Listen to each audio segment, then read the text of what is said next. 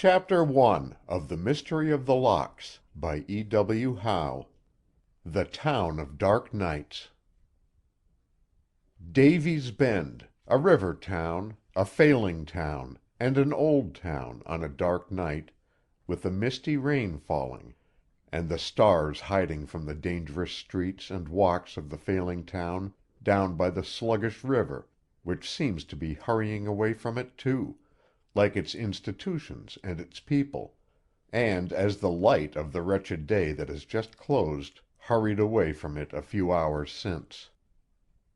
The darkness is so intense that the people who look out of their windows are oppressed from staring at nothing, for the shadows are obliterated, and for all they know there may be great caverns in the streets filled with water from the rising river, and vagabond debris on their front steps. It occurs to one of them who opens the blind to his window a moment and looks out, and who notices incidentally that the rays from his lamp seem afraid to venture far into the casement, that a hard crust will form somewhere above the town, up where there is light for the living, and turn the people of Davy's Bend into rocks as solid as those thousands of feet below, which thought affects him so much that he closes his blinds and shutters tighter than before, determined that his rooms shall become caves.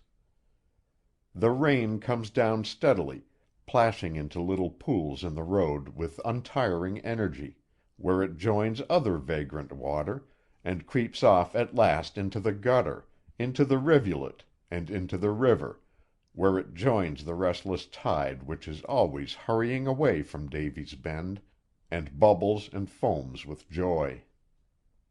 The citizen who observed the intense blackness of the night comes to his window again, and notes the steady falling of the rain, and in his reverie pretends to regret that it is not possible for the water to come up until his house will float away like an ark, that he may get rid of living in a place where the nights are so dark and wet that he cannot sleep for thinking of them. When he returns to his chair and attempts to read, the pattering rain is so persistent on the roof and at the windows that the possibility of a flood occurs to his mind, and he thinks with satisfaction that, should it come to pass, Davy's Bend would at last be as well off as Ben's City, and this possibility is so pleasant that he puts out his light, the only one shining in the town, and goes to bed.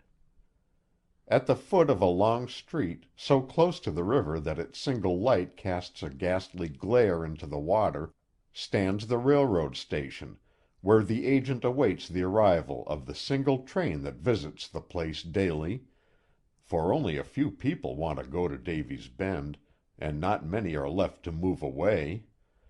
So the agent mutters at the rain and the darkness, and growls at the hard fate that keeps him up so late, for of all the inhabitants of the place he is the only one who has business to call him out at night.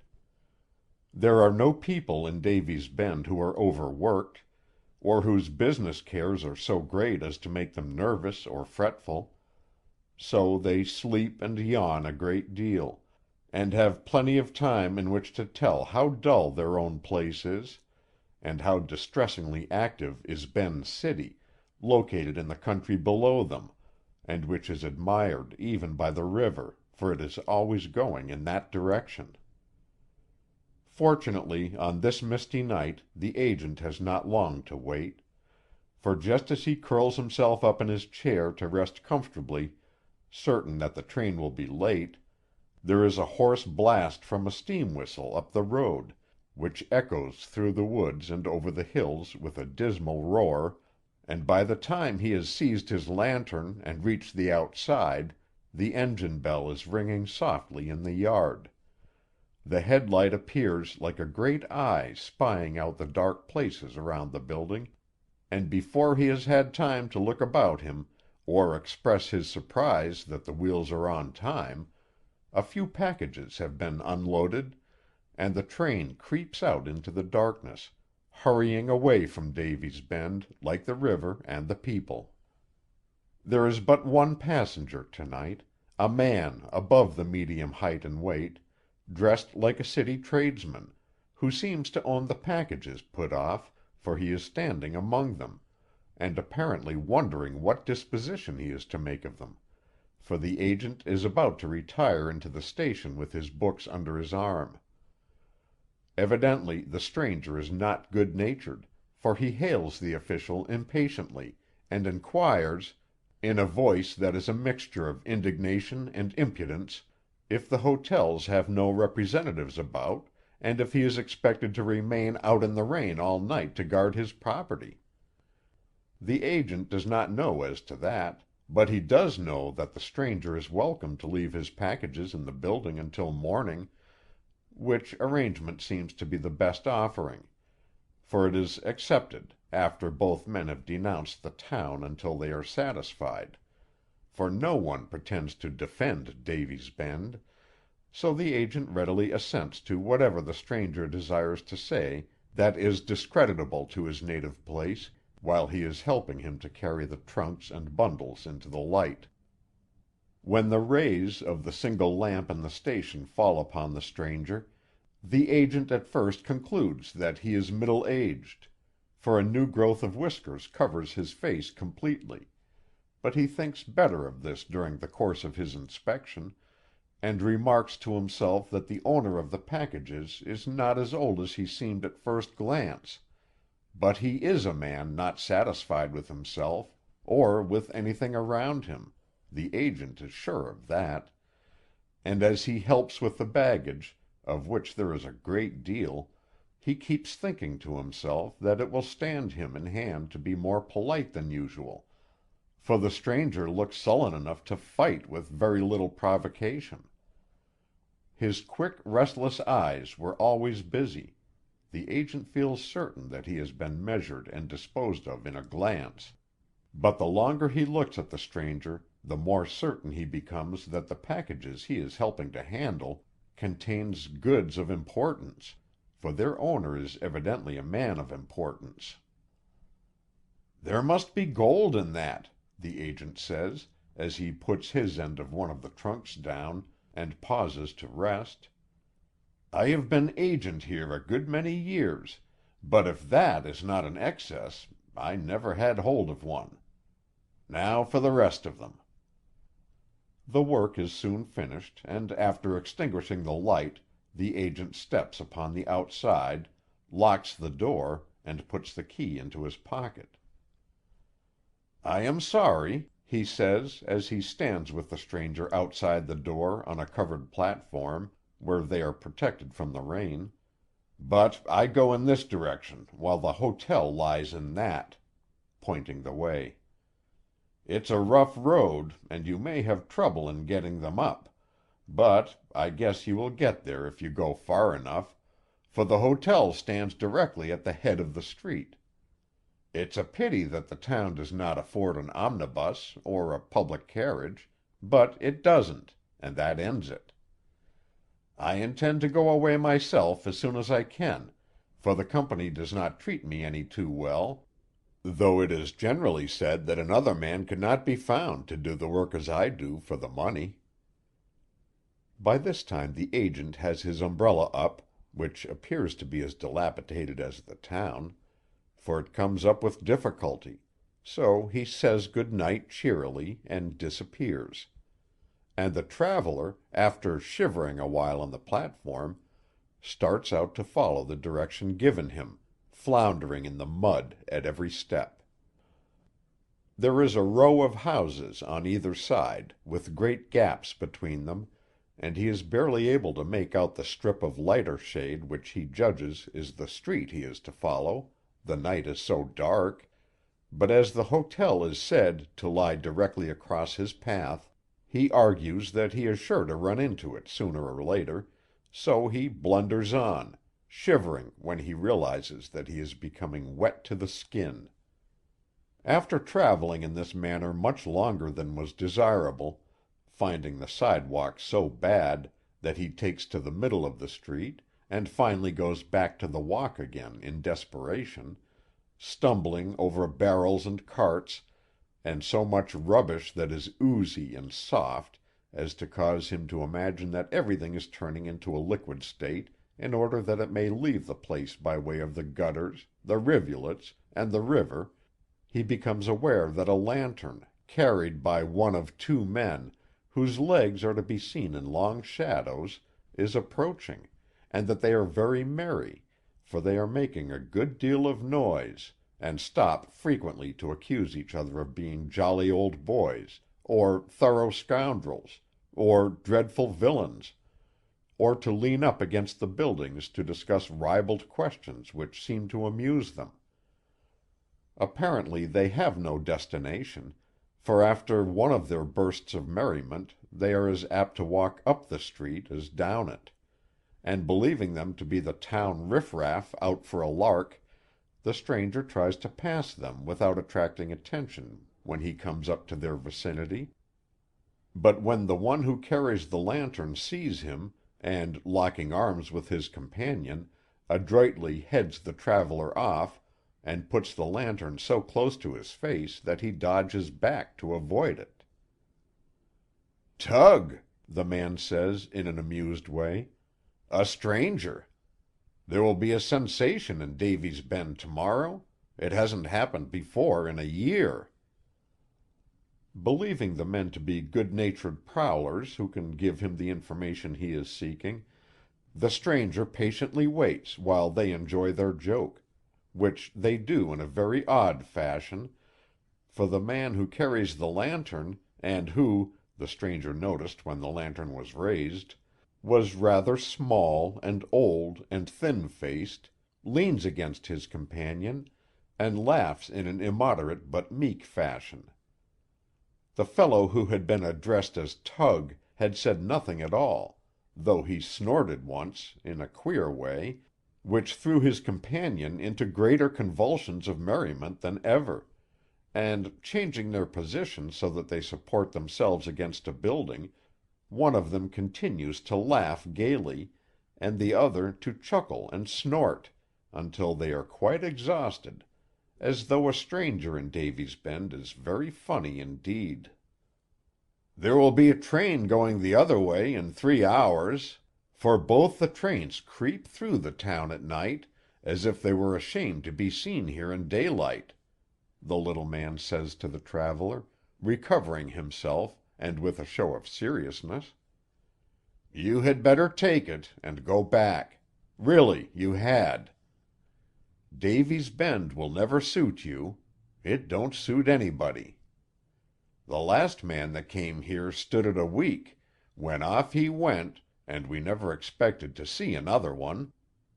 Look at these deserted houses in every direction," he continues, stepping out farther into the middle of the street, as if to point around him, but remembering that the night is so dark that nothing can be seen, he goes back to his companion and pokes him in the ribs, which causes that worthy to snort once more in the odd way that the stranger noticed on coming up. This reminds them of their joke again, so they return to the building, leaning against it with their arms, their heads, and their backs, laughing as they did before. Meanwhile the stranger stands out in the rain, watching the two odd men with an air of interest. But at last, recollecting his condition, he says, "It happens that I am looking for a place that suits nobody, and one that is generally avoided. If you will point out the way to the hotel, I will decide that question for myself tomorrow." The little man picks up the lantern immediately when the hotel is mentioned. "I never thought of the hotel," he exclaims, on the alert at once, and starting up the street, followed by his snorting companion, who ambled along like the front part of a wagon pushed from behind. "It is my business to be at the station when the train arrives, to look for passengers," the man continues as he hurries on with the light. "But it seemed like a waste of time to go down there, for nobody ever comes, so I thought I'd spend the time with Tug." The man says this in a tone of apology, as though accustomed to making explanations for lack of attention to business, and as he leads the way, He is not at all like the jolly fellow who laughed so immoderately, while leaning against the building, at his own weak joke. But perhaps he is one thing when on duty, and another when he is out airing himself. However this may be, the stranger follows, taking long strides to keep up, and occasionally stumbling over the person who has been referred to as Tug, and who appears to be unjointed in his legs. For when the room is made for him on the left-hand side of the walk, he is surely to turn up on the right.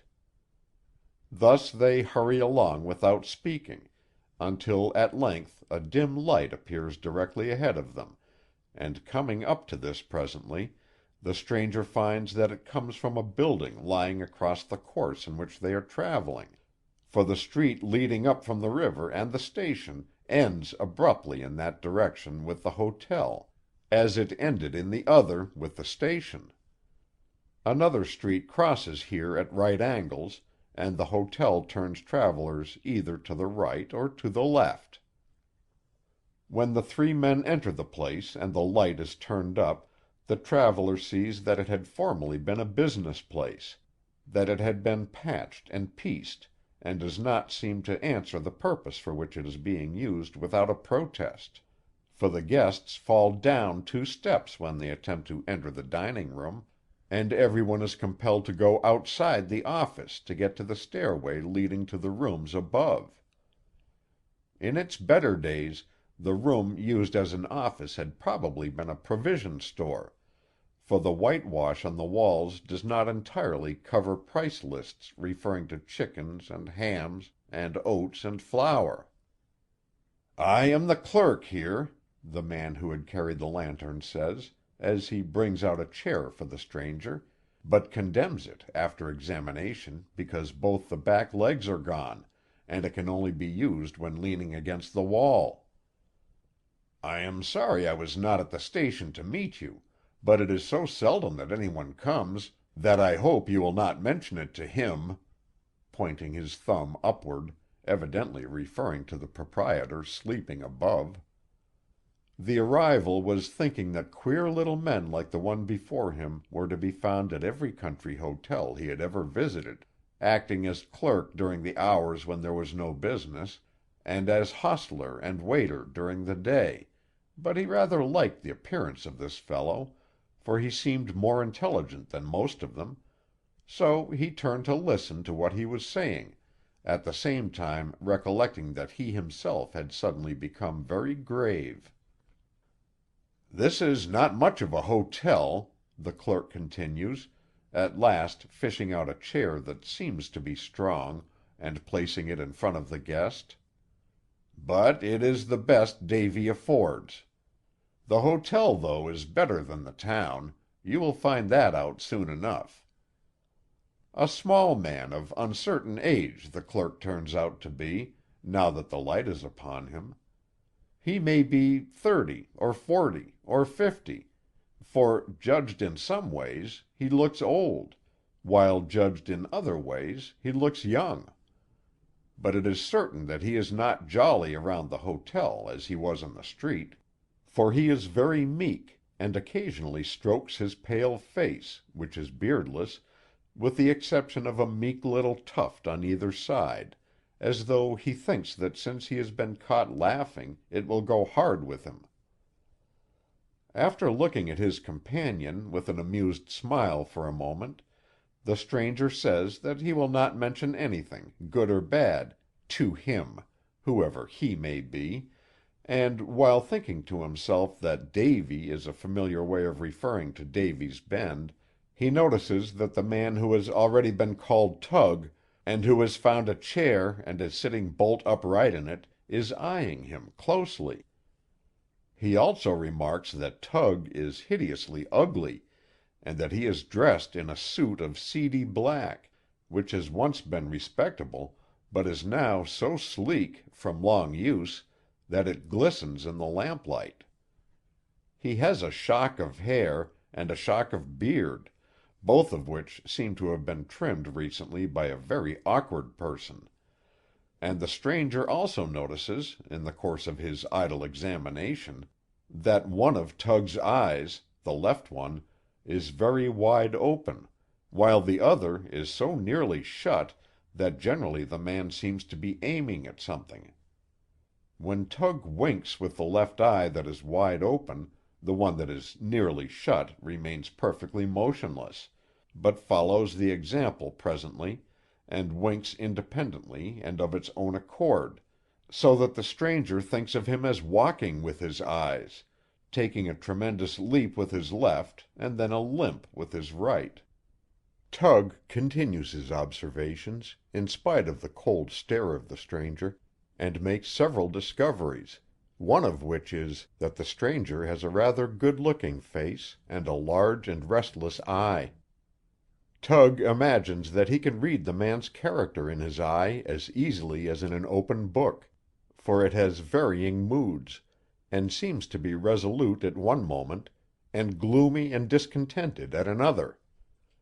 Although he is looking straight at him, Tug is certain that the stranger's thoughts are not always in Davy's Bend, and while thinking that the stranger has important matters to think of somewhere, the clerk returns from the kitchen, carrying in his arms a great piece of cold beef, a loaf of bread, a half a pie in a tin plate, and a coffee-pot and a tumbler. Covering with a newspaper a round table that stands in the room, he places the articles upon it, and asks the guest to sit up and help himself. The stranger declined, but he noticed that Tug, from his position against the wall, was walking toward the table with his eyes, with first a long step and then a short one, and that at a sign from his friend he walked over hurriedly with his legs, and went to work with a ravenous appetite, putting pieces of meat and bread into his mouth large enough to strangle him. This convinced the stranger that the lunch was really prepared for Tug, and that there would have been disappointment had he accepted the clerk's invitation. "I don't suppose you care to know it," the clerk said, seating himself, and apparently enjoying the manner in which Tug was disposing of the cold meat, "but my name is Silas Davy. I am what is known as a good fellow, and my father was a good fellow before me. He discovered this town, or located it, or settled here first, or something of that kind, and once had a great deal of property. But being a good fellow, he couldn't keep it. If you will give me your name, I will introduce you to my friend, Mr. Tug Whittle." "I don't care to know him," the guest replied, somewhat ill-humoredly, his restless eyes indicating that his thoughts had just returned from a journey out in the world somewhere, as they finally settled on Tug. "I don't like his looks." Tug looked up at this remark, sighted a while at the guest with his right eye, and, after swallowing his last mouthful with an effort, pointed a finger at him, to intimate that he was about to speak. "Did you see any ragged or sore-eyed people get off the train tonight?" he inquired, in a deep bass voice, still pointing with his bony finger, and aiming along it with his little eye. The guest acted as though he had a mind not to reply, but at last said he was the only passenger for Davy's Bend. "I was expecting more of my wife's kin," Tug said, with an angry snort, taking down his finger to turn over the meat bone, and using his eye to look for a place not yet attacked. "Come to think about it, though, they are not likely to arrive by rail. They will probably reach town on foot in the morning. They are too poor to ride. I wish they were too sick to walk, damn them. Do you happen to know what the word ornery means?" The guest acted as though he had a mind not to reply again, but finally shook his head after some hesitation. "Well," the ugly fellow said, "if you stay here, which I don't believe you will, for you look like too much of a good one to remain here long, I'll introduce you not only to the word but to the kin. After you have seen my wife's relations, you'll fight when anybody calls you ornery." Finding a likely spot on the meat bone at the conclusion of this speech, Mr. Whittle went on with his eating, and was silent. "There are a great many people who do not like Tug's looks," the clerk went on to say, without noticing the interruption, and looking admiringly at that individual, as though he could not understand why he was not more generally admired. "So it is not surprising that you are suspicious of him. I do not say it with reference to you, for you do not know him. But my opinion is that the people dislike him because of his mind. He knows too much to suit them, and they hate him." By this time Tug had wiped up everything before him, and after transferring the grease and pie crumbs from his lips and beard to his sleeve, the three men were silent, listening to the rain on the outside, and taking turns in looking out of the windows into the darkness. "I suppose the shutters are rattling dismally up at The Locks tonight," Silas Davy said. "And the windows! Lord, how the windows must rattle! I've been told that when there isn't a breath of air the shutters and windows at The Locks go on at a great rate, and they must be at it tonight, for I have never known it to be so oppressive and still before." "And the light," Tug suggested, removing his aim from the stranger a moment, and directing it toward Davy. "Yes, the light, of course," Davy assented. "They say—I don't know who says it in particular, but everybody says it in general—that on a night like this a light appears in the lower rooms, where it disappears and is seen in the front hall, then in the upper hall, and then in an upper room, where it goes out finally, as if someone had been sitting downstairs, in the dark, and had struck a light to show him up to bed. There is no key to the room where the light disappears, and those who visit the house are not permitted to enter it. I have never seen the light myself, but I have been to the house on windy, noisy days, and it was as silent on the inside as a tomb. The windows and shutters being noisy on quiet nights, I suppose they feel the need of a rest when the wind is blowing." The guest was paying a good deal of attention, and Davy went on talking. "The place has not been occupied in a great many years. The man who built it and occupied it, and who owns it now, made money in Davy's Bend, and went away to the city to live, where he has grown so rich that he has never sent for the plunder locked up in the rooms. I suppose it is not good enough for him now, for I am told that he is very proud. He has been trying to sell the place ever since, but Davy began going downhill about that time, and the people have been kicking it so sturdily ever since that nobody will take it. And I don't blame them, for it is nothing more than a nest for ghosts, even if it is big and respectable looking, and well furnished."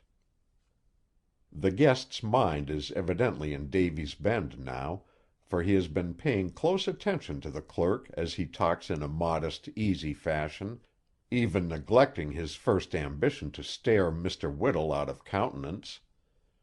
It may be that he is in need of an establishment, and is looking out for one, but certainly he takes considerable interest in the place Silas Davy referred to as The Locks.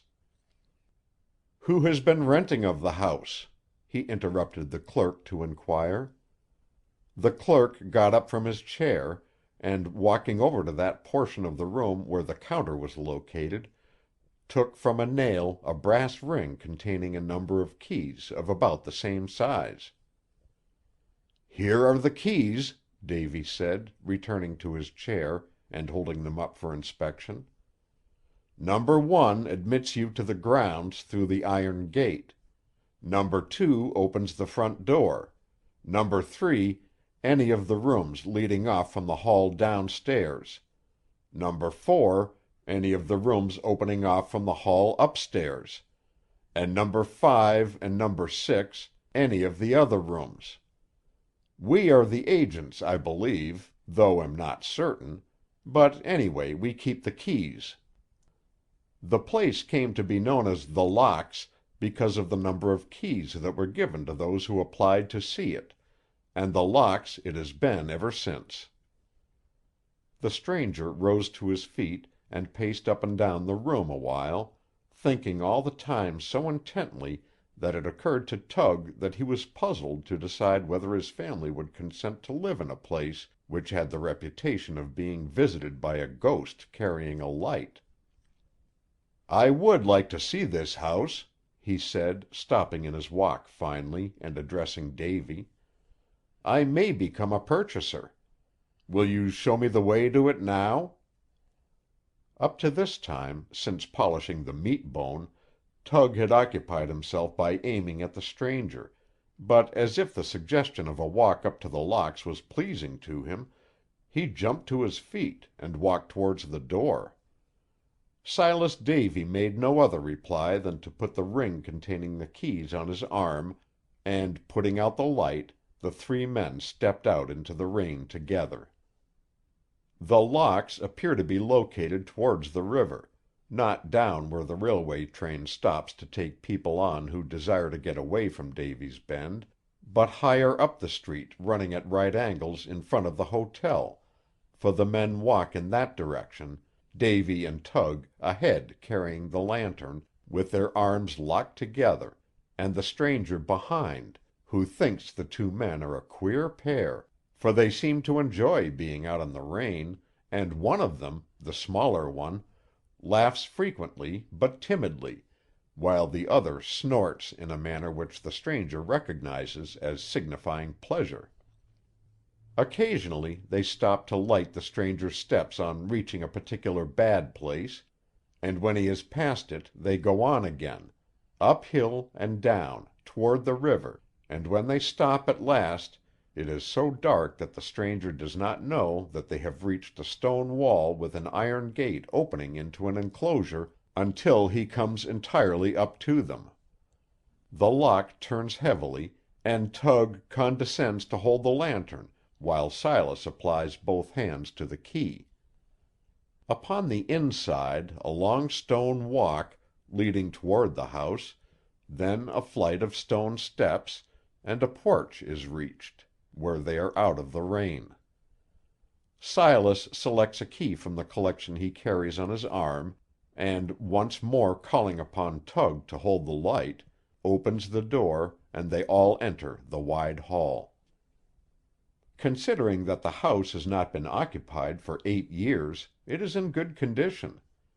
As they walk through the different rooms, Davy opening the doors from the bunch of keys on his arm, the stranger notices that they are decently furnished, everything being plain and substantial, and he hears for the first time, while standing in front of the door that is not to be opened, that an old lady and her granddaughter live on the grounds in a detached building, who, when she sees fit, airs and dusts the rooms, and that she has lived there for 8 years, in the pay of the owner. This explains the good condition of everything, and they continue their investigation by the dim light of the lantern. There are 10 rooms in all, counting the 2 in the attic, all of them furnished, from the kitchen to the parlor, and the stranger is so well pleased that he inquires the rent asked, and the purchase price. Silas Davy is not certain as to either, but promises that his proprietor will give full particulars in the morning. "I will take the house," the stranger finally says, after a lamp has been found and lighted, and seating himself in a chair, as an intimation that he is ready for the 2 men to depart. "If I do not buy it, I will rent it, and I will stay here tonight." Tug is willing to depart at once, but Silas lags behind, and seems to be ill at ease. "Have you any objection to giving me your name, that I may record it at the house?" he respectfully asks. "Oh, my name," the stranger returns. "Sure enough, I had forgotten that." It seems to have escaped him, for while Silas stands waiting, he studies for a long time, contracting his brow until he looks so fierce and savage that Tug, who has been aiming at him from the front door, steps out into the hall to get out of the way.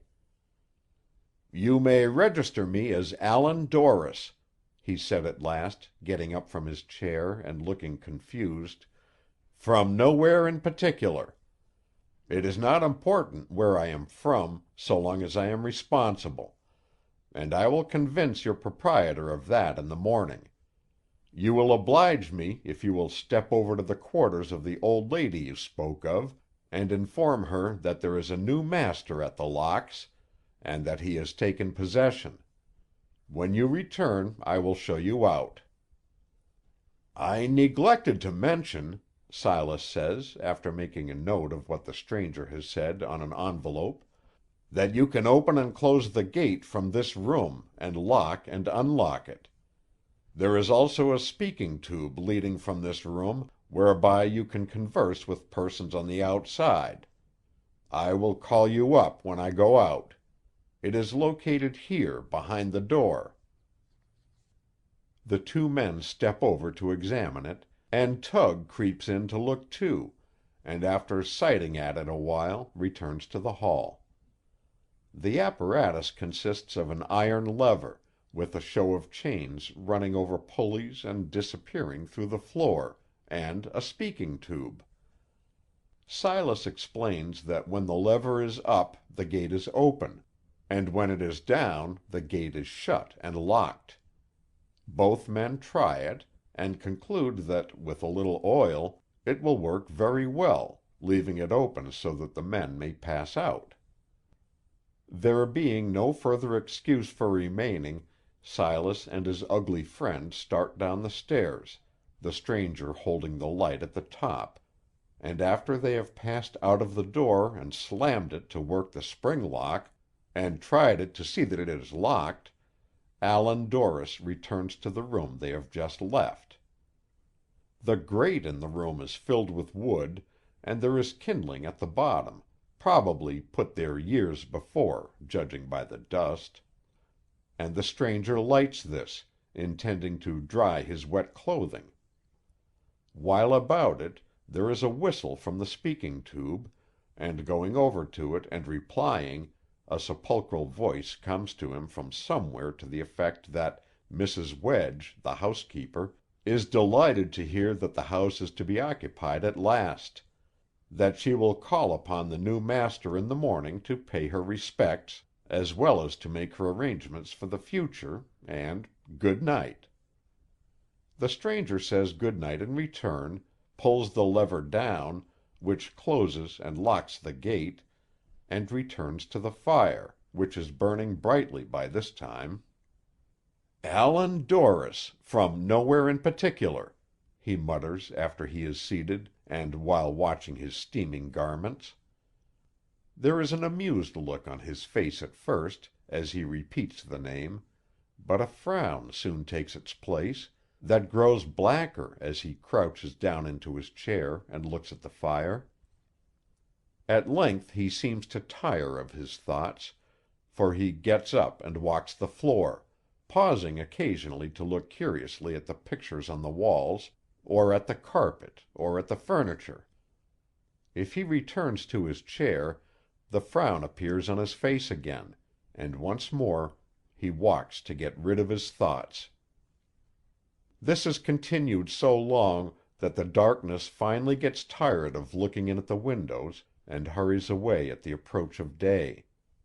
From time to time, as the light increases, he steps to the window and looks out, and when walking away, after a long look at Davy's Bend through the morning mist, he mutters, "Allan Dorris, if you are from nowhere in particular, you are at home again."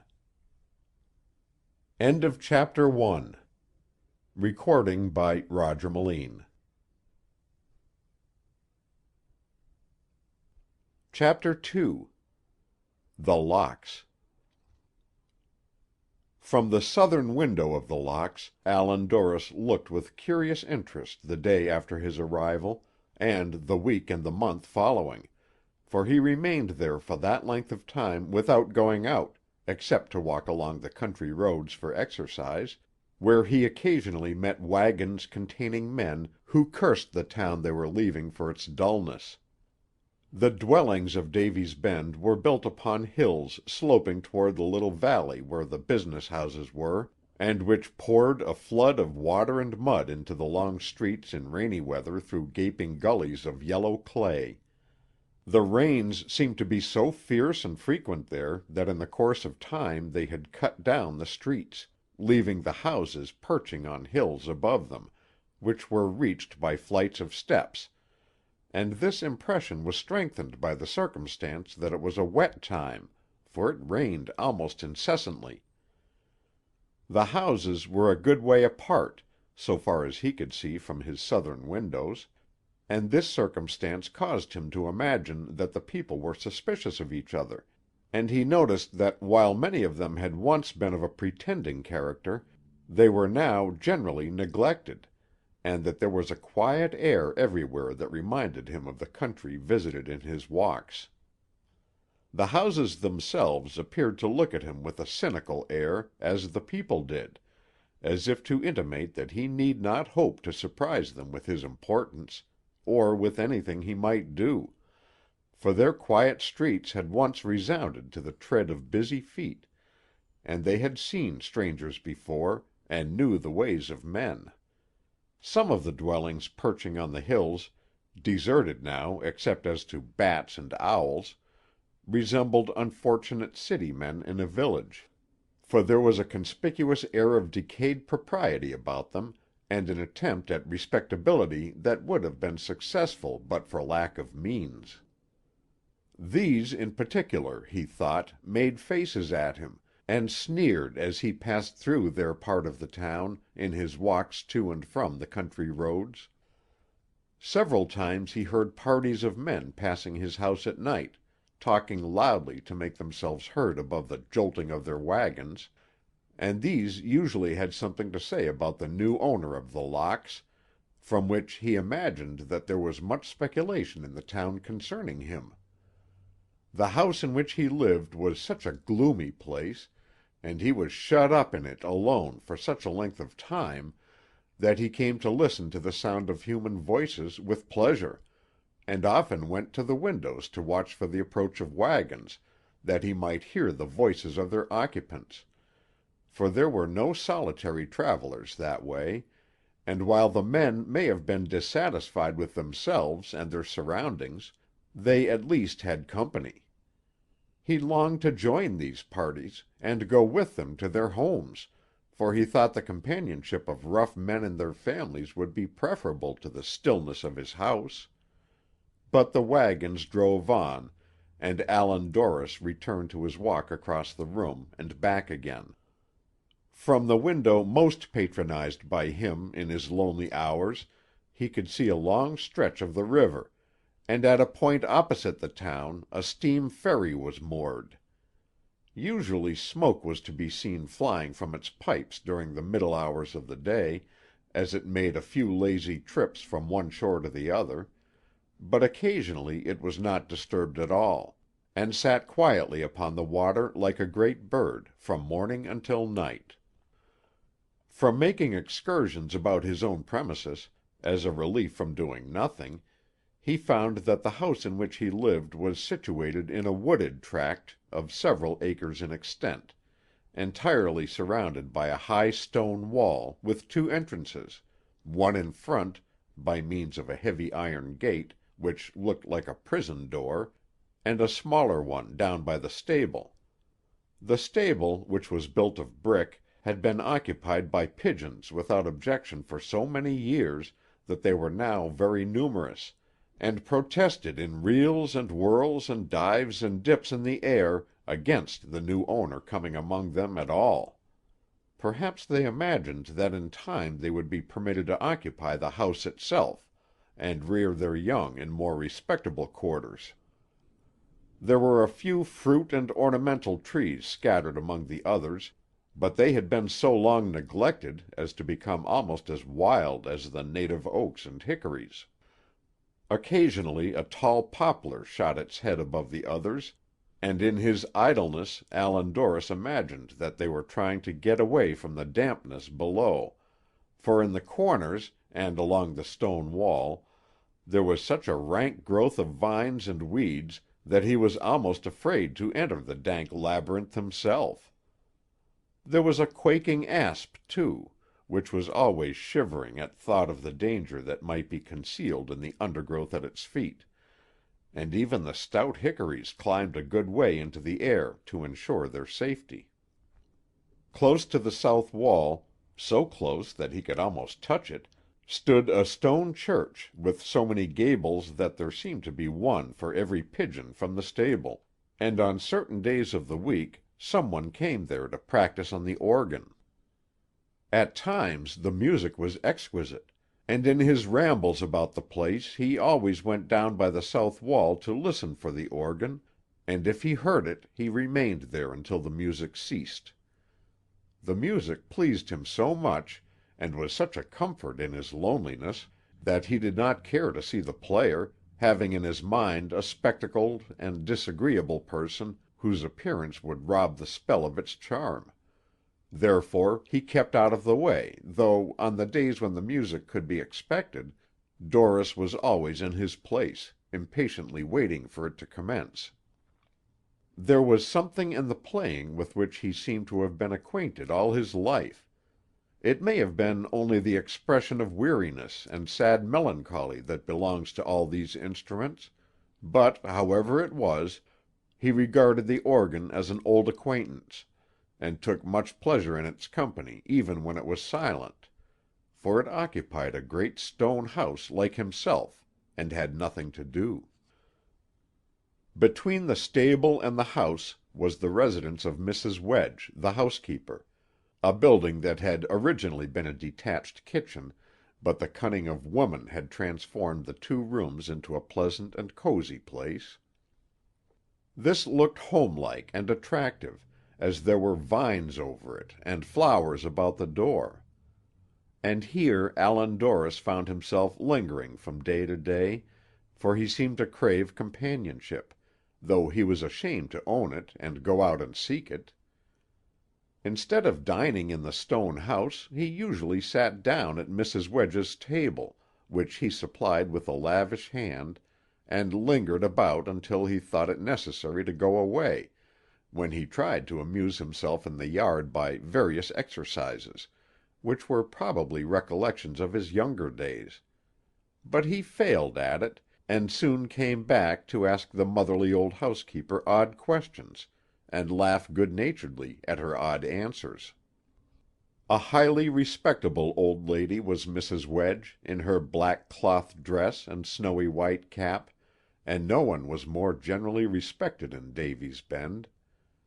During his life Mr. Wedge had been a strolling agent, never stopping in a town more than a week, and thus she lived and travelled about, always hoping for a quiet home, until her good-natured but shiftless husband took to his bed one day, and never got up again, leaving as her inheritance his blessing and a wild son of 13, who knew all about the ways of the world, but nothing of industry. Hearing of Davy's Bend soon after as a growing place, which was a long time ago, for Davy's Bend was not a growing place now, she apprenticed her son to a farmer, and entered the service of the owner of The Locks, under whose roof she had since lived.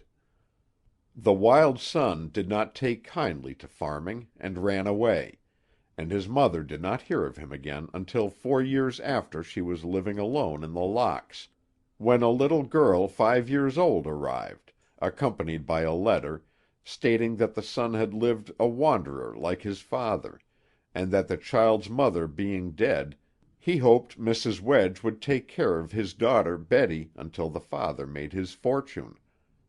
But the father never made his fortune. Anyway, he never called for the child, and Mrs. Wedge had found in her granddaughter a companion and a comfort, passing her days in peace and quiet. Therefore, when the new owner offered her a home there, and wages besides, in return for her agreement to undertake his small services, she accepted, having become attached to the place, and lived on as before. The house itself, which was built of stone and almost square, contained 10 rooms, 4 of about the same size below, and 4 exactly like them above, and 2 in the attic or half-story in the roof. There were wide halls upstairs and down, and out of the room that Allan Dorris had selected for his own use, and which was on the corner looking one way toward the gate in front, and the other toward the town, began a covered stairway leading to the attic.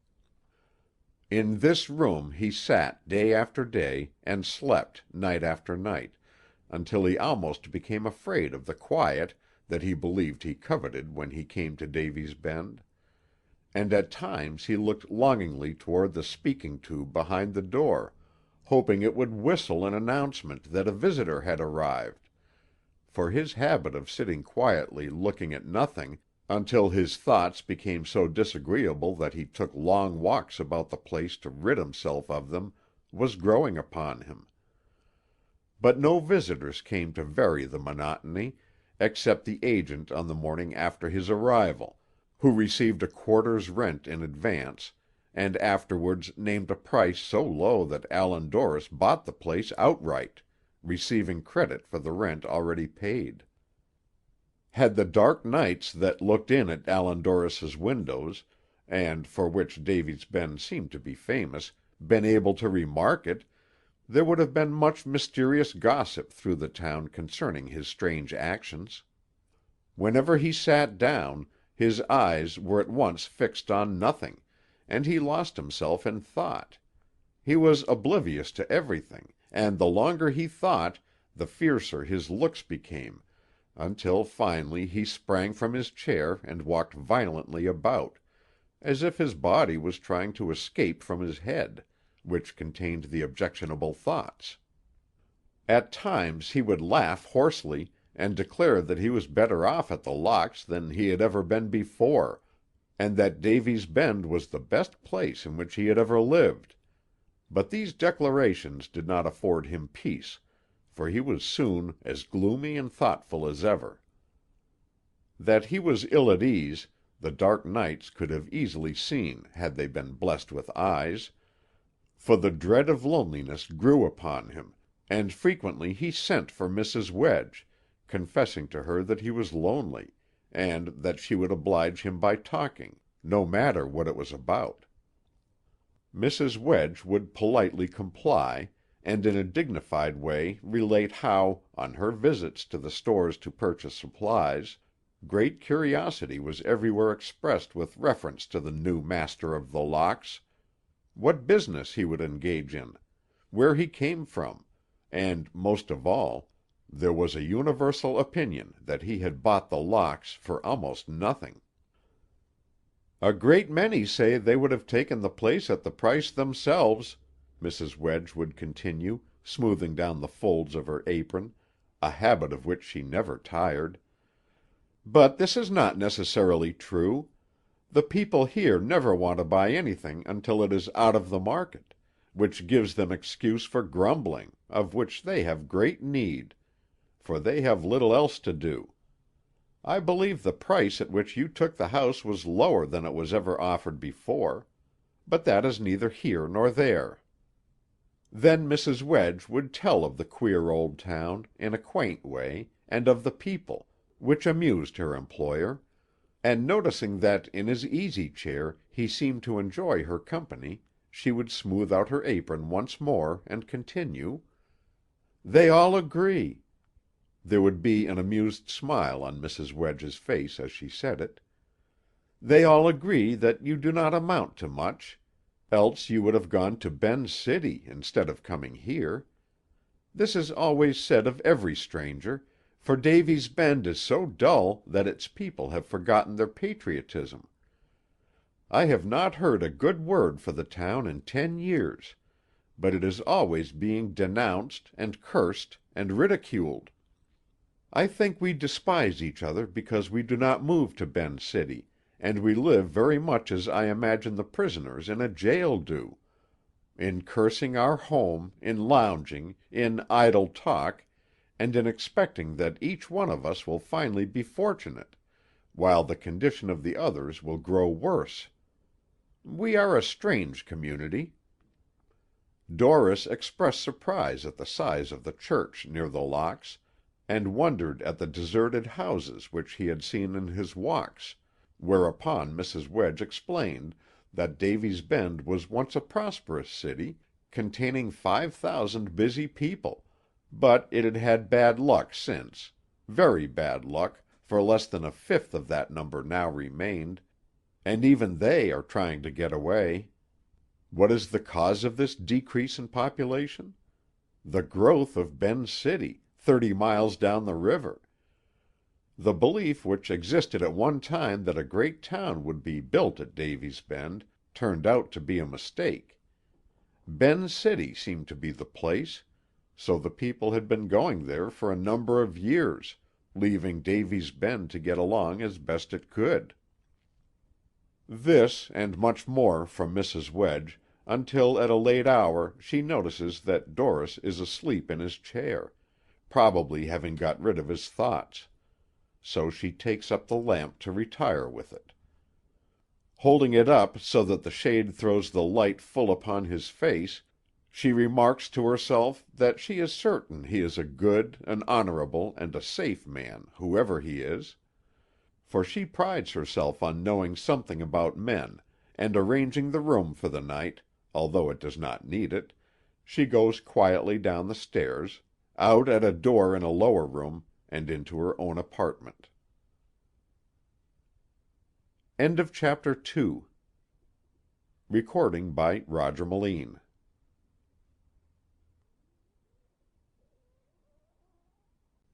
Chapter 3. The Face at the Window. Allan Dorris sleeps on, unconscious of the darkness peering in at him from the outside, which is also running riot in the town, and particularly down by the river, where the crazy houses with their boarded windows seem to collect shadows during the day for use at night, robbing the sunlight for the purpose. For there is little brightness and warmth at Davy's Bend, but much of dampness and hazy atmosphere. There is light and life down this way, a light in the window of the wretched house occupied by Mr. Tug Whittle, and all the neighboring buildings are alive with rats and vermin. Tug occupies his house for the same reason that the rats occupy theirs, for in this quarter of the town the tenants pay no rent. Some of the buildings were once busy warehouses and stores, but they have been turned over to the rats these 10 years, and Tug occupies a little frame one from choice, as he argues that if it falls down from old age, there will not be so many ruins in which to bury the tenants. Besides, the big buildings shelter him from the cold north winds in winter, and do not interfere with the southern breezes from the river in summer. Therefore the faded sign of T. Whittle, Law Office, swings in front of the little frame building back from the street, instead of from the more imposing ones by its side. Everybody knows Tug Whittle, and admits that he is perfectly harmless and hopelessly lazy, always excepting Silas Davy, who believes that his friend is very energetic and dangerous. Therefore, when Silas is unable to hold a position because he is a good fellow, or because he spends so much time at night with Tug that he is unfit for work during the day, he is also an inhabitant of the little law office, along with the lawyer and the rats, although it is not much of a law office, for it contains nothing but a stove, half cooking and half heating, a bed that looks as though it came from the 4th story of a cheap hotel, a few broken chairs, a box that is the lawyer's table, and a few other articles common to a kitchen, all of them second-hand and very poor. There is nothing about the place to suggest a law office save the sign in front, and a single leather-covered book on the inside, a ponderous volume to which Mr. Whittle applies for everything, including kindling. Silas has seen him look through it to decide questions in science, theology, law, and history, and tear leaves out of it with which to start his fire. And while a cunning man would have guessed that Mr. Whittle made up his authority, instead of finding it in the book, Silas Davy, who is not cunning, believes that it is a repository of secrets of every kind, although it is really a treatise on a law which has been repealed many years. When Silas so far forgets himself as to mildly question something his companion has said, Mr. Whittle refers to the book, and triumphantly proves his position, no difference what it may be, whereupon the little man feels much humiliated. Mr. Whittle has even been known to refer to the book to convict his enemies in Davy's Bend of various offenses, and Silas has so much respect for the volume that he has no trouble in imagining that the den in which Tug lives is not only a law office, but a repository of profane, political, and sacred history, to say nothing of the sciences and the town scandal.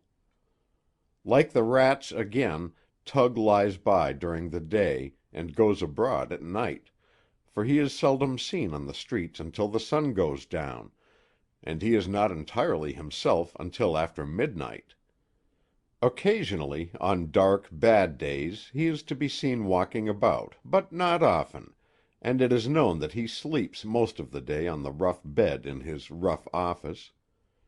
If he is disturbed by idle boys, which is sometimes the case, he gets up long enough to drive them away, and returns to his bed until it is dark, when he yawns and stretches himself, and waits patiently for Silas Davy, who is due about that hour with his supper.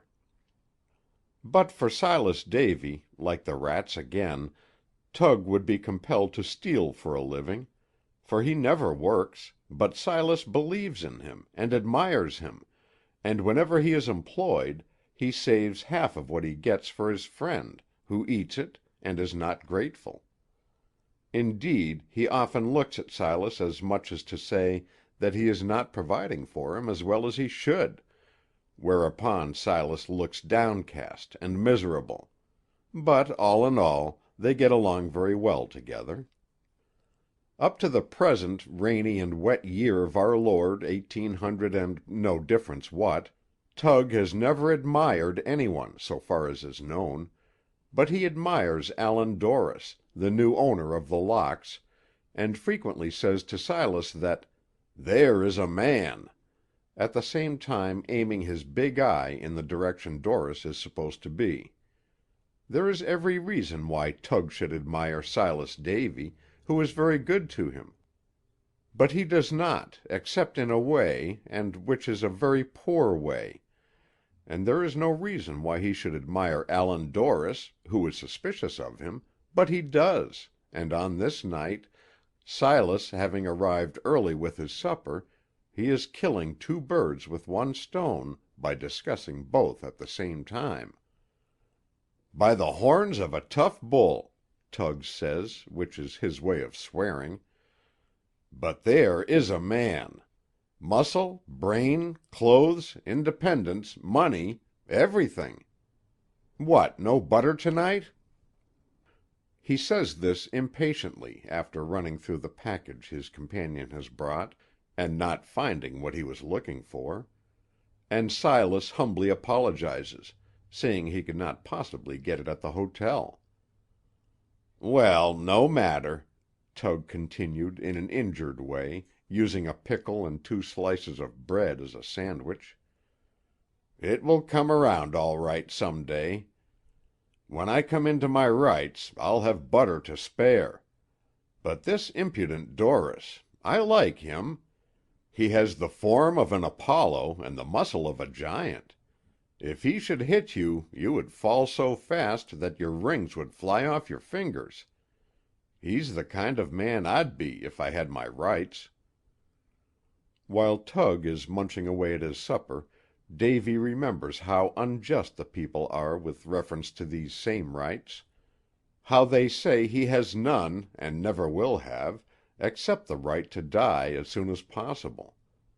The people say that Tug's wife, the milliner, drove him from her house because he would not work, and because he was ugly in disposition, as well as in face and person; that it was soon found out that he was not so dangerous after all, when men were talking to him. So they have regarded him as a harmless but eccentric loafer ever since. Some of the people believe that Tug does not appear on the streets during the day for fear of meeting his wife, while others contend that he goes out only at night because he is up to mischief. But neither class care to question him about the matter, for he has a mean tongue in his head, and knows how to defend himself, even though he is compelled to invent facts for the purpose.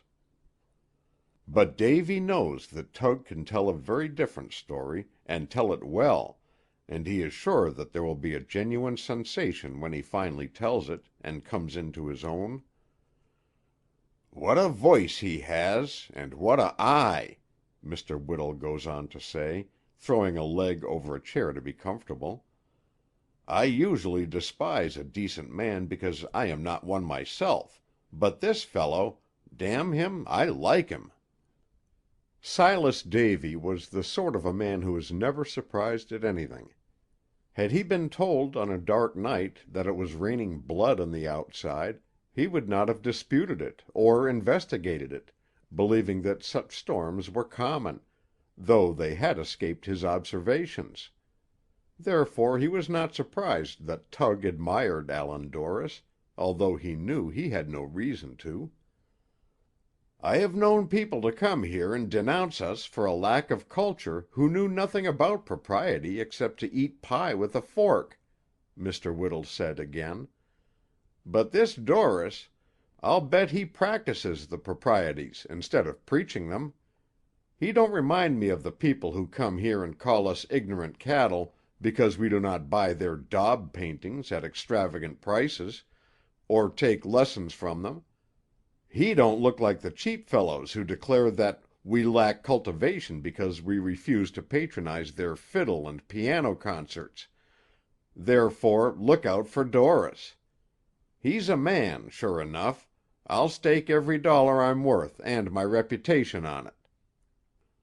Although he had neglected to bring butter, the supper Silas had brought was good enough to put Mr. Whittle in a cheerful humor, and he continued, "The people around here put me in mind of the freaks in a dime museum.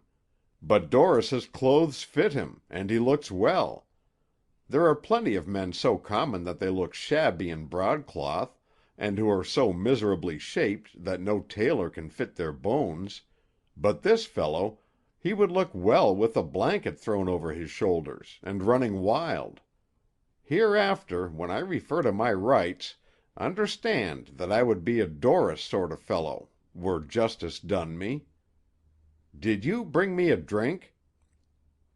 Silas produced a flask from his pocket, and while Tug was mixing the contents with sugar, by means of stirring them together with a spoon in a tumbler, making a cheerful tinkling sound the while, he delivered a stirring temperance lecture to his companion. He did this so often that Silas regarded himself as a great drunkard, although that was not one of his failings. But he felt grateful to Tug, who drank a great deal, for his good advice. He was so mortified to think of his bad habits and Tug's worthiness that he turned his face away, unable to reply. "Dorris reminds me of a young widow 2 years after the funeral," Mr. Whittle said, after drinking the dram he had prepared. "Handsome, clean, well-dressed, and attractive. I have an ambition to be a young widow myself, but owing to the circumstance that I have been defrauded of my rights, at present I look like a married woman with 6 children who does not get along with her husband. In short, I am slouchy and ill-tempered, and generally unattractive, with an old wrapper on, and my hair down. Ben, come here." The light in the room was so dim that it had not yet revealed to the eyes of Silas the form of a boy seated on a low box at the side of the room farthest from him, who now came over into the rays of the lamp, and looked timidly at Tug. Silas knew the boy very well. Little Ben Whittle, the son of his friend, who worked on a farm 3 miles in the country, and who came to town occasionally after dark to see Silas, who treated him well, but always returning in time to be called in the morning, for his employer was a rough man, and very savage to his horses and cattle and boys. Ben was dressed in a coat no longer than a jacket, buttoned tightly around his body, and his pants were so short that they did not nearly touch the tops of his rough shoes.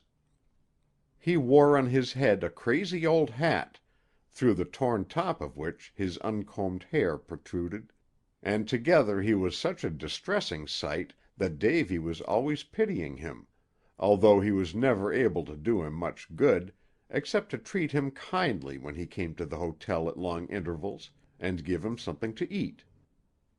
"Are you hungry?" Tug inquired, looking sharply at the boy, as he stood cringing before him. "Yes, sir, if you please." "Then help yourself," his father roughly returned, crabbed because Ben had told the truth, and pointing to the table. Whereupon the boy went to nibbling away at the crumbs and bones remaining of the lunch brought by Silas. Little Ben was so surprisingly small for a boy of 11 that he was compelled to stand to reach the crumbs and bones, but his father regarded him as a brawny youth as tough as dogwood. "When I was a boy of his age," Tug said to Davy, "they dressed me up in good clothes and admired me, and thought I was about the cutest thing on earth, but I wasn't."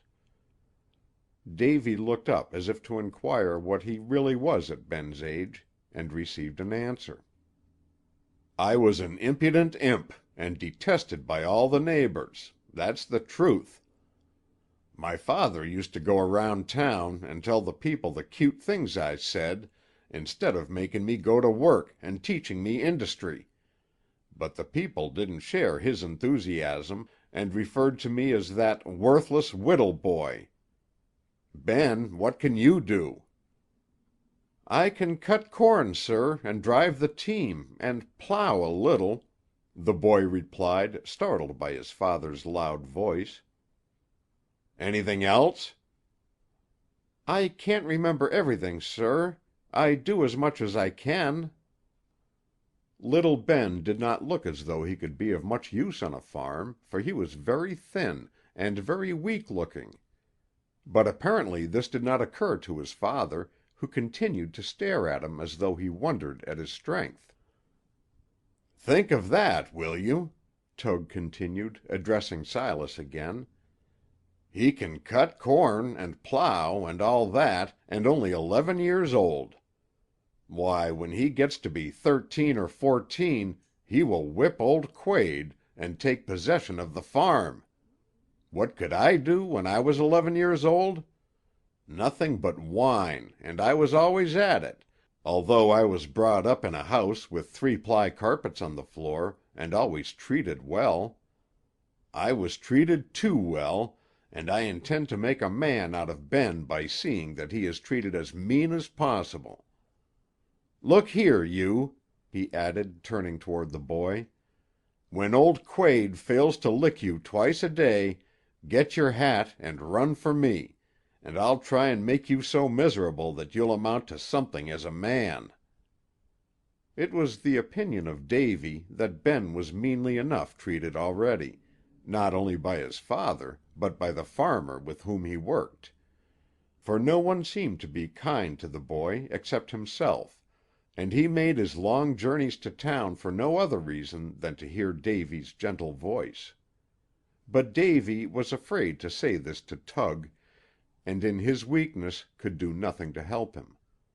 In the present instance he looked out of the window. "You are a fortunate boy in one respect at least," the admiring father said to his son again.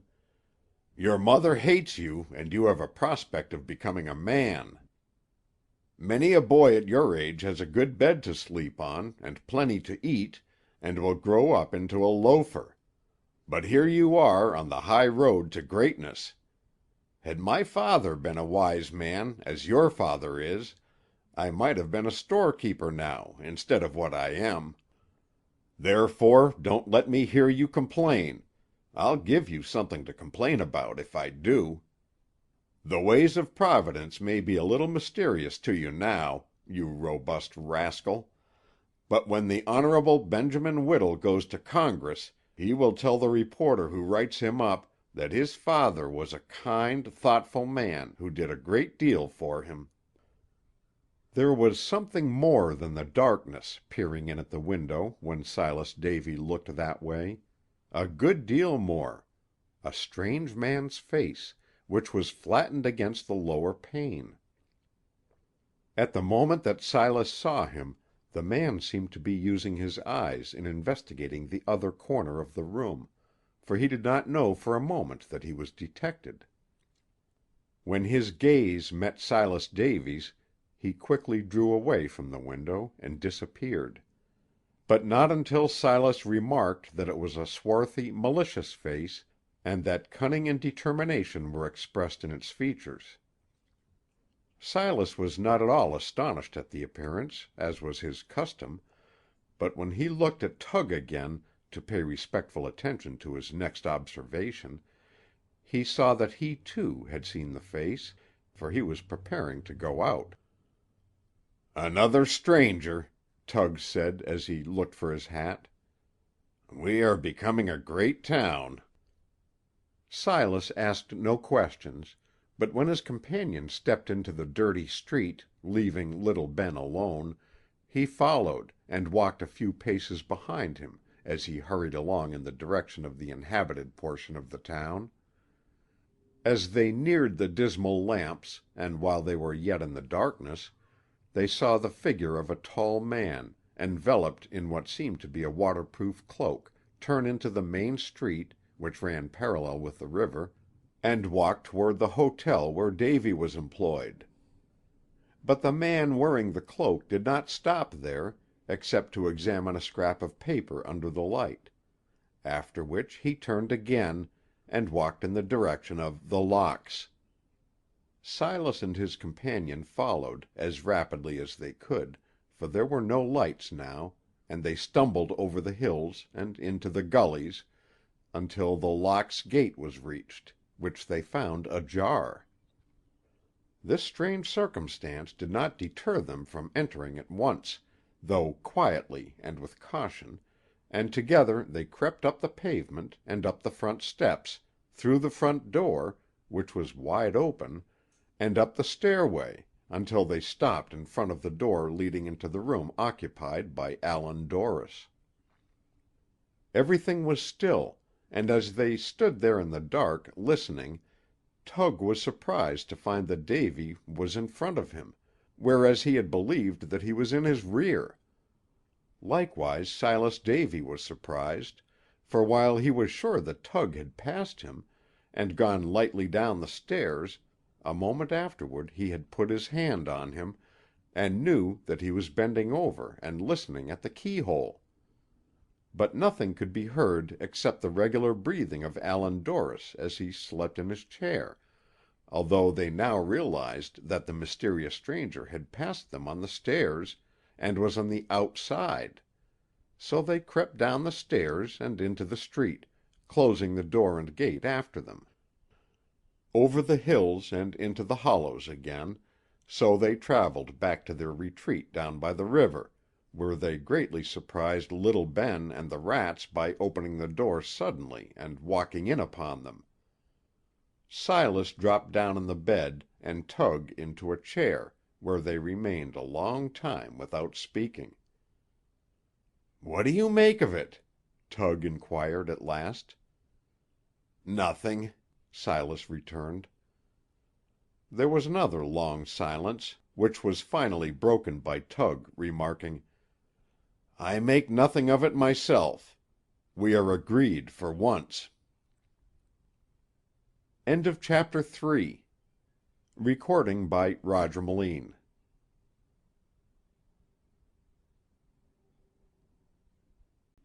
Chapter 4. Davy's Bend. It was generally agreed among the people of Davy's Bend, 1,000 in number, the census said, 600 they said themselves, for they changed the rule, and exaggerated their own situation unfavorably, that the town possessed more natural advantages than any other in the world.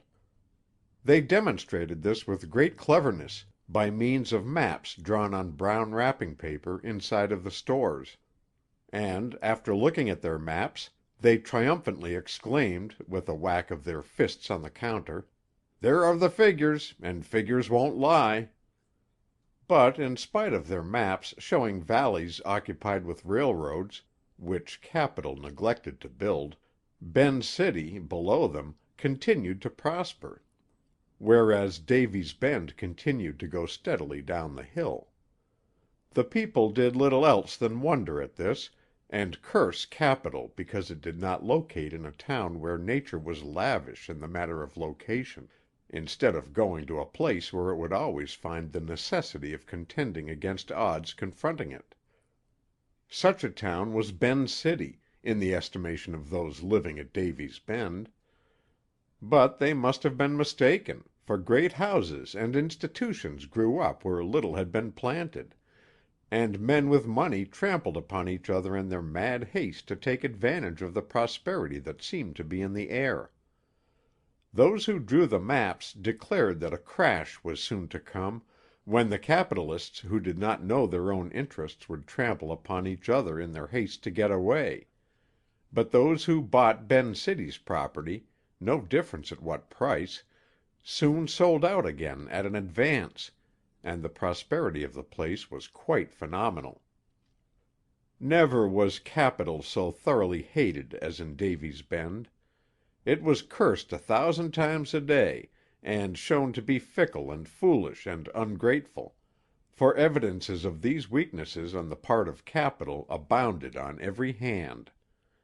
There were railroads to be built out of Davy's Bend that would pay immensely, as had been demonstrated times without number by the local paper; but capital stubbornly refused to build them, preferring to earn a beggarly per cent elsewhere.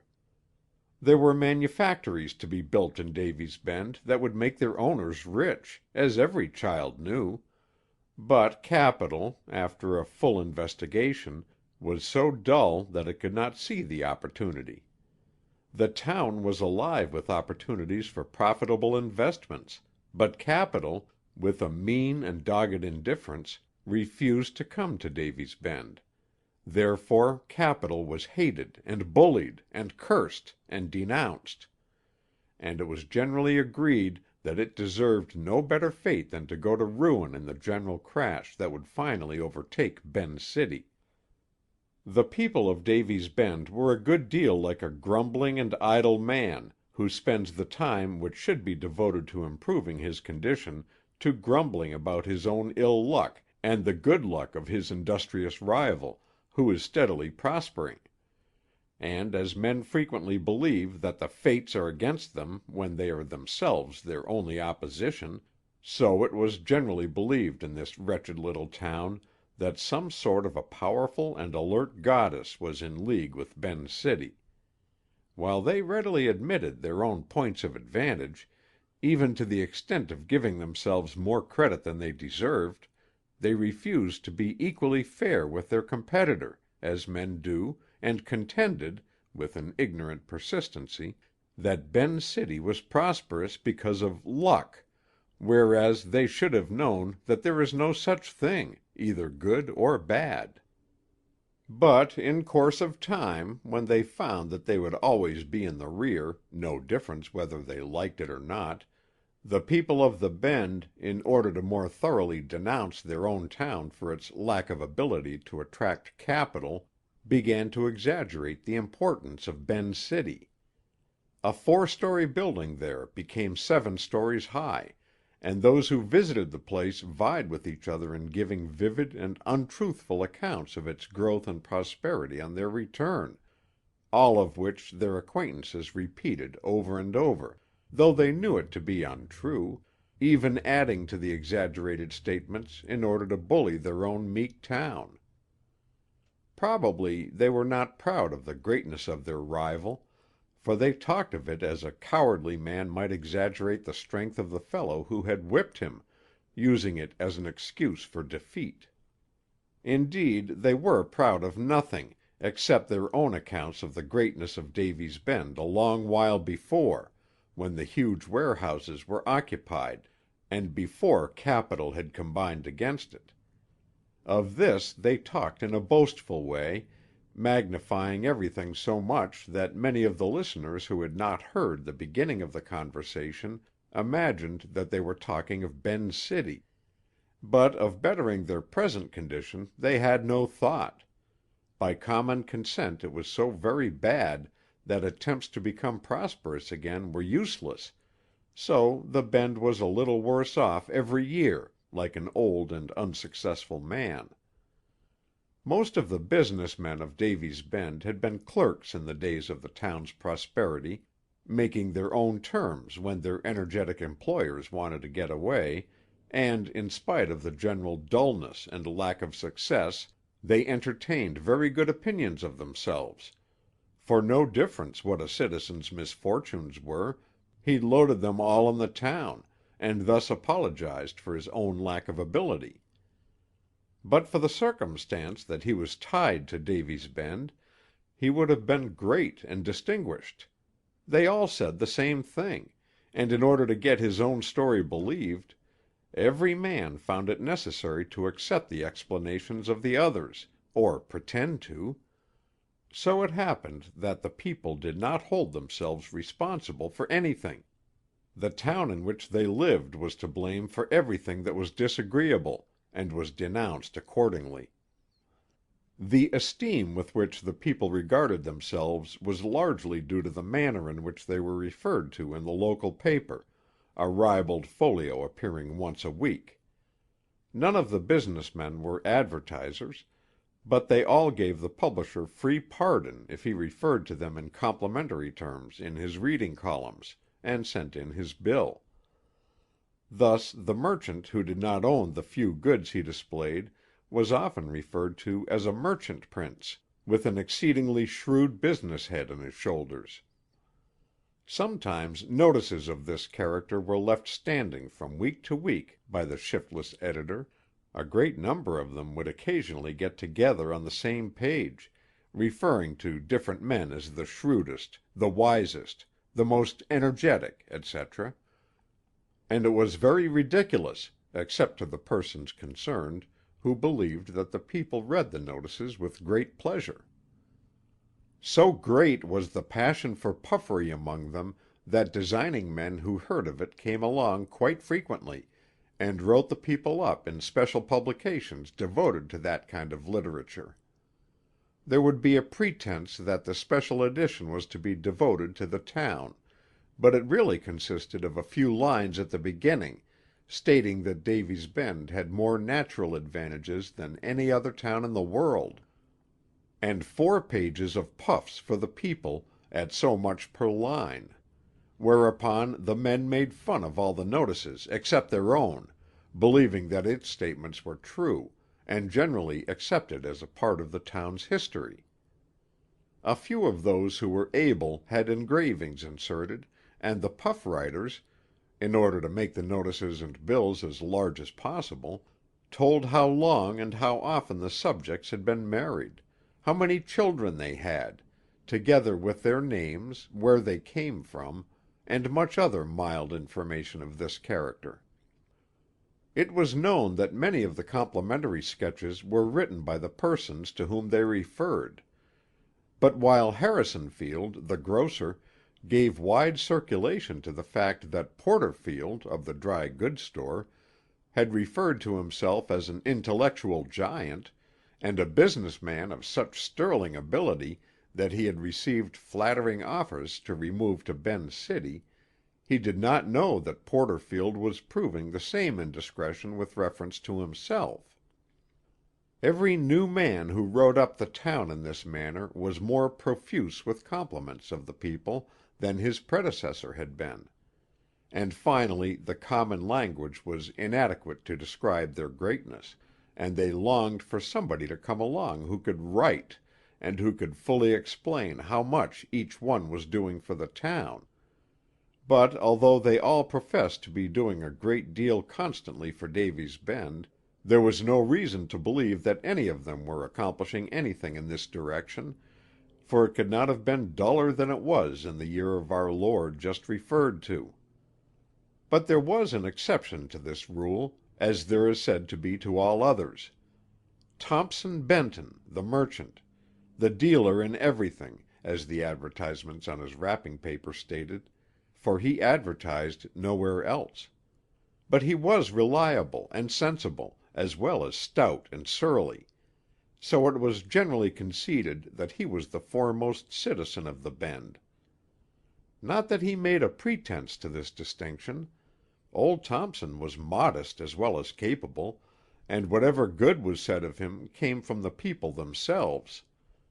Had there been new people coming to Davy's Bend occasionally, it is possible that old Thompson would not have been the leading citizen, for it was said that he improved on acquaintance, and that people hated the ground he walked on until they had known him a dozen years or more, and found out his sterling virtues. But they had all known him a great many years, and therefore admired him in spite of themselves.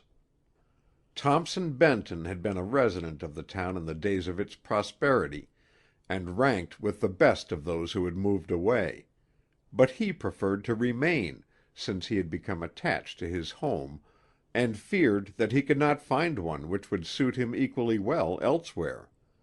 Besides, he owned precious property in the Davy's Bend cemetery, and lavished upon it the greatest care.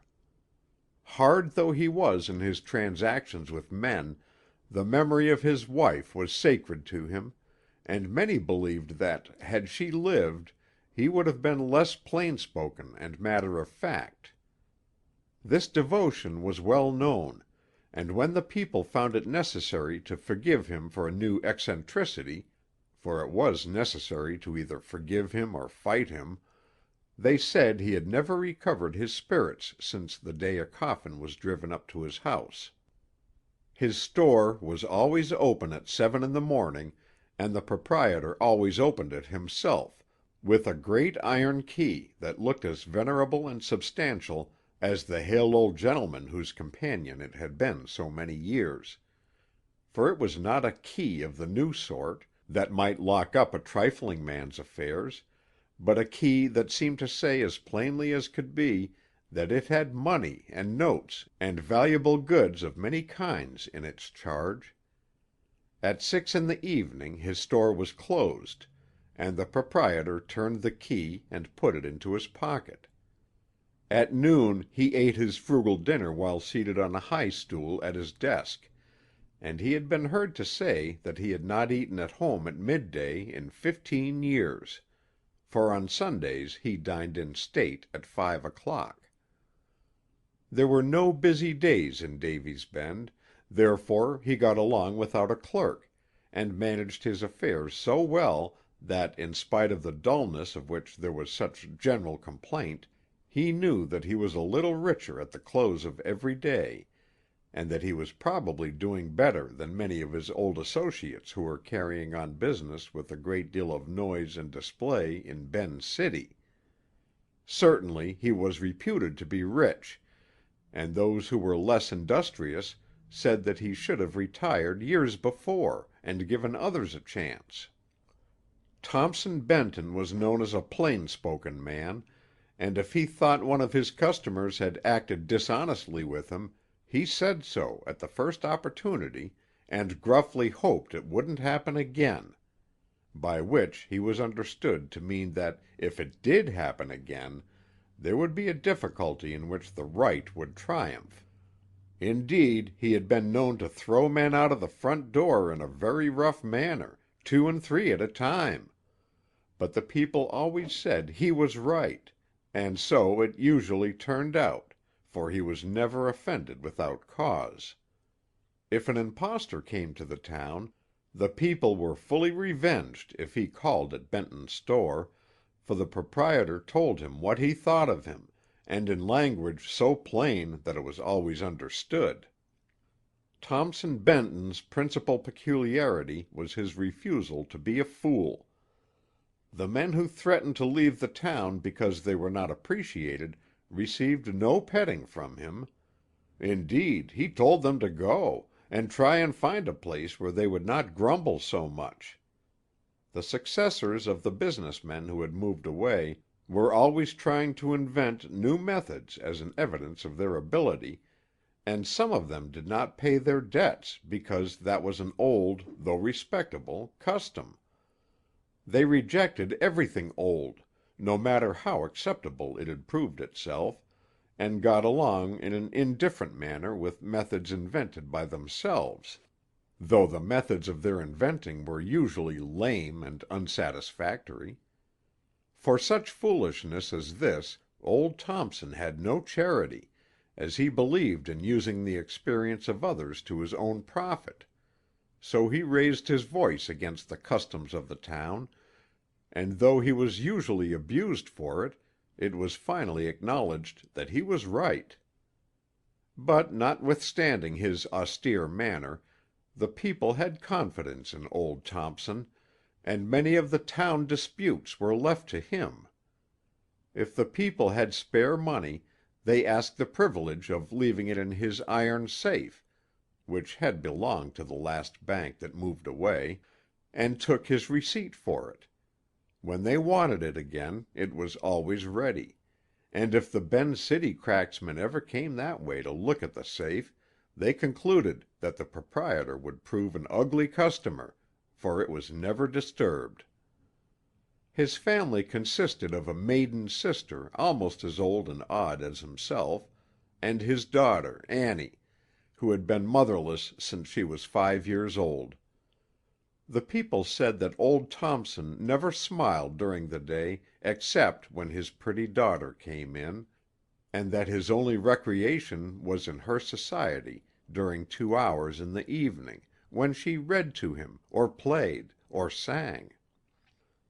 They were all certain that he was wrapped up in her, and it was also agreed that this devotion was not without cause, for a better girl or a prettier girl than Annie Benton was not to be found in all the country round.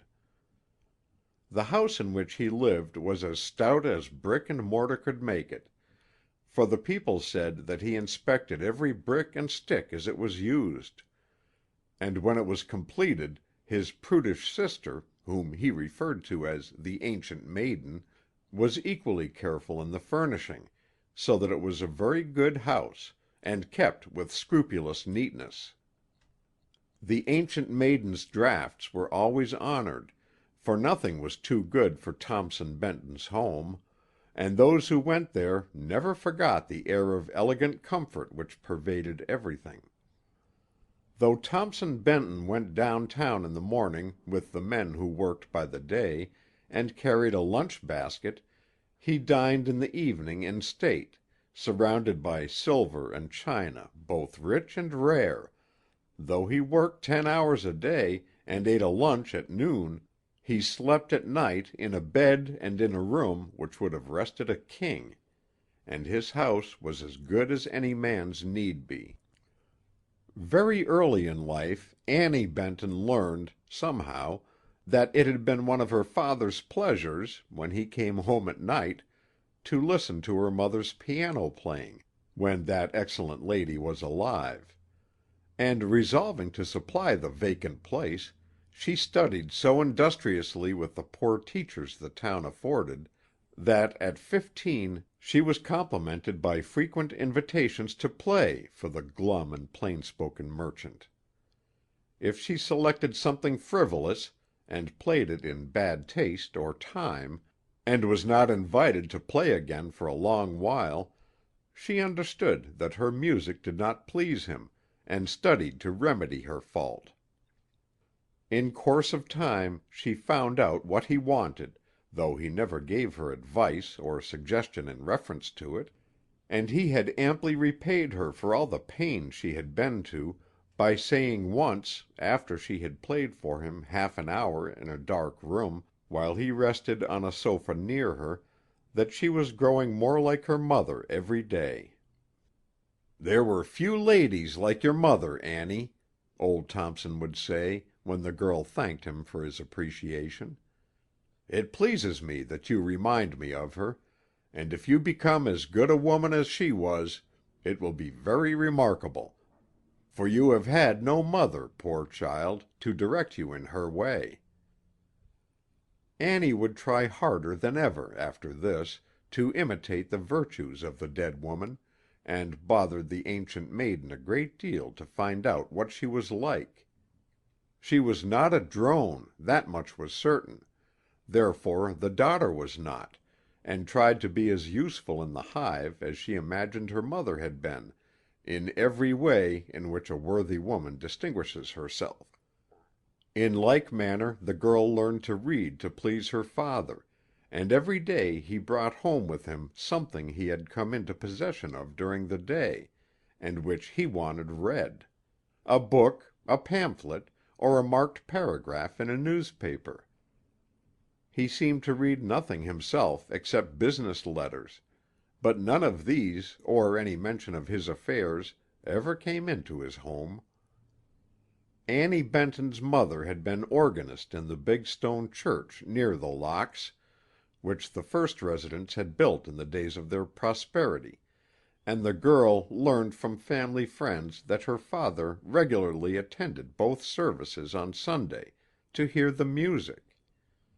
Perhaps there were certain effects possible on the great organ which were not possible on a more frivolous instrument, but it was certain that he never attended after her death until 2 or 3 years after his daughter became the organist, and after she was complimented on every hand for her voluntaries before and after the services, and for her good taste in rendering the hymns; for old Thompson was not a religious man, though he practiced the principles of religion much better than many of those who made professions.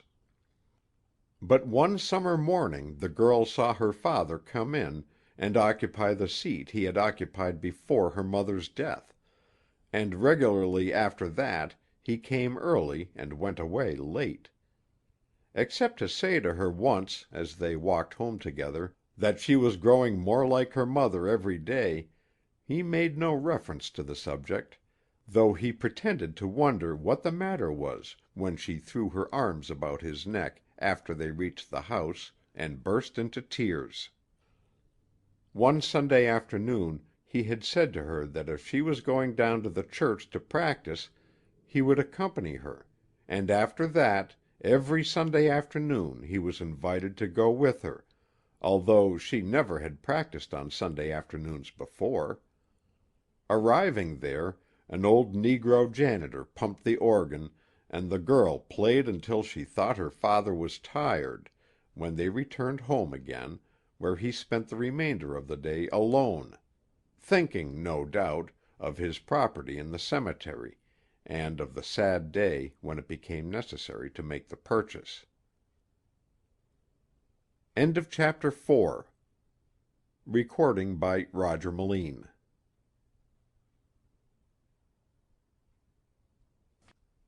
Chapter 5. A Troubled Fancy. It was Annie Benton's playing, which Allan Dorris occasionally heard as he wandered about the yard of The Locks, for she came to the church twice a week in order that she might pretend to practice on Sunday afternoons, and please her father's critical ear with finished playing; and Dorris was so much impressed with the excellence of the music that he concluded one afternoon to look at the performer. In a stained-glass window looking toward The Locks there was a broken square, little larger than his eye, and he climbed up on the wall and looked through this opening. A pretty girl of 20, a picture of splendid health, with dark hair, and features as regularly cut as those of a marble statue, instead of the spectacled professor he expected to see. Allan Dorris jumped down on the outer side of the wall, and going around to the front of the church, entered the door. The player was so intent with her work that she did not notice his approach up the carpeted aisle until she had finished, and he stood almost beside her. She gave a little start on seeing him, but collected herself and looked at him soberly as if to inquire why he was there. "I hope you will pardon me," he said in an easy, self-possessed way, "but I live in the place next door called The Locks, and having often heard you play of late, I made bold to come in." "All are welcome here," the girl replied, turning the leaves of the book before her and apparently paying little attention to Doris. "You have as much right here as I, and if I can please anyone with my dull exercises, I am glad of the opportunity." Allan Dorris seated himself in a chair that stood on the platform devoted to the choir, and observed that the girl had splendid eyes and splendid teeth, as well as handsome features. "Do you mind my saying that I think you are very pretty?" he inquired, after looking at her intently as she turned over the music. Allan Dorris thought from the manner in which she looked at him that she had never been told this before, for she blushed deeply, though she did not appear confused. "I don't say it as a compliment," he continued, without giving her an opportunity to reply, "but I enjoyed the playing so much that I was afraid to look at the performer, fearing he would be so hideously ugly as to spoil the effect. But you are so much handsomer than I expected that I cannot help mentioning it." "You are a surprise to me, too," the girl replied, avoiding the compliment he had paid her, and with good nature. "I imagined that the new occupant of The Locks was older than you are." There was a polite carelessness in his manner which indicated that he was accustomed to mingling with all sorts of people, for he was as much at his ease in the presence of Annie Benton as he had been with Mrs. Wedge, or with Silas and Tug. "I am so old in experience that I often feel that I look old in years," he replied, looking at the girl again, as though about to repeat his remark concerning her beauty. "I am glad I do not appear old to you. You have returned my compliment." The girl made no other reply than to smile lightly, and then look intently at her music, as an apology for smiling at all. "How old are you?" he asked abruptly. Annie Benton looked a little startled at the question, but replied, "20." "Have you a lover?" This seemed to require an indignant answer, and she looked at him sharply for that purpose, when she discovered that there was not a particle of impudence in his manner, but rather a friendly interest. He made the inquiry as an uncle might, who had long heard of a pretty niece whom he had never met. So she compromised the matter by shaking her head. "That's strange," he returned. "It must be because the young men are afraid of you, for you are about the prettiest thing of any kind I have ever seen. It is fortunate that you live in Davy's Bend. A more intelligent people would spoil you with flattery. Will you be kind enough to play for me?" The girl was rather pleased than offended at what he said, for there was nothing of rudeness in his manner, and when she had signified her willingness to grant his request, he went back to the pews, and sat down to listen to the music. When the tones of the organ broke the silence, Doris was satisfied that the girl was not playing exercises, for the music was very beautiful, and rendered with excellent judgment. Her taste seemed to run in the direction of extravagant chords and odd combinations. The listener happened to like the same sort of thing, too, and the performance had such an effect upon him that he could not remain in his seat, but walked softly up and down the aisle. The frown upon his face was very much like that which occupied it when he walked alone in his own room, after permitting himself to think, for there were wild cries in the music, and mournful melodies. When it ceased, he walked up to the player and asked what she had been playing. "I don't know myself," she answered, looking at him curiously, but timidly, as if anxious to know more of him. "It was a combination of many of the chords I have learned from time to time that pleased me. My father, who is a very intelligent man, likes them, and I thought you might. It was made up from hymns, vespers, anthems, ballads, and everything else I have ever heard." "The performance was very creditable, and I thank you for the pleasure you have afforded me," he said. "Would you care if I should seat myself here in this chair while you play, and look at you?" The girl laughed quietly at the odd request, and there was a look of mingled confusion and pleasure in her face as she replied, "I wouldn't care, but I could not play so well." "Then I will go back to the pews. I don't wish to interfere with the music. If you don't mind it, I will say that I think you are very frank and honest, as well as pretty and accomplished.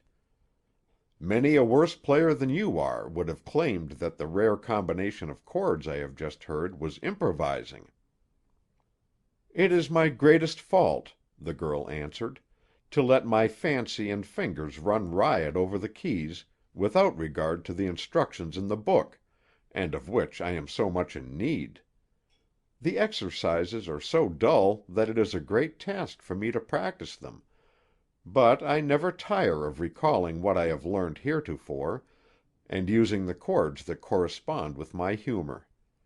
I have played a great deal lately with the locks in my mind, for I have heard much of you, and have known of the strange house all my life. Perhaps I was thinking of you when you were listening." "If you will close up the book and think about me while you are playing, I will go back to the door and listen. The subject is not very romantic, but it is lonely enough, heaven knows.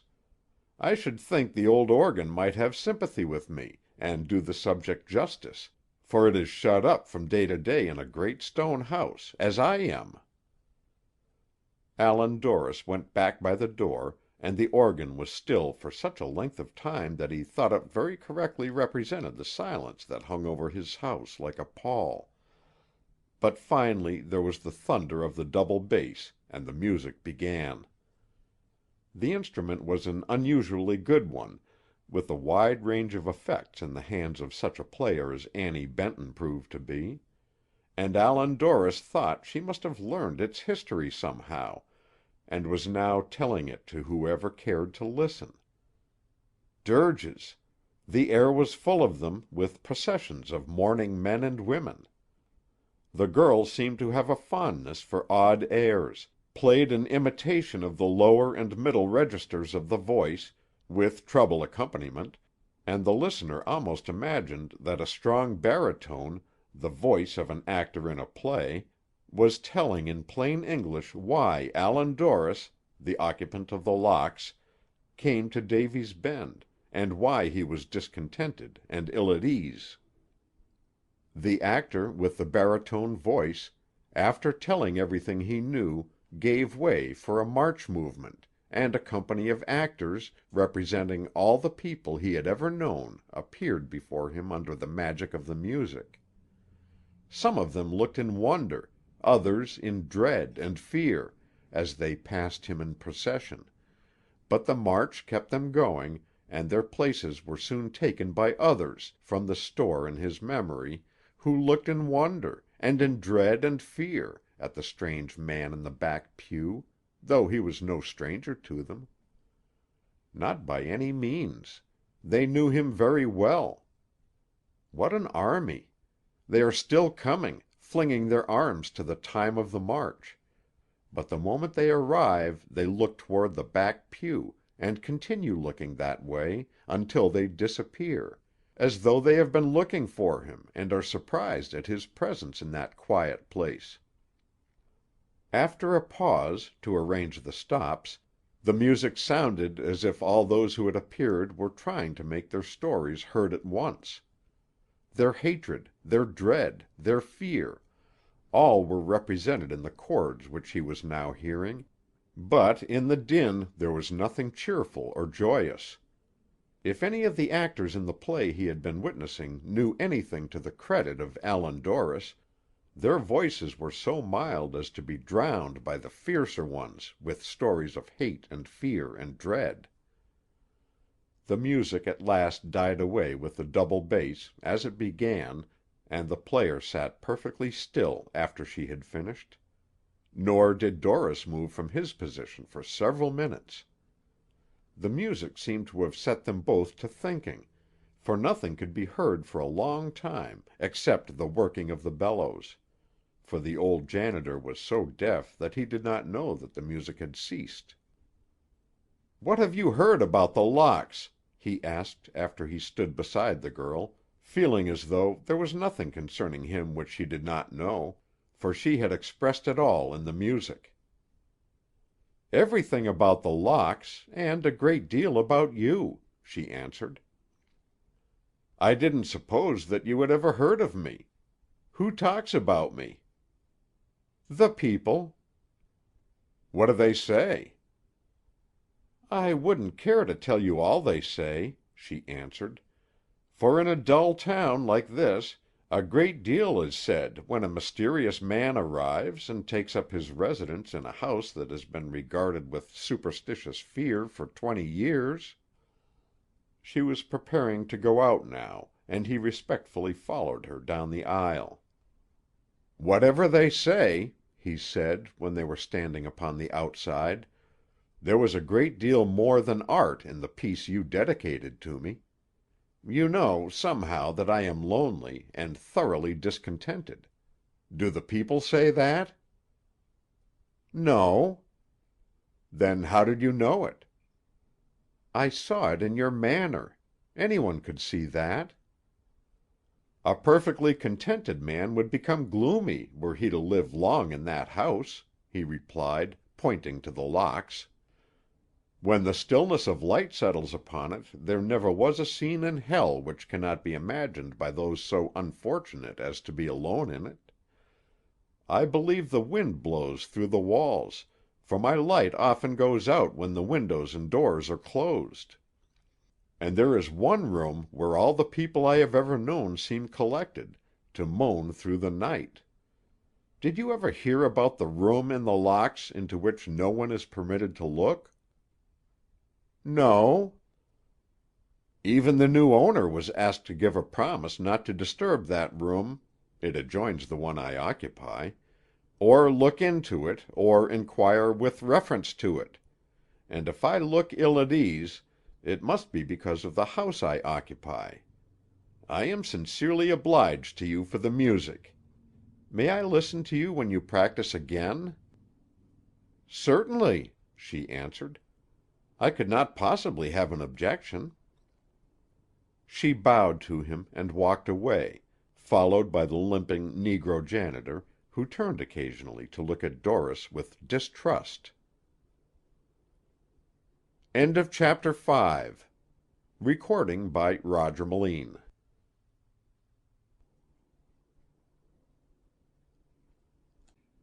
Chapter 6.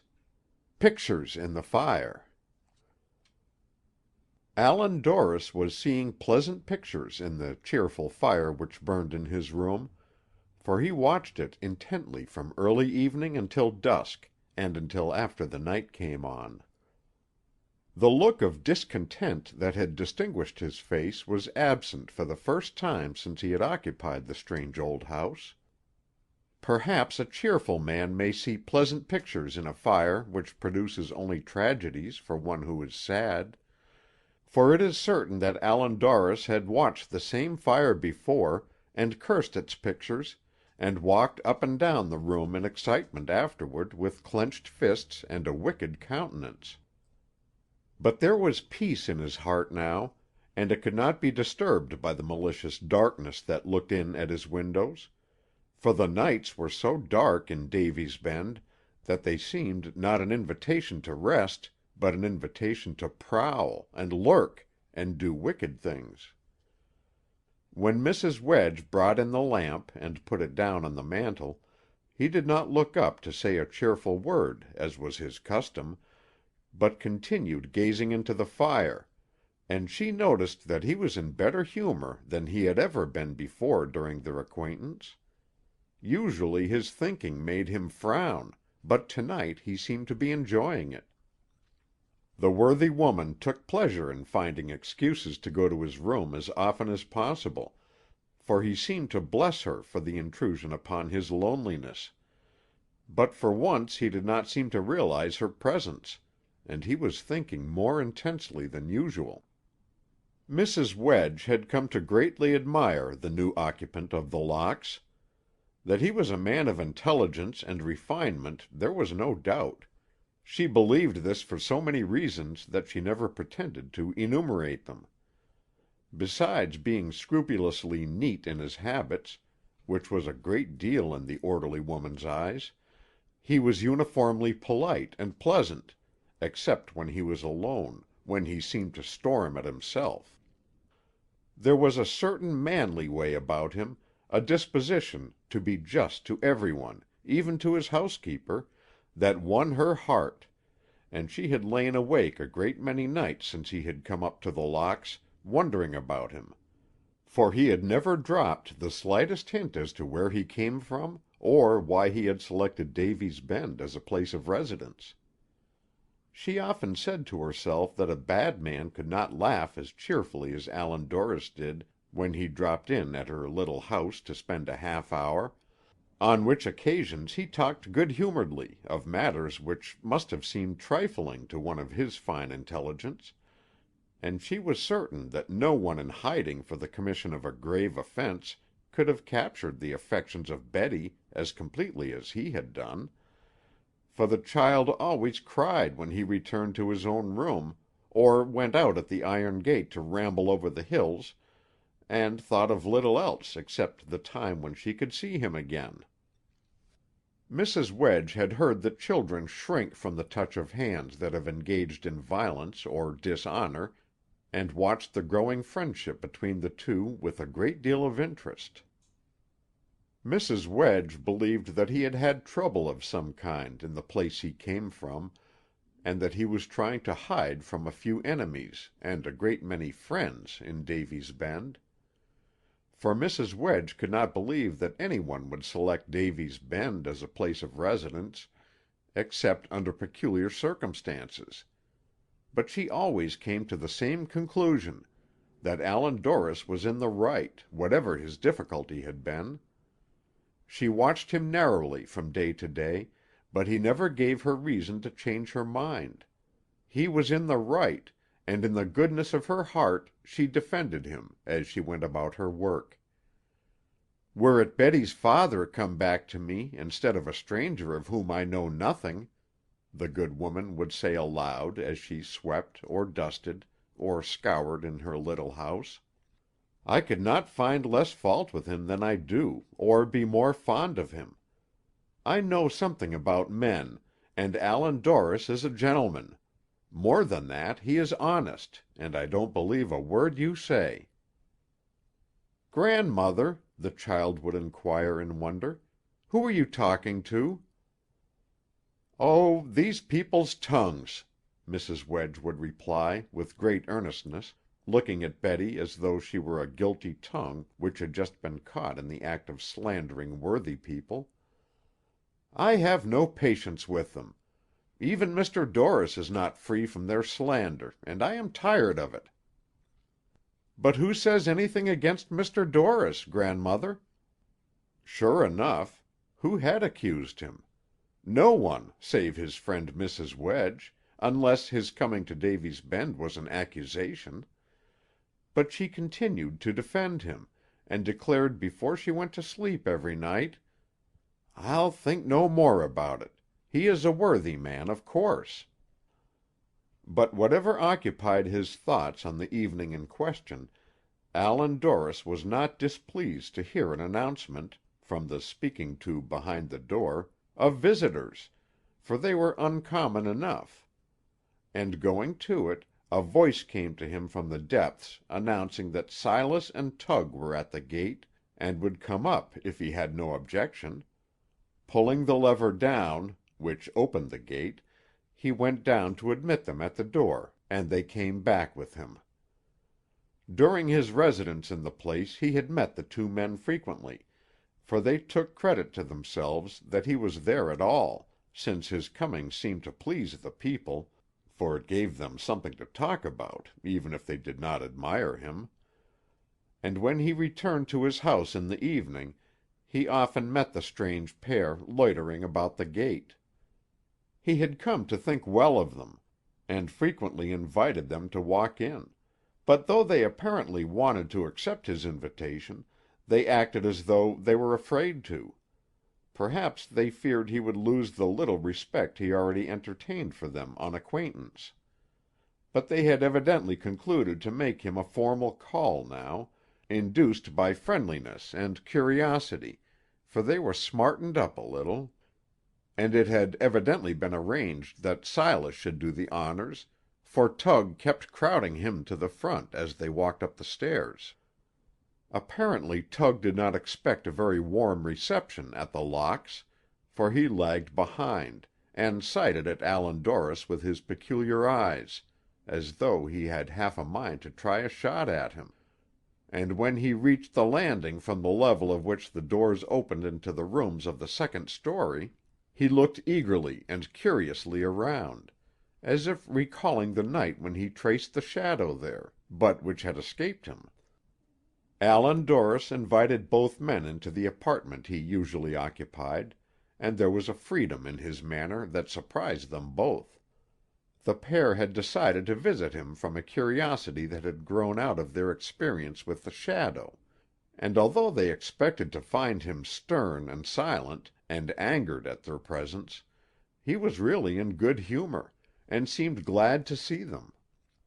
Perhaps he was so lonely that he would have welcomed a visit from a ghost.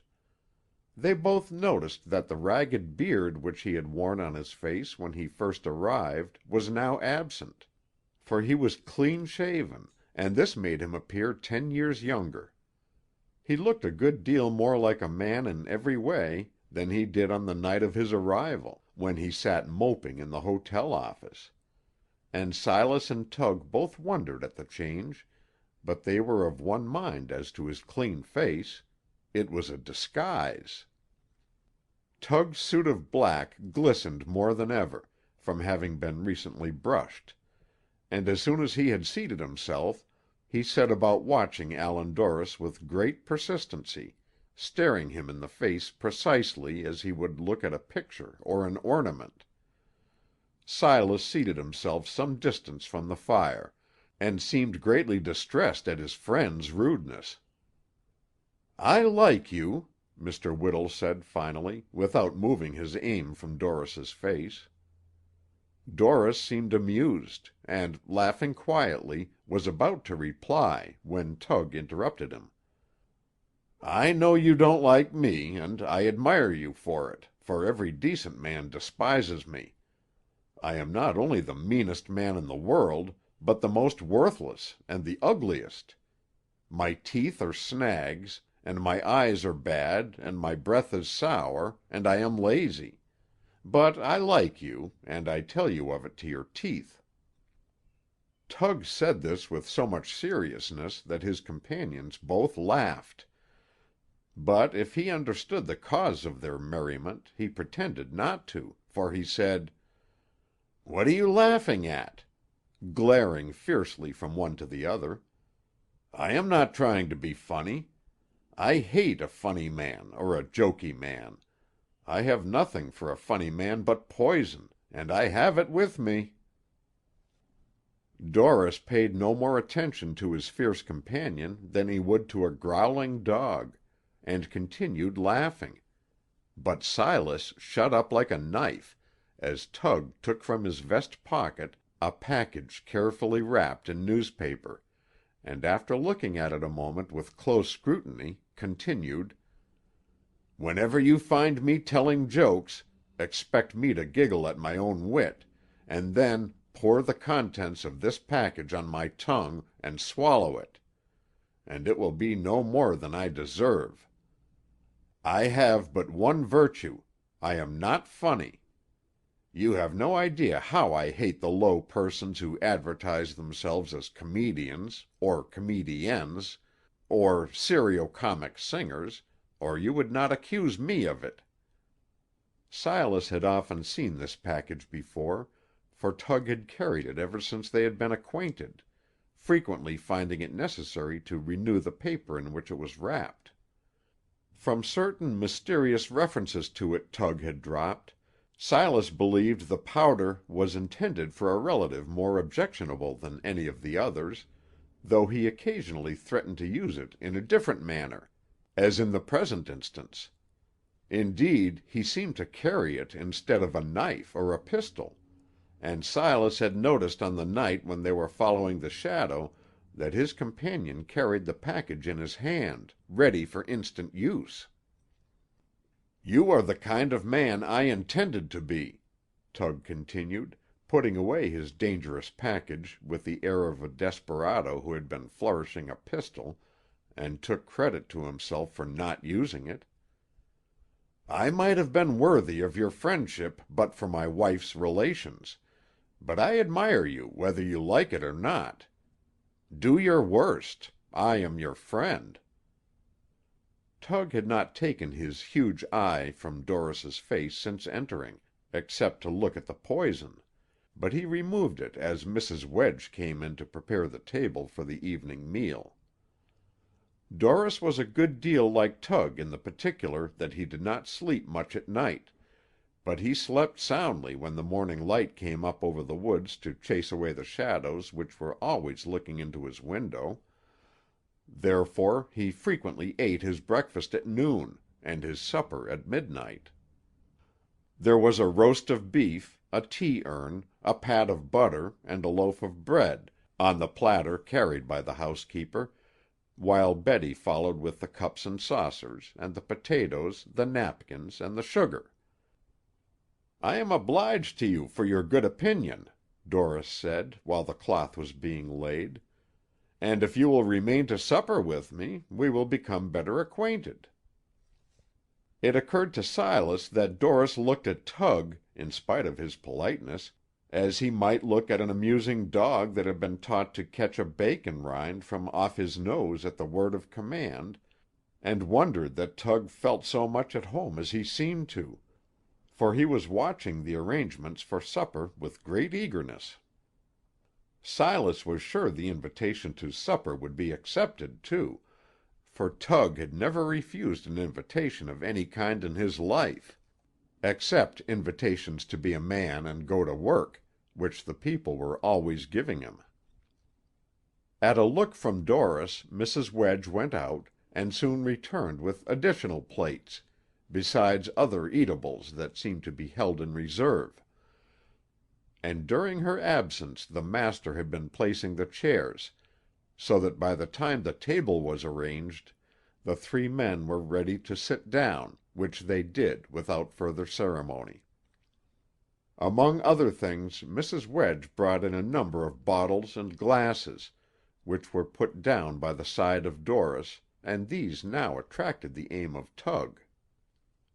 "If you offer us drink," he said, "I give you fair warning that we will accept, and get drunk, and disgrace you. We haven't a particle of decency, have we, you scoundrel?" This, accompanied by a prodigious poke in the ribs, was addressed to Silas Davy, who had been sitting meekly by, watching the proceedings. Tug had a habit of addressing Silas as "his dear old scoundrel," and "his precious cutthroat," although a milder man never lived, and he intently watched Dorris as he opened one of the bottles and filled 3 of the glasses. 2 of them were placed before Tug and Silas, and though Silas only sipped at his, Tug drank off the liquor apportioned to him greedily. This followed in rapid succession, until 2 of the bottles had been emptied, Dorris watching the proceedings with a queer satisfaction. He also helped them liberally to the roast beef and the gravy, and the potatoes, and the bread and butter, to say nothing of the pickles and olives; but Tug seemed to prefer the liquor to the tea, for he partook of that very sparingly, though he was anxious to accept everything else offered; for he occasionally got up from the table to tramp heavily around the room, as if to settle that already eaten to make room for more. Allan Dorris enjoyed the presence of the 2 men, and encouraged the oddities of each by plying them with spirits. Although the drink had little effect on Silas, who was very temperate, Tug paid tribute to its strength by opening his wide eye to its greatest extent, as if in wonder at his hospitable reception, and closing the other tighter, like a man who had concluded to give one side of his body a rest. As the evening wore away, and the liquor circulated more freely through his blood, Tug recited, between frequent snorts, what a man he had been until he had been broken up and disgraced by his wife's relations, Silas earnestly vouching for it all, besides declaring that it was a shame, to which their host replied with enthusiasm, that it was an outrage that such a bright man and such a good-looking man as Tug had been treated so unjustly, at the same time filling up the glasses, and proposing that they drink to the confusion and disgrace of the relations. Neither of them seemed to realize that Doris was making game of them, for Tug listened to all he said, and he said a great deal, with an injured air that was extremely ludicrous, and when Davy related that when Mr. Whittle was in practice, the judges begged the favor of his opinion before rendering their decisions on difficult legal questions, Doris regretted that he had not known the judges, for he felt sure that they were wise and agreeable gentlemen. But at the same time Doris felt certain that if he should be invited to attend the man's funeral, he would laugh to himself upon thinking how absurdly dignified he must look in his coffin. Silas had never known Tug when he was great, of course, for he had flourished in the time of Silas's father, but he nevertheless believed it, and seemed to have personal knowledge of the former magnificence of the rusty old lawyer. Indeed, but few of the present inhabitants of Davy's Bend had known Tug when he was clean and respectable, for he always claimed that his triumphs were triumphs of the old days, when Davy's Bend was important and prosperous, and among the energetic citizens who had moved away and made decay possible. "I don't amount to anything except when I am drunk, now," Tug said, getting on his feet, and taking aim at his host. "But fill me with aristocratic liquor, and I am as cute as the best of them. Have you ever heard the story of the beggar on horseback? Well, here he is, at your service. Will the rich and aristocratic owner of this house oblige the beggar by pouring out his dram? Ha! The beggar is at full gallop." Doris good-naturedly obeyed the request, and while Tug was on his feet, his aim happened to strike Silas. "Silas, you greatest of scoundrels," he said, "you thoroughly debased villain, loafer, and liar, I love you." Reaching across the table, Tug cordially shook hands with his friend, who had been doing nothing up to that time save enjoying Tug's humor, and endorsing whatever he said. Whether Silas enjoyed being called a scoundrel, a villain, a loafer, and a liar, is not known, but he certainly heard these expressions very frequently, for Tug seemed to tolerate him only because of his total and thorough depravity, though the other acquaintances of Silas regarded him as a mild-mannered little man without either vices or virtues. "I have but two friends," Tug said again, seating himself and gazing stiffly at his host. "Rum and Davy. Rum cheers me when I'm sad, and Davy feeds me when I'm hungry, though the splendid thief does not feed me as well as he might, were he more industrious. Rum has a bad reputation, but I announce here that it is one of my friends. I am either ravenously hungry, or uncomfortable from having eaten too much, all the time, so that I do not get much comfort from victuals, but rum hits me just right, and I love it. You say it will make me drunk. Very well. I want to get drunk. If you argue that it will make me reckless, I will hotly reply that I want to be reckless, and that a few bottles will make me as famous as a lifetime of work and success will make a sober man. Therefore I hail rum as my best friend, next to the unscrupulous rascal known for hailing purposes, when there are boots to be polished or errands to run, as Avy." The eminent legal mind hurriedly put his hand to his mouth, as though thoroughly humiliated that he had hiccuped, and, looking at Doris with the air of a man who commits an unpardonable indiscretion, and hopes that it has not been noticed, continued with more care, with a great many periods to enable him to guard against future weakness. "Although I have but 2 friends, I have a host of enemies. Among them Tigley, my wife's cousin. When I was a reputable lawyer, Tigley appeared in Davy's Bend. Tigley was a fiddler, and spent his time in playing in the beer halls for the drinks. The late Mrs. Whittle believed him to be a great man. She called him a mastero, though he played entirely by ear, and excused his dissipation on the ground that it was an eccentricity common to genius. If Tigley ever comes in my way again, there will be something to pay more disagreeable than gold. He taught me to like rum." Silas, who acted as a kind of chorus, intimated to Doris that his friend referred to a word of 4 letters, beginning with an H and ending with an L. "That's one reason why I am a drunkard," the victim of too many relatives added, after a moment's thought. "The other is that I could never talk up to the old women except when I was drunk, and it was necessary to talk up to her so often that I finally craved spirits."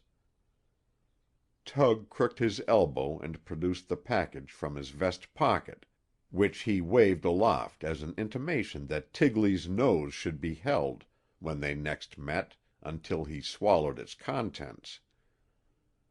"By the way," Tug said, as if something new had occurred to him, "I warn you not to believe anything I say.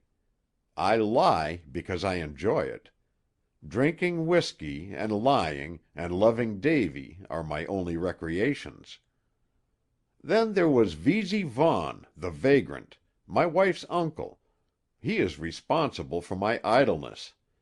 When he came here, 20-odd years ago, I tried to reclaim him, and went around with him, but he enjoyed vagrancy so much, and defended his position so well, that I took a taste of it myself. I liked it. I have followed it ever since." There was not the slightest animation about Tug, and he sat bolt upright like a post while he talked with slow and measured accent, to avoid another hiccup, and his great eye was usually as motionless as his body. "The late Mrs. Whittle treated her relatives so well that other worthless people who were no kin to her began to appear finally, and claimed to be her cousins and nieces and nephews," Tug said, "and she used my substance to get up good dinners for them. They came by railroad, by wagon, on foot, and on horseback. I was worse than a Mormon, for I married 1,000, at least, on my wedding day. Some of them called me Uncle W., while others spoke of me as their dear cousin T. But when the last dollar of my money was invested in dried beef, and the relatives had eaten it, I protested, and then they turned me out. The relations have my money, and I have their bad habits. I have nothing left but the poison, and they are welcome to that." He once more produced the package, and as he laid it on the table, Doris half expected to see a troop of ill-favored people come dashing in, grab up the paper, and run away with it. But none of them came, and Tug went on: "I was a polite man until my wife's relations made me selfish. We always had gravy when they were around, and good gravy at that, but by the time I had helped them all, there was none left for me. I now help myself first. Will the prince pass the pauper the fresh bottle of rum?" The bottle was handed over, and the rare old scoundrel helped himself to a full glass of its contents, drinking as deliberately as he had talked, apparently taking 9 big swallows without breathing, at the same time thinking of the one he loved the best as a means of curing the hiccups. "I like Mrs. Wedge," Tug said, looking at that excellent woman with a tipsy grin as she came into the room with some new delicacy for her employer's guests. "She looks so common, somehow, and I don't believe she knows any more about manners than I do. Whenever you see her eating her dinner, you'll find that she puts her arms on the table, as I do, though it's not polite. Polite things are not natural, in my opinion. Mind, I don't assert it as positive. I hate cold water, but it's polite to bathe, and your respectable shirt collars rub all the hide off my neck. And anything that's good for me, I don't like. There's oatmeal and graham grits, and such like. They are healthy, therefore I don't like their taste. But give me milk gravy, or salt risin bread, or fried beef, or anything else that's not good for me, and you'll find me at home, as the man who had the party said on his cards." During this discourse, Mr. Whittle's great eye was following Mrs. Wedge about the room, but when she disappeared it lit on Doris. "I'm with the crowd, though, when it comes to my wife's kin," he said, eyeing his host in an impudent way. "A good many don't say so, but it makes them all hot to fill their houses with their relations. Whenever you go to see your relations, depend upon it that they are glad when you are gone. They may pretend to like you, but they don't, except when you are away from them. But in all other respects I'm common. Common! I'm so common that I like boiled cabbage, and the olives you blow about, I'd as soon eat green pignuts soaked in brine. Common!" He yelled out the words as though he were calling someone of that name in the cellar. "If men were judged by their commonness, I would be a chief with plumes in my hat." Allan Dorris and Silas Davy were seated with their backs to the windows overlooking the town, while Tug sat opposite them, and in transferring his gaze from one to the other, in dignified preparation for resuming his conversation, which both his companions were enjoying, he saw the mysterious face he had seen once before peering into the room, and which was hastily withdrawn. Tug jumped up from his chair at sight of it, and hurried to the window with such haste that the table was almost upset. But the face, as well as the figure to which it belonged, had disappeared. Throwing up the sash, Tug found that he could step out onto a porch, and from this he dropped into the yard with a great crash through the vines and lattice work. Silas Davy quickly followed, by way of the stairs, suspecting the cause of Tug's disappearance, and Doris was left alone. All this had occupied but a few moments, and he probably thought of the circumstance as one of the many eccentricities of the two odd men, for after pulling down the lever to close the gate (it is a wonder that he was not surprised to find it open), he sat down before the fire and engaged in the pleasant thoughts that were interrupted early in the evening. Silas did not come up with Tug until he reached the vicinity of the hotel, where a single street lamp burned all night, and while they were hurrying along without speaking, the figure they were pursuing passed quickly on the opposite side of the street from the hotel. The rays of the lamp were so feeble that the figure was only a shadow, but they easily recognized it as the one seen before, that of a man above the medium height, enveloped in a long cloak, not unlike those worn by women in wet weather, with a slouch hat pulled down over his face. The two men hurried after it, but in the darkness they were frequently compelled to stop and listen for the footsteps of the pursued, in order to detect his course. Each time the echoes were more indistinct, for the fellow was making good use of his legs. And in this manner they traced his course to the river bank, near the ferry landing, where the ferry boat itself was tied up for the night. They concluded that the fugitive had a skiff tied there somewhere, which he intended to use in leaving the place, and, hurrying on board the ferry boat, they rapped loudly at the door of the little room on the upper deck where the crew usually slept, with a view of procuring means of following. The fellow who had charge of the ferry, a native of the lowlands lying across the river, was known as Young Bill Young, although he greatly desired that the people call him Old Captain Young. Therefore both men pounded vigorously on the door, and loudly called "Captain Young," as a tribute to his vanity. Captain Young soon appeared, for he always slept in a bunk with his clothes on, which he said reminded him of his sea days, although he had never really seen any other water than that on which he operated his ferry.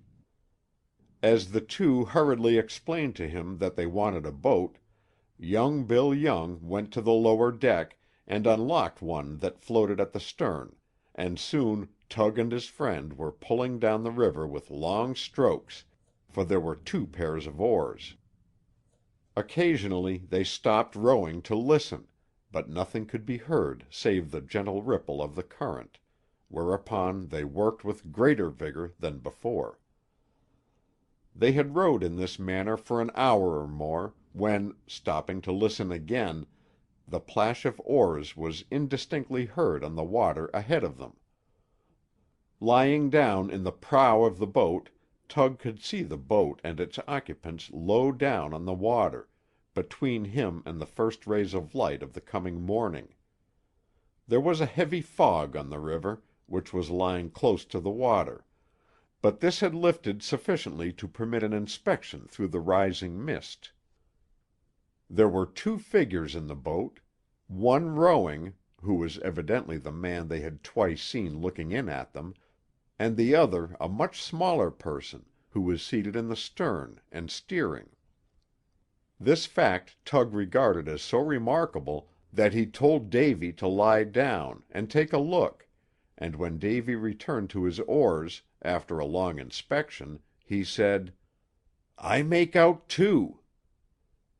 "A big one and a little one," Tug replied, bending to the oars, and causing the boat to hurry through the water. "Earn your supper up at the locks, and I'll introduce you to them." On the left hand a smaller stream put into the main river, and at its mouth there was an immense growth of willows, besides a chute, an island, and a bend. Into this labyrinth the boat they were pursuing effectually disappeared, for though Tug and Silas rowed about until broad daylight, they could find no trace of it or its occupants. A short distance up the smaller stream was a lonely station on a railroad that did not run into Davy's Bend, and while rowing around in the river, the roar of an approaching train was heard, and the fact that this stopped at the station, with a blast from the engine whistle indicating that it had been signaled, may have been important, but it did not occur to either Silas or Tug, who pulled their boat back to town in silence. End of chapter 6. Recording by Roger Melin.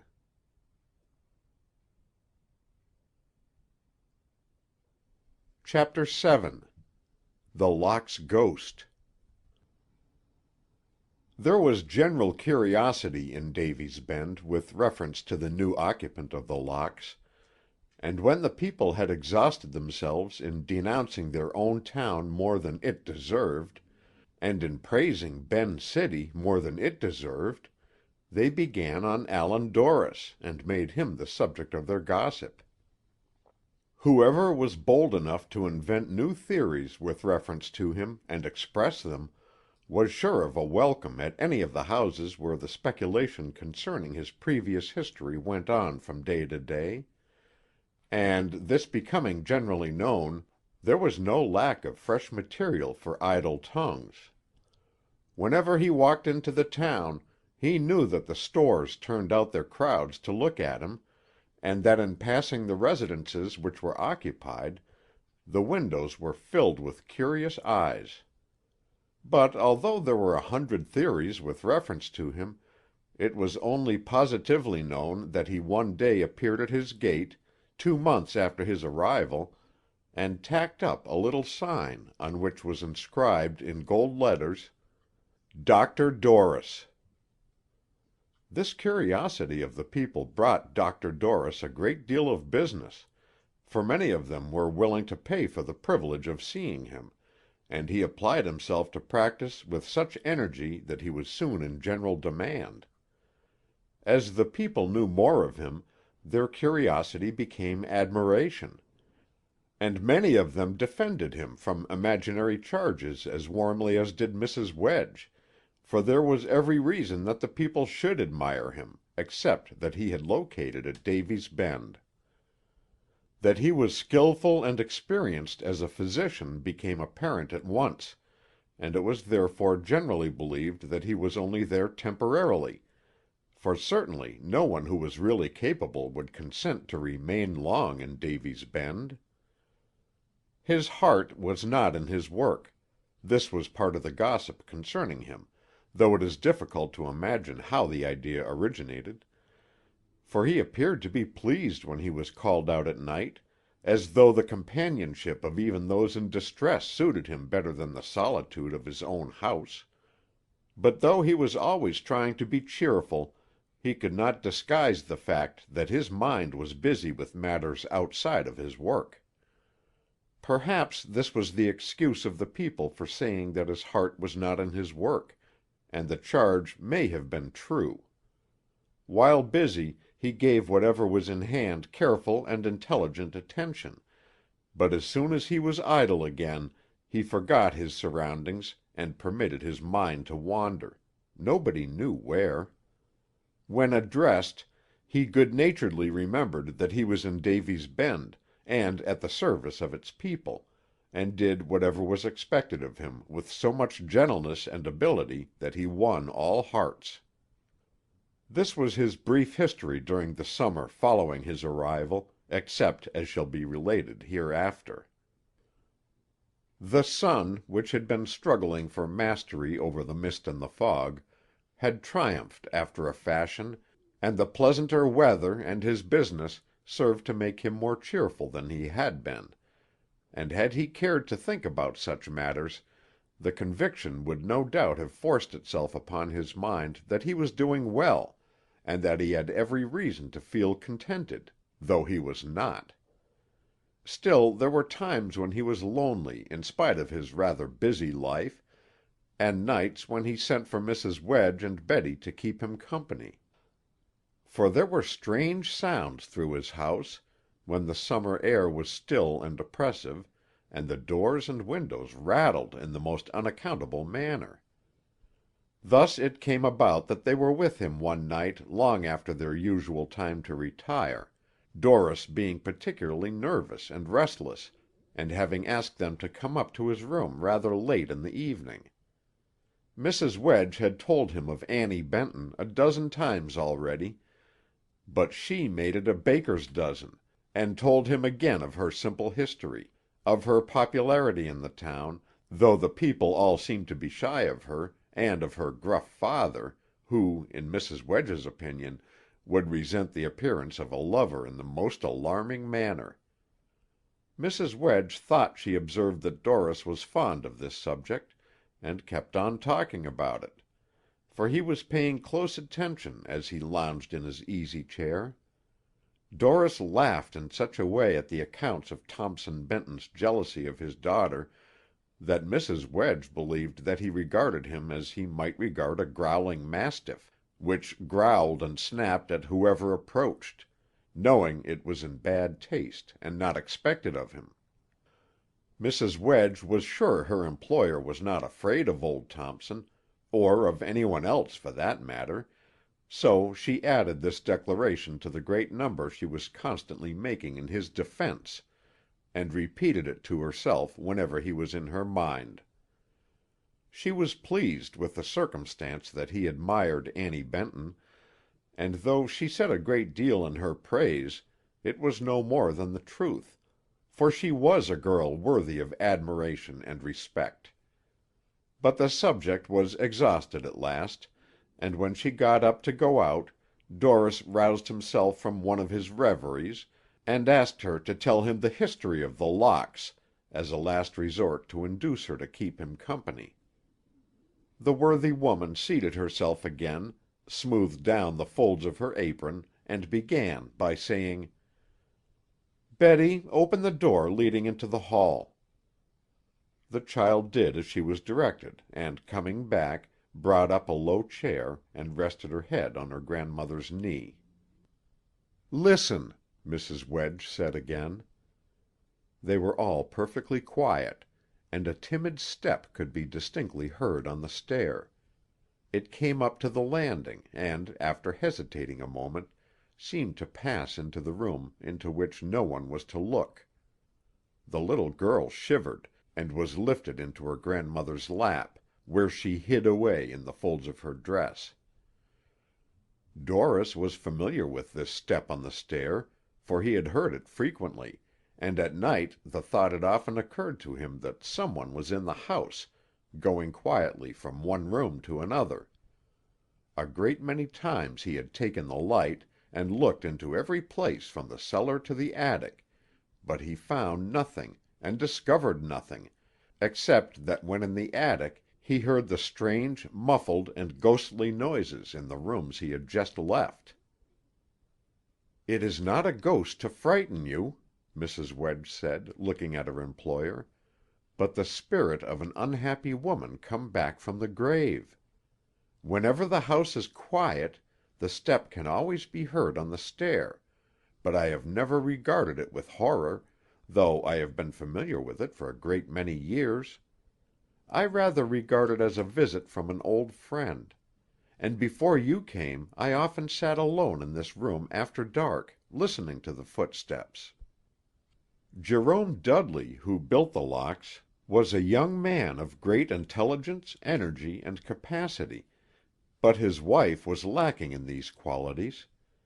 Perhaps I had better say that he thought so, for I never express an opinion of my own on the subject, since they were both my friends. I may say with propriety, however, that they were unsuited to each other, and that both knew and admitted it, and accepted their marriage as the blight of their lives. Differently situated, she would have been a useful woman, but she was worse than of no use to Jerome Dudley, as he was contemptible in many ways towards her, in spite of his capacity for being a splendid man under different circumstances. The world is full of such marriages, I have been told, so I had sympathy for them both, and was as useful to them as I could be. When I came here as housekeeper, I knew at once that they were living a life of misery, for they occupied different rooms, and were never together except at 6 o'clock dinner. Mr. Dudley always went to his business in the morning before his wife was stirring, and did not return again until evening, and after dispatching his dinner he either went back to his work or into his own room, from which he did not emerge until morning. He was not a gloomy man, but he was dissatisfied with his wife, and felt that she was a drawback rather than a help to him. The management of the house was turned over to me completely, and when I presided at the table in the morning, he was always good-natured and respectful, though he was always out of humor when his wife was in the same room with him, and frequently told me of his successes, and he had a great many, for he was a money-making man. But I am sure he never spoke of them to his wife. His household affairs he discussed only with me, and the fact that I remained in his service until I entered yours should be taken as evidence that I gave satisfaction." Dorris bowed respectfully to Mrs. Wedge in assent, and she proceeded: "Mrs. Dudley spent her time in her own room in an indolent way, that was common to her, doing nothing except to look after her little girl, who was never strong. The child was 4 years old when I came, and the father lavished all his affection upon it. He had the reputation of being a hard, exacting man in his business, and gave but few his confidence, which I think was largely due to his unsatisfactory home. And I have heard him say that but two creatures in all the world seemed to understand him, the child and myself. It was a part of my duty to carry the child to its father's room every night before putting it to bed. And though I usually found him at a desk surrounded with business papers, he always had time to kiss its pretty lips if asleep, or romp with it if awake. While the mother cheerfully turned over the household affairs to me entirely, she was jealous of the child, and constantly worried and fretted with reference to it. The father believed that his daughter was not well cared for, in spite of the mother's great affection, for she humored it to its disadvantage, and I have sometimes thought that the child was sick a great deal more than was necessary. From being shut up in a close room too much, it was tender and delicate, and when the door was open it always went romping into the hall until brought back again, which resulted in a cold and a spell of sickness. This annoyed Mr. Dudley, and from remarks he occasionally made to me, I knew he believed that if the little girl should die, the mother would be to blame. "It would be better if she had no mother," he was in the habit of saying. "When children are properly managed, they become a comfort; but if a foolish sentiment is indulged in, the affections of the parents are needlessly lacerated, and they become a burden. I say this with charity, and I have become convinced of it during my long life. Little Dudley was managed by the mother with so much mistaken affection that she was always a care and a burden. Instead of going to bed at night and sleeping peacefully until morning, as children should, she was always wakeful, fretful, and ill, and Mr. Dudley's rest was disturbed so much that I thought he had some excuse for his bad humor, for nothing is so certain as that all this was unnecessary. The child was under no restraint, and was constantly doing that which was not good for her, and though her mother protested, she did nothing else. Because the father complained of being disturbed at all hours of the night, the mother accused him of heartlessness and of a lack of affection, but he explained this to me by saying that he only protested because his child was not cared for as it should be, because that which was intended as a blessing became an irksome responsibility, and because he was in constant dread for its life. Whether the mother was to blame or not will perhaps never be known, but it is certain that the child died after a lingering illness, and the father was in a pitiful state from rage and grief. He did not speak to his wife during the illness or after the death, which she must have accepted as an accusation that she was somehow responsible. For she soon took to her bed, and never left it alive, except to wearily climb the stairs at 12 o'clock every night to visit the child's deserted room, the room next to his, and into which no one is permitted to look. Her bed was on the lower floor, in the room back of the parlor, and every night at 12 o'clock, which was the hour the child died, she wrapped the coverings about her and went slowly up the stairs, clinging to the railings with pitiful weakness with one hand, and carrying the lamp with the other. I frequently tried to prevent her doing this, but she always begged so piteously that I could not resist the appeal. She imagined, poor soul, that she heard the child calling her, and she always asked me not to accompany her. One night she was gone such a long time that at last I followed, and found her dead, kneeling beside her child's empty crib, and the lights out. Mr. Dudley was very much frightened and distressed, and I think the circumstance hastened his departure from Davy's Bend, which occurred a few weeks later. He has never been in the house since. It is said that once a year, on the 3rd of May, at exactly 12 o'clock at night, a light appears in the lower room, which soon goes out, and appears in the hall. A great many people have told me that they have seen the light, and that it grows dimmer in the lower hall and brighter in the upper, until it disappears in the room where the empty crib still stands, precisely as if it were carried by some one climbing the stair. It soon disappears from the upper room, and is seen no more until another year rolls round. I have never seen the light, but I have often heard the steps. Sometimes it is silent for months together, but usually I hear it whenever I am in the main house at night. Just before there is a death in the town, or the occurrence of any serious accident, it goes up and down with unvarying persistency, but there is a long rest after the death or the accident foretold has occurred. When Mrs. Wedge had ceased talking, there was perfect silence in the room again, and the footsteps were heard descending the stair. Occasionally there was a painful pause, but they soon went on again, and were heard no more. "Poor Helen," Mrs. Wedge said, wiping her eyes. "How reluctantly she leaves the little crib." Mrs. Wedge soon followed the ghost of poor Helen down the stair, carrying Betty in her arms.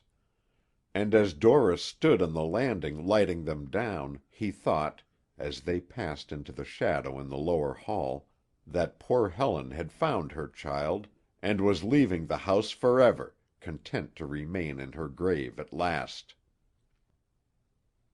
End of Chapter 7. Recording by Roger Melin.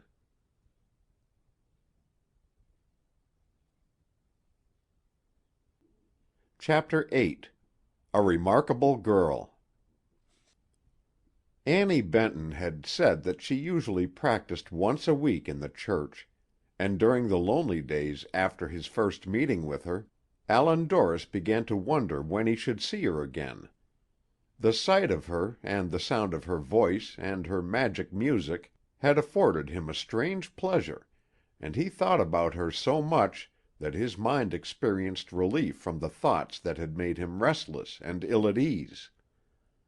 But he heard nothing of her, except from Mrs. Wedge, who was as loud in her praise as ever, though he looked for her as he rode about on his business affairs, and a few times he had walked by her father's house after dark, and looked at its substantial exterior. There was something about the girl which fascinated him. It may have been only the music, but certainly he longed for her appearance, and listened attentively for notice of her presence whenever he walked in his yard, which was his custom so much of late that he had worn paths under the trees, for had he secured all the business in Davy's Bend, he would still have had a great deal of time on his hands.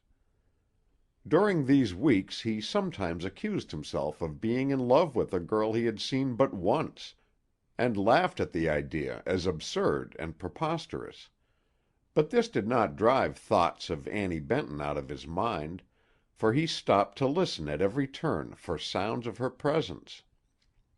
After listening during the hours of the day when he was not occupied, he usually walked in the path for a while at night, hoping it might be possible that she had changed her hours, and would come to practice after the cares and duties of the day were over.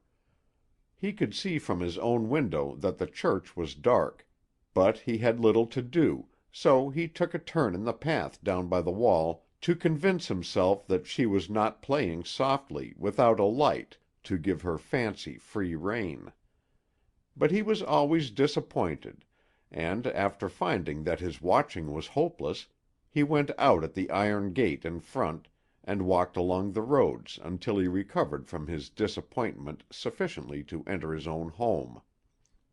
This was his daily experience for several weeks after his first meeting with the girl, for even the Sunday services were neglected for that length of time on account of the pastor, who was away recruiting his health, when one afternoon he heard the tones of his old friend, the organ, again. Climbing up on the wall, and looking at the girl through the broken window, he imagined that she was not playing with the old earnestness, and certainly she frequently looked toward the door, as if expecting someone. Jumping down from the wall, he went around to the front door, which he found open, and entered the church. The girl heard his step on the threshold, and was looking toward him when he came in at the door leading from the vestibule. "I seem to have known you a long time," he said as he sat down near her, after exchanging the small civilities that were necessary under the circumstances. "And I have been waiting for you as anxiously as though you were my best friend. I have been very busy all my life, and I don't enjoy idleness, though I imagined when I was working hard that I would relish a season of rest. I have little to do here except to wait for you and listen to the music.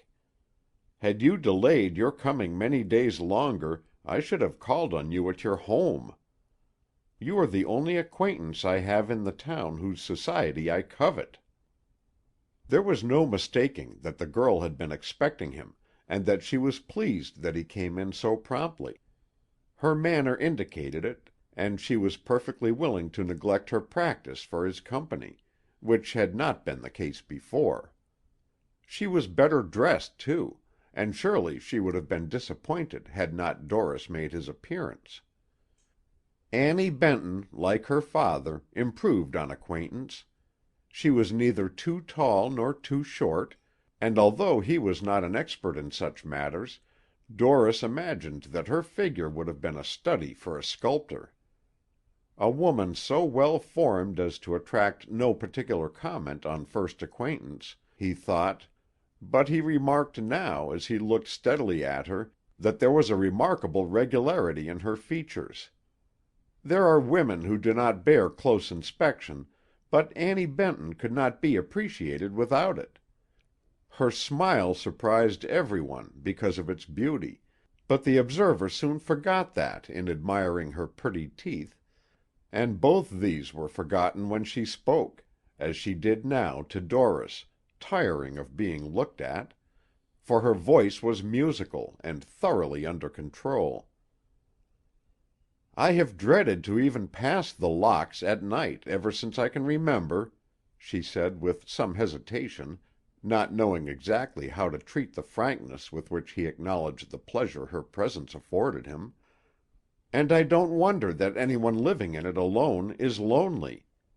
They say there is a ghost there, and a mysterious light, and a footstep on the stair, and I am almost afraid to talk about it." Allan Dorris had a habit of losing himself in thought when in the midst of a conversation, and though he said he had been waiting patiently to hear the music, it did not arouse him, for the girl had tired of waiting for his reply, and gone to playing. Now that he was in her presence, he did not seem to realize the pleasure he expected when he walked under the trees and waited for her. Perhaps he was thinking of the footsteps on the stair, which he had become so accustomed to that he thought no more of it than the chirping of a cricket. But more likely he was thinking that what he had in his mind to say to the girl, when alone, was not at all appropriate now that he was with her. "An overture to poor Helen," Dorris thought when he looked up and heard the music, after coming out of his reverie, for it was full of whispered sadness, and the girl certainly had that unfortunate lady in her mind when she began playing, for she had spoken of her tireless step on the stair, and when he walked back to the other end of the church, he thought of the pretty girl in white at the instrument, as a spirit came back to warn him with music to be very careful of his future. Where had the girl learned so much art? He had never heard better music, and though there was little order in it, a mournful harmony ran through it all that occasionally caused his flesh to creep. She was not playing from notes either, but seemed to be amusing herself by making odd combinations with the stops. And so well did she understand the secret of the minors that her playing reminded him of a great orchestra he had once heard, and which had greatly impressed him.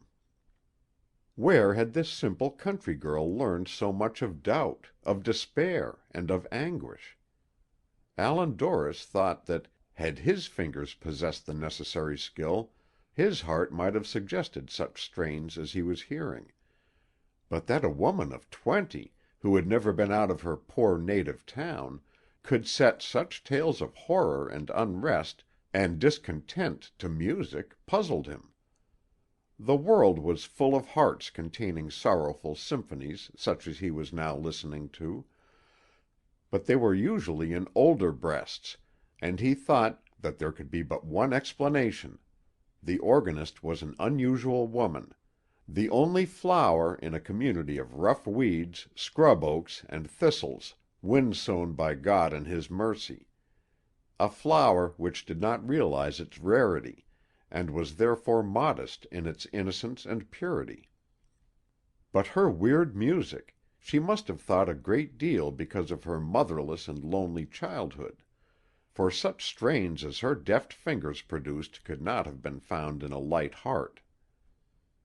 "There are few players equal to you," he said, standing by her side when she finally concluded and looked around. "A great many players I have known had the habit of drowning the expert performance on the right hand with the clumsy drumming of the left, but you seem to understand that the left hand should modestly follow and assist, not lead, as is the habit of busy people. There are many people who have devoted a lifetime to study, surrounded with every advantage, who cannot equal you. I am an admirer of the grand organ, and have taken every occasion to hear it, but there is a natural genius about your playing that is very striking." "No one has ever told me that before," she replied, turning her face from him. "I have never been complimented except by the respectful attention of the people. And father once said I could play almost as well as my mother. Your good opinion encourages me, for you have lived outside of Davy's Bend." Well, yes, he had lived outside of Davy's Bend, and this may have been the reason he now looked away from the girl and became lost to her presence.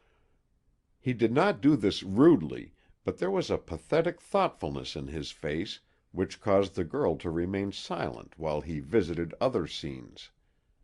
Perhaps Allan Dorris is not the only man, let us imagine so in charity, who has lived in other towns, and become thoughtful when the circumstance was mentioned. "If there is genius in my playing, I did not know it, for it is not the result of training. It comes to me like my thoughts," the girl finally continued, when Dorris looked around. "When you were here before, you were kind enough to commend me, and say that a certain passage gave evidence of great study and practice. I am obliged to you for your good opinion, but the strains really came to me in a moment, and while they pleased me, I never studied them." The girl said this with so much simple earnestness that Allan Dorris felt sure that his good opinion of her playing would not cause her to practice less in the future, but rather with an increased determination for improvement. "I think that your playing would attract the attention of the best musicians," he said. "The critics could point out defects, certainly, for a great many persons listen to music not to enjoy it, but to detect what they regard as faults or inaccuracies. But the masters would cheerfully forgive the faults, remembering their own hard experience, and enjoy the genius which seems to inspire you. I only wonder where you learned it." "Not from competent teachers," she replied, as though she regretted to make the confession. "The best music I ever heard was that of the bands which visit the place at long intervals. I have seldom attended their entertainments, but my father has listened with me when they played on the outside, and we both enjoyed it. All that I know of style and expression I learned from them. I once heard a minstrel band play in front of the hall, on a wet evening, when there was no prospect of an audience, and there was such an air of mournfulness in it that I remember it yet. It is dreadful to imitate minstrel music in a church, but you have spoken so kindly of my playing that I will try it, if you care to listen."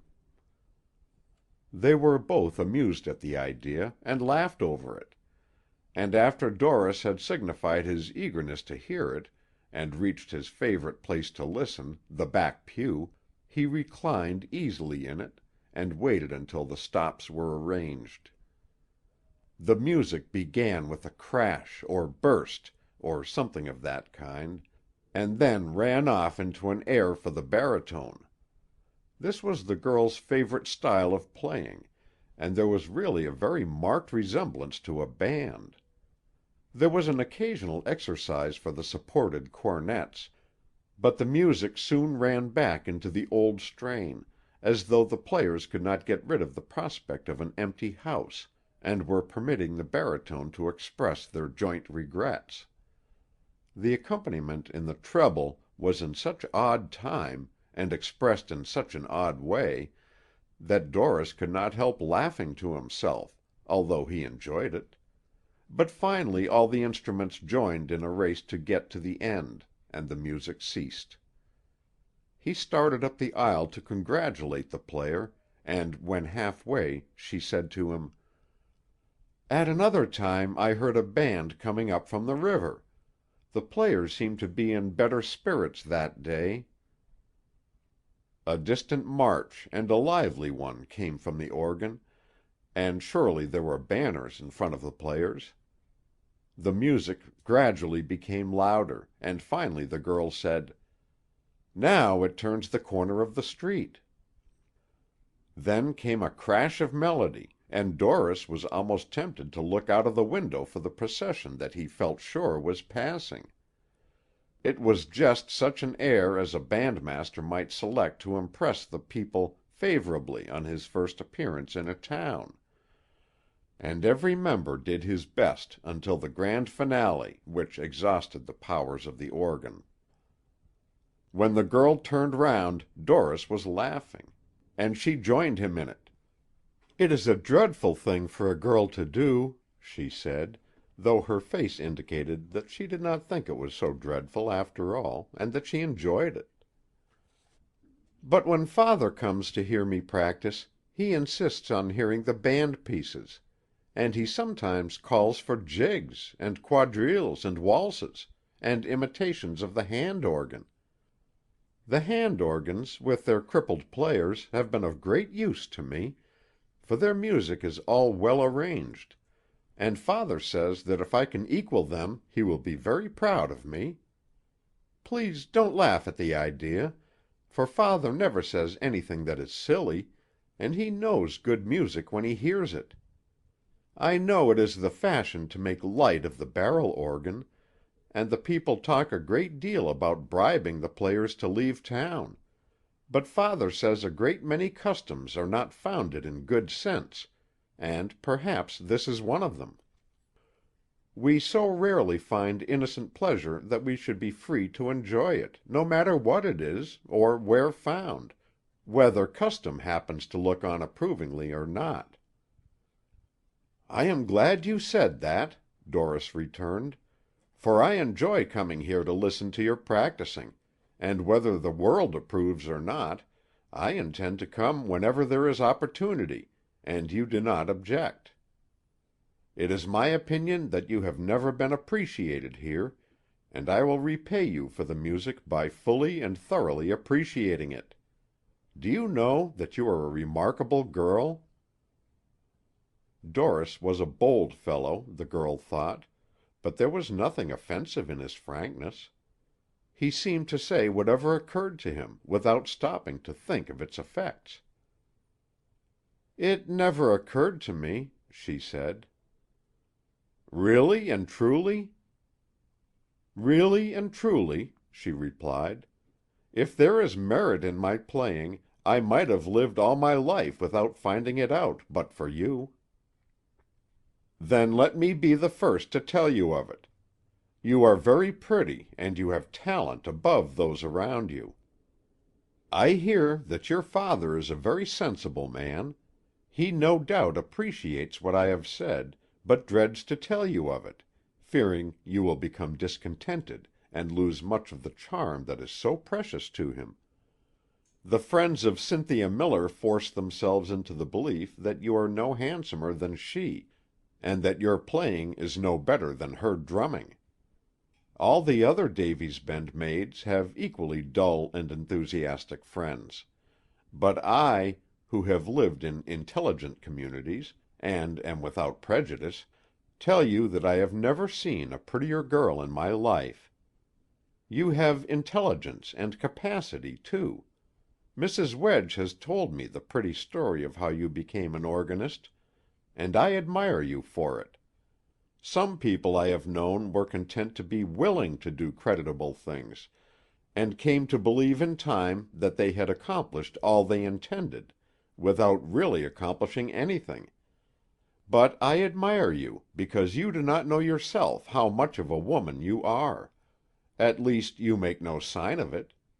I am glad to be the first to do justice to a really remarkable woman."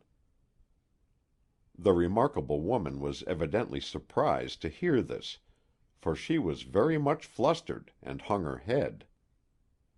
"If a girl as pretty and intelligent as you are," he continued, "should fall in love with me, I believe I should die with joy, for a girl like you could find in her heart a love worth having.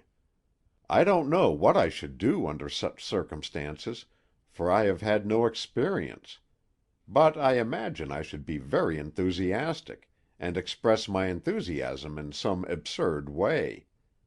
No one ever loved me that I can remember, for as a child I do not believe I was welcome to the food I ate, though I was not more troublesome than other children who receive so much attention that they care nothing for it. I have been indignant at men for beating their dogs, and then envied the love the brutes displayed while the smart was yet on their bodies. It has so chanced that the dogs I have owned were well treated and ungrateful, and finally followed off some of the vagrants who were hard masters. I have thought that they despised me because they were fat and idle, believing these conditions to be uncomfortable, having never experienced poverty and hard treatment. But certainly they regarded me with indifference and suspicion. But I didn't try to force them to admire me. I rather kept out of their way. For an animal cannot be driven to love his master, and you cannot force or persuade a man to admire anyone he dislikes." "It is possible that you only imagine it," the girl said.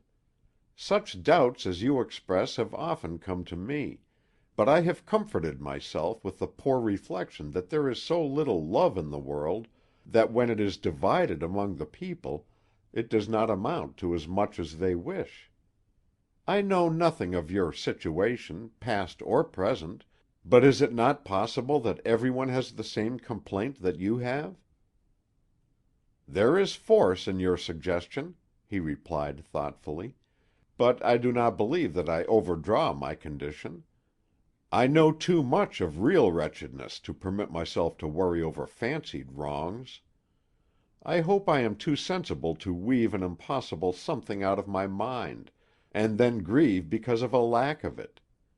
I might long for something which does not exist, but so long as I am as well off as others, I will be as content as others. But when I have seen that which I covet, and know that I am as deserving as others who possess my prize, its lack causes me regret which I can shake off, but which, nevertheless, is always in my mind. This regret has no other effect than to make me gloomy, which no man should be. I can get it out of my actions when I try, but I cannot get it out of my mind.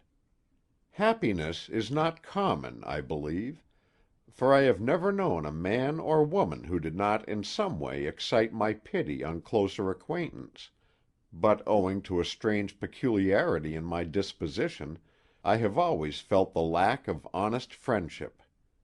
This is my malady, and perhaps my acquaintances pity me because of it, as I pity them because of their misfortunes. It must be that I have a disagreeable way about me, and repel friendship, though I am always trying to be agreeable, and always trying to make friends. I have little ambition above this, therefore I suppose it may be said that I am no more unfortunate than others who have greater ambitions, and fail in them. I have been told that men who have great success find friends a bother and a hindrance. So it comes about that we are all disappointed, and I am no worse off than others. How old are you?" "I shall be 20 on my next birthday. You asked me that before." "A little too old to become my pupil," he continued, "but let me say that if you are as contented as you look, make no experiments in the future. Pursue the course you have already pursued as long as you live, and never depart from it. If you are given to dreaming, pray for sound slumber. If you occasionally build castles and occupy them, extol your plain home, and put aside everything save simplicity, honesty, and duty. There is nothing out in the great world, from which I came, which will afford the happiness you know here. I know everything about the world except the simplicity and peace of your life, and these are the jewels which I seek in Davy's Bend. The road leading from this town is the road to wretchedness, and I have heard that those who have achieved greatness would scatter their reputation to the quarters from whence it came for the quiet contentment you know. Many lives have been wrecked by daydreaming, by hope, by fancy. Pay attention only to the common realities. If you feel that there is a lack in your life, attack it as an evil, and convince yourself that it is a serious fault, an unworthy notion, and a dangerous delusion. "Must all my pretty castles come tumbling down, then?" she said, in a tone of regret. "Can this be the sum of life, this round of dull days? This dreaming, which you say is so dangerous (I have always believed it to be ambition), has been the only solace of my life. I have longed so intensely to mingle with more intelligent people than we have here, that I cannot believe it was wrong. I almost believe you are dangerous, and I will leave you." She walked halfway down the aisle, as if intending to go out; but as Doris did not move, and continued looking at the floor, she came back again. "That is what you ought to do.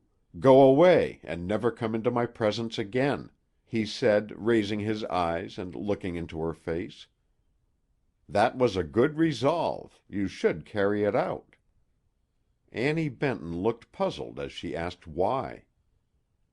"Because every honest sentiment I ever expressed seemed wrong, and against the established order. The friendship of the people does not suit me, neither does their love, and miserable beggar though I am to feel dissatisfied with that which the king offers, I am not content with it. I wander aimlessly about, seeking I know not what. A more insignificant man than I it would be difficult to find, but in a world of opulence, this mendicant, this prince myself, finds nothing that satisfies him. A beggar asking to be chooser, I reject those things that men prize, and set my heart upon that which is cheap but impossible. Sent into the world to long for an impossibility, I have fulfilled my mission so faithfully that I sometimes wonder that I am not rewarded for it. You must not follow a path that ends in such a place." He pointed out of the window, and the girl thought he referred to the Locks. Certainly it was not a cheerful prospect.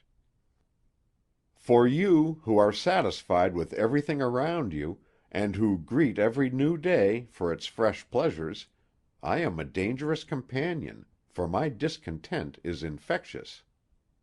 And though I warn you to go away, you are a suspicion of that which I have sought so long. Your music has lulled me into the only peace I have ever known. But principle, which has always guided me into that which was distasteful, demands that I advise you to keep out of my company, though I cannot help hoping that you will not heed the advice. I regret that what you say, that I am contented with everything around me, is not true, the girl replied. But though I am not, and wish I were, I do not repine as you do. You are the gloomiest man I ever knew." "Not at all gloomy," he answered. "Listen to my laugh. I will laugh at myself." Surely such a good-natured laugh was never heard before, and it was contagious, too, for the girl joined him in it finally, though neither of them knew what they were laughing about. "I seldom afflict my friends with melancholy," he said, "for I am usually gay. Gay! I am the gayest man in the world, but the organ caused me to forget. It's all over now. Let's laugh some more." And he did laugh again, as gaily as before. A genteel, hearty laugh it was, and the girl joined him, as before, though she could not have told what she was laughing about had her life depended upon it, except that it was very funny that her companion was laughing at nothing. The different objects in the church, including the organ, seemed to look at the pair in good humor, because of their gaiety. Perhaps the organ was feeling gay itself, from recollections of the minstrel band. "It makes me feel dreadfully gay to think you are going home presently, and that I am to return to my cheerful room in the Locks, the gayest house in the world. Bless you, there is no Ghost's Walk about that place, and the sunshine seems to be brighter there than anywhere else in the town. I leave it with regret, and return to it with joy. And the wind—I can't tell you what pleasing music the wind makes with the windows and shutters. But if you will let me, I will walk home with you, although I am dying with impatience to return to my usual gaiety. I wish it would rain, and keep you here a while longer. I am becoming so funny of late I must break my spirit some way." It was now dusk, and the girl having signified her willingness to accompany him, they walked out of the church, leaving the old janitor to lock the door, which he probably did with unusual cheerfulness, for Doris had given him an amount of money that was greater than a month's wages. "They say here that if Thompson Benton should see a gentleman with his daughter," Doris said as they walked along, "that he would give it to him straight. I suppose they mean by that he would tell him to clear out. But I will risk it." "They say a great many things about father that are unjust," the girl answered, "because he does not trifle. Father is the best man in the world." "The lion is a dear old creature to the cub," he replied, "but I am anxious to meet this gentleman of whom I have heard so much, so you had better not invite me in, for I will accept. A lion's den would be a happy relief to the gaiety of the Locks, where we go on, the spectres and I, in the merriest fashion imaginable." Doris seemed determined to be gay, and as they walked along he several times suggested another laugh, saying, "Now, all together," or "All ready, here we go," as a signal for them to commence in such a queer way that the girl could not help joining. "I am like the organ," he said, "gay or sad, at your pleasure. Just at present I am a circus tune, but if you prefer a symphony, you have only to say the word. I am sorry, though, that you cannot shut a lid down over me, and cause me to be oblivious to everything until you appear again. Something tells me that the stout gentleman approaching is the lion." They were now in the vicinity of the home of the Bentons, and the girl laughingly replied that the stout gentleman was her father. By the time they reached the gate, he was waiting for them, and glaring at Doris from under his shaggy eyebrows. Annie presented the stranger to her father, who explained who he was, and said that, having been attracted by the music in the church, he had taken the liberty of walking home with the player.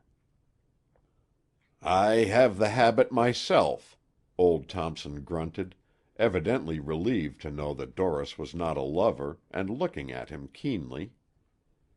He held the gate open for the girl, who walked in, and then closed it, leaving Doris on the outside. He raised his hat, wished them good night, and walked away, and he imagined when he looked back that the girl was standing at the door looking after him. End of Chapter 8. Recording by Roger Melin.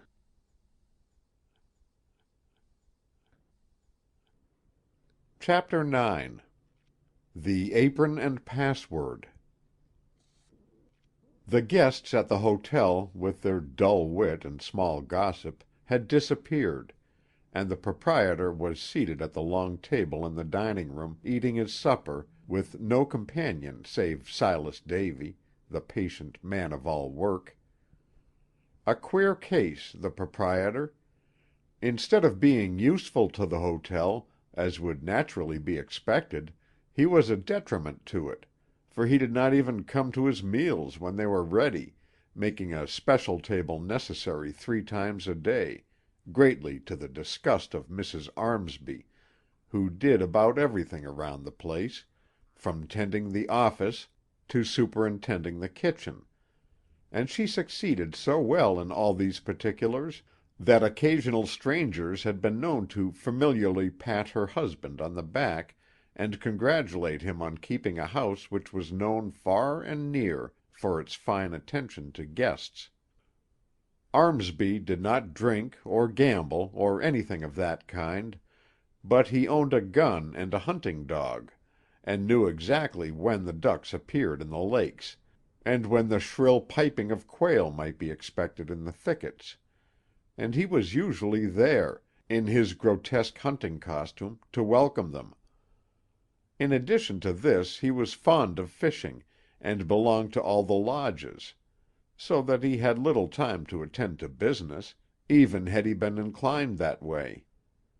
Mrs. Armsby regarded the men who sold powder and fishing tackle, and encouraged the lodges, about as many another sad-hearted woman regards the liquor sellers, and as she went wearily about her work, had been heard to wonder whether hunting and fishing and lodge-going were not greater evils than drinking, for she had no use for her husband whatever, although he was a great deal of trouble.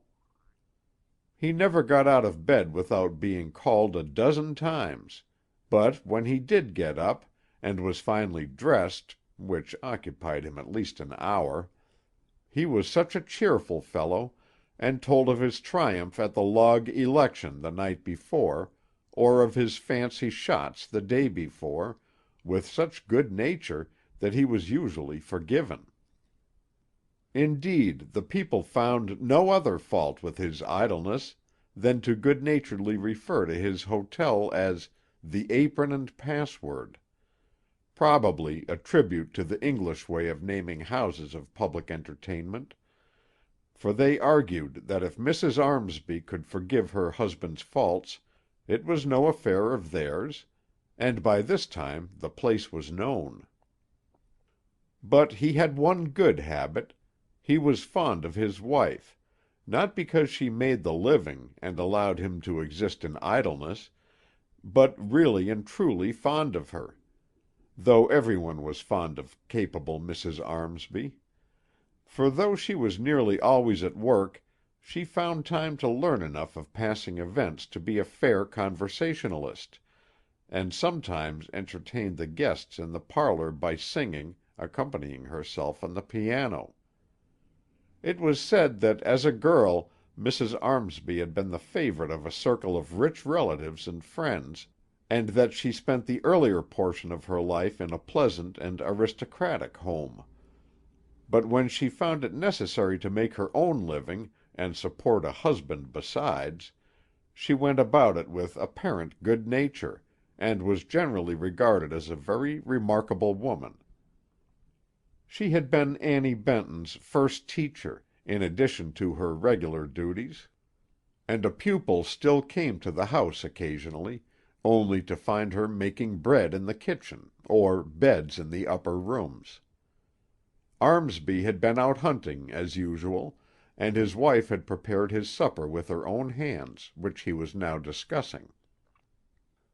"There are a great many unhappy women in the world, Davy," Armsby said, looking admiringly at the contents of the plates around him, "for the reason that most husbands are mean to their wives.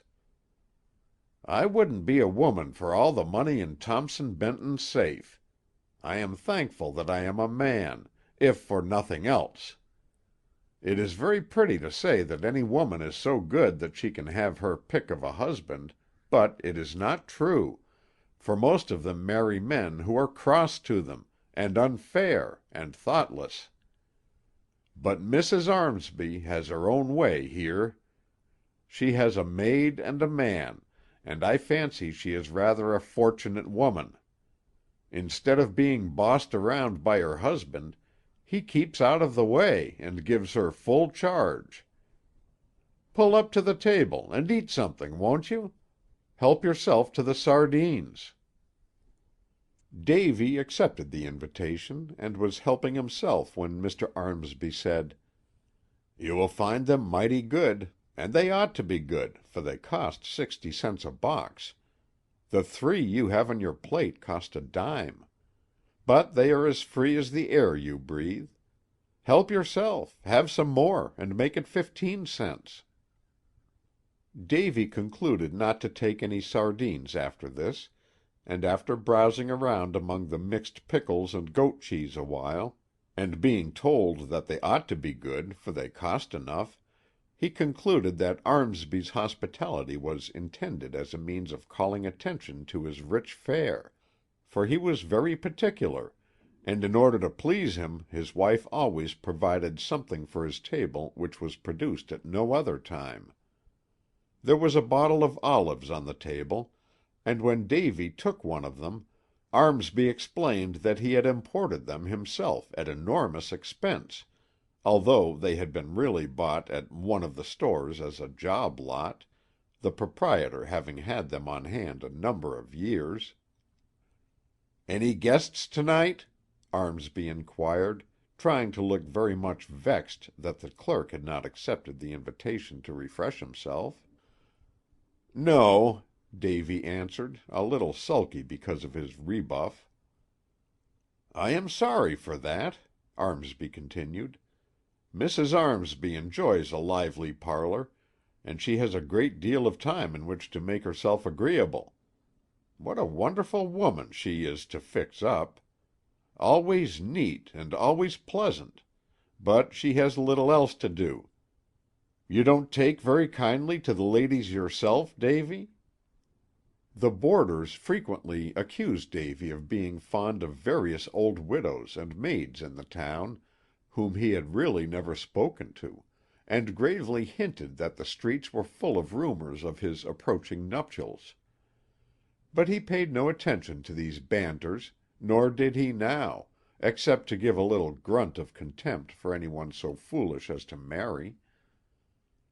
"Why, bless me, Davy," Armsby said, laying down his knife and fork in astonishment, "how bald you are becoming!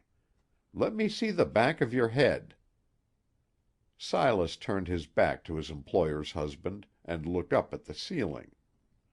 "It's coming. You will be as bald as a plate in a year.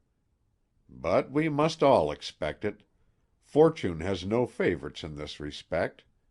I know a man who does not mistreat his wife, but I never knew one who wasn't bald. You might as well quit washing your head in salt water, Davy, for it will do no good." The facts were that Davy gave no sign of approaching baldness, but Armsby, being very bald himself, was always trying to discover that other people's hair was falling out. "Better remain single, though," he continued, referring to matrimony again, "than to marry a woman and mistreat her. All the men are unjust to their wives, barring the honorable exception just named. Therefore it has always been my policy to make Mrs. Armsby a notable exception.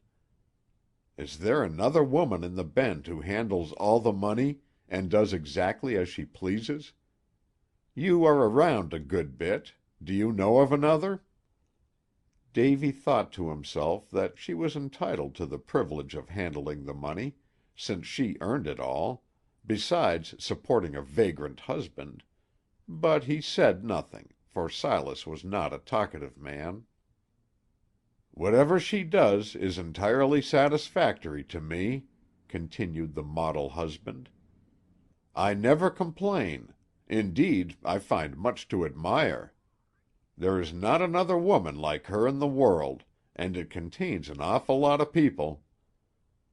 Mrs. Armsby appeared from the kitchen at this moment, and, greeting her husband pleasantly, really seemed charmed with his presence. While she was looking after his wants, he told her of his hunting that day, how he had made more double shots than any of his companions, how his dog had proved, for the 100th time, that he was the very best in the country, as he had always contended, how tired and hungry he was, and how fortunate it was that there was no lodge that night, as in that event he would have to be present. His wife finally disappeared into the kitchen again, to arrange for the first meal of the next day, and Armsby said to Davy, "Poor woman, she has so little to occupy her mind that she has gone into the kitchen to watch Jenny peel the potatoes. If business was not so dull—you say it is dull, I know nothing about it myself—I would hire a companion for her, some one to read to her and walk about with her during the day. It's too bad."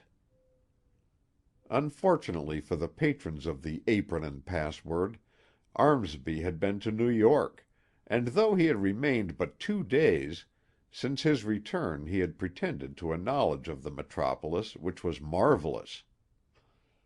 When a New York man was mentioned, Armsby pretended to know him intimately, telling cheerful anecdotes of how their acquaintance began and ended.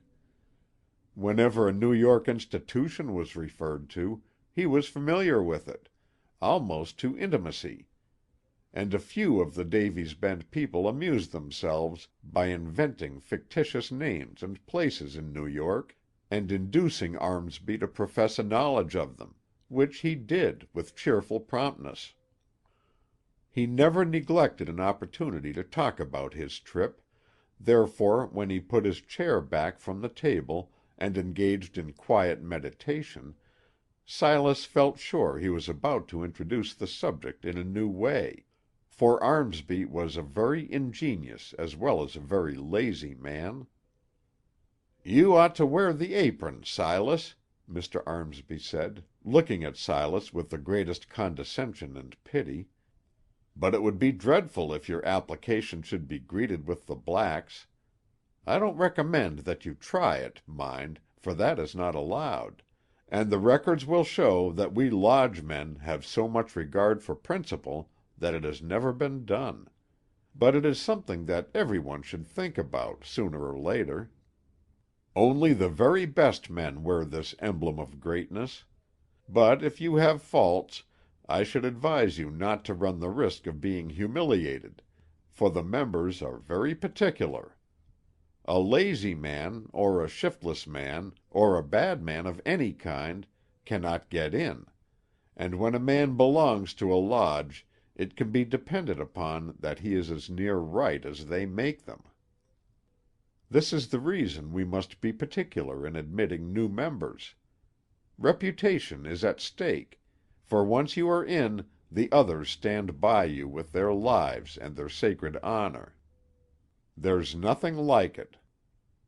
The landlord occupied himself a moment in pleasant thought of the lodges, in connection with their cheapness and general utility, and then continued, after smiling in a gratified way over his own importance in the lodge connection: "When I first went to New York I became acquainted with the very best people immediately, for every man who wears the apron has confidence in every other man who wears it.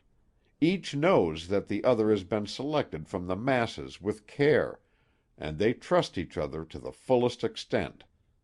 One day I went over into—" Armsby could not remember names, and he snapped his fingers now in vexation. "It is strange I am unable to name the town," he said. "I am as familiar with it as I am with my own stable. Well, no matter. Anyway, it is a big suburb, and you reach it by crossing the—" Again he stopped and tried to recall the name of the bridge he had crossed and the city he had visited, but to no avail, though he rapped his head soundly with his knuckles for its bad behavior and got up to walk up and down the room. "If I should forget your name, or Mrs. Armsby's, it would not be more remarkable," he continued at last, giving up in despair. "I was brought up in sight of them, but what I started out to say was, that I walked into a bank one day, and the fine-looking man who was at the counter looked at me, at first, with the greatest suspicion, thinking I was a robber, no doubt, until I gave him a certain sign. You should have seen the change in his manner. He came through a little door at the side, and shaking hands with me in a certain way, known only to those on the inside, took me into a private office in the rear, where a number of other fine-looking gentlemen were seated around a table. 'President Judd,' he said to them, 'this gentleman wears the apron.' All the elegant gentlemen were delighted to see me. It was not feigned, either, for it was genuine delight, and a controversy sprang up as to which of them should give his time to my entertainment while in the city, though I protested that I was so well acquainted that I could get along very well alone. But they insisted upon it, and when they began to quarrel rather fiercely about it, I gave them a sign, which reminded them of their pledge to be brothers, whereupon they were all good-natured at once, and one of them said, 'Thank you for reminding us of our duty, brother. The best of us will occasionally forget. Will you do us the favor to pick out one of our number to show you about, and make your stay in the city pleasant?' Davy noticed that Mrs. Armsby was listening at the kitchen door, though Armsby did not notice it, for his back was turned toward her, but he did not mention the circumstance. 'I liked the looks of Mr. Judd,' Armsby continued, 'so I said that if the other brothers would not take offence, I would like his company. The others said, "Oh, not at all," all of them making the sign to be brothers at the same time, and President Judd at once began arranging his business so he could go out with me, not neglecting to put a big roll of money in his pocket. And though it was very big, the others said it wasn't half enough. Davy believed everything the people saw fit to tell him, and vouched for the truth of it when he repeated it himself, and was very much interested in what Armsby was saying. Well, sir, when we went out, the sign was everything. You cannot imagine how potent it was. We made it when we wanted a carriage, and the driver regarded it as a favor to carry us for nothing. We made it when we were hungry, and it assured us the greatest attention at the hotels, which were nothing like this, but larger, very much larger. Davy gave evidence of genuine astonishment on learning that there were hotels larger than the Apron and Password, but as the proprietor himself had made the statement, he presumed it must be true, though it was certainly very astonishing.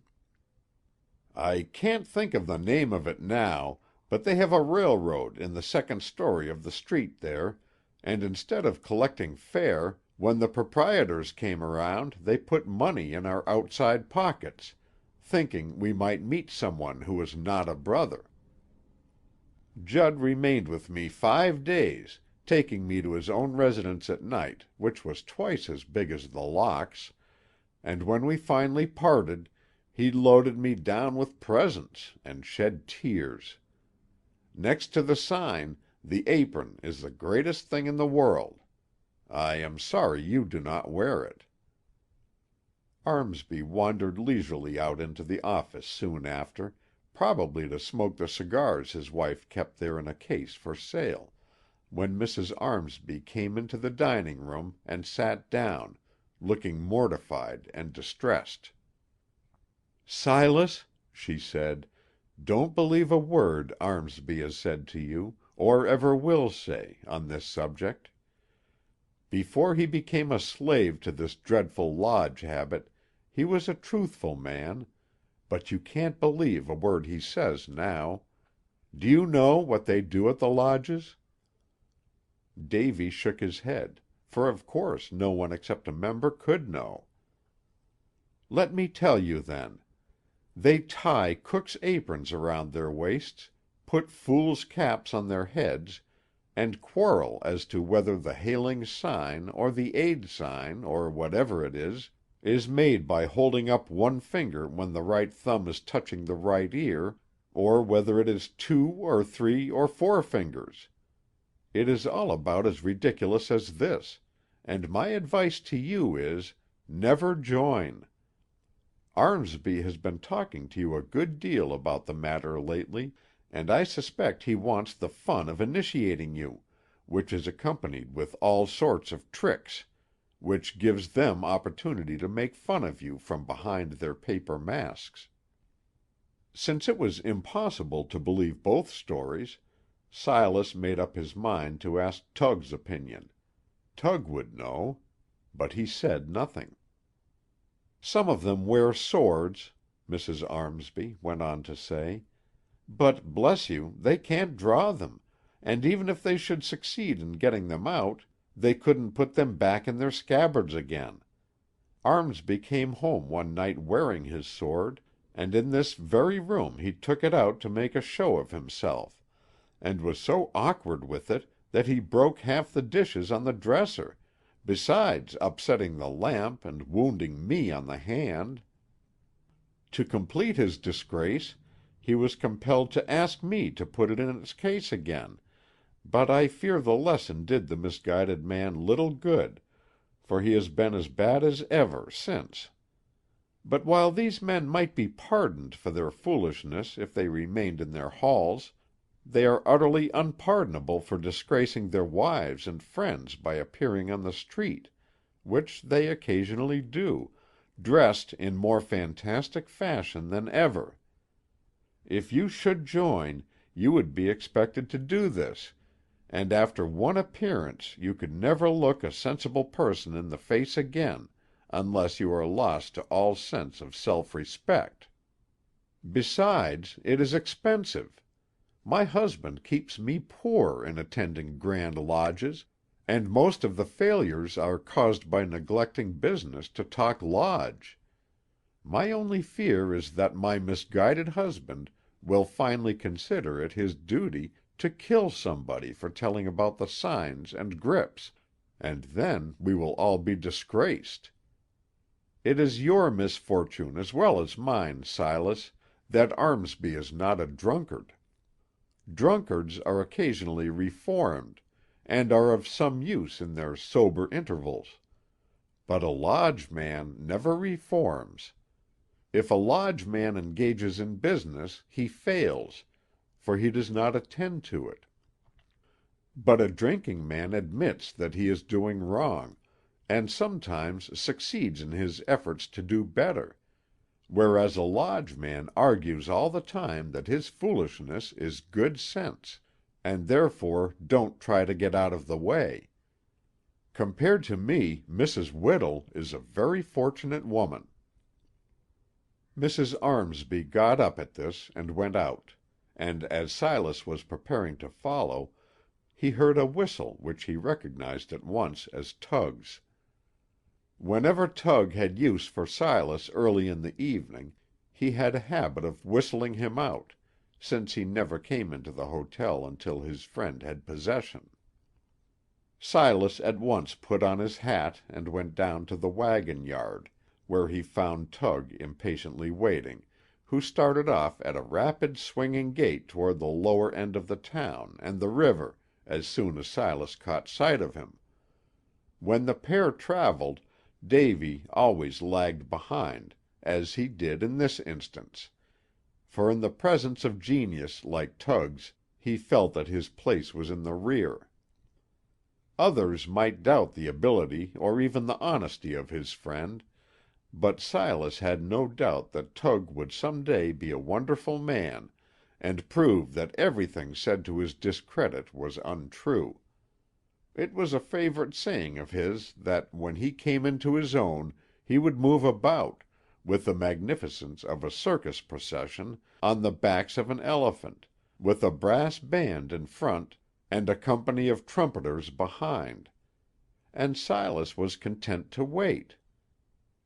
Tug occasionally illustrated this idea now as he walked along, by swinging and flinging his body about as those who ride on elephants do, and it occurred to Silas that his own must have arrived by boat, and that he was going after it, for he walked rapidly toward the river without looking around. Tug had not spoken a word since setting out, and after reaching the street which led down to the crazy collection of houses where he lived, he traveled down that way a while, and at last turned off toward the right, following the course of the river through alleys and back yards, and over fences and gaping sloughs, until at last he stopped near an old warehouse, which had been used a great many years before in storing freight arriving by the boats when the Bend was an important town. It was entirely deserted now, and as the two men stopped in its shadow, Tug gave his companion to understand that he must be very quiet and secret. After they had blown a while, Tug began crawling around the building on his hands and knees, followed by his companion, occasionally raising his hand as a warning when they both stopped to listen. When Tug had reached the other end of the warehouse, he motioned Davy to come up to him, and when he did so, this is what he saw. A light skiff tied to the bank, with the oars laid across it, and a woman seated in the stern, the woman they had seen when they followed the shadow down the river, after its appearance at Allan Dorris's window. They were certain it was the same woman, because she wore a waterproof cloak, as she did on the night when they followed the shadow down the river, and she was very small. Her back was turned toward them, and she was motionless as a statue, and realizing that as her ears were covered with the waterproof she could not hear well, the two men arose to their feet after a careful inspection, and walked back to the other end of the building. "I intend to steal her," Tug whispered into his companion's ear, at the same time reaching down into Davy's pocket and taking out a handkerchief, which he arranged in his hand like a sling ready for use. End of chapter 9. Recording by Roger Melin.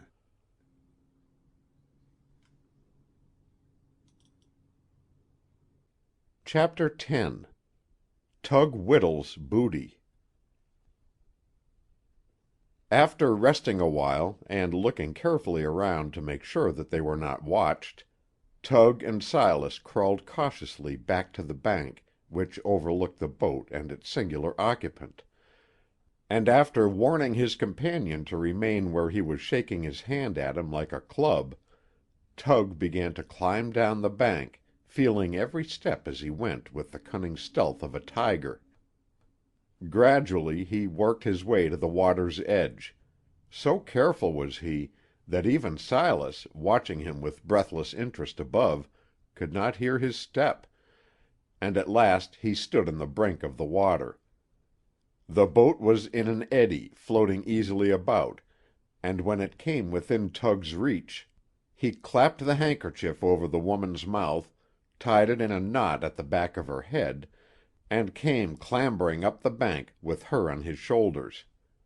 Without saying a word, he started to retrace his steps, only stopping once or twice to see that his booty was not smothering, when, finding the little woman all right, he went on over the fences and sloughs and through the alleys and yards until he entered his own door.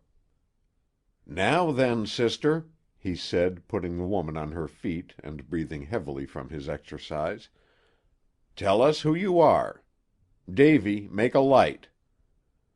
Silas came lagging in about this time, and did as he was told, though he was a long time about it, for the matches were damp, and the flames slow in coming up. Everything seemed to be damp in Davy's Bend, and it was no wonder that the matches were slow and sleepy, like the other inhabitants of the town. Therefore they came to life with a sputtering protest against being disturbed. While Silas was rubbing them into good humor, Tug was closely watching the little woman with his great eye, and getting his breath, and when the light was fairly burning he went over to her side and removed the handkerchief from her mouth.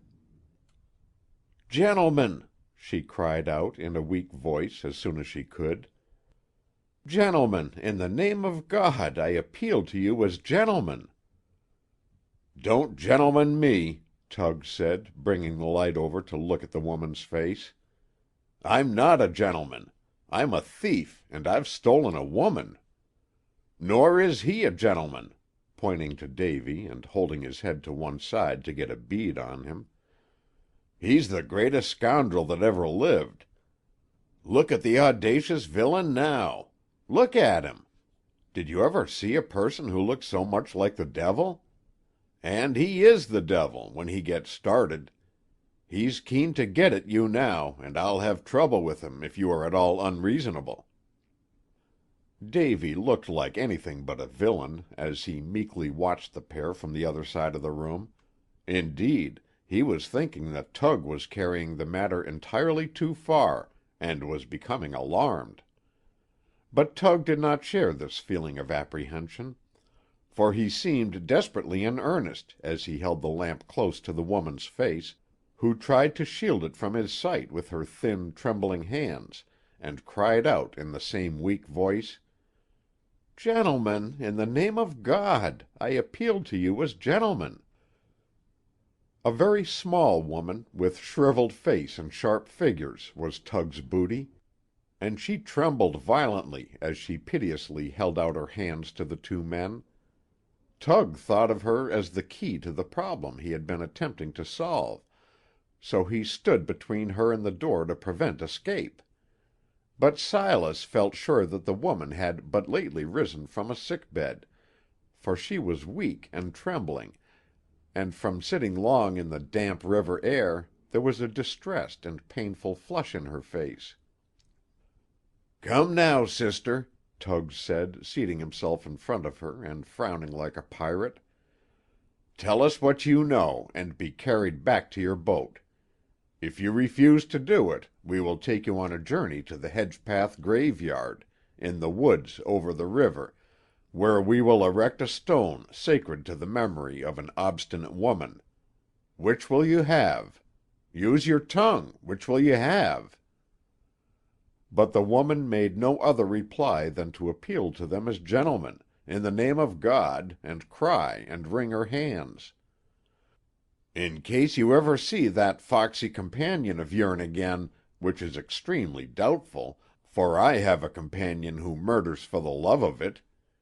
Here now, take your hands off that knife, will you?" Tug said, by way of parenthesis to Silas, looking at him sharply. Then, going over to him, he pretended to take a knife out of Davy's inside coat pocket and hide it in the cupboard. "If you ever see your friend sneak again, Say to him that I intend to get his head. He is bothering a friend of mine, and I intend to create a commotion inside of him for it." Tug walked over to the table where the lamp stood, and, taking the package of poison from his pocket, carefully divided it into 2 doses, a large one for a man, and the other for a smaller person, probably a woman. He also took occasion, being near to Davy, to whisper to him that the woman reminded him of his wife's sister, Sis. "You are evidently a married woman, sister," the bold rascal said, seating himself in front of his captive, and looking at her in the dignified manner which distinguished him. "I suppose you were very handsome as a girl, and the men fell desperately in love with you, and were very miserable in consequence. But I will let you into a secret. You are bravely over your beauty now. I suppose your mother braided your hair and did all the work, that your hands might be as pretty as your face. And certainly she believed that while the boys might possibly fail in life, you would be all right, and marry a prince, and repay her for her kindness. Your poor mother rented a piano for you, too, I reckon, and hired you a teacher, and when you could drum a little, she thought you could play a great deal, and felt repaid for all her trouble, believing that you would turn out well, and make your brothers feel ashamed of themselves for being so worthless. And while I don't know it, I believe that she paid $5 to somebody to make you an artist, and that you painted roses and hollyhocks on saucers and plates, which your poor mother, in the kindness of her heart, recognized and greatly admired. I shall believe this as long as I live, for you look like a painter and a pianist out of practice." This train of thought amused Mr. Whittle so much that he paused as if to laugh, but he apparently thought better of it, though his scalp crawled over on his forehead, an oddity which distinguished him when he was amused. "Did your poor mother get to sleep peacefully at night after working all day for you?" inquired Mr. Whittle fiercely. "You don't answer, but you know she didn't. You know she spent the night in a wrangling with your father to induce him to give her the money that she might buy you more ribbons and millinery and dry goods, and kid gloves probably, although your brother Bill was out at his toes, and hadn't so much as a cotton handkerchief. And how your mother went on when your husband came courting you. He wasn't good enough for you then, whoever he was, though I'll bet he thinks he's good for you now, whoever he is. And what a time you must have had borrowing silverware and chairs for the wedding. I've been married, and I know. Your tired mother hoped that when her children grew up they would relieve her, and love her, and be good to her. But I'll bet you find fault because she didn't do more for you, and that your brother Bill, who ran away because you had all the pie in the house, is taking care of her, providin' she ain't dead from bother and too much work, which is likely. And after all this trouble in your behalf, look at you now."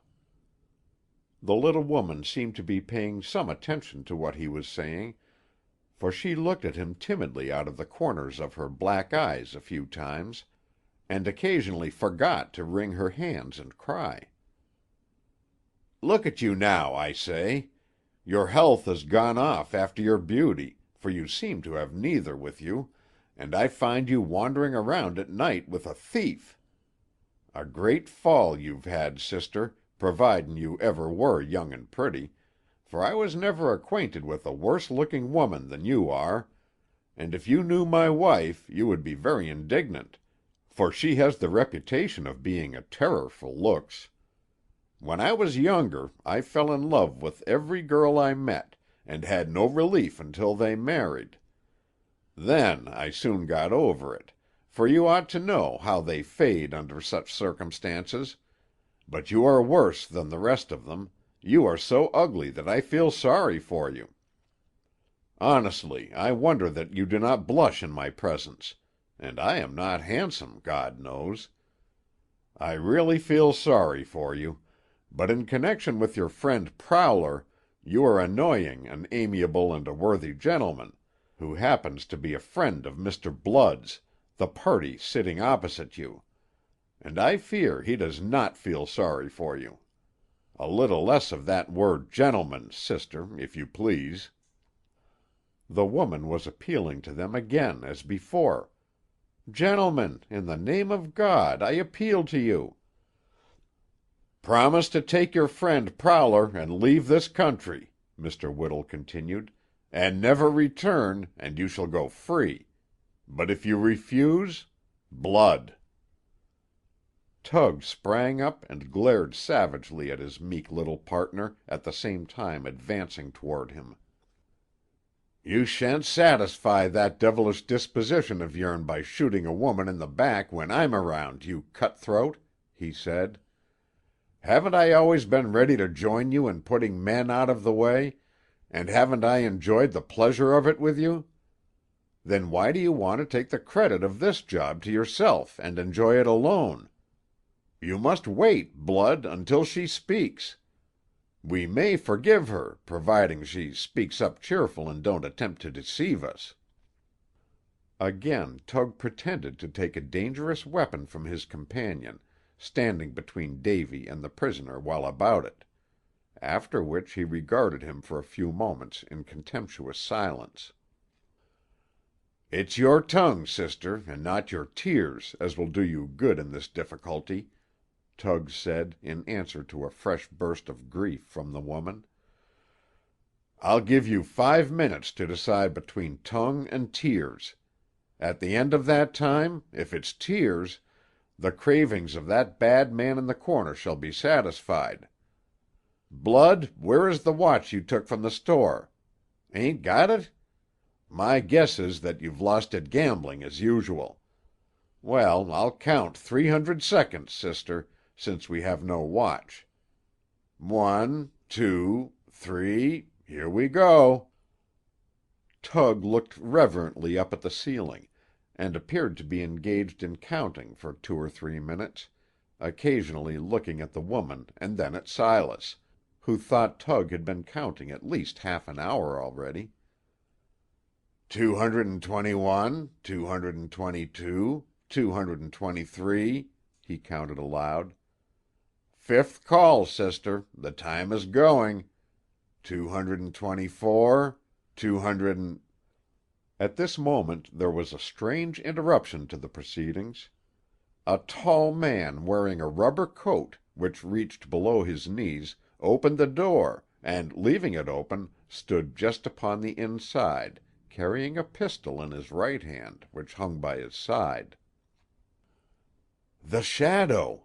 both men thought at once, and very determined and ugly looked the shadow, with his long, sallow face and dark mustache. "Alice," he said to the woman, "come out." The woman quickly jumped up and hurried outside. The shadow followed, backing out like a lion tamer leaving a cage, and closing the door after him. But while he stood inside the door, although he was there only a moment, both men noticed a strange peculiarity. The upper part of his left ear was gone, cut off clean as if with a knife, and this peculiarity was so unusual that they remarked it more than his face. The circumstance gave them both an impression that the shadow was a desperate man, and that he was accustomed to fierce brawls. Tug and Silas looked at each other in blank dismay a long time after the mysterious pair had disappeared, not venturing to look out, fearing it might be dangerous. But finally Tug said, "Silas, I must have a gun. Do you happen to have one?" Silas shook his head. "Then I must steal one, for I need a gun. The shadow looks so much like an uncle of my wife's that I am more determined than ever to kill him." Whereupon he went over to the table, emptied the 2 packages of poison onto the floor, and went to bed. End of chapter 10. Recording by Roger Melin.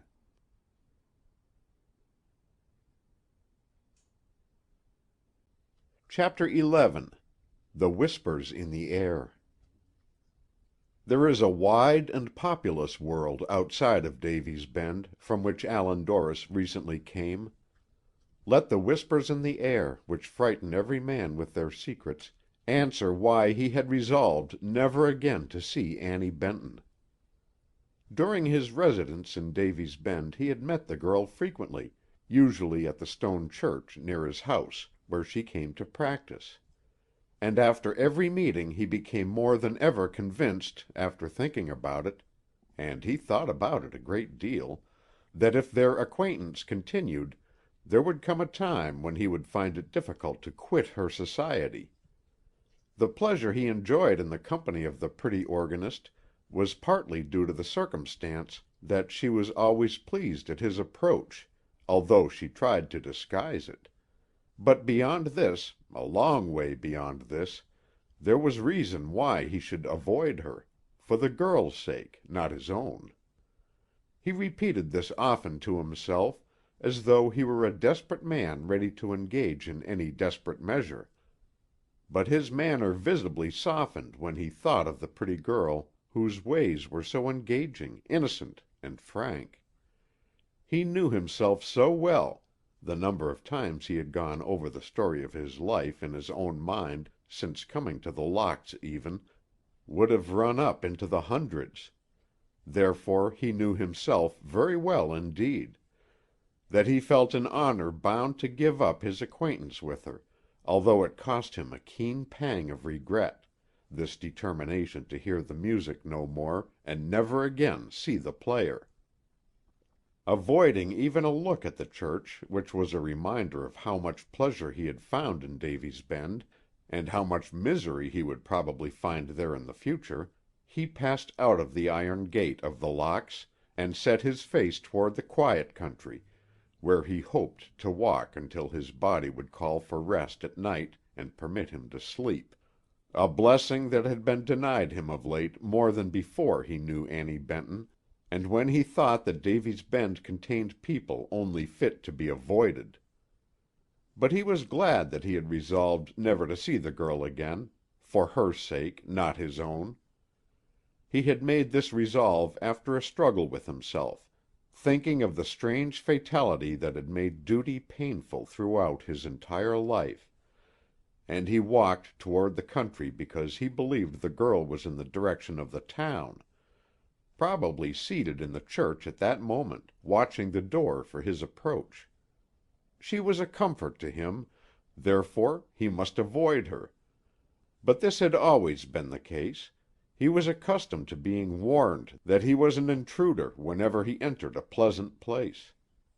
There was something in store for her besides a life of hiding and fear, and an unknown grave at last, with a fictitious name on the headboard, and he would not cross a path which led toward happiness for one he so much admired.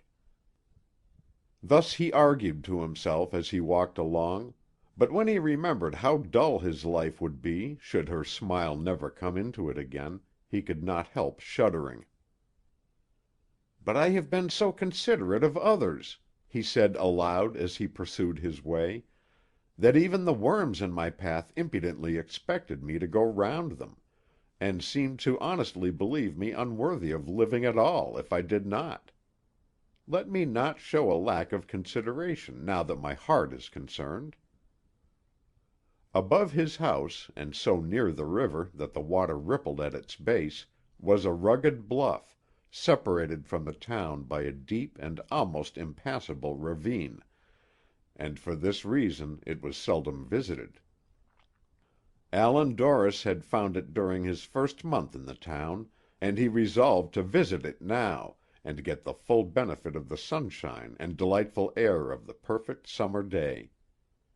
It occurred to him, as he sat down to rest, after making the difficult ascent, that he would like to build a house there, and live in it, where he would never be disturbed. But did he want solitude? There seemed to be some question of this, judging from the look of doubt on his downcast face. When he first came to Davy's Bend, he believed that the rewards of life were so unsatisfactory that all within his reach that he desired was his own company. But an experience of a month had satisfied him that solitude would not do, and he confessed that he did not know what he wanted. If he knew what it was his heart craved, he believed that it was beyond him, and unobtainable, and so his old habit of thinking was resumed, though he could never tell what it was all about. Everything he desired was impossible. That within his reach was distasteful. He could make no more of the jumble in his brain, and finally sat with a vacant stare on his face, thoroughly ashamed of the vagrant thoughts which gave him a headache, but no conclusions. Even the pure air and the bright sunshine that he thought he wanted while coming along the road were not satisfactory now, and as he started to walk furiously up the hill to tire himself, he met Annie Benton in the path he was following. She had been gathering wild flowers, and as he came upon her, she was so intent on arranging them after some sort of a plan, that she was startled when he stood beside her. "I was thinking of you," she said hurriedly, instead of returning his greeting. "I intended sending you these." Doris could not help being amused that he had encountered the girl in a place where he had gone to avoid her, but there was evident in his light laugh that he was glad of it, so he seated himself on a boulder beside the path and asked what she had been thinking of him. "That you were a very odd man," she answered frankly. "That has always been a complaint against me," he said with a tone of impatience. "I think I have never known anyone who has not said, during the course of our acquaintance, that I was odd. Whatever is natural in me has been called odd before. If I wanted bread, and was not satisfied with a stone, they called me odd. The wishes of the horse that has a prejudice for being bridled on the left side are respected, but there is no consideration for a man who cannot be contented simply because it is his duty. I remember that we had a horse of this description in our family when I was a boy, and if he injured anyone who failed to respect his wishes, the man was blamed, not the horse. But the people do not have equal charity for a man who is not content when circumstances seem to demand it of him, no difference what the circumstances are, or how repugnant they may be to his taste. So you were finding fault with me? I am not surprised at it, though. Most people do."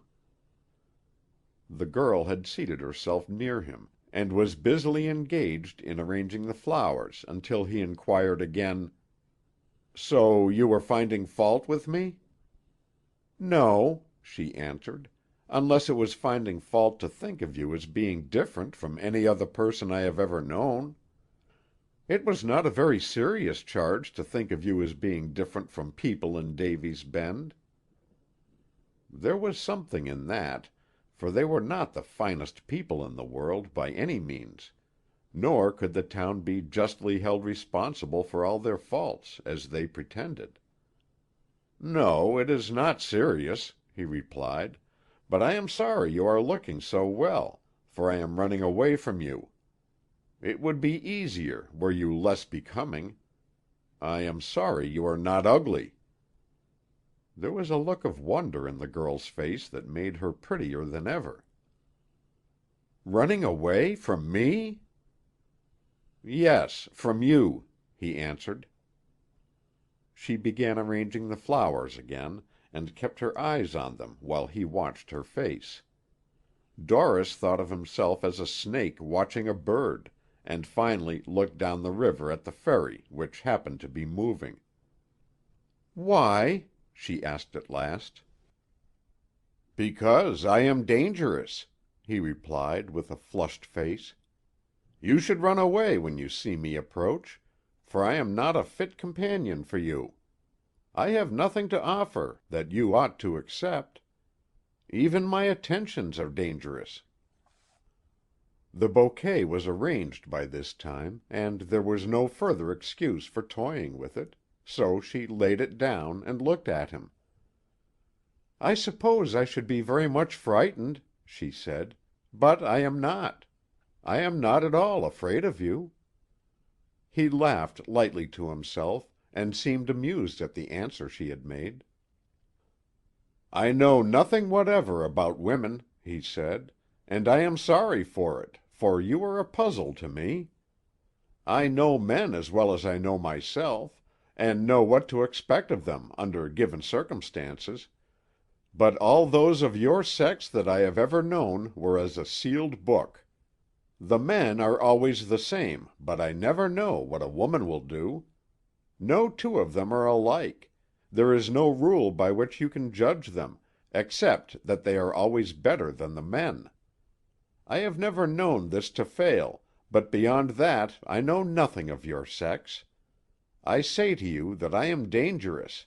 You reply that you are not afraid of me. But you ought to be. I am sure of that." "If you desire it," she said. "I am sorry, but I feel perfectly safe in your company." "It's a pity," he returned, looking down the river again. "If you were afraid of me, I would not be dangerous. I am not liable to pelt you with stones, or rob you, but the danger lies in the likelihood of our becoming friends." "Is friendship so dangerous, then?" "It would be between you and me, because I am odd. Look at me." She did as requested, with quiet confidence and dignity. "You say you are not afraid of me. Neither am I of you, and I intend to tell you what you can hardly suspect. I am in love with you to such an extent that I can think of nothing else, but I cannot offer you an honorable man's love, because I am not an honorable man, as that expression is used and accepted. I have been looking all my life for such a woman as you are, but now that I have found you, I respect you so much that I dare not attempt to win your favor. Indeed, instead of that, I warn you against myself. Until I was 30 I looked into every face I met, expecting to find the one I sought, but I never found it, and finally gave up the search, forced to believe that such a one as I looked for did not exist. I have found out my mistake, but it is too late." He jumped up from the stone on which he was seated, as if he intended to run away, and did walk a distance, but came back again, as if he had something else to say.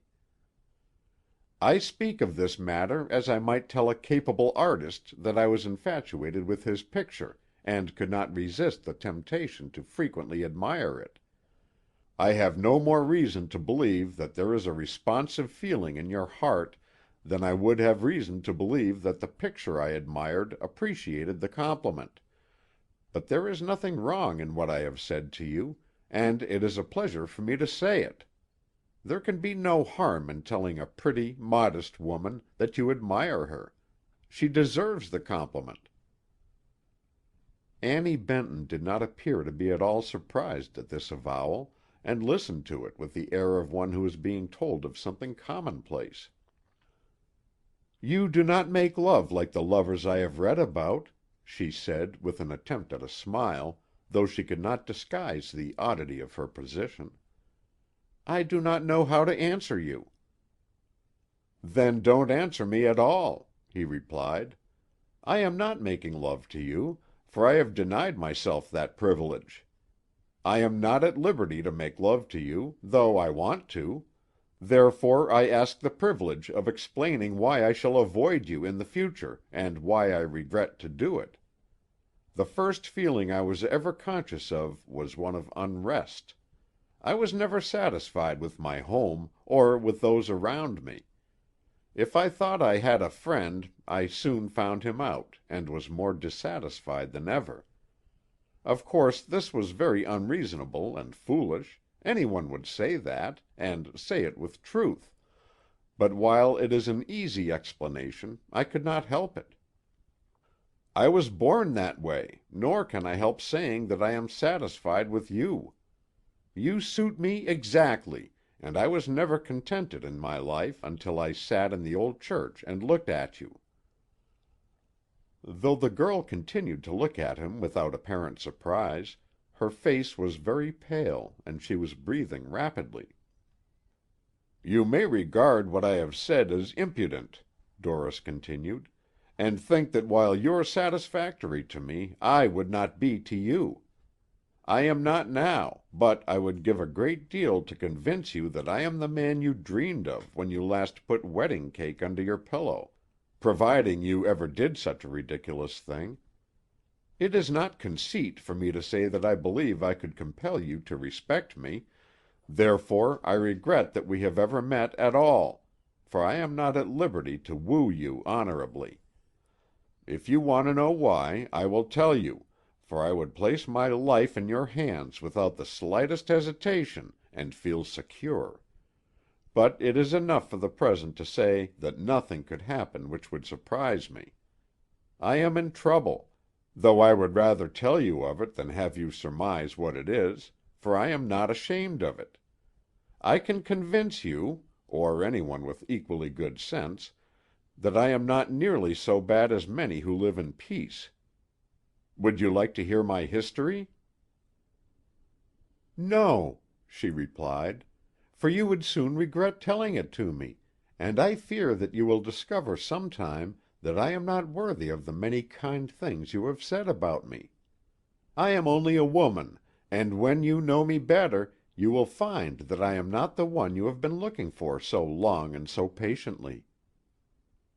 "Excuse me if I contradict you in that," he said with as much grave earnestness as though he had been talking politics, and found it necessary to take issue with her. "You are the one. Once there came to me in a dream a face which I have loved ever since.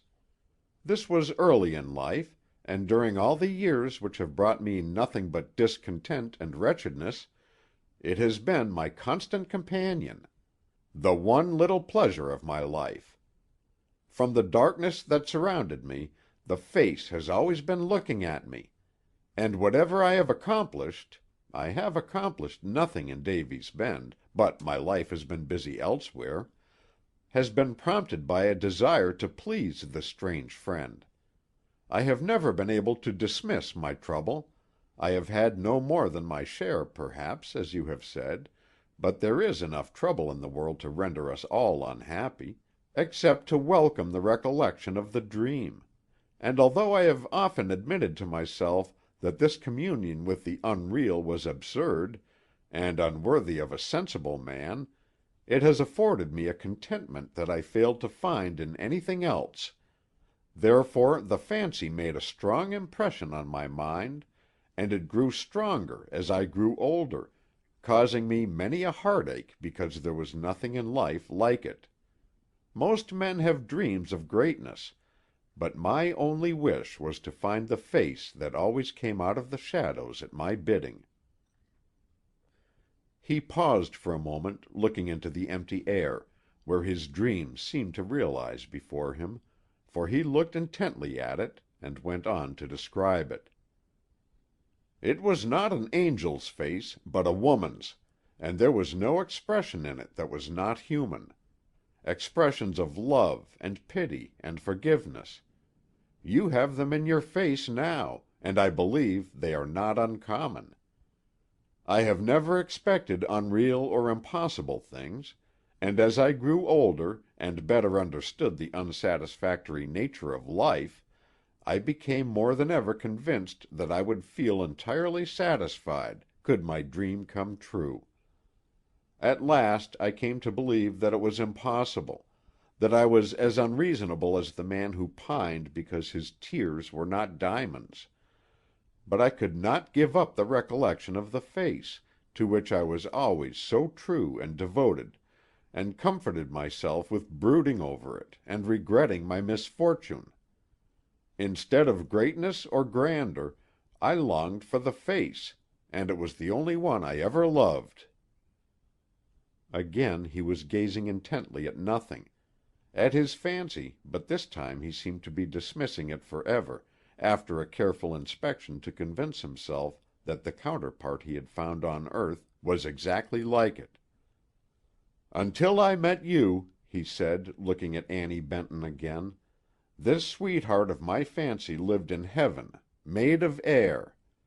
When you turned upon me that afternoon in the church, I almost exclaimed aloud, 'The face! My vision has come true!' Not a feature was missing, and your actions and your smile were precisely what I had seen so often in my fancy. Therefore you are not a stranger to me. I have loved you all my life, and instead of worshiping a vision in the future, I shall worship you.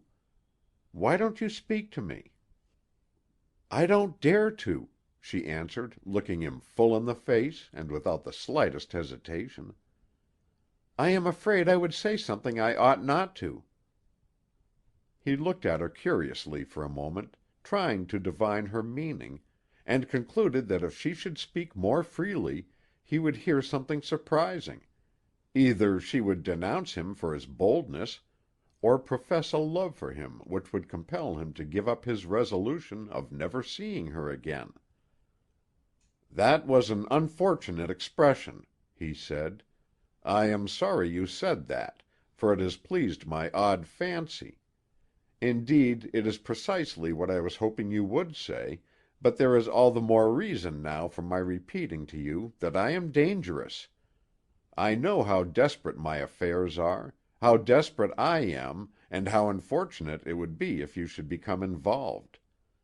Therefore I say to you, as a condemned prisoner might shut out the single ray of light which brightened his existence so that he might meet his inevitable fate bravely, that you must avoid me, and walk another way when you see me approaching." A hoarse whistle came to them from the ferry in the river, and Dorris thought of it as an angry warning from a monster, in whose keeping he was, to come away from a presence which afforded him pleasure. "May I speak a word?" the girl inquired, turning abruptly toward him. "Yes, a dozen or 1,000, though I would advise you not to." "Is what you have said to me exactly true?" "Upon my honor, exactly true," he answered. "Is there no morbid selfishness in it, no foolish fancy?" "Upon my honor, none."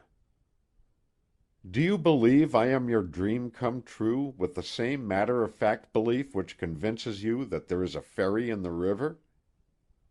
She pointed out the boat as it moved lazily through the water, and as he looked at it he seemed to resolve the matter carefully in his mind. "Yes," he answered, "I am as certain that you are the woman I have loved devotedly all my life, as I am certain that there is a river at the foot of the hill.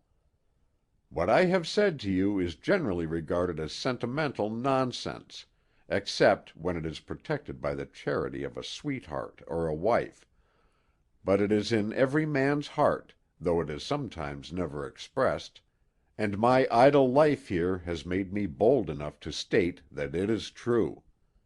I have been seeking contentment with so much eagerness, and know so well that it is hard to find, that I have come to believe that there is but one more chance, and that I would find what I lack in the love of a woman like you.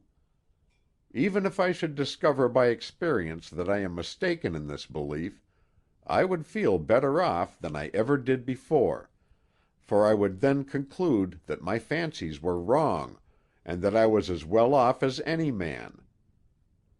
But this feeling will always be denied me, for I am denied the privilege of happiness now that it is within my reach. My lonely life here has wrung a confession from me which I should have kept to myself, but it is every word true. You can depend on that." Annie Benton seemed satisfied with the answers he had made, and there was another long silence between them. "And your music, you play like one possessed," he said finally, talking to the wind probably, for he was not looking at the girl. "Every sentiment my heart has ever known you have expressed in chords. Had I not known differently, I should have thought you were familiar with my history and permitted the organ to tell it whenever we met. What a voice the old box has, and what versatility! For its power in representing angels is only equaled by its power to represent devils. There is a song with which I have become familiar from hearing you play the air. It is a sermon which appealed to me as nothing ever did before. Before I knew the words, I felt sure that they were promises of mercy and forgiveness, and when I found them, I thought I must have been familiar with them all my life. They were exactly what I had imagined. To look at your cold, passionless face now, no one would suspect your wonderful genius. You look innocent enough, but I do not wonder that you are regarded as a greater attraction than the minister. I have been told that you can kill the sermon, when you want to, by freezing the audience before it commences, and I believe it. I have no doubt that you take pride in controlling with your deft fingers the poor folks who worship under the steeple which mounts up below us. I only wonder that you do not cause them to cheer and swing their hats, for they say that you can move them to tears at will." "I never feel like cheering myself," she answered, "and I suppose that is why the organ never does. But I very often feel sad, because I am so commonplace, and because there is so little in the future for me. If I play so coldly at times that even the minister is affected, it is because I am indifferent, and forget, and not because I intend it." "If you are commonplace," Allan Dorris replied, "you have abundant company, for the world is full of common people. We are all creatures of such common mold that I wonder we do not tire of our ugly forms. Out of every 100,000 there is a genius who neglects all the virtues of the common folks, and is hateful save as a genius. For his one good quality he has 100 bad ones. But he is not held to strict account, like the rest of us, for genius is so rare that we encourage it, no matter what the cost.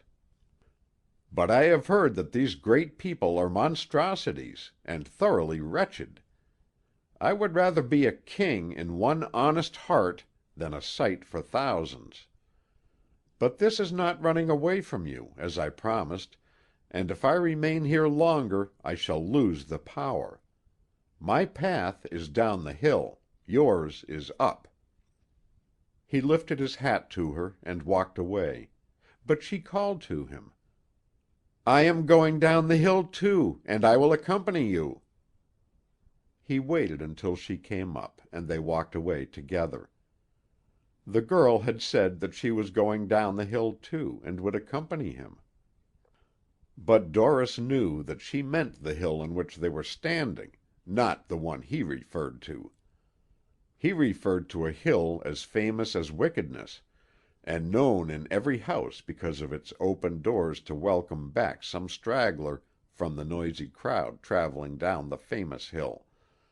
But he thought that should a woman like Annie Benton consent to undertake the journey with him, he would change his course, and travel the other way, in spite of everything. "Did I do wrong in asking you to wait for me?" she inquired after they had walked a while in silence. "Yes," he answered, "because it pleased me. Be very careful to do nothing which pleases me, for I am not accustomed to it, and the novelty may cause me to forget the vow I have made. A man long accustomed to darkness is very fond of the light. What do you think of me, anyway?" "What a strange question," the girl said, turning to look at him. "Be as frank with me as I was with you. What do you think of me?" The girl thought the matter over a while, and replied, "If I should answer you frankly, I should please you, and you have warned me against that." Dorris was amused at the reply, and laughed a while to himself. "I don't think of that," he said, though he probably had thought of it, and hoped that her reply would be what it was. I am glad to hear that I am not repugnant to you, though. It will be a comfort to me to know, now that my dream has come true, that the subject of it does not regard me with distrust or aversion. I am glad, too, that after dreaming of the sunshine too long, it is not a disappointment. In my loneliness hereafter that circumstance will be a satisfaction, and it will be a pleasure to believe that the sunshine was brighter because of my brief stay in it. I can forget some of the darkness around me in future, in thinking of these two circumstances. They had reached Thompson Benton's gate by this time, and, the invitation having been extended, Doris walked into the house. The master was not due for an hour, so Doris remained until he came, excusing himself by the reflection that he would never see the girl again, and that he was entitled to this pleasure because of the sacrifice he had resolved to make. It was the same old story over again.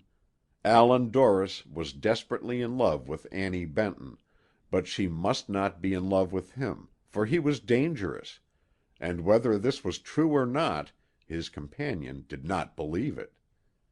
He told in 100 ways, though in a language which might have meant any one of 100 things, that she was his dream come true, and of the necessity which existed for him to avoid her.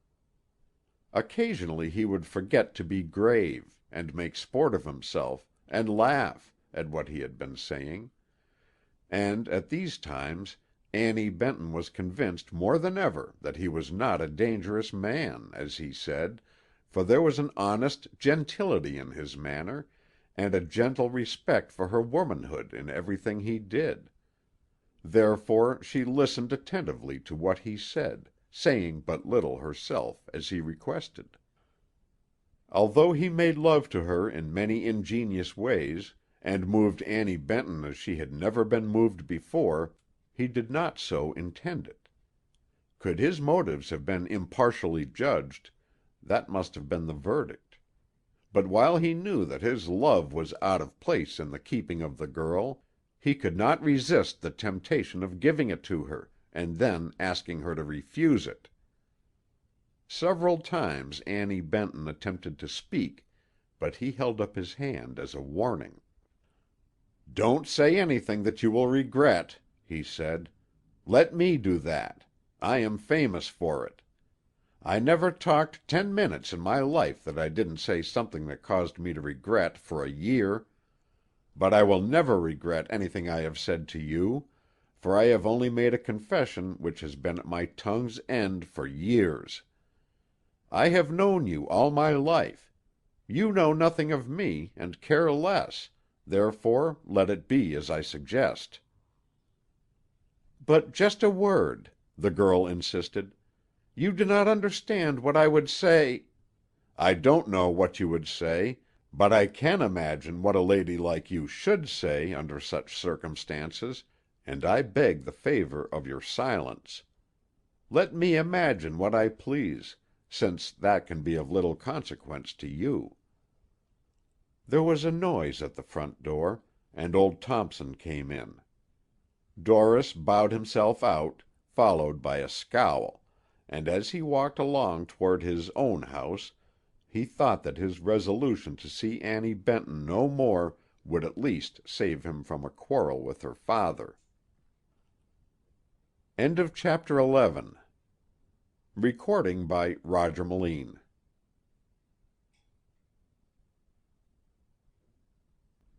Chapter 12. Ruined by Kindness. John Bill, editor of the Davy's Bend Triumph, was ruined by a railroad pass. When he taught school over in the Bottoms, on the other side of the river, and was compelled to pay his fare when he traveled, he seldom traveled, and therefore put his money carefully away, but when he invested his savings in the Triumph, and the railroad company sent him an annual pass, he made up for lost time, and traveled up and down the road almost constantly, all his earnings being required to pay his expenses. A day seldom passed that John Bill did not get off or on a train at the Davy's Bend station, carrying an important-looking satchel in his right hand and an umbrella in his left, and though he imagined that this coming and going gave the people an idea of his importance, he was mistaken, for they knew he had no business out of the town, and very little in it. Therefore they made fun of him, as they did of everything else, for the Davy's Bend people could appreciate the ridiculous in spite of their many misfortunes. They knew enough, else they could not have been such shrewd fault-finders, and they had rather extensive knowledge of everything worldly, except a knowledge of the ways of capital, which was always avoiding them. But this was not astonishing, since capital had never lived among them, and been subject to their keen scrutiny. When an event was advertised to take place on the line of road over which his pass was accepted, John Bill was sure to be present, for he argued that, in order to report the news correctly, he must be on the ground in person. But usually he remained away so long, and gave the subject in hand such thorough attention, that he concluded on his return that the people had heard of the proceedings, and did not write them up, though he frequently asserted with much earnestness that no editor in that country gave the news as much personal attention as he did. Still, John Bill claimed to be worth a good deal of money. There was no question at all, he frequently argued, that his business and good will were worth $15,000. Any man would be willing to pay that for the Triumph and its good will, providing he had the money. Therefore, deducting his debts, which amounted to a trifle of $1,100 on his material, in the shape of an encumbrance, and a floating indebtedness of half as much more, he was still worth a little more than $13,000. The people said that everything in his office was not worth half the amount of the encumbrance, and that his good will could not be very valuable, since his business did not pay its expenses. But John Bill could prove that the people had never treated him justly, therefore they were likely to misrepresent the facts in his case. There was a mortgage, as any one who cared to examine the records might convince himself, but it was a very respectable mortgage, and had been extended from time to time, as the office changed hands, for 15 years past.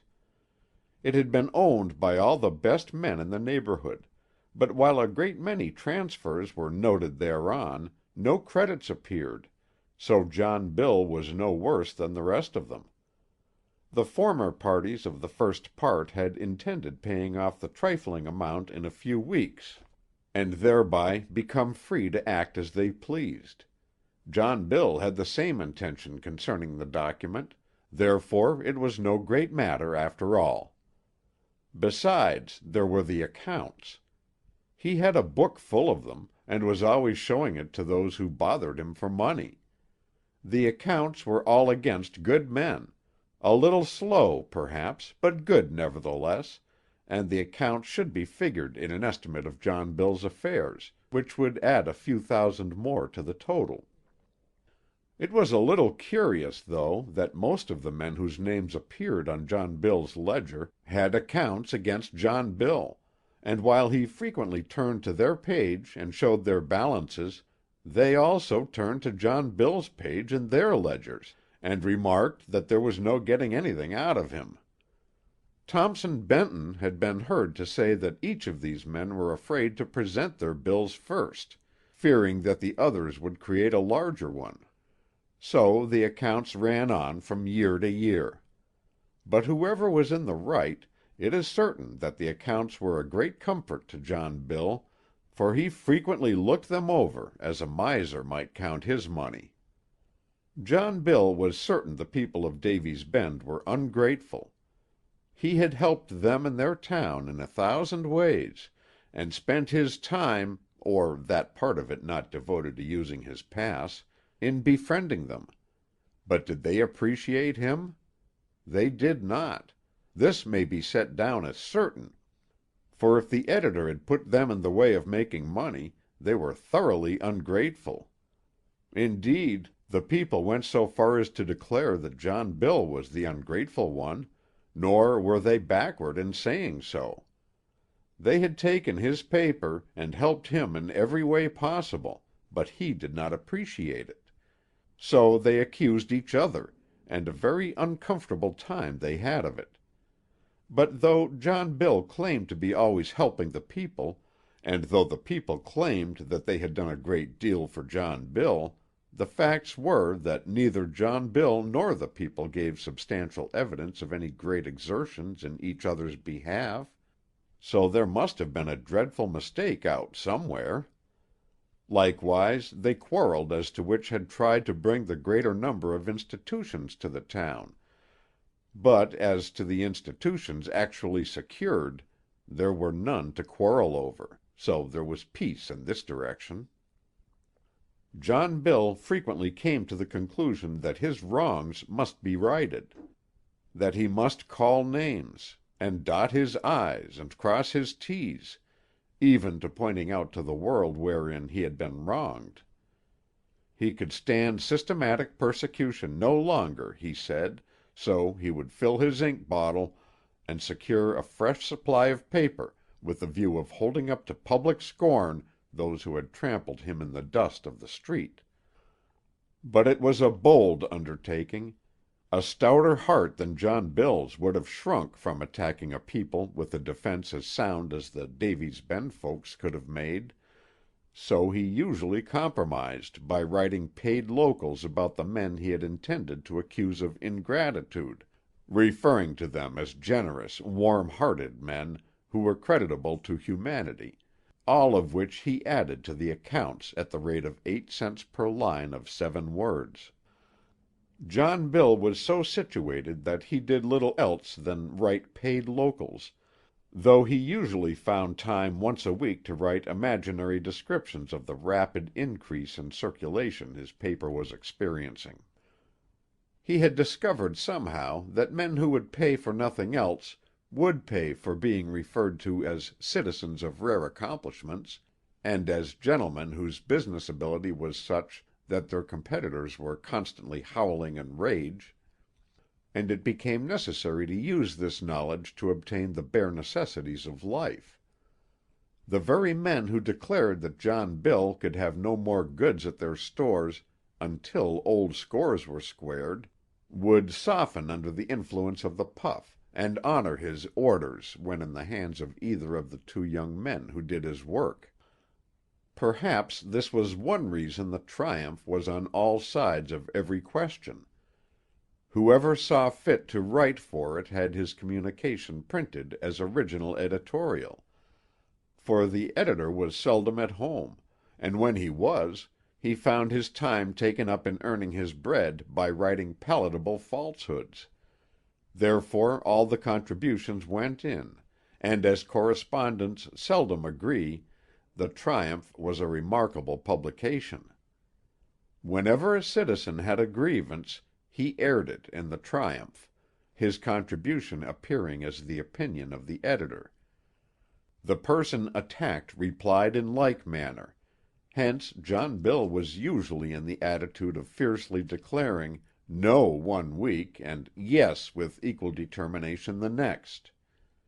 It was so on all subjects: politics, religion, local matters, everything.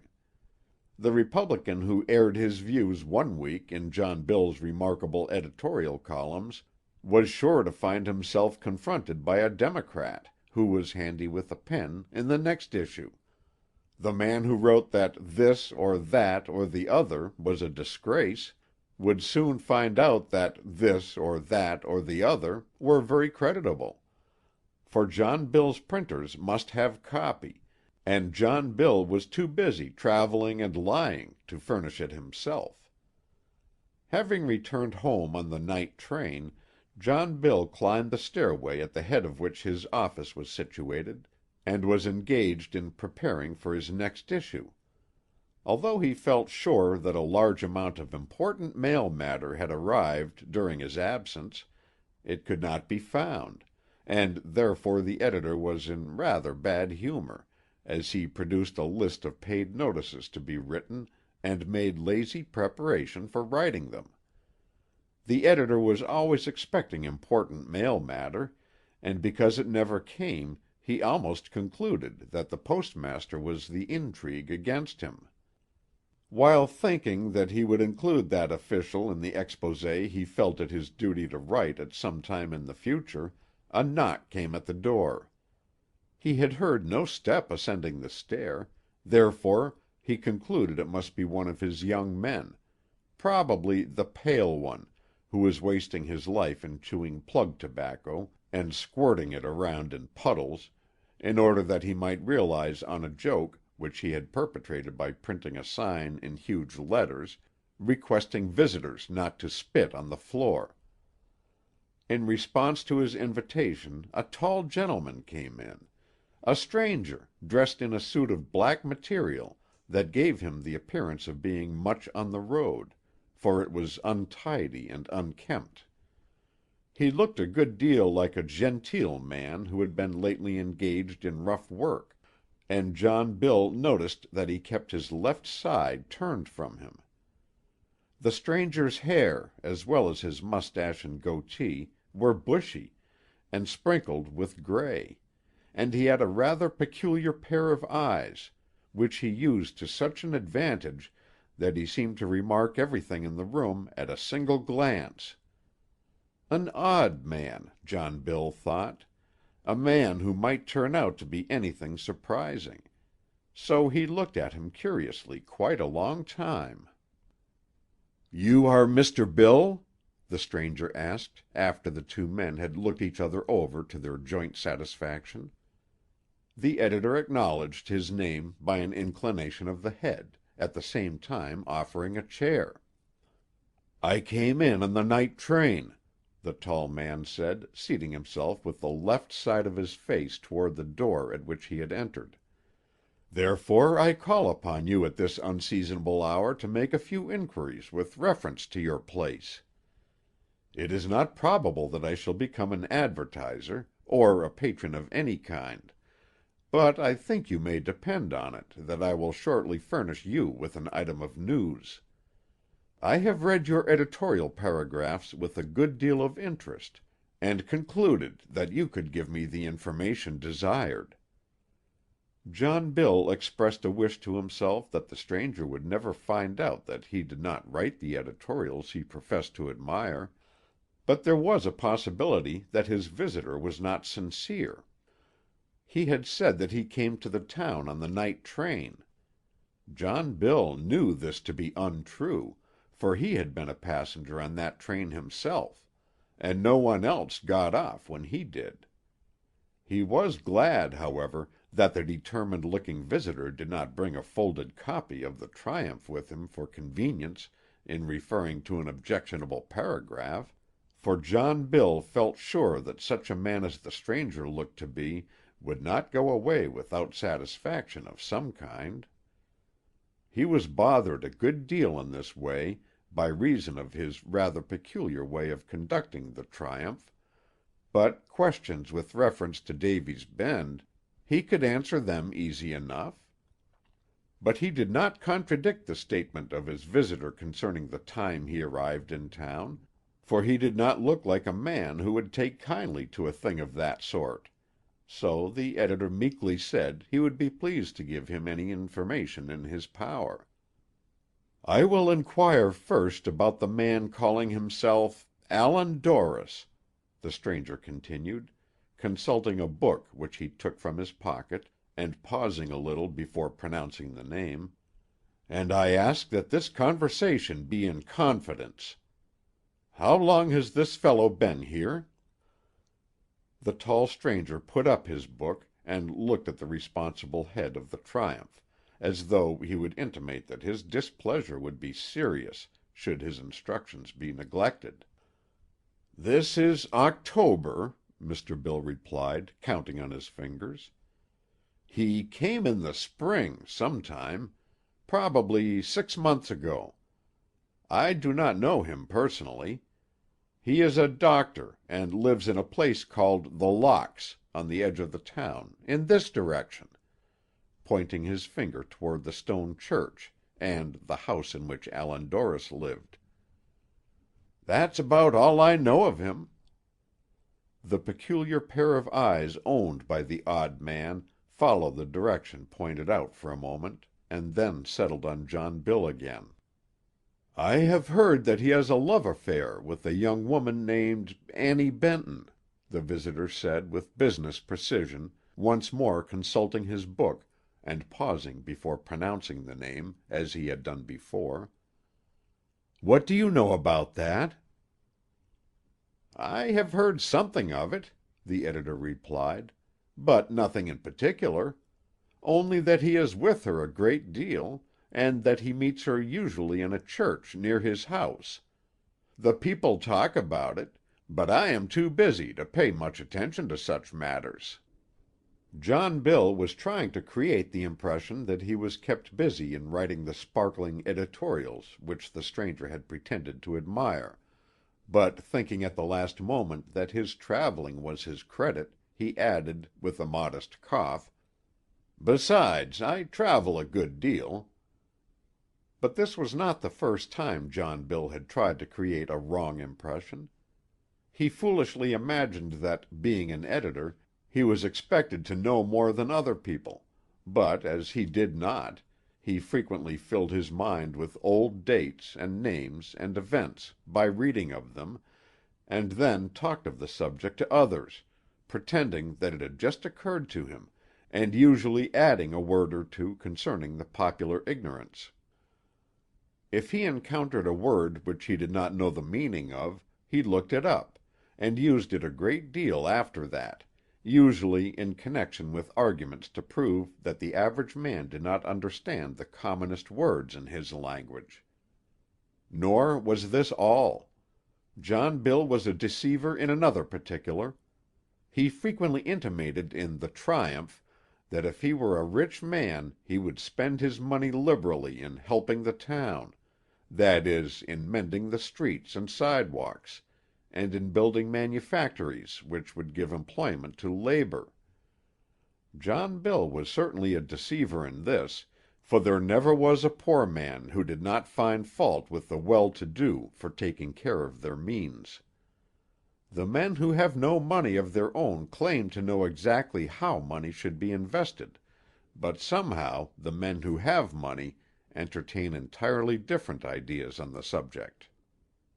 Upon invitation, the editor told of old Thompson Benton and his disposition, of the beauty of his daughter, and of her talent as a musician, of Allan Dorris's disposition, which seemed to be sour one day and sweet the next, and so on, all of which the stranger noted in his book, occasionally making an inquiry as the narrative of the town's gossip progressed. When this was concluded, the book in which the notes were made was carefully put away, and the stranger backed toward the door, still keeping his left side in the shadow, first leaving a $10 note on the editorial table. "I shall need your services soon," he said, "and I make a small payment in advance to bind the bargain. When the time comes you will know it. Your business then will be to forget this interview. You are also to say nothing about it until you receive the warning to forget. I bid you good night." So saying, the stranger was gone, retreating down the stairway so lightly that his footsteps could not be heard. A rather remarkable circumstance, the editor thought. A visitor at such an hour from a mysterious man who inquired minutely about a citizen who was almost as much of a mystery as the visitor himself; and when he heard a step on the stair again, he concluded that the stranger had forgotten something, and was coming back, so he opened the door, only to meet Mrs. Whittle, the milliner, who carried a sealed envelope in her hand. John Bill did not like Mrs. Whittle, the milliner, very well, for she had a habit of saying that her work was all the advertising she needed, referring to the circumstance that she had become the town busybody in her attempts to reform the people. but he received her politely, and thought to himself that when his sensation finally appeared, it would refer to this party as fluffy, fat, and beardy. Mrs. Whittle had a good deal to say concerning the careless, good-natured wickedness of the people, and the people had a good deal to say about Mrs. Whittle.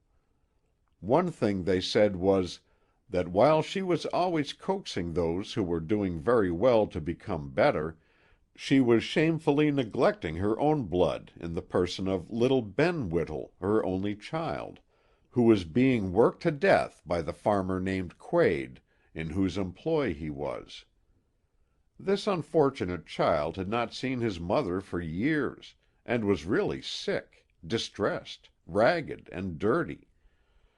But while Mrs. Whittle imagined that he was doing very well, and felt quite easy concerning him, she could not sleep at night from worrying over the fear that other children, blessed with indulgent parents and good homes, were growing up in wickedness. Her husband was a drunkard and a loafer, but Mrs. Whittle had no time to bother about him. There were men in the town so thoroughly debased as to remain at home and rest on Sunday instead of going to church, and to this unfortunate class she devoted her life. She frequently took credit to herself that the best citizens of Davy's Bend were not in jail, and believed that they would finally acknowledge their debt to her. But of her unfortunate son and her vagrant husband she never thought at all. So John Bill could not very well be blamed for disliking her.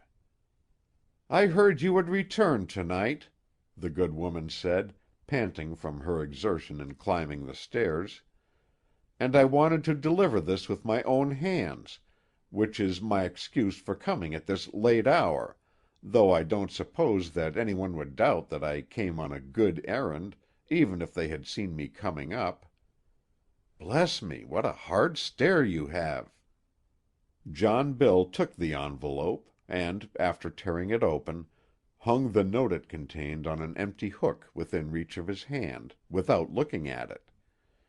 Meanwhile Mrs. Whittle continued to pant, and look good. "It refers to Allan Dorris's affair with Annie Benton," she said, recovering her breath at last. "Something should be done, and I don't know who else is to do it. The people all mean well enough, and they are good enough people as a rule, but when there is good to be accomplished, I usually find it is not accomplished, unless I take an interest in it. No one knows better than John Bill that I do not suspect people, and am always inclined to believe good of them, but there is something wrong about this Allan Dorris. Mr. Ponsonboy and Mr. Wilton say so, and you know they are very careful of what they say." John Bill had heard that statement questioned, and he mentally added their names to his blacklist. Two greater talking old women never wore pants, John Bill had heard said, than Messrs. Ponsonboy and Wilton, and when he got at it he would skin them with the others. "Better men than Mr. Ponsonboy and Mr. Wilton never lived," Mrs. Whittle said, "and I have concluded to write a hint which Annie Benton as well as Aaron Dorris will understand. If nothing comes of it, I will try something else. I am not easily discouraged, Mr. Bill. I would have given up long ago if I were." Mrs. Whittle found it necessary to pause for another rest, and the editor took opportunity to make mental note of the fact, for use in the coming exposure, that she was dressed in the most execrable taste, that her clothes seemed to have been thrown at her from a miscellaneous assortment without regard to color, material, or shape, and that she had not taken the trouble to arrange them. John Bill felt certain that when people were buying copies of his paper to burn, they would read that Mrs. Whittle was in need of the refining influences of a dressmaker. "You are a good man at heart, Mr. Bill," Mrs. Whittle said again, which was an expression the editor had heard before, for he was always being told that he was a better man than he appeared to be, though he knew a great many people who were not better than they appeared to be. "I know you are, and that you do not mean all the bad things you say sometimes. I know you will help me in doing good, for it is so important that good should be done. When I think of the wickedness around me, and the work that is to be done, I almost faint at the prospect, but I only hope that my strength may enable me to hold out to the end. I pray that I may be spared until this is a better world." Mr. Bill promised to find a place in his crowded columns for the good woman's contribution, and she went away, with a sigh for the general wickedness.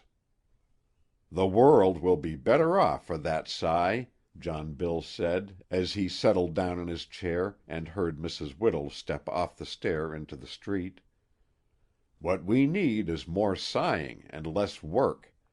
There is no lack of workers. In fact, the country is too full of them for comfort, but there is a painful lack of good people to sigh. The first one who called tonight on Allan Dorris business looked like a worker off, I may say. This Dorris is becoming important of late. I must make his acquaintance. Hello, another!" The owner of the legs that were climbing the stairway this time turned out to be Silas Davy, who came in and handed John Bill a piece of paper. It proved to be a brief note, which read: "To John Bill. If the party who has just left your office left a communication concerning Allan Dorris, I speak for the privilege of answering it. Tug Whittle." John Bill read the note several times over after Silas had disappeared, and finally getting up from his chair, said, "I'll write no more tonight. There may be interesting developments in the morning." End of chapter 12. Recording by Roger Melin.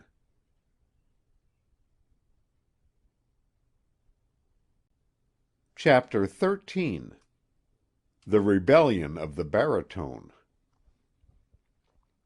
During the summer and winter following the arrival of Allan Dorris in Davy's Bend, he met Annie Benton at intervals after their strange meeting out on the hills, in spite of his resolution to keep out of her way, and though he was convinced more than ever after each meeting that their acquaintance was dangerous, he candidly admitted to himself that he was powerless to resist the temptation to see her when opportunity offered, for the girl waited as anxiously for his appearance as he did for hers. She was as deeply concerned as he was, and while this circumstance afforded him a kind of pleasure, it was also painful, for he felt certain that no good could come of it. Usually he attended the services in the church once a week, and watched the organist so closely that she always divined his presence, and looked timidly toward where he sat when opportunity offered. Dorris believed that he could cause the girl to think of him by looking at her, and though he changed his position at every service, he had the satisfaction of finally seeing her pick him out, and she never made a mistake, always looking directly at him when she turned her head. After the people were dismissed, he occasionally met her at the door, and walked home with her behind her glowering father, who received the attentions of Dorris with little favor.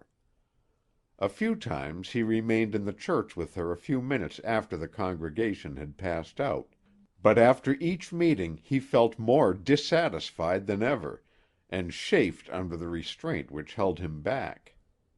A few times, also, he went into the house, after accompanying her home, which pleased Annie Benton as much as it displeased old Thompson, but somehow he did not enjoy her company there as he did when she was alone in the church, for the Ancient Maiden, as well as the Ancient Gentleman, seemed to regard him with suspicion and distrust.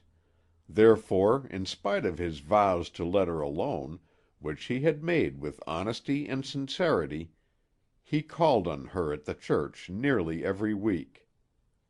He believed that he was entitled to some credit because he only saw the girl occasionally, for he longed to be with her continually.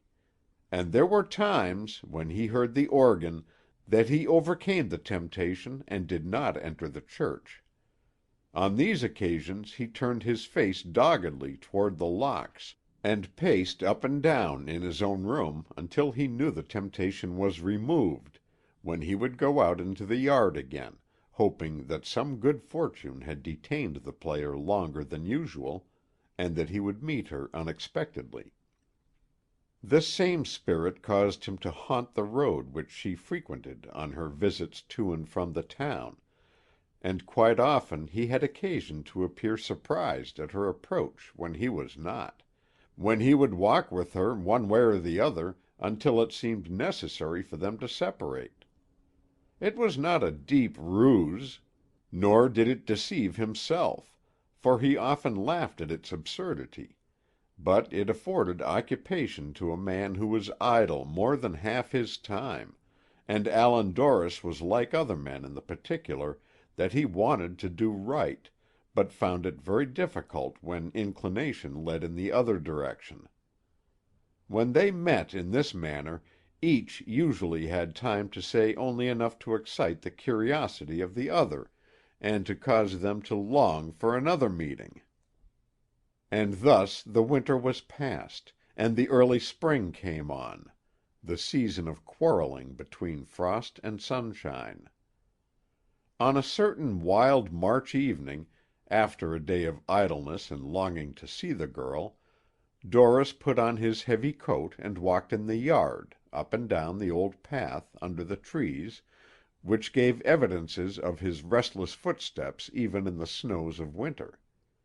As soon as he came out he heard the music, and between his strong desire to see the player, and his conviction that he should never enter her presence, he resolved to leave Davy's Bend and never return.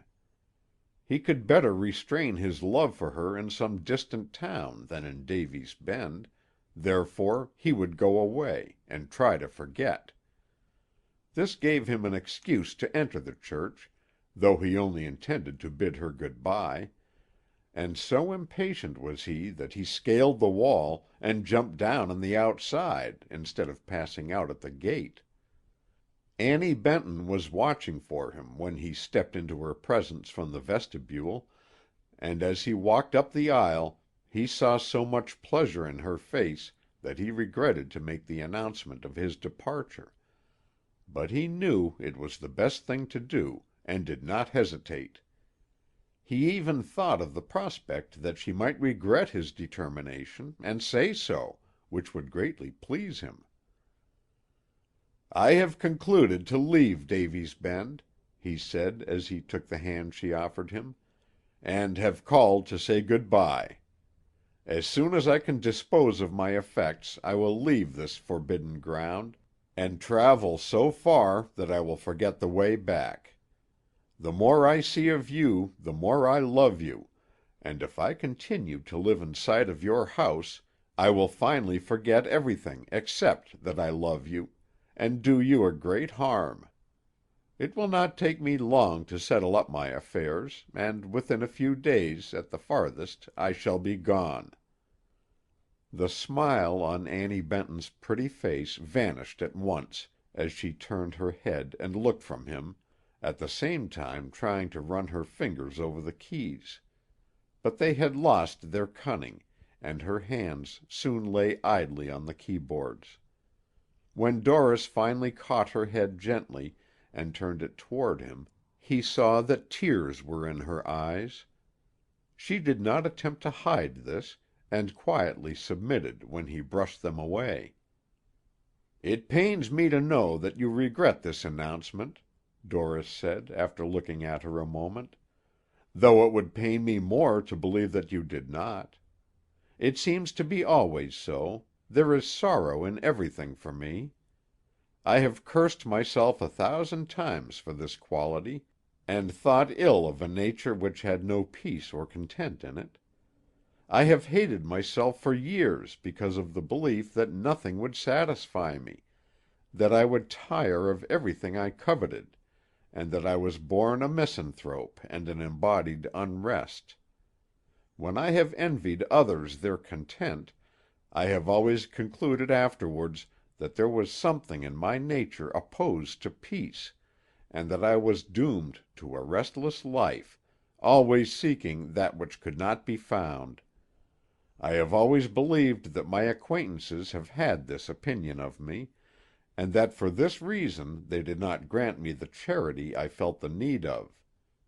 But now that I am going away, and will never see you again, I hope you will pardon my saying that your absence has been the cause of the unrest which has always beset me. Long before I knew you existed, I was looking for you, and I know now that all my discontent would have vanished had I been free to make honorable love to you when we first met. In our weakness we are permitted to know a few things. I know this to be true. "Since you have always wished me to take no interest in this acquaintance of ours," Annie Benton replied, in a tone which might have been only sullen, but it sounded very much like the voice of an earnest woman expressing vexation and regret, "let me at least express in words what I have often expressed in my actions, that I would have long ago shown you that your affection was returned, that you were not more concerned than I am. I have always been in doubt as to what my course should be, but let me say this, in justice to my intelligence, though it be a discredit to my womanhood, you can never love me more than I do you. Nor do you more sincerely regret the necessity which you say exists for your going away." "I hope I do not take undue credit to myself," he replied, "when I say that I have known this ever since our acquaintance began, and I only asked you to remain silent because I could not have controlled myself with declarations of love from your lips ringing in my ears. You trusted my judgment fully, and refused to hear the reasons why I said our acquaintance was dangerous, and I will deserve that confidence by going away, for I know that is the best thing to do. Sometimes there is a little pleasure in a great sorrow. I have known mothers to find pleasure in talking of their dead children, and I find a fascination in talking to you about a love which can never be realized. Heretofore I have been a man shut up in a dungeon, craving sunlight, hating myself because I came to believe that there was no sunlight. Now I realize that sunlight was a natural necessity for my well-being, for I have found it, and it is all I hoped. But I must go back into the dungeon, and the necessity is more disagreeable than I can tell you. I am an average man in every respect, save that I feel that I have never had an average man's chance in this matter of love, and fret because of it. That which I crave may be a mistake of the fancy, but I am not convinced of it. Therefore I am not as philanthropic as those who have outgrown in experience in an infatuation such as I feel for you. I have tried everything else, and have learned to be indifferent, with all my idols broken and dishonored at my feet. But there is a possibility in love which I can never know anything about." While the girl was listening, there were times when Doris thought she would interrupt him and make the declaration which he had forbidden, but she controlled herself, and looked steadily away from him. "It may occur to you as strange—it is strange—that while I declare my love for you, I run away from it. In explanation, I could only repeat what I have said before, that it is for your good that I have adopted this course. Had you listened to my brief story, you would now understand why my going away seems to be necessary. Since you preferred not to, I can only say in general terms that nothing could happen, except good fortune, which would surprise me. I am surrounded by danger, and while my life has been one long regret, the greatest regret of all is that which I experience in leaving you. Were I to consult my own bent, I would deny all that I have intimated to my discredit, and make such love to you that you could not resist it. But I love you, and this course would not prove it. We are now doing what millions of people have done before us, making a sacrifice for the right against strong inclinations, and we should meet it bravely. There is no hesitation in my manner, I hope." Annie Benton turned and looked at him, and saw that he was trembling and very much agitated. "Then why are you trembling?" she asked. "Because of the chill in the air, I presume," he answered. "For I am very determined to carry out my resolution. I might tremble with excitement in resolving to rescue a friend from danger, though it would not indicate a lack of courage. You are willing for me to go?" "Since you say it is for the best," she replied, "yes." Believing that he had said all that was necessary, Allan Dorris hesitated between going away and remaining. Walking over to the window and looking out, he saw that the light he had been talking about was fading away from the earth, as it was fading away from him, and that the old night was coming back. A hilltop he saw in the distance he likened to himself, resisting until the last moment, but without avail, for the darkness was gradually climbing up its sides, and would soon cover it. "You will no doubt think that I should have kept away from you when I saw that my presence was not objectionable, and that our acquaintance would finally result in this," he said, coming back to the girl, and standing by her side. "But I could not. Let me acknowledge my fault, and say that I am sorry for it. I could not resist the temptation to enter the only presence which has ever afforded me pleasure, try hard as I could, so I kept it up until I am now forced to run away from it.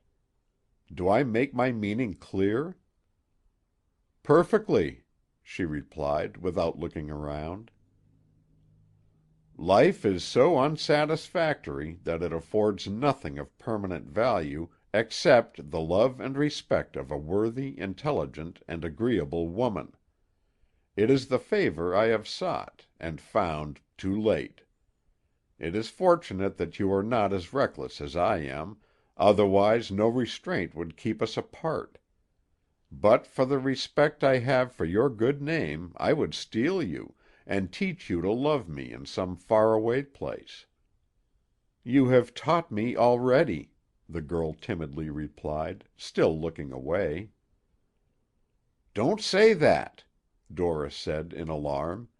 "That pleases me, for it is depravity, and everything depraved seems to suit me.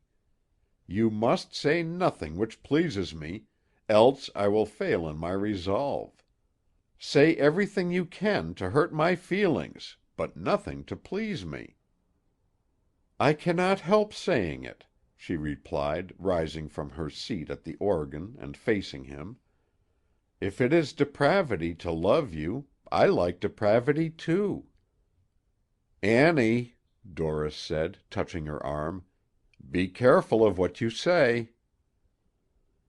"I must say it," she returned with a flushed face. "I am only a woman, and you don't know how much weakness that implies.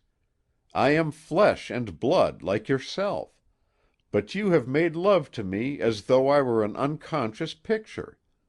I feel that you do not understand womankind, and that you have made an idol of me, an idol which will fall and break at your feet. My love for you has come to me as naturally as my years, and I want you to know when you go away that my heart will be in your keeping. Why may not I avow my love as well as you? Why may not I, too, express regret that you are going away?" The girl asked the question with the candor which surprised him. There was the innocence of a child in her manner, and the enthusiasm of a woman thoroughly in earnest. "For the reason that when I am gone it will be in the nature of things for you to forget me," he replied. "You are young, and do not know your heart as well as I know mine. In course of time you will probably form an honorable alliance. Then you will regret having said this to me." "It will always be a pleasure for me to remember how ardently I have loved you," she replied, trembling and faltering, as though not quite certain that the course she was pursuing was right. "I will never feel ashamed of it, no matter if I should live forever. It may not be womanly for me to say so, but I can never forget you. Your attentions to me have been so delicate, and so well calculated to win a woman's affection, that I want you to know that, but for this hindrance you speak of, your dream might be realized. If I am the maid of air, the maid of air returns your affection. Surely my regard for you may excuse me saying this, now that you are going away, for you may think of it with pleasure in your future loneliness. I appreciate your love so much that I must tell you that it is returned." They were standing close together on the little platform in front of the organ, and the girl leaned against him in such a manner that he put his left arm around her shoulders to support her. Her head rested on his arm, and she was looking full into his face. The excitement under which she seemed to labor lent such a charm to her face that Allan Dorris thought that surely it must be the handsomest in the world. "Kiss me," she said suddenly. The suggestion frightened the great brawny fellow, who might have picked up his companion and ran away with her without the slightest inconvenience, for he looked around the room in alarm. "I don't know whether I will or not," he replied, looking steadily at her. "Were you ever kissed before?" "By my father, by no one else." "Then I think I will refuse," he said, "though I would give 20 years of my life to grant your request. What a request it is! It appeals to me with such force that I feel a weakness in my eyes because of the warmth in my heart, and the hot blood never ran races through my veins before as it is doing now. You have complete possession of my heart, and I am a better man than I was before, for you are pure and good. If I have a soul, it has forgotten its immortality in loving this earthly being in my arms. But it is the proudest boast of a loyal wife that no lips save those of her husband ever touched hers, and my regard for you is such that I do not wish to detract from the peace of your future. If I have made an idol of you, let me go away without discovering my mistake. Grant me the privilege of remembering you as the realization of all my dreaming. In a year from now you will only remember me to thank me for this refusal of your request. In a year from now I will feel just as I do now.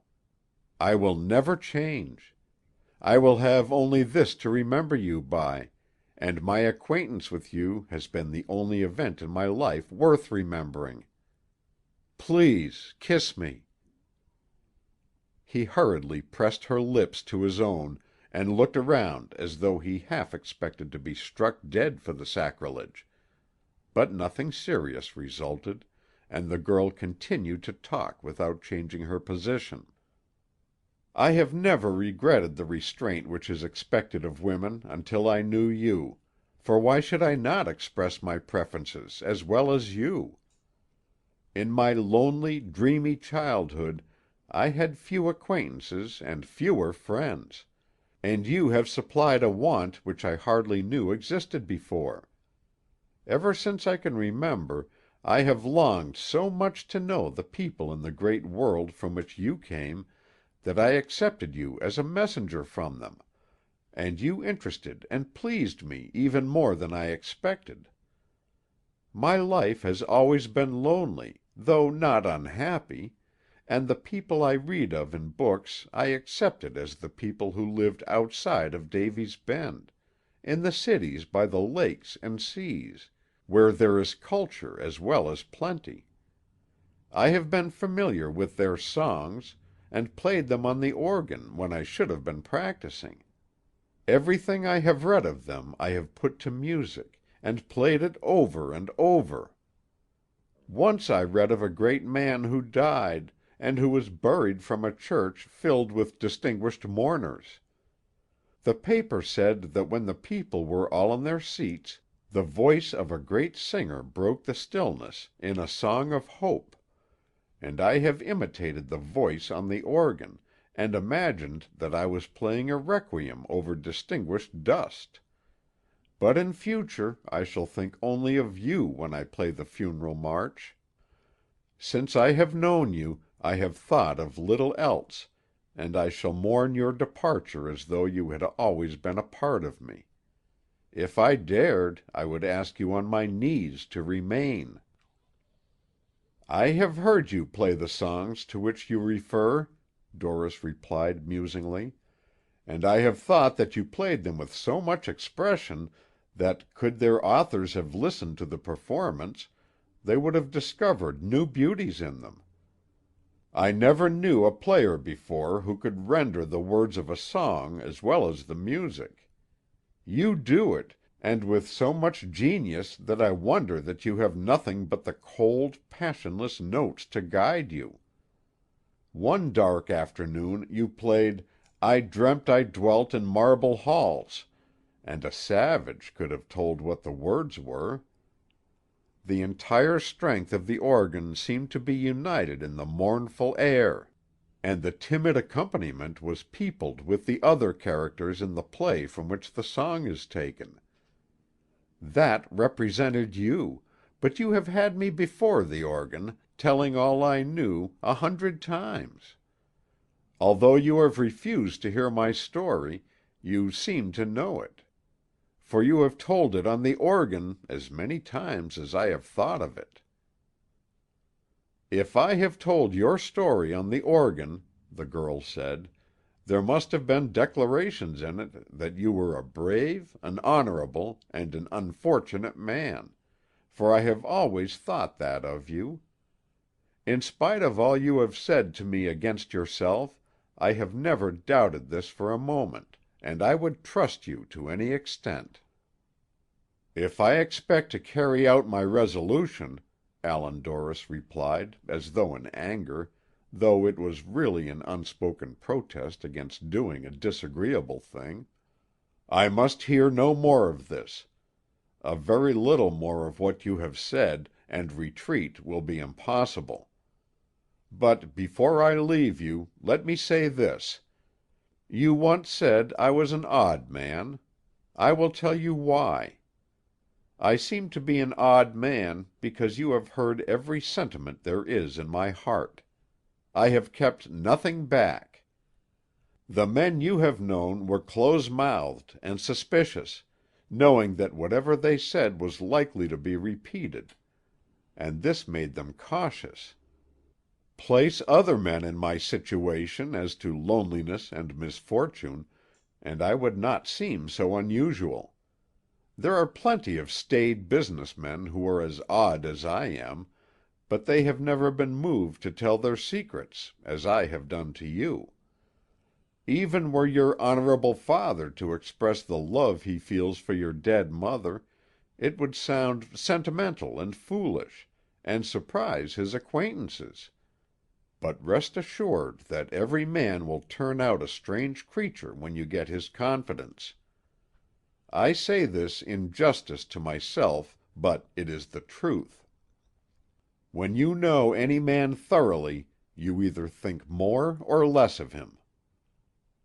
"I don't dare to tell you what is in my mind," Annie Benton said, as she stood beside him, his arm still around her.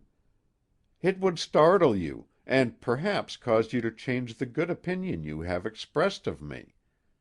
But there can be no harm in my saying this. Every day of our acquaintance has brought me more respect and love for you.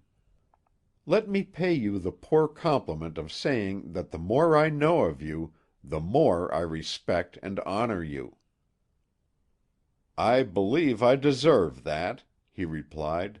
"I have more than my share of faults, but it has always been a comfort for me to know that my best friends are those who know most of me. But though I have faults, I am not the less sensitive. I believe that should I kill a man, I would as keenly feel the slights of my fellows as would one whose hands were clean. Should I become so offensive to mankind as to merit banishment, my wickedness would not cause me to forget my loneliness.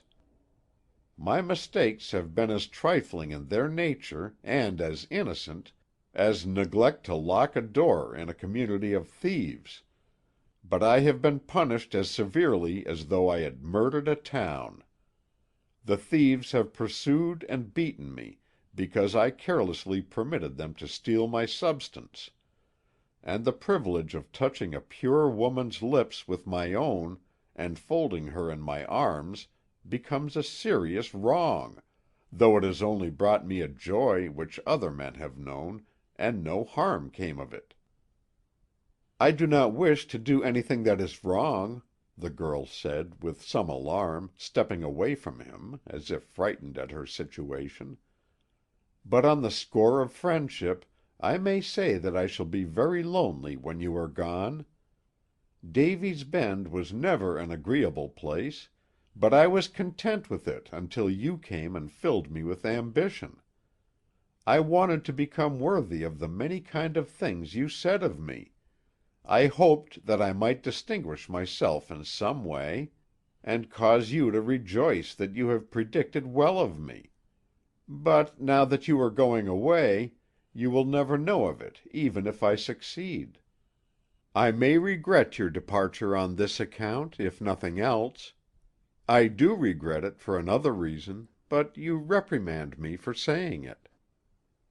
The dogged look which distinguished him when thinking came into his face again, and though he seemed to be paying no attention, he was listening with keen interest. "Regret seems to be the common inheritance," he said, after a protracted silence between them. "Your regret makes me stronger. It convinces me that I am not its only victim. Duty is a master we must all obey, though I wonder that so many heed its demands, since it seldom leads us in the direction we would travel. The busy world is full of people who are making sacrifices for duty as great as yours and mine. Let us not fail in doing ours. In the name of the only woman I ever loved, I ask you to bid me good-bye with indifference. For the good of the best woman in the world, play a joyful march while I leave your presence, never to return." Without another word, the girl sprang to her seat at the organ, and Allan Dorris having awakened the sleeping janitor, the music commenced. A march of joy, to the time of which he left the church without once looking back. But on reaching the outside he could not resist the temptation to look once more at Annie Benton, so he climbed up to his old position on the wall and looked at her through the broken pane. He saw her look around, as if to convince herself that he was gone, when the music changed from joy to regret, while her face was yet turned toward the door at which he had departed. She was thinking, and expressing her thoughts with the pipes, and Allan Dorris knew what she was thinking as well as if she were speaking the words. There were occasional passages in the music so fierce and wild that he knew the girl was struggling with desperate thoughts. Nor could she easily get rid of them, for the reckless tones seemed to be fighting for mastery over the gentler ones. The old baritone air again, but strong and courageous now, instead of mournful, and it seemed to be muttering that it had ceased to be forbearing, and had no respect for customs or usages or matters of conscience. Indeed, there was a certain reckless abandon in it, which caused the listener to compare it to the roaring song of a man reeling home to squalor and poverty, a sort of declaration that he liked squalor and poverty better than anything else. The mild tones of the accompaniment with the right hand, how like entreating human voices they sounded! A chord of self-respect, of love of home, of duty, in all their persuasive changes, urging the enraged baritone air to be reasonable, and return to the pacific state which it had honored so long. But the baritone air continued to threaten to break over all restraint and become as wild and fierce as it sounded. Occasionally the chord of self-respect, of love of home and of duty, seemed to gain the mastery, but the wicked baritone broke away again, though it was growing more mild and tractable, and Allan Dorris thought that it must finally succumb to the eloquent appeal in the treble. "I have been mild and gentle all my life," it seemed to be grumbling the words, as an apology for giving in, instead of declaring them as an excuse for breaking over all restraint. "And what good has it done me? Am I happier than those who have mingled joys with their regrets? My mild sacrifices have resulted in nothing, and I am tempted to try what a little spirit will do." But the unruly spirit was pacified at last, and the music resolved itself into a lullaby of the kind which mothers sing to their children. It may have been a recollection of the player's own childhood, for it soon caused her to bow her head on the keyboard and burst into tears. End of Chapter 13. Recording by Roger Melin.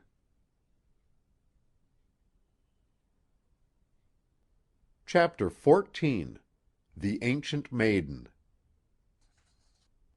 Jane Benton, old Thompson's maiden sister, was as good as anybody, though no one urged the point as steadily as she did herself.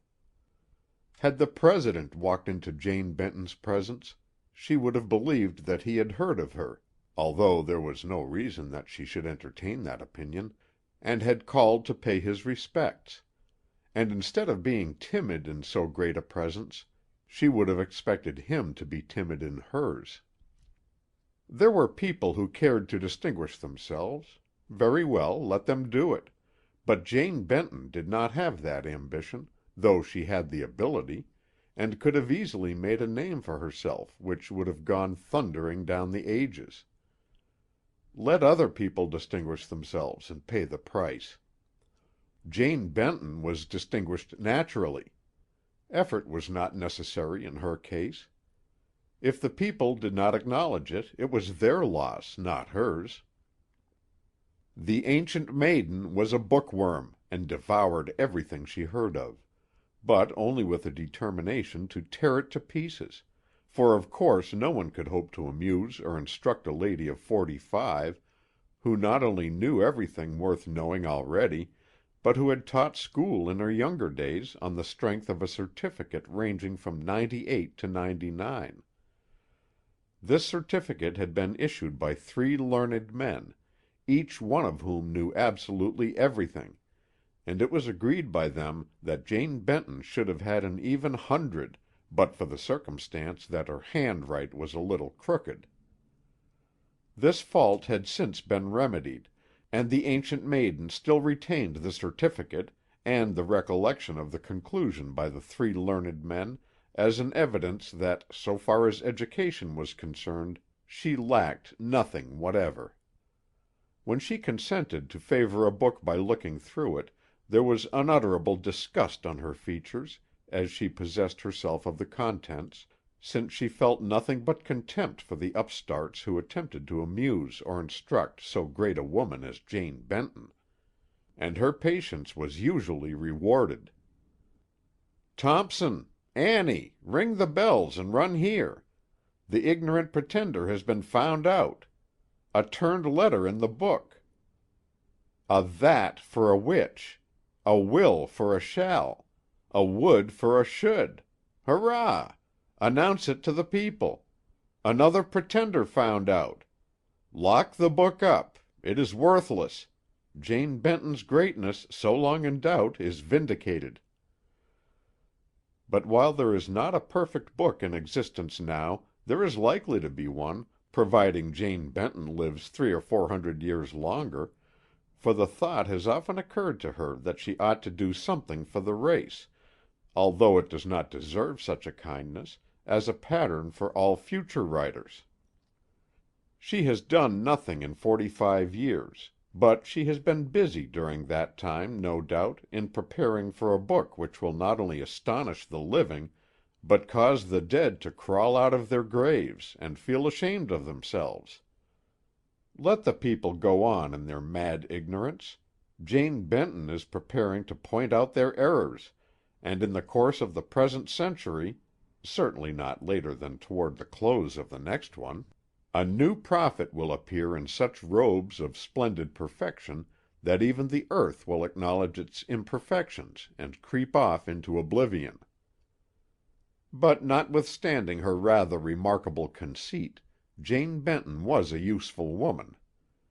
For 15 years she had pottered around, as old Thompson said, and made her brother's home a pleasant one. Since she could not set the world on fire, she said she did not want to, and at least knew her own home perfectly, and had it under thorough control. When old Thompson needed anything, and ransacked the house until he concluded that it had been burned up, his sister Jane could put her hand on the article immediately, and perhaps Jane Benton's genius, in which she had so much confidence, was a genius for attempting only what she could do well, for whatever her intentions were, she had certainly accomplished nothing, except to distinguish her brother's house as the nearest and cleanest in Davy's Bend. Notwithstanding her lofty ambitions, and her marvelous capacity in higher walks, she was jealous of what she had really accomplished, and the servant girl who promised to be industrious and generally satisfactory around old Thompson's house was soon presented with her walking papers, for Jane Benton believed that she was the only woman alive who knew the secret of handling dishes without breaking them, or of sweeping a carpet without ruining it. Therefore a servant who threatened to become a rival was soon sent away, and a less thrifty one procured, who afforded the mistress opportunity of regretting that the girls of recent years knew nothing, and stubbornly refused to learn. Old Thompson had been heard to say once, after his sister had ordered the cook to leave in an hour, that he would finally be called upon to send his daughter Annie away, for no other reason than that she was useful, and careful, and industrious, and sensible. But the Ancient Maiden had good sense, in spite of her eccentricities, and dearly loved her pretty niece, and it is probable that old Thompson only made the remark in fun. Thompson Benton was too sensible a man to go hungry in anticipation of improbable feasts in the future. Therefore his sister Jane and his daughter Annie were well provided for, and were seated in a rather elegant room in a rather elegant house, on a certain wet afternoon in the spring of the year, busy with their work. The girl had been quiet and thoughtful all day, but finally she startled her aunt by inquiring, "Aunt Jane, were you ever in love?" The Ancient Maiden dropped her work, and looked at the girl in indignation and astonishment. "Annie," she sharply said, "what do you mean by asking me such a question as that?" The Ancient Maiden was particularly severe on the men who attempted to write books, but the sex in general was her abomination. Every man who paid court to a young woman, in Jane Benton's opinion, was a married man, with a large family of children, and though it sometimes turned out that those she accused of this offense were only 20 years old, or such a matter, she said that made no difference. They had married young, probably, and investigation would reveal that they had 10 or 12 ragged children and a pale wife somewhere in poverty. Therefore, the presumption of the girl in asking such a question caused her to repeat again, and with more indignation than before, "What do you mean by asking me such a question as that?" Annie Benton was like her father in another particular. She was not afraid of Jane, for they both loved her; therefore she was not frightened at her indignation, but laughingly insisted on the question. "But were you ever in love?" "Annie," her aunt replied, this time with an air of insulted dignity, "I shall speak to your father about this when he comes home to-night. The idea of a chit of a girl like you asking me if I have ever been in love! You have known me all your life. Have I ever acted as though I were in love?" "The question is easy to answer," the girl persisted. "Yes or no?" Seeing that the girl was not to be put off, Jane Benton pulled a needle out of her knitting, for Thompson Benton wore knit socks to keep peace in the family, since his sister believed that should he go down town wearing a pair of the flimsy kind he kept for sale, he would return in the evening only to fall dead in her arms, and picked her teeth with it while she reflected. And while about it, her manner softened so much that, when she went out of the room soon after, Annie believed there was a suspicion of tears in her eyes. She remained away such a length of time that the girl feared she had really offended the worthy woman, and was prepared to go out and look for her, when she came back wiping her eyes with her apron, and carrying a great packet of letters, which she threw down on the table in front of Annie. "There," she said pettishly, "since you are so curious, read them." The girl was very much amused at the turn affairs had taken, and after breaking the string which held the letters together, looked over several of them. They were dated in the year Annie was born, and one seemed to have been written on her birthday. They all referred to her aunt in the most loving and extravagant terms possible, and while thinking how funny it was that her wrinkled aunt should be referred to as "dear little angel," the Ancient Maiden said, "In love! I was crazy, and I can't laugh about it yet, though it seems to be so amusing to you." "It only amuses me because I know now that you are like other women," the girl replied quietly. "I think more of you than ever, now that I know you have been in love." "Well, you ought to think a good deal of me then," the Ancient Maiden said, "for I was so crazy after the writer of those letters that I couldn't sleep. Love him! I thought he was different from any other man who ever lived, and I worshipped him. I made a god of him, and would have followed him to the end of the earth."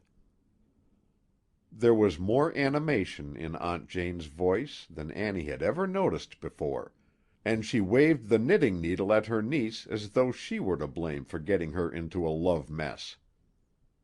"He knew every string leading to my heart," the excited maid continued, "and he had more control over me than I ever had over myself. It was a fortunate thing that he was an honorable man.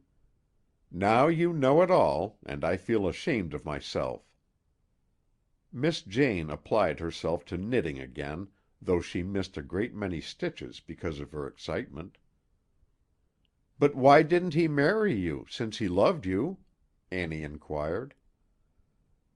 "Well, since you must know, he found a girl who suited him better," the Ancient Maiden replied. "But before that girl came in the way, he thought he loved me, and I was so well satisfied with his mistaken notion that I worshipped him. And if his old fat wife should die now, I'd marry him were he to ask me to. After you have lived as long as I have, you'll find out that fickleness is not such a great fault after all. Why, sometimes it bothers me to have your father around, and a man can as easily tire of his wife or sweetheart as that." She snapped her fingers in such a manner that it sounded like the report of a toy pistol. and the girl looked at her in surprise. "We're all fickle, you and I as well as the rest of them," she continued. "Had the wives of this country pleasant homes to go back to, were their fathers all rich men, for example, who would be glad to receive them, half of them, more than that, 2/3 of them, would leave their husbands, as they ought to do. But a wife usually has no other home than that her husband has made for her, and she gets along the best she can. The men are no worse than the women. We are all fickle, fickle, fickle. As sure as we are all selfish, we are all fickle. If I were married to a rich man who treated me well, I would be more apt to love him than one who was poor, and who treated me badly. Sometimes we forget our own fickleness in our selfishness. Look at the widowers. How gay they are! Look at the widows. How gay they are! I have known men and women so long that I feel like saying fiddlesticks when I think of it." "But father is a widower, Aunt Jane," the girl said, "and he is not gay." "Well, he had to run away with his wife to get her," the Ancient Maiden replied, after some hesitation. "There seems to be a good deal in love, after all, in cases where people make a sacrifice for it. These runaway matches, if the parties to it are sensible, somehow turn out well." "Did father ever think any less of my mother because she ran away with him?" the girl asked. "No," her aunt replied. "He thought more of her for it, I suppose. Anyway, I never knew another man to be as fond of his wife as he was."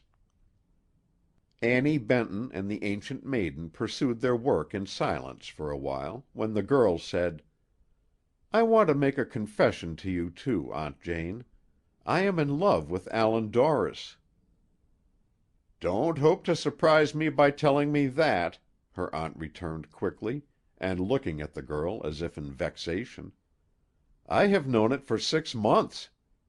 But it won't do you any good, for he is going away on the early train to-morrow morning. Your father told me so this morning, and he seemed glad of it. You haven't kept your secret from him, either." To avoid showing her chagrin at this reply, the girl walked over to the window and looked out. Allan Dorris was passing in the road, and she felt sure that he was walking that way, hoping to catch a glimpse of her. Perhaps he was only taking a farewell look at the house in which she lived. But she did not show herself, although he watched the house closely until he passed out of sight. "I supposed everyone knew it," the girl said, returning to her chair again. "I have always thought that any girl who is desperately in love cannot hide it. But I wanted to talk to you about it, and I am glad you told me what you did, for I can talk more freely after having heard it. I have no one else to make a confidant of, and I am very much concerned about it. The matter is so serious with me that I am scared." "Don't be scared, for pity's sake," the Ancient Maiden replied, with a show of her old spirit. "They all feel that way, but they soon get over it. When I was in love, I wondered that the sun came up in the morning, but everything went on just as usual. I thought the people were watching me in alarm, fearing I would do something desperate, but those who knew about it paid little attention, and I had to get over it, whether I wanted to or not. You will feel differently after he has been gone a week." "The certainty that I will not is the reason I have spoken to you," Annie continued gravely. "Allan Dorris loves me as the writer of the letters you have shown me loved you before the other girl came in his way. And I love him as you have loved the writer of the letters all these years. You have never forgotten your lover.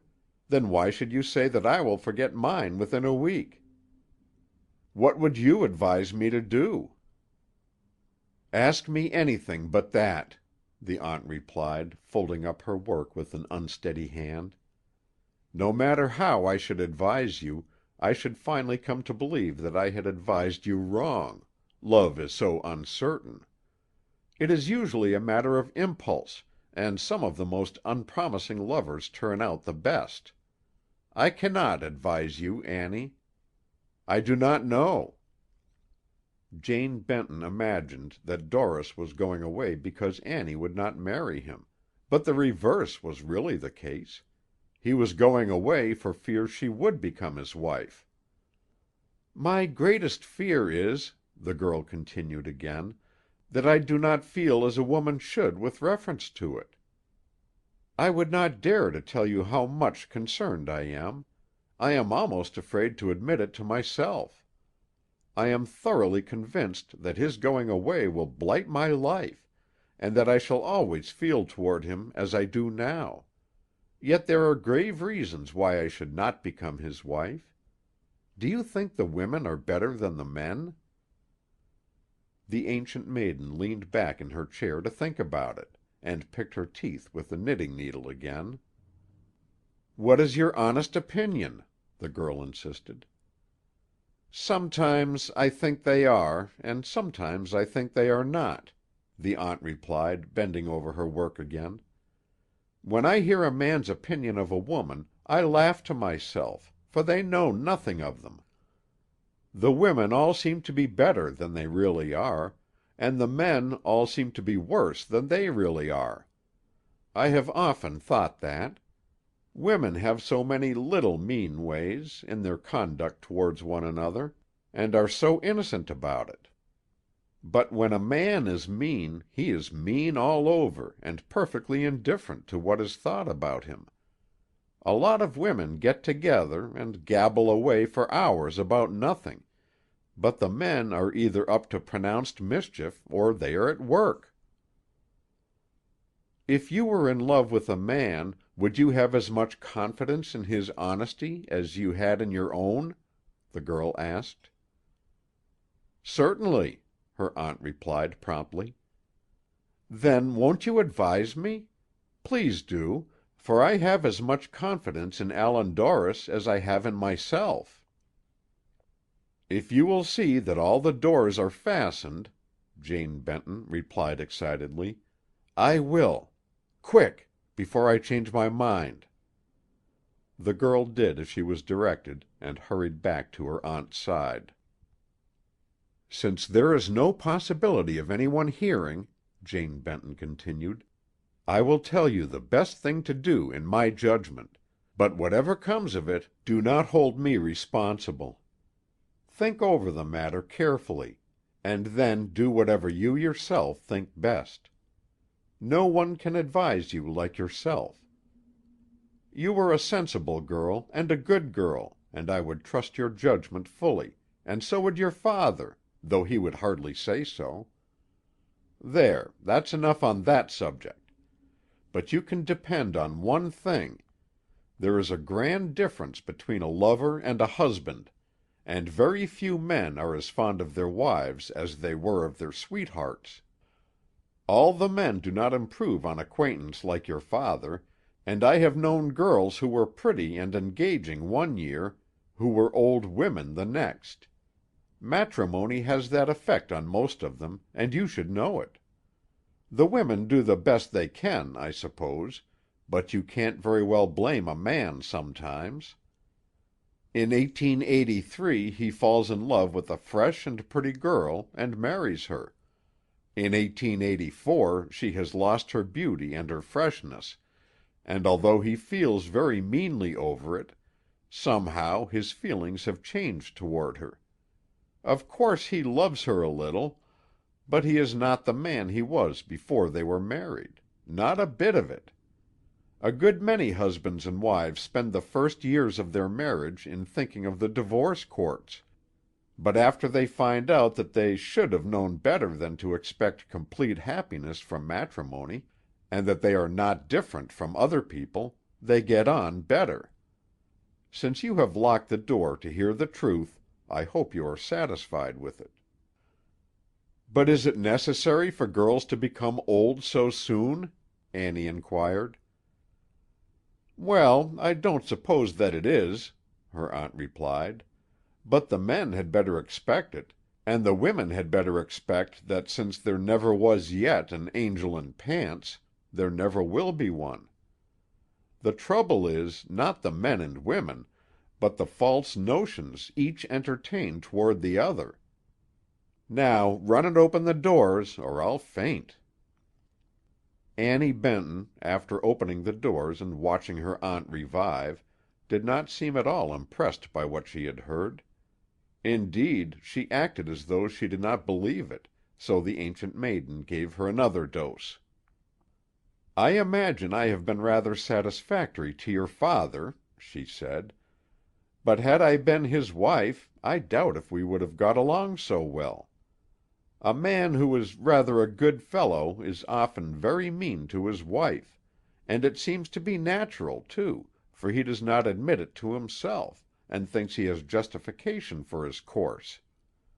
I don't know what the trouble is, but I know that the most bitter hatreds in the world are those between married people who do not get along. Since you are so curious about matrimony, I'll try and give you enough of it.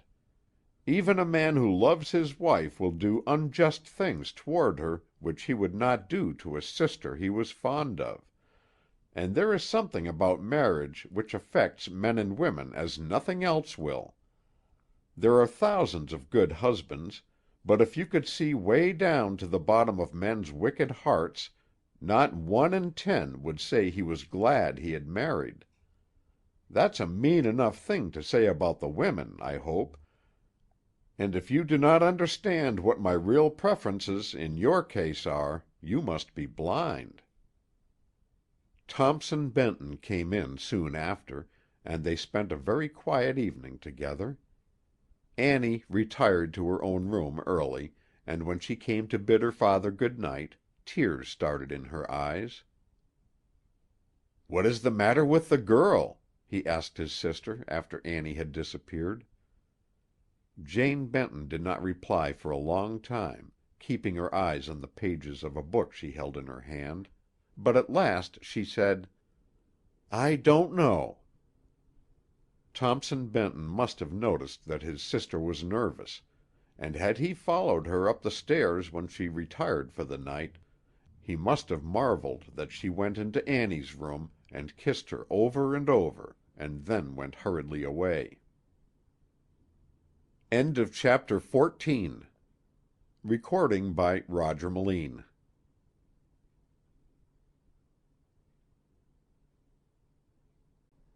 Chapter 15. A Shot at the Shadow. The regular patronage of the Apron and Password, like the attendance at a theater when reported by a friendly critic, was small, but exceedingly respectable. A gentleman of uncertain age who answered to the name of Ponsonboy, and who professed to be a lawyer, usually occupied the head of the one long table which staggered on its feet in the dingy dining-room, and when his place was taken by a stranger, which happened innocently enough occasionally, Ponsonboy frowned so desperately that his companions were oppressed with the fear that they would be called upon to testify against him in court for violence. The minister, who occupied the seat next to Ponsonboy, and who was of uncertain age himself, could demonstrate to a certainty that the legal boarder was at least 45, but the legal boarder nevertheless had a great deal to say about the necessity which seemed to exist for the young men to take hold, and rescue Davy's Bend from the reign of the fossils, a term which was applied to most of the citizens of the town after the other epithets had been exhausted, and as but few of them knew what a fossil was, they hoped it was very bad, and used it a great deal. Ponsonboy was such a particular man that he could only be pleased in 2 ways: by accusing him of an intention to marry any stylish girl of 20, or of an intention to remove to Ben's City, which he was always threatening to do. "It would be useless for me to deny that I have had flattering offers," it was his custom to reply, when asked if there was anything new with reference to his contemplated change of residence. but I am deuced timid. I came here a poor boy, with a law book in one hand and an extra shirt in the other, and I don't want to make a change until I fully consider it." It was a matter of such grave importance that Ponsonboy had already considered it 15 years, and regularly once a year during that time he had arranged to go, making a formal announcement to that effect to the small but select circle around the table, the members of which either expressed their regrets or agreed to be with him in a few months.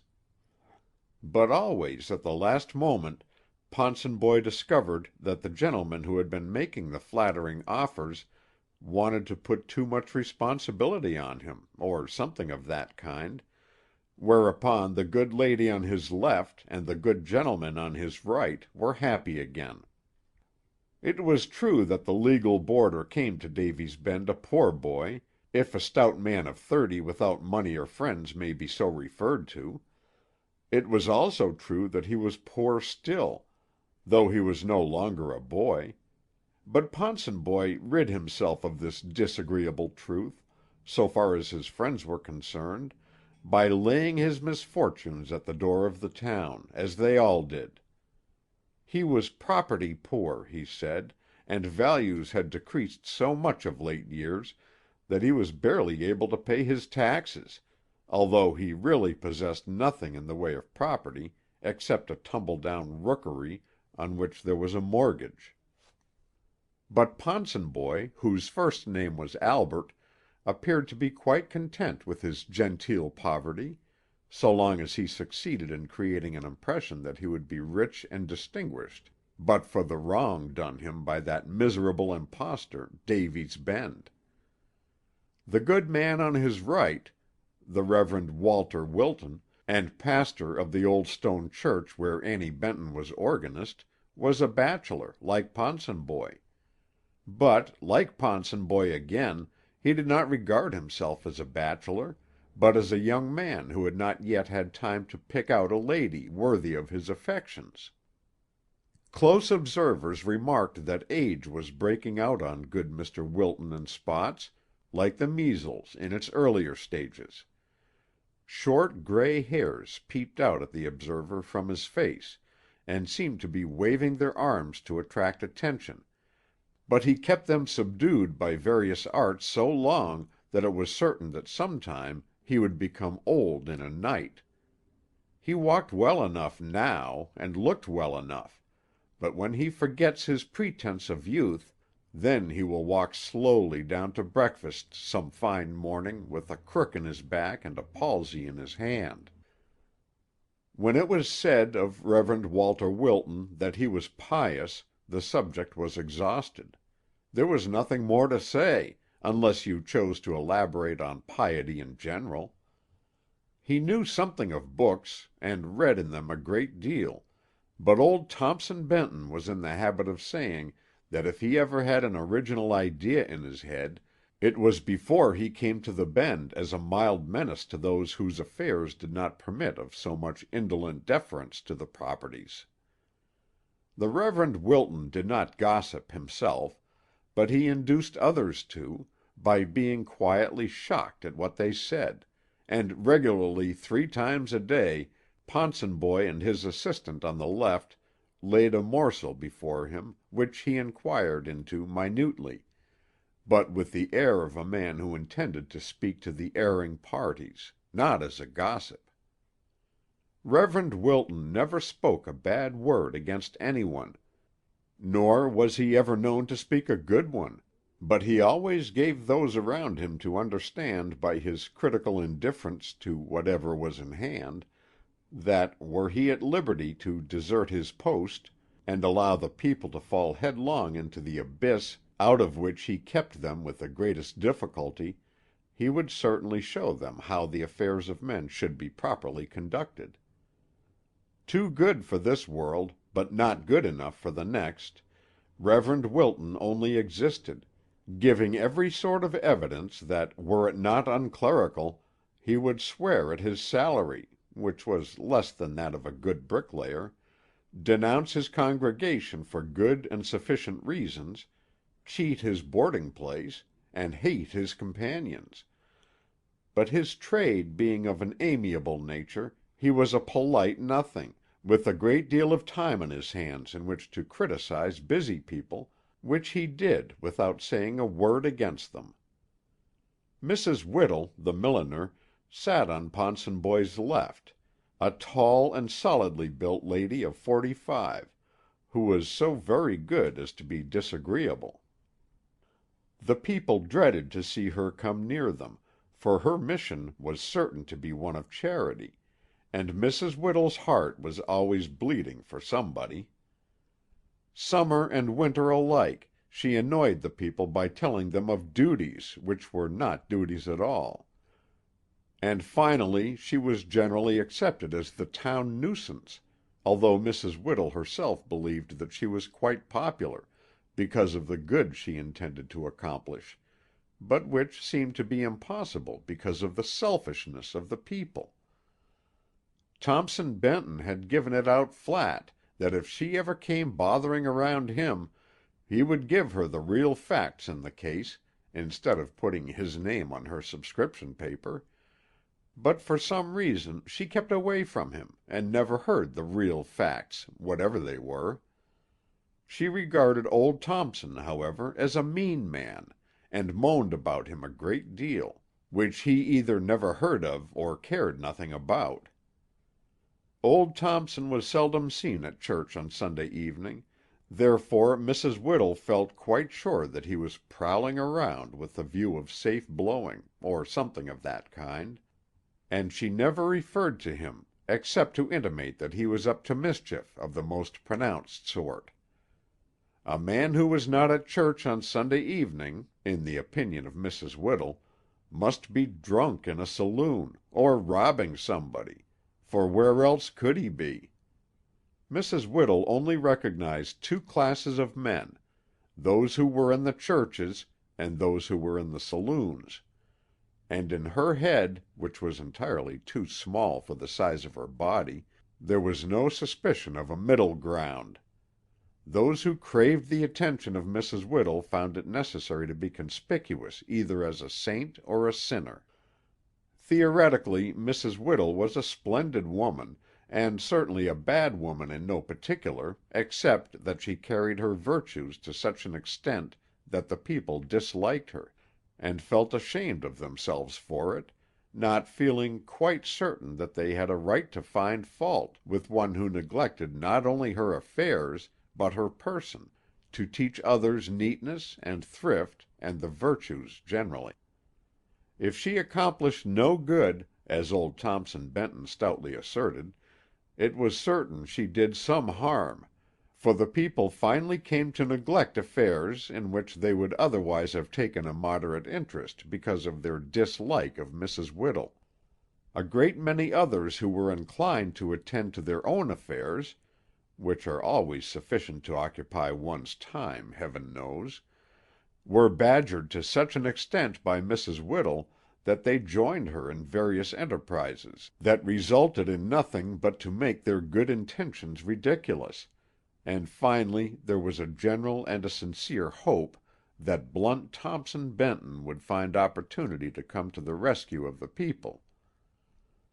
3 times a day this trio met, and 3 times each day it was satisfied with itself, and dissatisfied with Davy's Bend, as well as everything in it, including Allan Dorris. This new occupant of The Locks was generally popular with the people, but the hotel trio made the absurd mistake of supposing that they were the people, therefore they talked of Dorris as though he were generally hated and despised. They were indignant to begin with, because he did not covet the acquaintance of the only circle in the town worth cultivating, and as time wore on, and he still made no effort to know them, they could come to only one conclusion, that he was deserving of their severest denunciation. Could Thompson Benton have known of the pious conclusions to which they came concerning his child, and which she no more deserved than hundreds of other worthy women deserve the gossip to which they are always subjected, He would have walked in upon them, and given the two men broken heads, and the woman the real facts in her case which he had been promising. But there is a destiny which protects us from an evil which is as common as sunshine, and Thompson Benton was not an exception to the rule.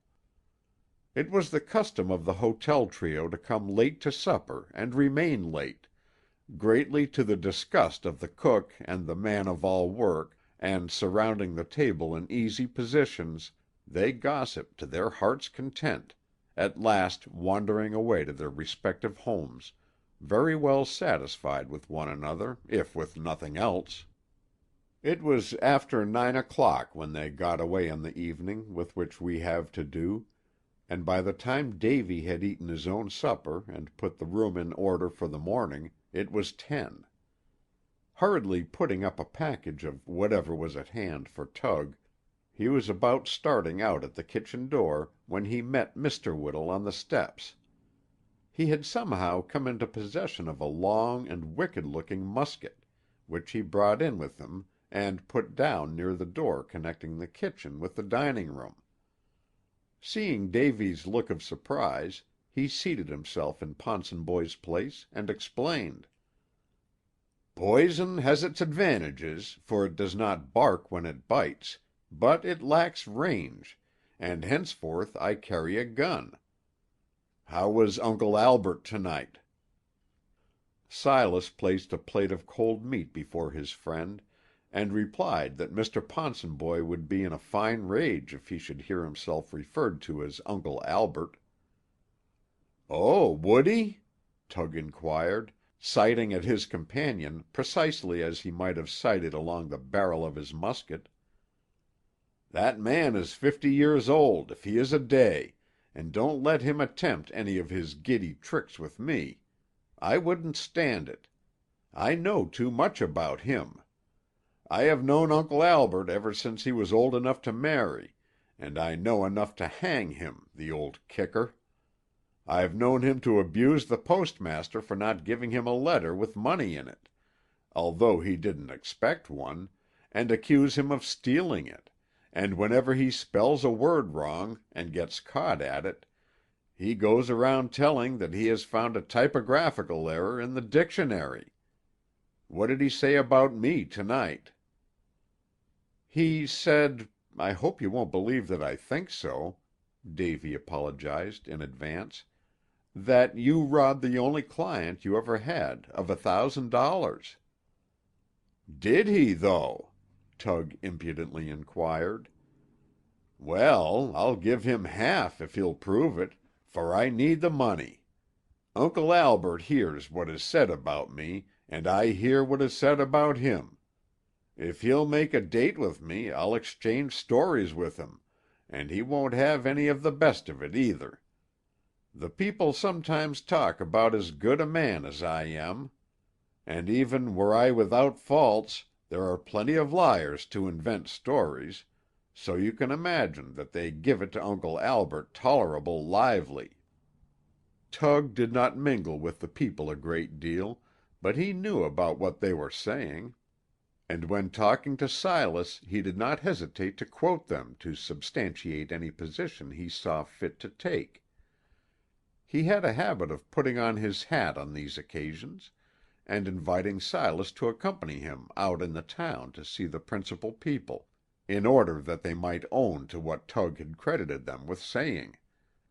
But Silas always refused to go, not doubting that his friend's inventions were true, so it happened that Tug made out rather strong cases against his enemies.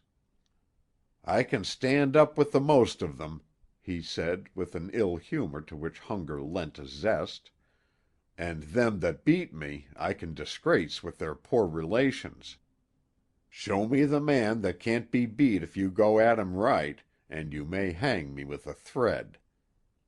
Them that are well behaved have shiftless relations, and I'll get them drunk, and cause them to hurrah for Uncle Bill, or Aunt Samantha, or whoever it may be, in front of their fine houses. I pride myself on my meanness, and I'll not be tromped on. Let him that is without sin cast the first stone, and I'll not be stoned. You can bet on that, if you want to." Tug proceeded with his meal in silence, until Silas said to him that Reverend Wilton was a good man. Silas had a habit of inducing Tug to abuse his enemies by praising them, and the ruse never failed. "Well, don't he get paid for being good?" Tug replied, waving a kitchen fork in the air like a dagger. "Ain't that his business? It's no more to his credit to say that he is good than to say that Silas Davy is a hotel handy-andy. If you say that he knows a good deal about books, I will say, so does Harry Hampton know a good deal about mending shoes, for it's his trade. Shut Hardy up in a room, and pay him to post himself regarding certain old characters he cares nothing about, and pay him well, and in the course of years he will be able to speak of people, events, and words which you, having been busy all the time, will know nothing about. He ought to be good. It's his business.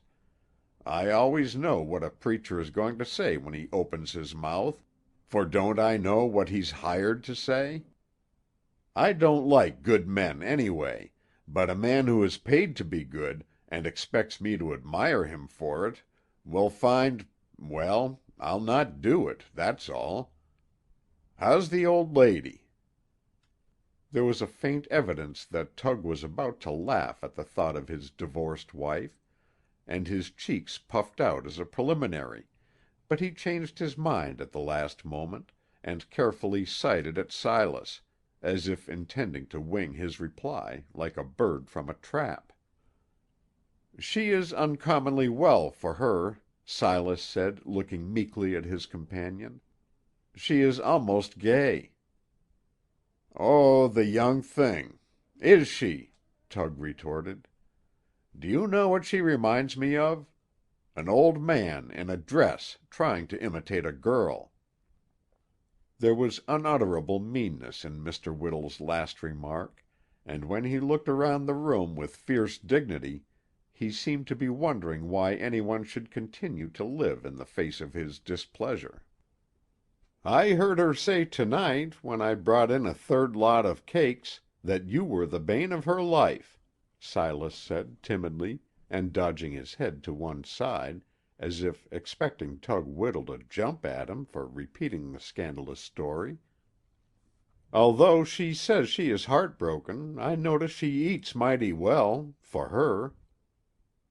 "And I suppose Reverend Good and Uncle Alfred encouraged her," Tug replied. "What good husbands bachelors imagine they would be, and what miserable old growlers they turn out. Before a man is married he takes a great deal of comfort to himself in thinking what a kind, indulgent husband and father he would be, and how different from other men, but they soon fall with a dull sickening thud to the level of the rest of us. It's easy enough to be a good husband in theory, and it's easy enough to be brave in theory, but when the theorists come down to actual business, they are like the rest of us. It's like an actor in a show. He wants to find a villain and punish him, and the villain appears about that time and makes no resistance, and is beaten to great applause, finally shrinking away while the other fellow looks ferociously at him, but it is not that way in real life. The villain fights in real life, and usually whips.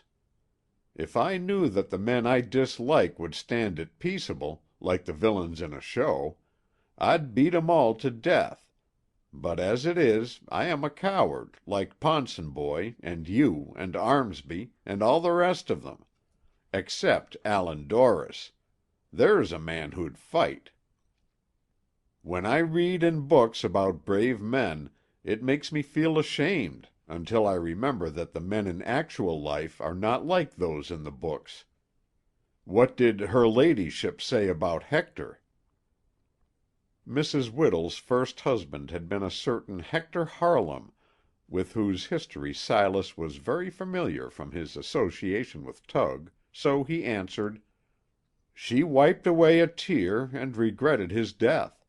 She seemed greatly affected, for her." "She can't possibly regret his death more than I do," Tug said.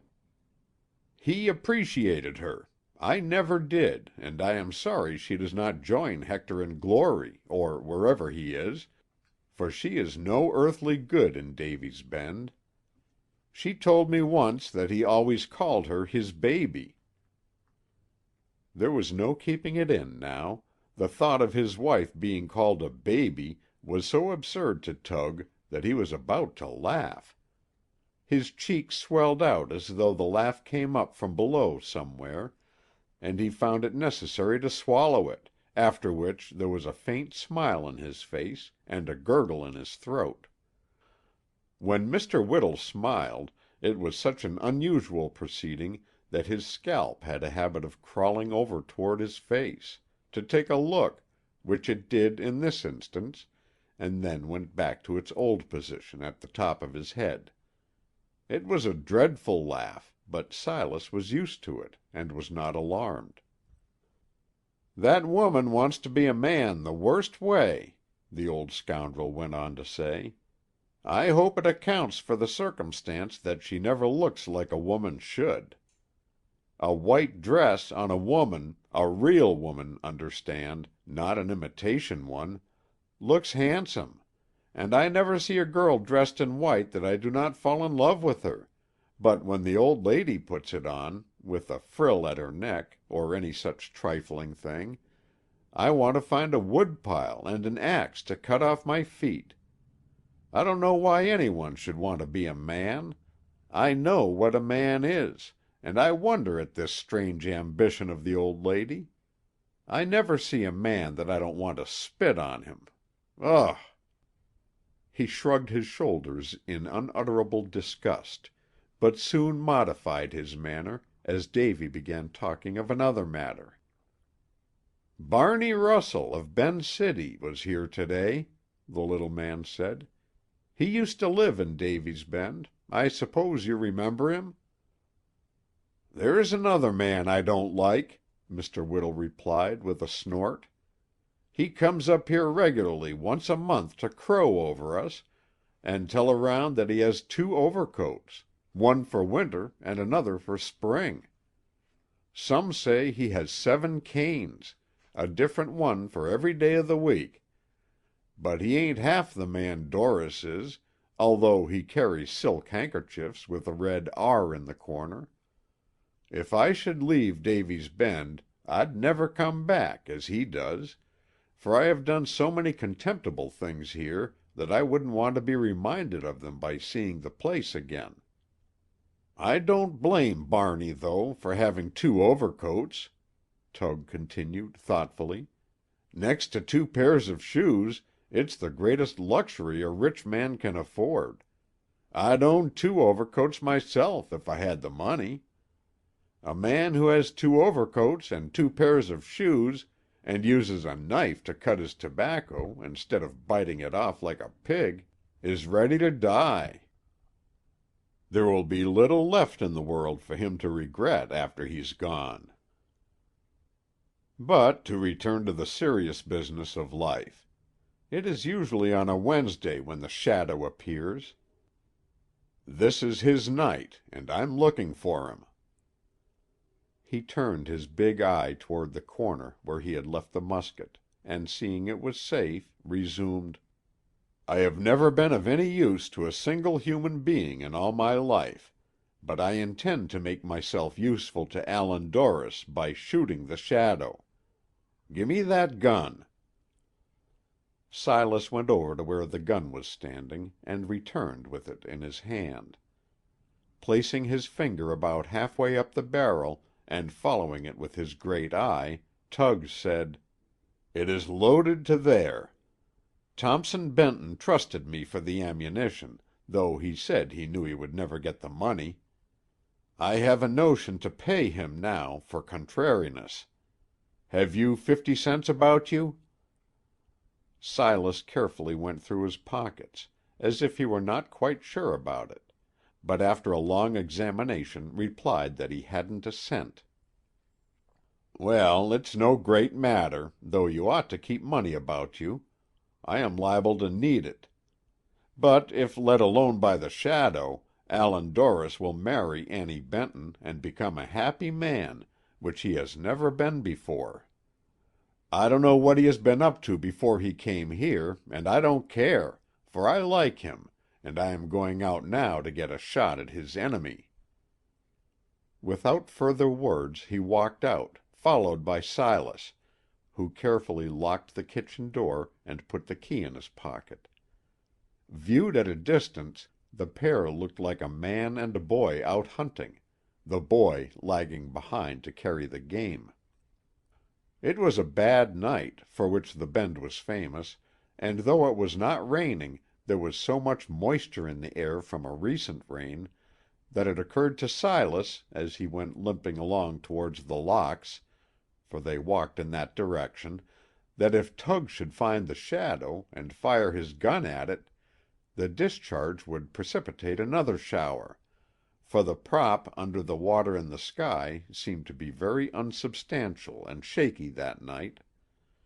It had been raining at intervals all day, and the two men floundered along in the mud until they reached the church which stood near Allan Dorris's house, where Tug stopped awhile to consider. Coming to a conclusion after some deliberation, he pulled two long boards up from the church steps, and giving the gun to Silas to hold, he carried them to the middle gable of the building, on the side looking towards the locks.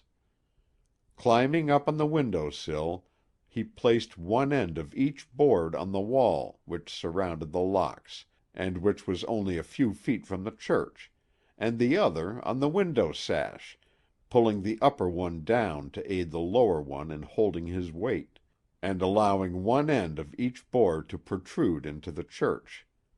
Then climbing up, and straddling one of the boards, he took his gun, and motioned his companion to follow.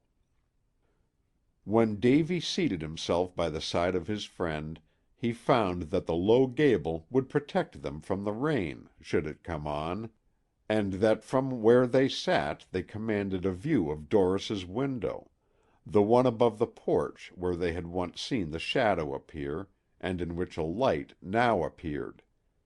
Silas felt certain that it was Tug's intention to wait there all night for a shot, and he made himself as comfortable as possible. Occasionally he fell into a light doze, but on coming out of it, by losing his balance, he saw that Tug was still intently watching the window, with the musket in his hands ready for use. 2 hours passed in this manner, when the patience of Silas was rewarded by seeing Tug crane his neck and look intently through the trees. Silas looked himself, and saw a man's head slowly rising to the porch roof from below. It came up in full view, and then a part of the body was seen as the shadow climbed over the low railing. As near as Silas could make out, the man wormed himself around, and finally stood upon the porch railing to look in at the top of the window, so that only a part of his head and none of his body could be seen from where the men were. Although he heard Tug cock the gun when the head first appeared, he seemed to be waiting for a larger mark to shoot at, for there was nothing to be seen except a part of a hat. Occasionally this would be withdrawn, but it would soon appear again, and remain motionless a long time, as though the wearer was intently gazing at something transpiring in the room which greatly interested him. Tug did not seem at all excited, as Silas was, but sat watching the shadow, as motionless as a stone.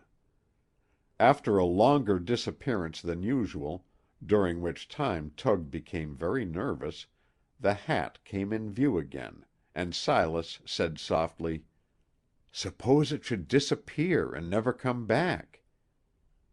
Apparently Tug had not thought of this possibility, for he hurriedly threw the gun to his shoulder, aimed a moment, and fired.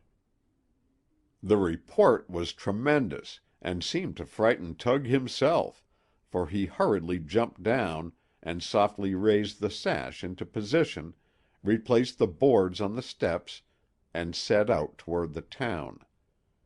Reaching the vicinity of the hotel, he waited until Silas came up, and said, "Sleep in your own bed tonight. We must not be found together." So saying, he disappeared, and Silas crept to his lonely room to wonder what Allan Dorris would find when he went out to investigate the shooting. End of chapter 15. Recording by Roger Melin.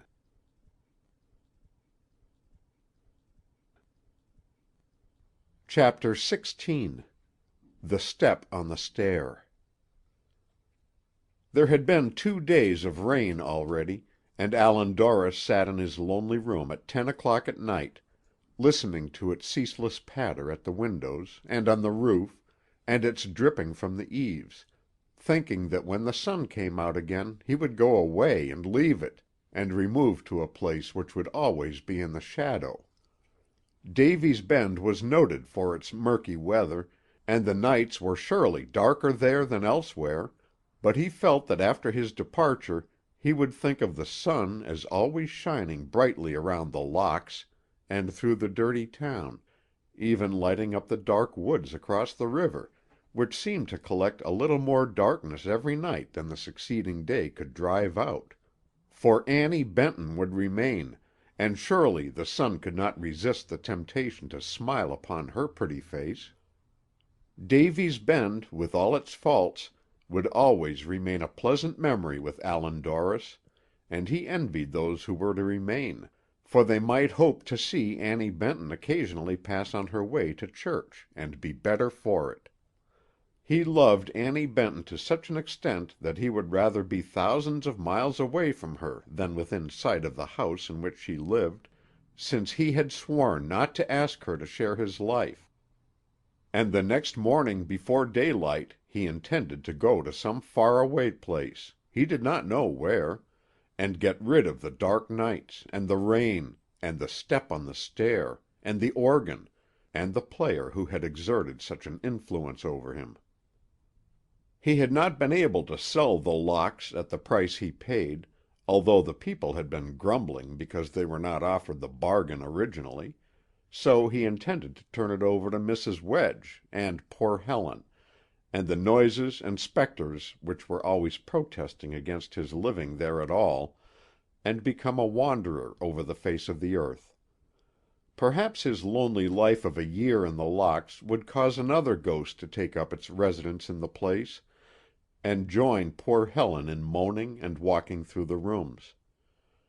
Mrs. Wedge had disappeared an hour before, her eyes red from weeping, but she was coming back at 3 o'clock in the morning, at which time Dorris intended to leave for the railroad station, so Dorris settled himself in his chair to wait until the hour for his departure arrived. How distinct the step on the stair to-night! 100 times it had passed up and down since Allan Dorris sat down a few hours before, and the dripping rain at the windows made him think of sitting up with a body packed in ice. Drip, drip, drip, and the ghostly step so distinct that he thought the body he was watching must have tired of lying in one position so long, and was walking about for exercise. The light burned low under its shade, and the other side of the room was in deep shadow. He thought of it as a map of his life, for it was entirely dark and blank, except one ray in the corner, which represented Davy's Bend and Annie Benton. Yet he had determined to go back into the shadow again, and leave the light forever. To exist once more in toil and discontent, hoping to tire himself by excitement and exertion into forgetfulness and sleep and death. Death! Is it so dreadful, after all? Dorris argued the question with himself, and came to the conclusion that if it meant rest and forgetfulness, he would welcome it. There had been a great deal of hope in his life, but he was convinced now that he was foolish for entertaining it at all, since nothing ever came of it. Perhaps his experience had been that of other men. He gave up one hope only to entertain another, but experience had taught him that hope was nothing more than a solace for a wretched race. The old hope that they will be better tomorrow, when they will get on with less difficulty and weary labor. But tomorrow they die, and their children hope after them, and are disappointed, and hope again. Should death open the door, and walk in to claim him, Dorris believed he would be ready, since there was nothing in the future for him more pleasant than the past had offered. He did not believe he was a morbid man, or one given to exaggerating the distress of his own condition, but he would give up life as he might give up anything else which was not satisfactory, and which gave no promise of improvement. How distinctly the step is climbing the stair! He had never heard it so plainly before, but the faltering and hesitation were painfully natural. He had heard it almost every night since coming to the house, but there was a distinctness now which he had never remarked before. A long pause on the landing. Poor Helen dreading to go into the baby's room, he thought, whither she was drawn so often from her grave. But it advanced to the door of the room in which Dorris sat, and stopped again. He drew his breath in gasps. Perhaps it was coming in.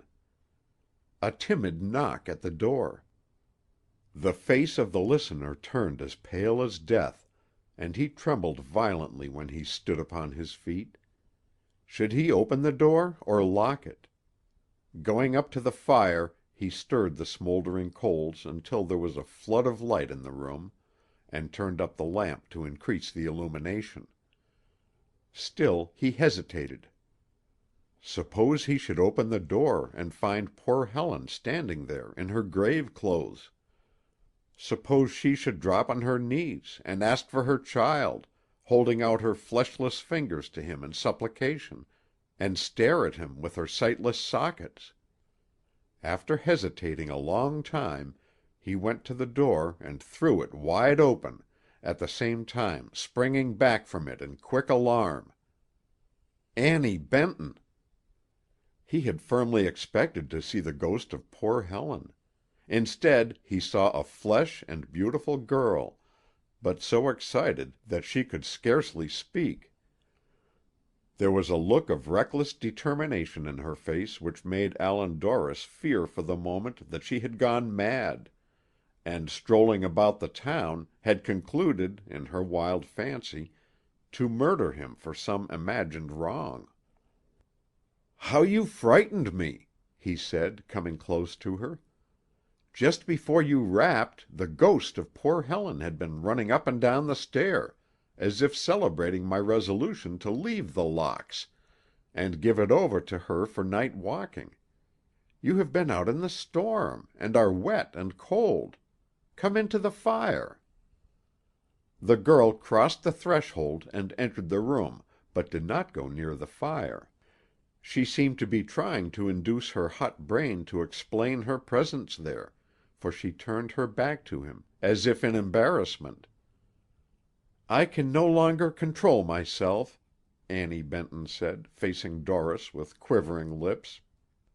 "And I have come to give myself to you, body and soul. I am lost to restraint and reason, and I place myself in the hands of him who has brought this about, for I am no longer capable of taking care of myself. Do what you please with me. I love you so much that I will be satisfied, though disgrace comes of it. I will never leave you again, and if you go away, I will go with you. I have loved you against my reason ever since I knew you, for you always told me I must not, and I restrained myself as best I could. But I cannot permit you to go away unless you take me with you. Oh, Allan, promise me that you will not go away," she said, falling on her knees before him. "Do this, and I will return home, to regret this rashness forever. If you do not, I will remain, let the consequences be what they may." Dorris looked at the girl in wonder and pity, for there was touching evidence in her last words that she was greatly distressed. But he could only say, "Annie, what are you doing?" "You have taught me such lessons in love that I have gone mad in studying them," she continued, standing beside him again.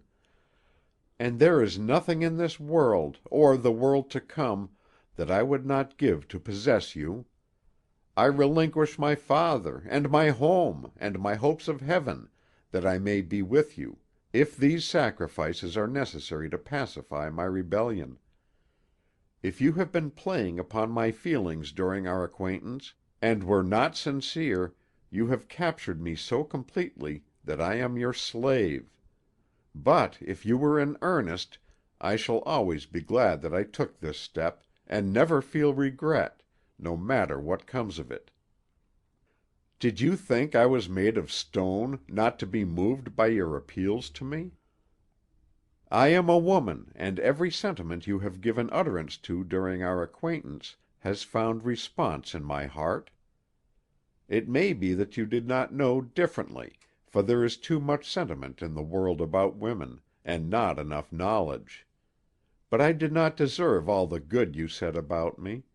It made me blush to realize that much that you have said in my praise was not true, though I loved you for what you said. But I show my weakness now.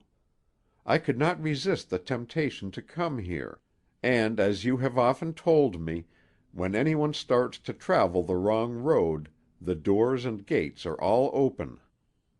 Yours were all open tonight, and I came here without resistance." Doris was too much frustrated to attempt to explain how his front gate and door came open, which was, perhaps, the result of carelessness.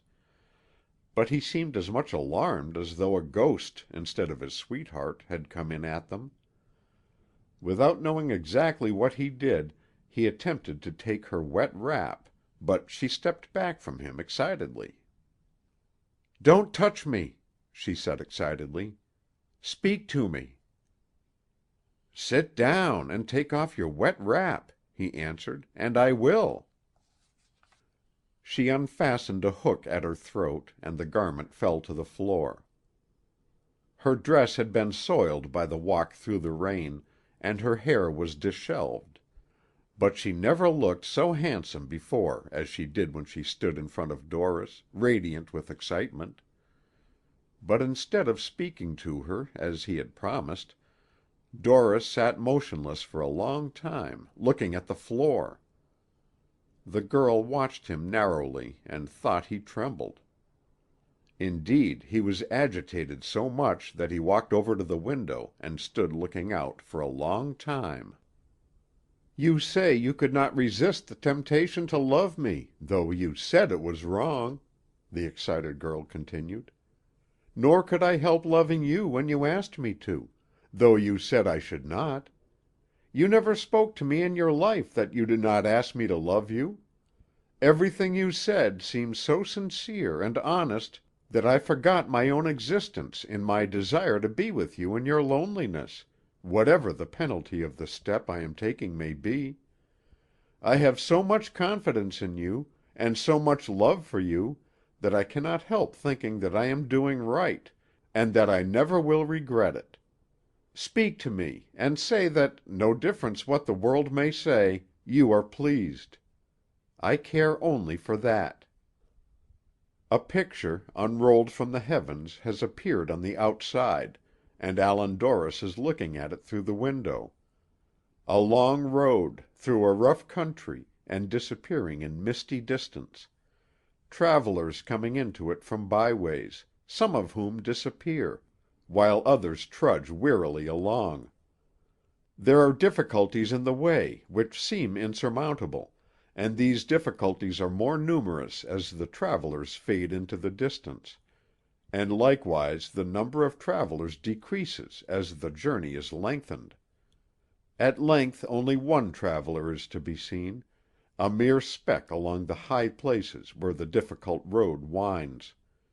He tries to climb a hill, beyond which he will be lost to view, but he fails until another traveler comes up, when they help each other, and go over the hill together, waving encouragement to those who are below, into the mist, beyond which no human eye can look.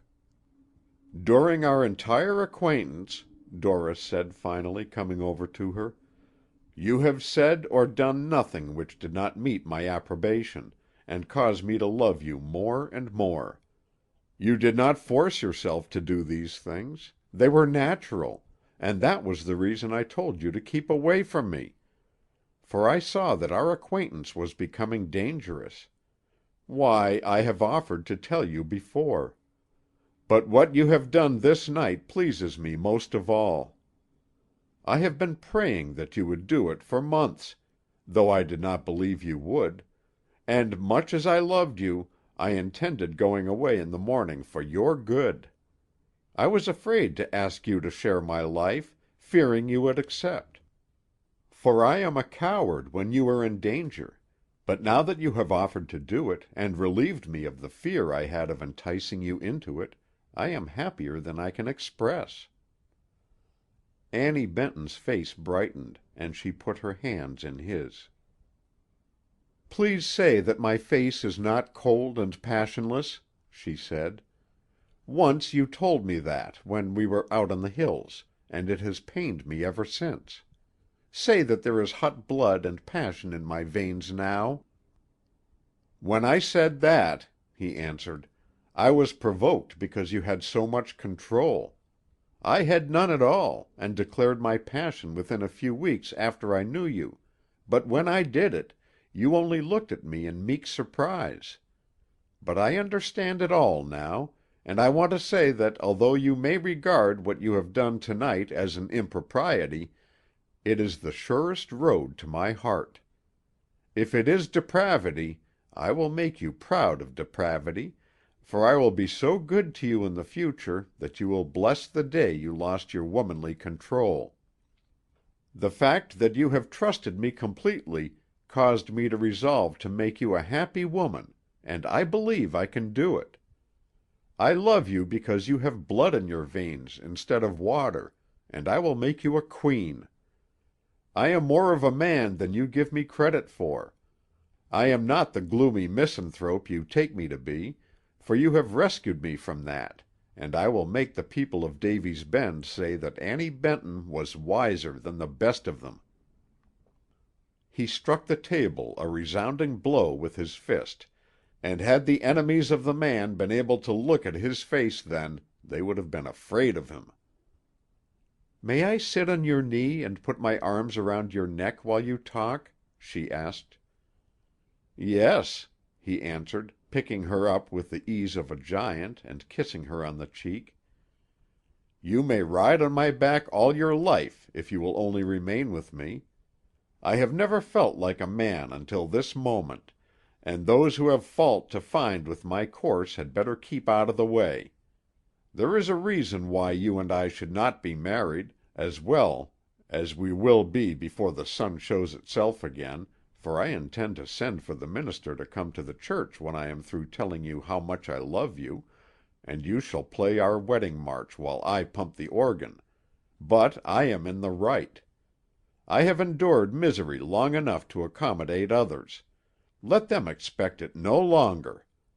And now that you know what I intend to do, listen while I tell you who I am, where I came from, and why I forced you to your present novel position."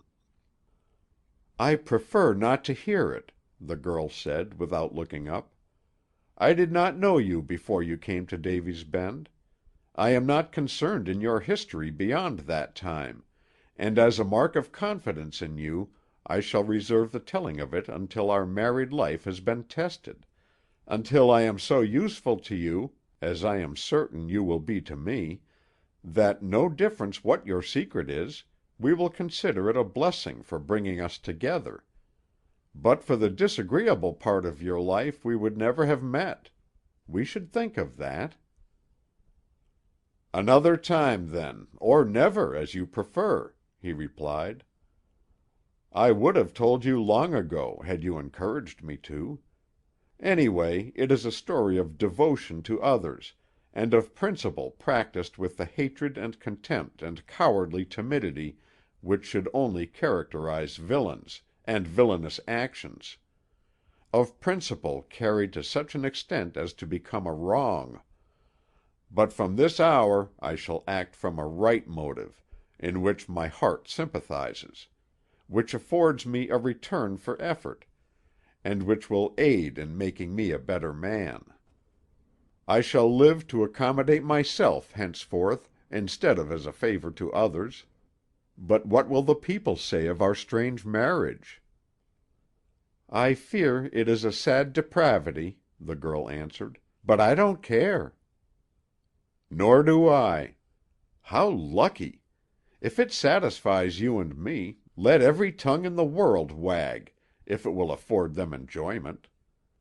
I have neither time nor inclination to hunt down the idle rumors that may find their way into circulation concerning my affairs, for what does it matter whether old Miss Maid or old Mr. Bach thinks good or ill of me? I never cared about such trifles. I care less now that I have you." Had Dorris looked at the upper sash of the window over the porch, instead of at the girl, he would have seen a malicious face looking in at him, but he was too much occupied for that, and the face was soon withdrawn. "I have never expected anything that was unreasonable," Dorris said, probably recollecting that his actions had been such as to give rise to a suspicion that he was a fickle man, and could not be satisfied with anything. "I know all that it is possible for a woman to be, and I have hoped for nothing beyond that. I ask no more than a companion of whom I will never tire, and who will never tire of me, some one who will keep me agreeable company during my life, and regret me when I am dead. There are people, and many of them, who fret because they long for that which is impossible. I have passed that time of life, and will be content with what life affords, with you. I am not a boy, but a man of experience, and I know I will never tire of you. I have thought of the ways in which you can be disagreeable, but your good qualities outweigh them all. I know you are not an angel; you have faults, but it gives me pleasure to forgive them in advance. If you will be equally charitable with me, we will be very happy." "I have no occasion to be charitable with you," she answered. "Then you never will have," was his reply. "Marriage is the greatest inheritance of man, but it is either a feast or a famine. The contrast between a man who is happily married and one who is not is as great as the contrast between light and darkness, but there are many more of the first class than of the latter. It may be a false social system, but very often those who ought not to marry hurry into it in the greatest haste.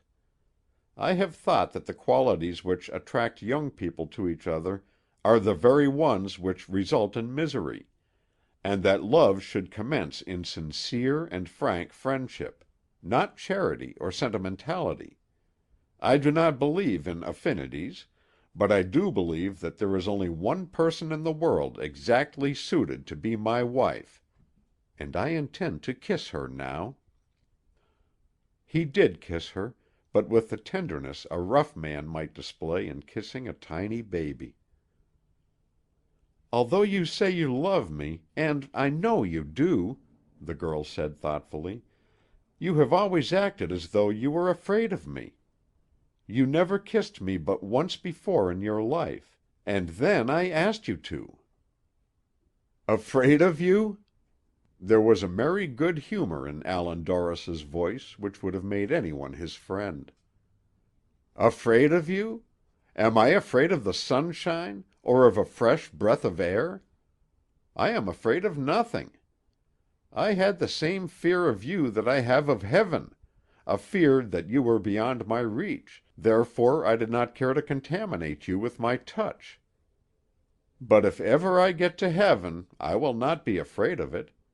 I intend to make love to you all my life, though I shall be careful not to make myself tiresome. We will reverse the rule, and become lovers after we are married. You once said that I was queer. I cannot forget that charge, somehow. I am queer, in this respect. I was born a bull with a hatred for red flags, which have been waved in my face ever since I can remember.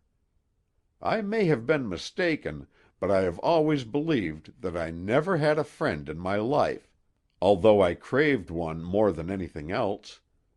But you have changed all this.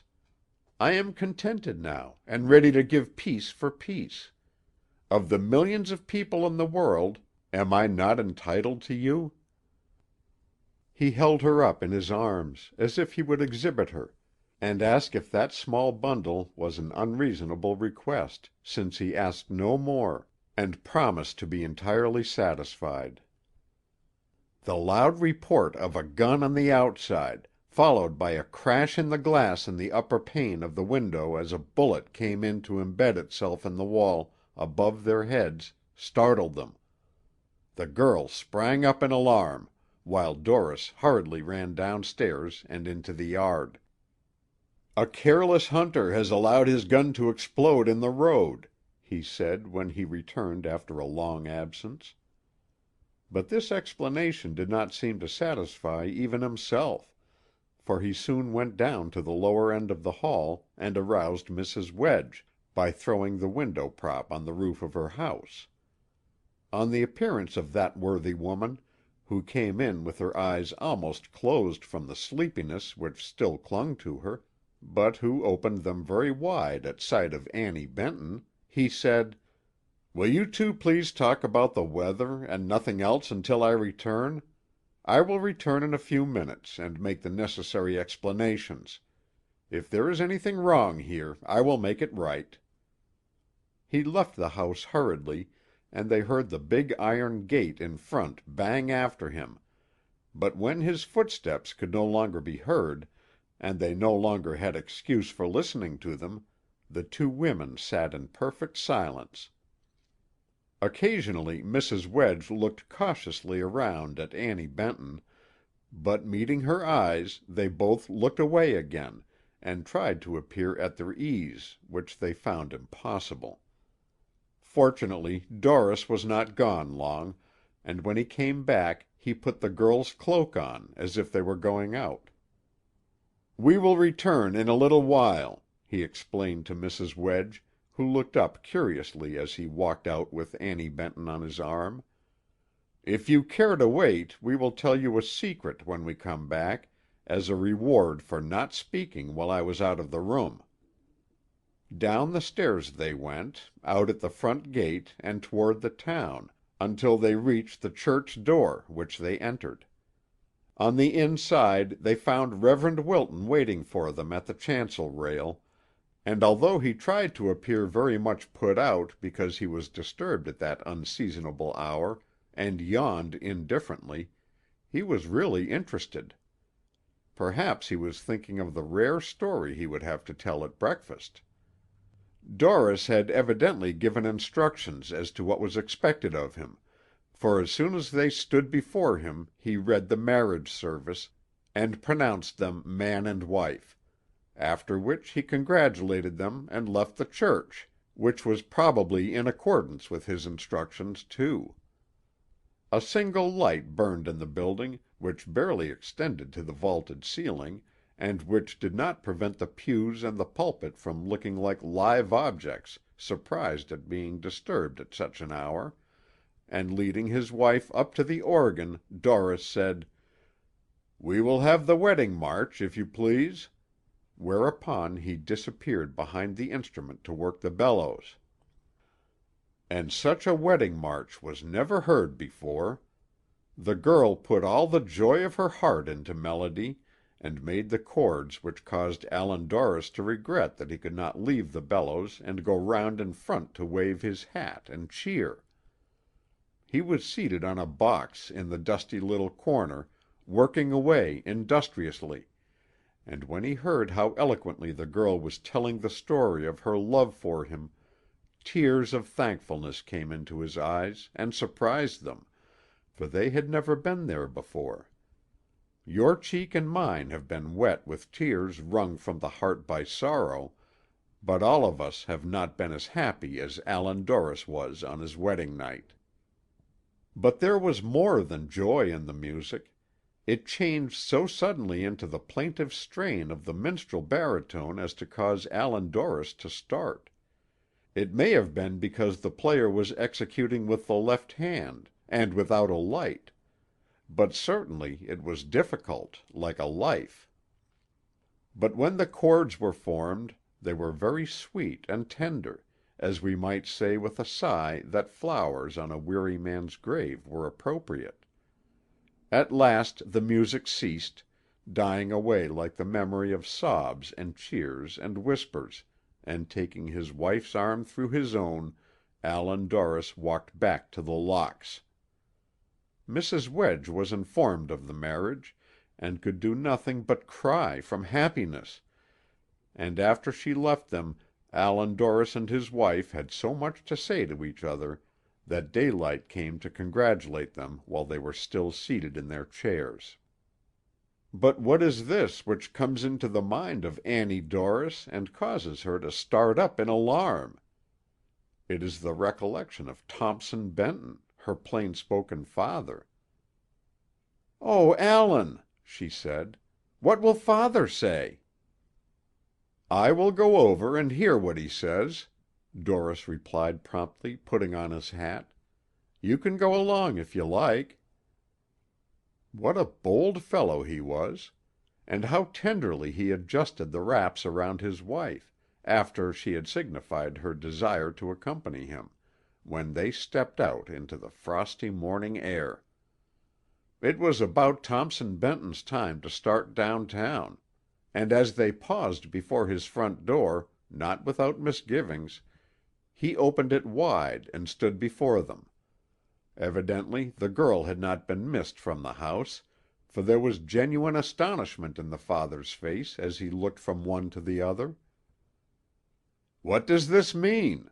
he said, looking at Dorris sharply from under his shaggy eyebrows. "That we were married this morning," Dorris replied, not in the least frustrated, though his wife trembled like a leaf. He gave no evidence of the surprise which this announcement must have caused him, but looked sullenly at Dorris for several moments, as though he had a mind to try his strength with him. But when his eyes fell on his child, his manner changed for the better. Motioning them to follow him, they closed the door, and all sat down in the pleasant family room, where the girl's recollection began, and where her father spent his little leisure in the evening. Here old Thompson looked hard at the floor until he had thought the matter over, when he said, "I have never found fault with the girl in my life. I have never had occasion to, and if she can justify what she has done, I am content. Are you sure you are right, Annie?" He looked up at her with such a softened manner, and there was so much tenderness in his words, that the girl forgot the fear which his hard look had inspired when they met him at the door, and going over to him, she put her arm around his neck, and softly stroked his gray hair as she replied, "That which I have done has made me very happy. If that is justification, I am entirely justified." "I require no other explanation," old Thompson answered. "From a little child you have been dutiful, sensible, and capable, and though my selfishness rebels because I am to lose you, a father's love is stronger than selfishness, and I am glad you have found a husband you regard as worthy of your affection. You have drawn a prize, sir." He looked at Dorris as a deafened man might look at his rival, when he thought it necessary to hide his mortification, and offer congratulations which he did not feel. "There is no doubt of it," Dorris promptly answered. "She is very much like her mother," old Thompson continued, "and her mother was the best woman in 10,000. If I gave her a task to perform, she did it in a manner which pleased me, and she was always a pleasant surprise. This is a surprise, but I find no fault. I cannot regret that Annie knows the happiness of a young wife. I am a rough man, but I made her mother a very happy woman, and in remembrance of that I am glad the daughter has found a husband she can honor. I have so much confidence in the girl's good sense that I do not question her judgment, and I wish you joy with all my heart." He took both their hands in his for a moment and hurried away, Dorris and his wife watching him until he disappeared in a bend of the street, when they went into the house to make their peace with the Ancient Maiden. As Thompson Benton hurried along toward his store, swinging the respectable-looking iron key in his hand, who can know the regret he felt to lose his child? His practical mind would not help him now, and he must have felt that the only creature in all the world he cared for had deserted him, for the old forget the enthusiasm of the young. It was fortunate circumstance that the day was bad and customers few, for they would not have been treated well had they appeared. End of chapter 16. Recording by Roger Melin. Chapter 17. The Pursuing Shadow. Allan Dorris and his wife had been up in the hills watching the sunset, and at dusk were returning leisurely home. They were very fond of the unfrequented locality where he had first declared his passion, and when the weather was fine they frequently visited it to imagine themselves lovers again, which was easy enough, for as man and wife they got along amazingly well. And now, when they were returning at nightfall, a shadow crept after them, from bush to rock and from tree to shrub, crawling and stealing along like a beast watching its prey. Pretty Annie Dorris, prettier than ever before, was expressing a fear in her winning way that their happiness was too great to last, and that something dreadful would happen to them. But she had no suspicion of the lurking, creeping shadow which had hurried forward, and now stood almost within arm's length, as her husband replied, "I have been so discontented all my life, and am so contented now, that I believe the fates will guard me from it in pity. It is not much that I ask, a country girl to be my wife and love me, nothing more. And it will always be my endeavor to be so useful to the country girl that she will be happy too, so that the simple boon of peace is not too much to ask when it will make two people entirely happy. I cheerfully give up my place in the strife for greatness and riches in which men seem to be always engaged, and will be content with the good health and plenty which my simple life here will bring me. As for a living, I can make that easy enough. I am making more even now than we can possibly spend. I hope your fears are not substantial." The country girl had her arm through her husband's, and she looked up into his face with such a troubled expression that he stopped in the road. "It may be that I am fearful only because I love you so much," she said. "It almost kills me when I think that any harm might happen to you." "I am glad to hear you say that," he replied, "but you are always saying something which pleases me. You look handsome to-night. You look prettier now than before you were married, and I think more of you. You don't fade out, and I love you for that. You are as fresh and as girlish as you ever were before we were married. I think it an evidence of good blood." "Now you are pleasing me," his wife said laughingly. "I have feared very often that you would not like me so well when you knew me better, and that you would finally tire of me." "But I don't," Dorris replied. "The more I know of you, the better I like you. It's not usual, but I am more in love after marriage than I was before." "I have mingled so little with women," the wife said seriously, "that I sometimes fear that I am not like others of my sex in manners and dress and inclination. Did you ever notice it?" "I think I have," he said.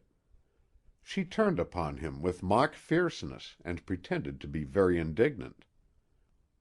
"Because you are not like other women, who act by rule and are nearly all alike, is the reason I have no greater ambition than to be tied to your apron strings," he said.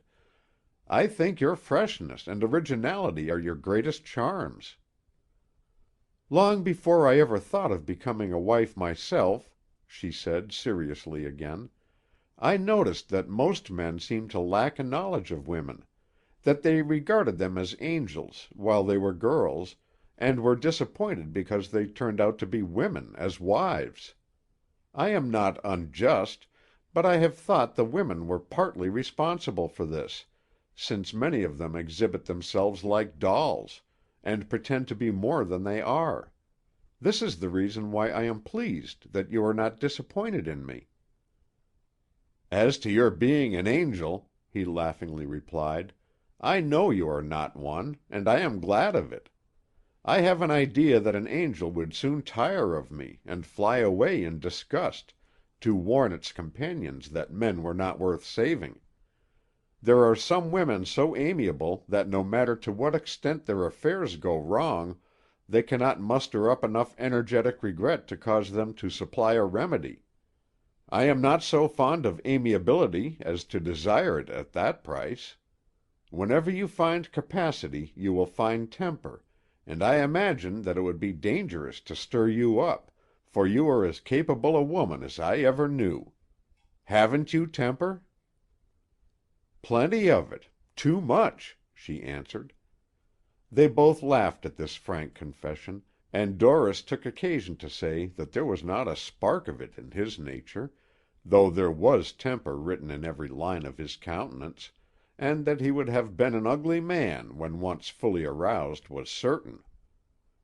They walked on again, and the shadow followed, as if anxious to hear what they were saying. "I can't account for it myself," Dorris continued, "but I enjoy your company as much now as I did before we were married. It does me as much good to talk love to you.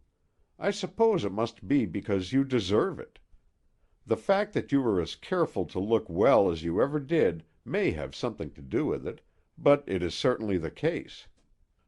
I have heard men abused a great deal for neglecting their wives after marriage, but it never occurs to me to neglect you.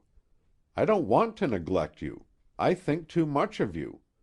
If I should fail to be as considerate of you as you are of me, I know that I would no longer receive the full measure of your confidence and love, which is such a comfort to me. Therefore it is my first ambition to be just and honest with you in everything. The ambition affords me a great deal of pleasure, too, for I am never so well satisfied as when in your company. With you by my side, there is nothing else that I crave in this world or the next." "Oh, Allan! Nothing in the next?" They had seated themselves on a rough seat in a sort of park on the hillside, and Dorris considered the matter.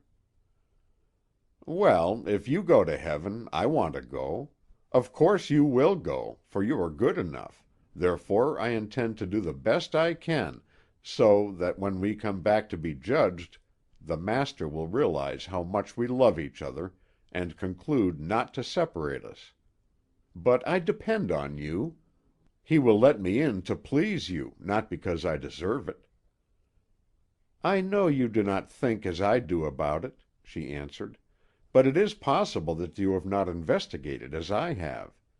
I am not a foolish girl, but a serious woman, and have studied and thought a great deal, and I am certain there is something more than this life. I have never mentioned the subject to you before, because I know that a great many come to dislike religion because they hear so much of it from persons no better than themselves, but everything teaches us that we shall live again, and it worries me a great deal because you think lightly about a matter which seems so dreadfully serious. My mother's faith convinces me of it, though I cannot tell you why. I am not prepared, as she was, by a long life of purity, to receive the evidence. But promise me that you will think about it, and not combat your own judgment." "I have never thought about it much, and investigated but little," he answered. "It has always been natural for me to think of the grave as the end of everything, so far as I am concerned. But I have confidence in your intelligence and judgment. If you have investigated, and believe, that is enough for me. I believe. Please do not worry about it any more. I will try very hard to remain with you." He said it lightly, yet there was enough seriousness in his manner to convince her that his love for her was honest, even if his religion was not. "Religion is not natural with me. I feel no necessity for it, or lack of it," he said again. "But I have no objection to it. On the contrary, I have always liked the idea, but I lack the necessary faith. It would be pleasant for me to believe that in the next country, a day's journey removed, good gifts might be found. But if I could not believe it, I could not be reasonably blamed for my refusal to attempt the journey. I might even regret that the accounts were not true, but I would not insist that they were true against my honest convictions, because I hoped they were. I am religious enough in sentiment, but my brain is an inexorable skeptic. Nothing is more pleasing to me than the promise of your faith. What a blessed hope it is, that after death you will live in a land of perpetual summer, and exist forever with your friends where there is only peace and content. I am sure I can never see as much of you as I want to in this life, and I cannot tell you how much I hope we will be reunited beyond the grave, and live forever to love each other, even as we do now. I am willing to make any sacrifice necessary to ensure this future. It would be a pleasure for me to make greater sacrifices than are required, according to common rumor, for they are not at all exacting, except in the particular of faith. But that I lack, to a most alarming extent, though I cannot help it. You cannot have faith because it is your duty, any more than you can love because it is your duty. I only regret that I cannot be religious as naturally as I love you, but I cannot, though I try because you want me to. I want to believe that men do not grow old and become a burden to themselves and those around them. But I know differently, and while I hope that there will be a resurrection, I know that those who have gone away on the journey which begins with death send back no messenger, and that nothing is known of heaven except the declaration of pious people that they believe in it. I love to hear the laughter of children, but it does not convince me that all the world is in a laughing mood, and that there are no tears. No one can find fault with your religion except that they cannot believe in it. Everything in nature teaches us that we will return to dust, and that we will be resurrected only as dust by the idle winds. You don't mind that I speak freely?" "No." "I have tried all my life to convince myself that I possessed the spark of immortality, but my stubborn brain resists the attempt. All my reasoning convinces me that I live for the same reason that my horse exists. I am superior to the faithful animal only in intelligence, for in physical organization I am only an animal. When an animal dies, I see its body dwindle away until there is nothing left. It becomes dust again. I hope that I may share a different fate, but I believe that I shall pass away in precisely the same manner. Understand me, I want to be religious, but I cannot be. There are some people, I suppose there are a great many, though I never knew but one personally, who ought to live forever. They are too rare to die. You are one of them, but I fear you will be lost to the world in the course of nature. You ought to be preserved for the good you can accomplish by playing the organ. I never believe in heaven so much as when I am in the back pews listening to your music." There is more religion in the old organ when you are at the keyboard than in all the people who listen to it put together, and I sometimes think that those who write the music and the songs are inspired, though when you know them, their personal characters do not encourage that impression."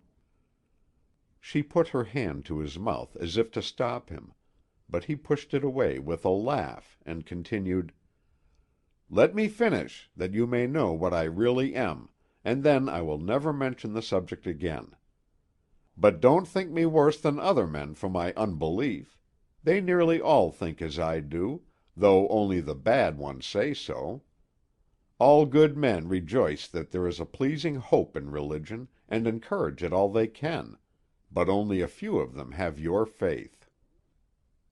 "All be well yet, Allan," the wife answered. "You have promised to try and get rid of your unbelief, and I know that you will be honest in it.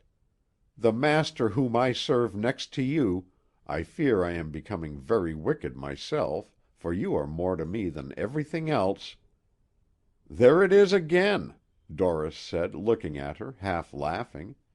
"That expression wasn't studied, I know, but it pleases me greatly. You are always at it, though you have a right to now. He is more considerate than any of us imagine, and if he knows you did not believe, he will also know that you could not and did not intend any disrespect." "There is something in that," he answered. "I loved you before I knew you, though I did not believe you existed." "But you did find me. It is not impossible that you will find him, though you do not believe he exists." "That is worth thinking about. The next time I take a long ride into the country I will think it over, if I can get you out of my mind long enough. One thing, however, is certain. I want to follow you, wherever that leads me.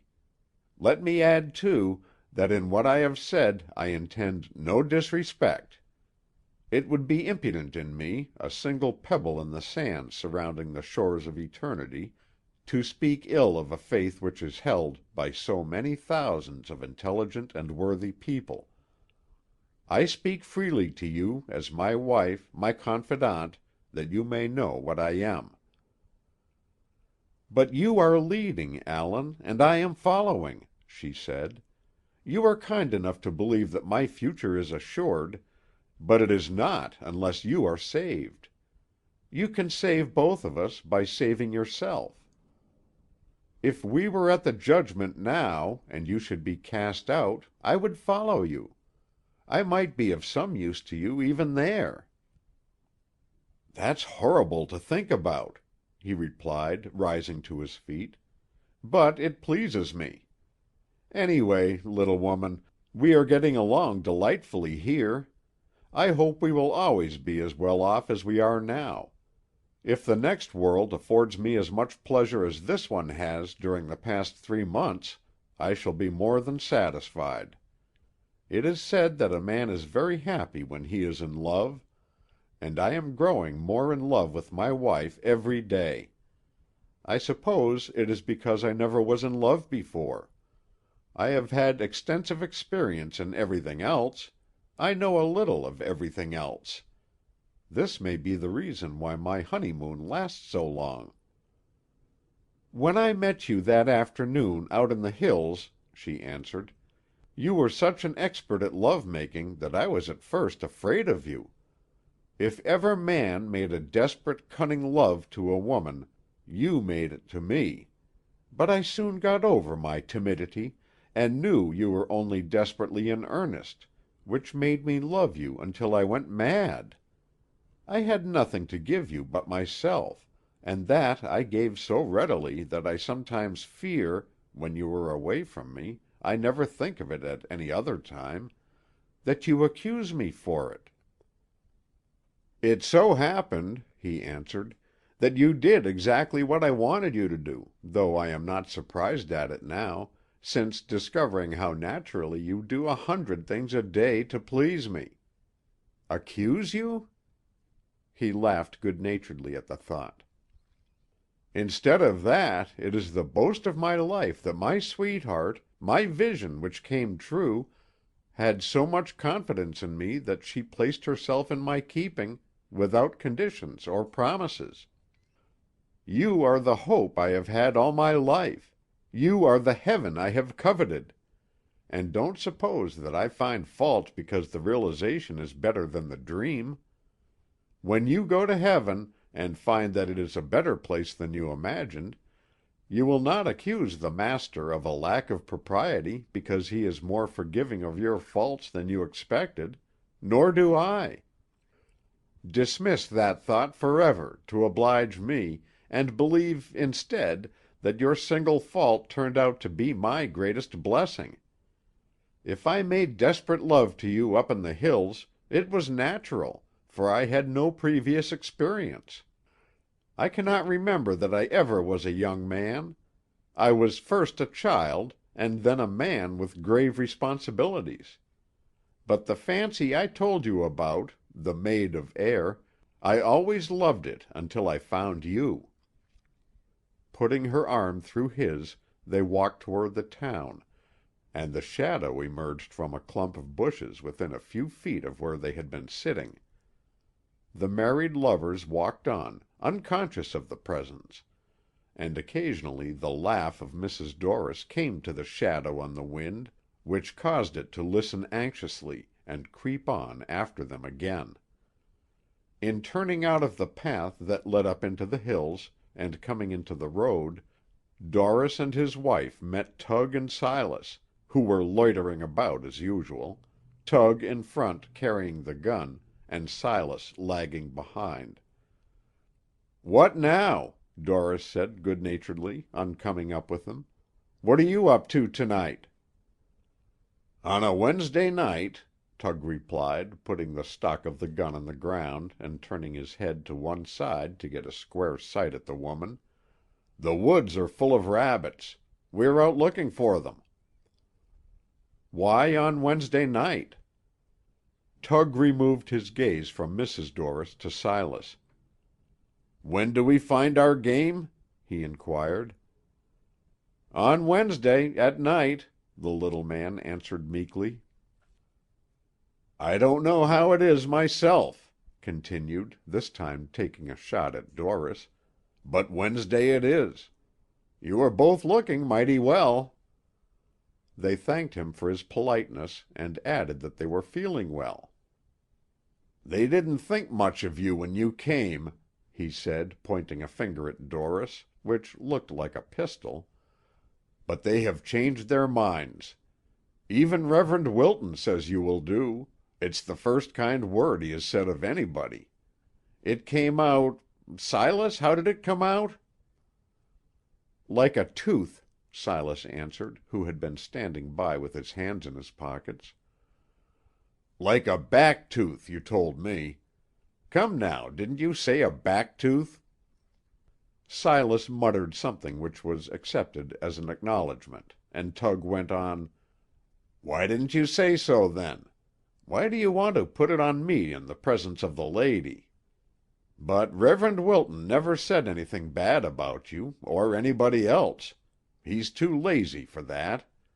I only wonder that he didn't drop over from exhaustion when he said you'd do. Well, I should say you would do. Eh, pretty girl?" Annie Dorris made no other answer than to cling closer to her husband, and Tug regarded them with apparent pleasure. "And there's Uncle Ponsonboy. Silas, what does Uncle Ponsonboy say?" "He says that Mr. Dorris is a man of promise," Davy answered. "Oh, does he? Well, he's not the kind of a man of promise, old Uncle Ponsonboy is, who has been promising to distinguish himself for 40 years. Old Albert reminds me of a nephew of my wife's.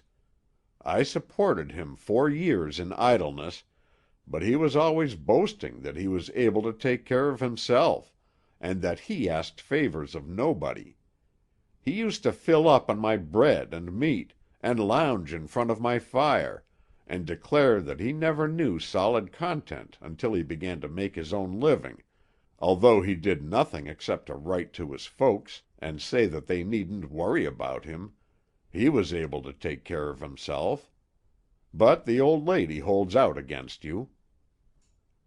Tug swallowed a laugh with a great effort, apparently locking it up with a spring lock, for there was a click in his throat as he took aim at Doris again, and continued, but not before his scalp had returned to its place after crawling over on his forehead to look at the smile. "I am glad of that, though. The old lady and I never agree on anything. I like the devil because she hates him. I shall be quite content in purg if she fails to like it." Allan Dorris looked puzzled for a moment. "Oh, purgatory," he said, finishing the abbreviation, and turning to his wife, who laughed at the idea. "We were talking about that just before you came up." "Neither of you need worry about that," Tug said. "You are all right. I am the devil's partner, and I know. But if you should happen down there by any mischance, I will give you the best accommodation the place affords.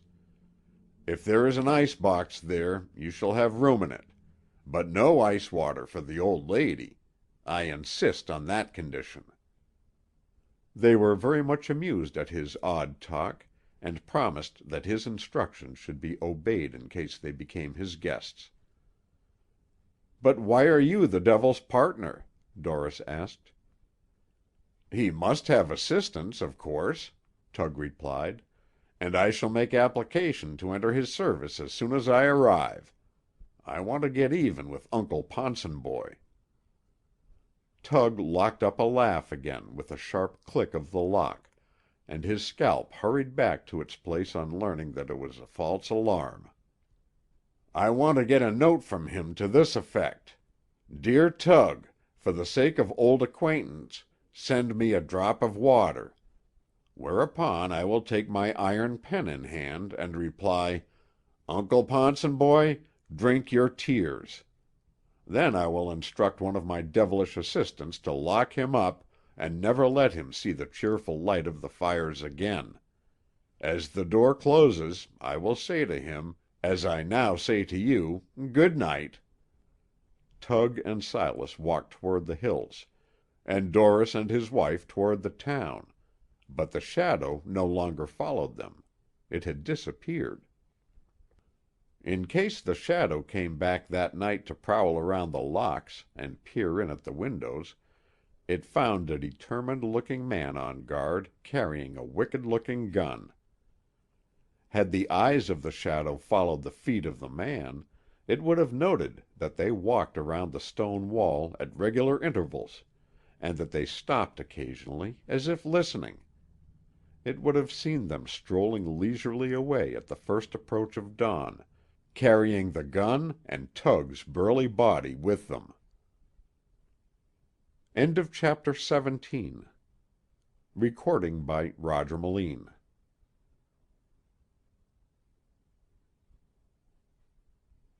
Chapter 18. The Rise in the River. The rain had been falling at intervals for weeks, and the sluggish river, which usually crawled at the foot of the town in quiet submission, had become a dangerous torrent.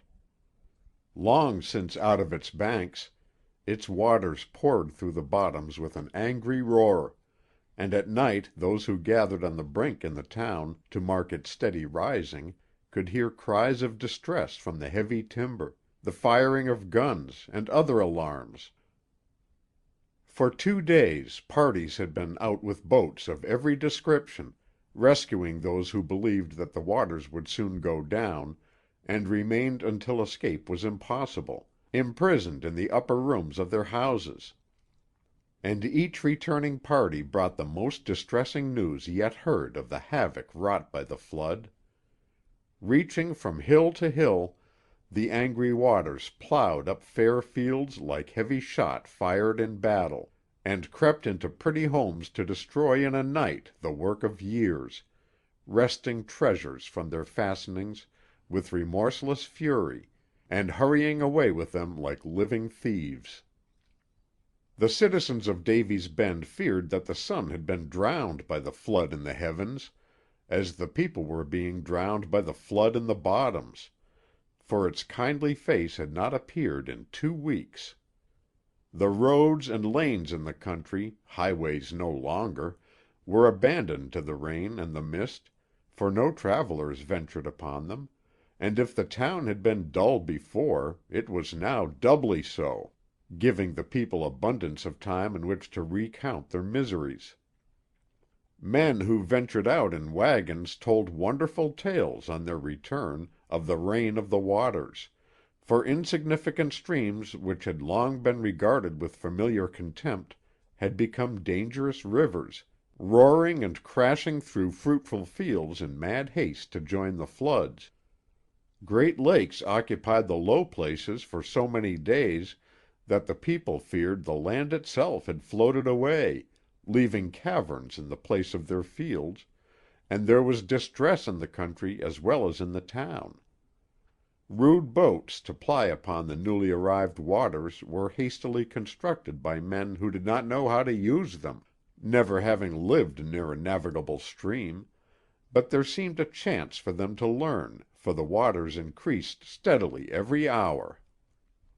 As they lay in their beds at night, if they wakened and found that the rain had ceased, the people of the town hoped that the end had come at last, and that the waters would soon subside, but before they had framed their congratulations, the gentle patter of the rain was heard on their roofs once more, which continued through the long night, ceasing only occasionally, that the cries of distress and the alarms from the bottom might be heard, whereupon the rain commenced again with joyful vigor, sure that its fury was not without result. The rocky hills above and below the town were oozy and wet, and those who roamed about heard great splashes in the water, and knew that portions of the bluff were tumbling into the river, as if tired of being steady and reliable while everything else was falling, and anxious to join the tide and aid in the general destruction, as well as to get away from a place which seemed so unfortunate. The mild river, patient and uncomplaining so long, was master now, and it roared like a monster proud of its conquest, and declaring its intention to be wicked and fierce forever. The observers could not understand, so great was the awful flood, how the waters could ever subside, for surely all the lower country must have been flooded days before, and even those who lived in the hills were filled with grave apprehensions. Every morning the simple registers, which the people put up along the creeks and sloughs, showed an alarming rise, and they feared that if the rain continued the earth itself would become liquid at last, and resolve itself into a vast sea without shores.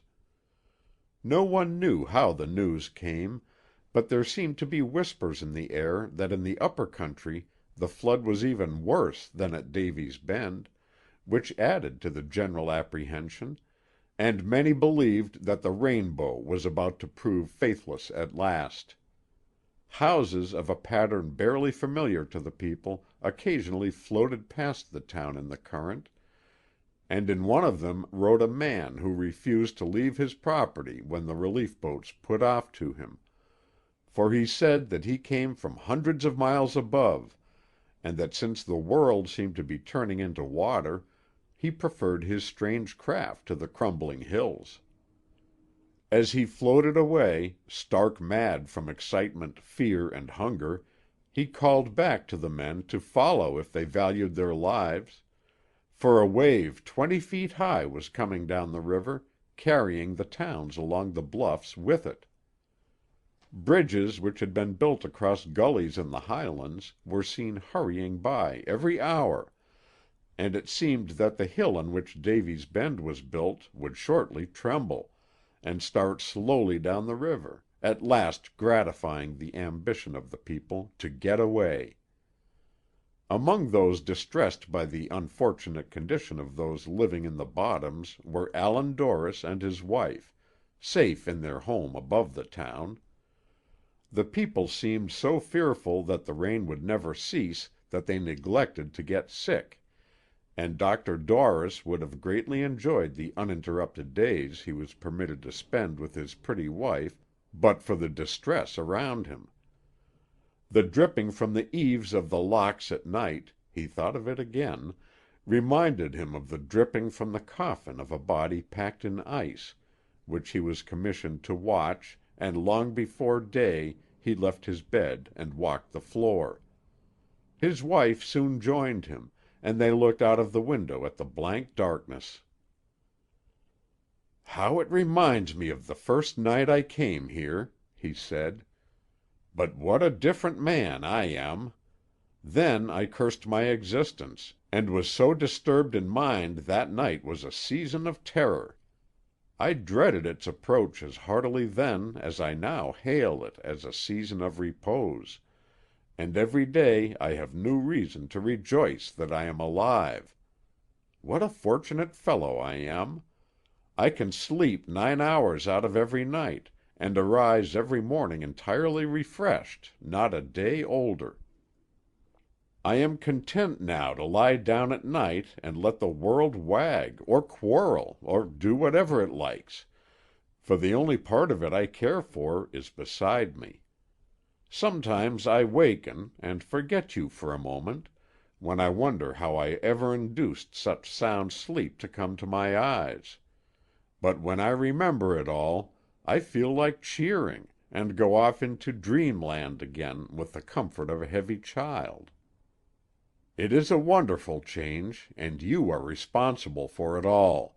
You have made one man entirely happy, if you have accomplished nothing else." As they stood by the window, he had his arms around her, and when she looked up at him, he kissed her tenderly on the forehead. "Our marriage has brought no more happiness to you than it has to me," she answered. "Since you became my husband, I have known only content and gladness, except when I become childish and fear you are surrounded by some grave danger. If I could charge you with a wish, I could think of nothing to ask." "Who would harm me? Who would dare?" he asked. His wife thought to herself, as she looked at him, that it would be a dangerous undertaking to attempt to do him an injury. There were few men his equal in physical strength, and he could hold her out at arm's length. "Danger is a game that two can play at," he said, and there was a frown on his face so fierce as to indicate that someone who was his enemy had come into his mind. "I have seen the day when I would have allowed almost anyone the privilege of taking my life, if it would have afforded them pleasure. But let them keep out of my way now. The tiger fighting for her whelps would not be fiercer than I, if attacked. I have more to live for than any other man in the world, and I would fight, not only with desperation, but with skill and wickedness. If anyone wants my life, let him see that he does not lose his own in attempting to take it." Allan Dorris had been oppressed with a vague fear ever since his marriage that his long period of rest meant a calamity at last, though he had always tried to argue the notion out of his wife's mind. He had often felt that he was watched, though he had seen nothing, heard nothing, to warrant this belief. He could not explain it to himself, but frequently while walking about the town he turned his head in quick alarm, and looked about as if expecting an attack. Once he felt so ill at ease at night, so thoroughly convinced that something was wrong, that he left his wife quietly sleeping, and crawled under the trees in the Locks' yard for an hour, with a loaded pistol in his hand. But he had seen nothing, heard nothing, and his own actions were so much like the presence he half expected to find, that he was ashamed of them and laughed at his fears.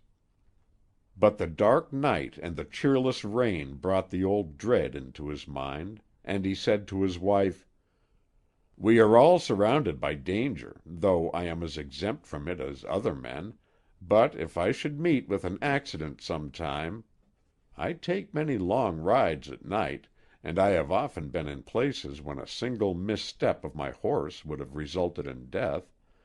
I want you to know that your husband was an honorable man. I have my faults, and I have regrets, but as the world goes I am an honest man. Your love for me, which is as pure and good as it can be, has had as much warrant as other wives have for their love. It was never intended that a perfect man or woman should exist on this earth as a reproach to all other inhabitants, and I have my faults, but I have as clear a conscience as it was intended that the average man should have." "I am sure of that," his wife answered. "You always impress me as being a fair man, and this was one reason why I forget myself in loving you. I did not believe you would be unjust to anyone, surely not to one you loved." "I believe I am entitled to the compliment you pay me," he replied. "I know myself so well that a compliment which I do not deserve does not please me, but I deserve the good opinion you have just expressed. I have known people whose inclinations were usually right, but mine were usually wrong. Either that, or I have been so situated that, by reason of hasty conclusions, duty has always been a task. But notwithstanding this, I have always tried to be honest and fair in everything. It sometimes happens that a man is so situated that if he would be just to himself, he must be unjust to others. I may have been in that situation, and there may be those who believe that I have wronged them, but I am sure that an honest judge would acquit me of blame. I have often wanted to tell you my brief and unimportant history, but you have preferred not to hear it. While I admire you for this exhibition of trust in me, I have often wondered that your woman's curiosity did not covet the secret." "It is not a secret, since you offer to tell it to me," she replied. "But I prefer not to know it now. You once said to me that every life has its sorrows. Mine is the belief that I know what your history is, but I prefer to hope that I am wrong rather than know my conjecture is right." He looked at her with incredulity, and was about to inquire what she knew, when she continued, "You never speak to me that I do not get a scrap of your past history. I read you as easily as I read a book. But I knew it when I became your wife, and I think less of it now than ever. You are so kind to me that I think I shall forget it altogether in time. It is scarcely a sorrow, rather a regret, as I regret during my present happy life that I am growing old. Sometimes I think I love you all the more because of your misfortune, though I never think of it when I am with you. It is only when I am alone that it occupies my mind." "You are sure that you have not made it worse than it is?" "Quite sure." "Who was in the right?" "You were." "That much is true, anyway," he answered, looking out at the torrent in the river, which the approaching daylight now made visible. "I formerly had a habit of talking in my sleep. You may have learned something in that way." "A great deal," she replied. "I learned your name." For the first time since she had known him he seemed confused, and there was a flush of mortification in his face. He picked up a scrap of paper and pencil which were lying on a table near them, and handing them to her, said, "Write it." Without the slightest hesitation, she wrote quickly on the paper, and handed it back to him. He looked at it with a queer smile, tore up the scrap, and said, "That would have come out of the story you refused to hear. I have never deceived you in anything." "Except in this," she answered, putting her arms around him. "You are a much better man than I believed you were when we were first acquainted. You have deceived me in that. My married life could not be happier than it is. I do not take much credit to myself that we are content as husband and wife," he replied. "I think the fact that we are mated has a great deal to do with it. There are a great many worthy people, for the world is full of good women, if not good men, who live in the greatest wretchedness, who are as unhappy in their married relations as we are happy. I have known excellent men married to excellent wives, who are wretched, as I have known two excellent men to fail as partners in business. You and I were fortunate in our alliance.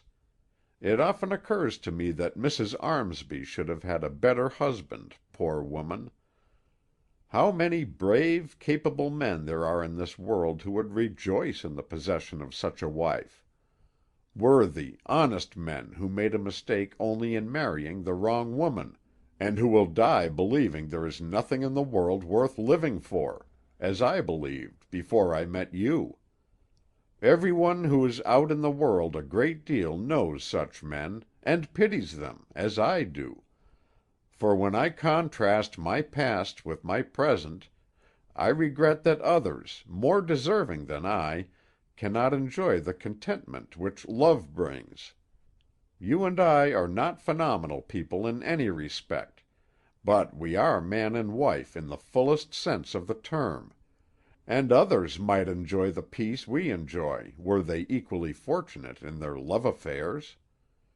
It is a grand old world for you and I, and those like us, but it is a hell for those who have been coaxed into unsuitable marriages by the devil. There is as much bitterness in your voice now as there was when you said to me in the church that you were going away, never to come back," his wife said, looking at him with keen apprehension. "I am a different man now to what I was then," he replied with his old good nature. "Have you never remarked it?" "Often, every time I hear you speak. I find that there are splendid people even in Davy's Bend, and I imagine that when the mind is not tortured they may be found anywhere. In my visits to the homes of Davy's Bend, I hear it said in every quarter that surely the neighbors are the best people in the world, and their kindness in sickness and death cause me to believe that as a rule the people are very good, unless you chain two antagonistic spirits together, and demand that they be content. I know so much of the weakness of my race, because it happens to be my business, that I wonder they are as industrious and honorable as I find them. This never occurred to me before, and I think it is evidence that I am a changed man, that I am more charitable than I ever was before, and better." They both looked out the window in silence again. A misty morning, threatening rain, and the river before them like a sea. "I must do something to help those who were imprisoned in their homes by the flood," Allan Dorris said, as if a sight of the river had suggested it to him. "I will go down where boats are to be had presently, and row over into the timber. Do you see that line of trees?" Below the town, in the river bend, a long line of trees made out into the channel, which were on dry land in ordinary times, but the point was covered now, for the flood occupied the bottom from bluff to bluff. He pointed this out, and when his wife saw the place he referred to, she nodded her head. "My boat will be carried down the stream by the strong current, and I will probably enter the timber there. I will wave my good-bye to you from that point."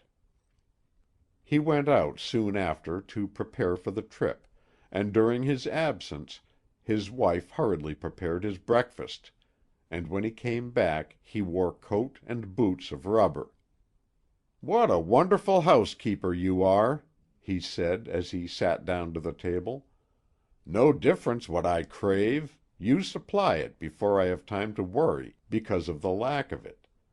But it is so in everything. I never want to do a thing but that I find you are of the same mind. It is very easy to spoil a boy, but I think the girls are naturally so good that they turn out well without much attention. You had no mother to teach you, but you took charge of my house with as much good grace and ease as though you had been driven to it all your life. I think a great deal more of your sex because of my acquaintance with you. If my wife is not the most wonderful woman in the world, I shall never know it." "I am almost ashamed to say it after your kind remark," his wife replied, "but I am afraid I do not want you to go over into the Bottoms. The thought of it fills me with dread, though I know you ought to go." "And why not?" he said cheerfully. "I may be able to rescue some unfortunate over there, and there is nothing dangerous in the journey. I shall return before the night comes on, no fear of that, but before I go I want to tell you again how much my marriage with you has done for me. I want you to keep it in your mind while I am away, that you may understand why I am glad to return. Until I came here and met you, I was as discontented as a man could possibly be, and I am very grateful to you. A life of toil and misery was my lot until you came to my rescue, and I thank you for your kindness to me. It occurred to me while I was out of the room just now that the shadow under the trees is very much like the shadow I intended to penetrate when you came to me that dark night and blessed me. Once you came into the room where I was lying down, after returning from the country, though I was not asleep as you supposed. The gentle manner in which you touched my forehead with your lips, that was love. I have thought about it 1,000 times since, and been thankful. The human body I despise, because of my familiarity with it, but such a love as yours is divine.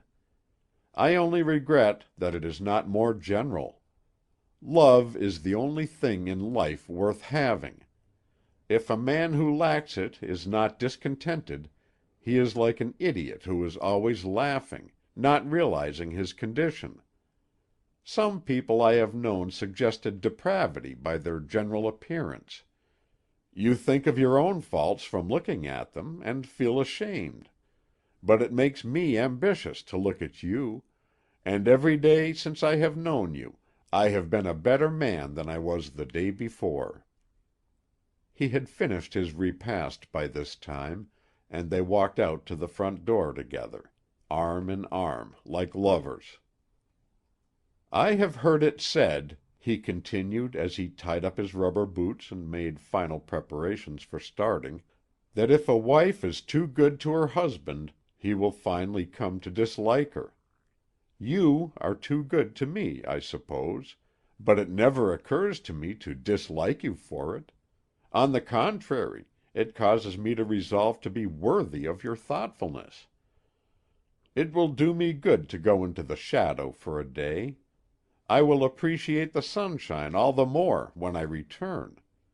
But if I should not return, if an accident should happen to me, which is always possible anywhere, my last thought would be thankfulness for the happiness of the past 3 months."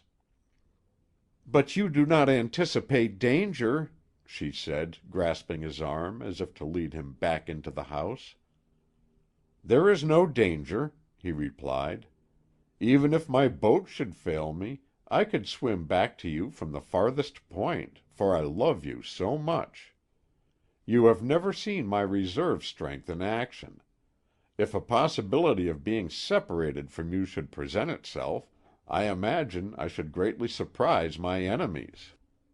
Never fear, I shall come back in good time. I believe that should I get killed, my body would float against the current and hug the bank at the point nearest the locks." He kissed her quickly and hurried away, and his form was soon lost in the bend of the street. How dark it was under the trees! The increasing dull daylight brightened everything save the darkness under the trees. Nothing could relieve that. What if he should go into it never to return, as he had intended the night they were married? No, no, no! She wrung her hands at that thought, and ran towards the door, as if intending to pursue him and bring him back before he could enter it. But Allan was strong and trusty, and he would come back to laugh at her childish fears as she took his dripping garments at the close of the day, and listened to an account of his adventures. No fear of that. A half hour later she saw a boat with a single rower put out from the town, and make slow headway against the strong current to the other shore. Was he going alone? It was not dangerous. She persuaded herself of that, but she thought it must be very lonesome rowing about in such a flood, and he should not go out again, for he would do anything she wished, and she would ask it as a favor. Why had she neglected to think of this, and ask him to go with others? But it was too late now, for the rower soon reached the line of trees he had pointed out to her from the window, waved his white handkerchief, which looked like a signal of danger, and disappeared into the shadow. End of chapter 18. Recording by Roger Melin.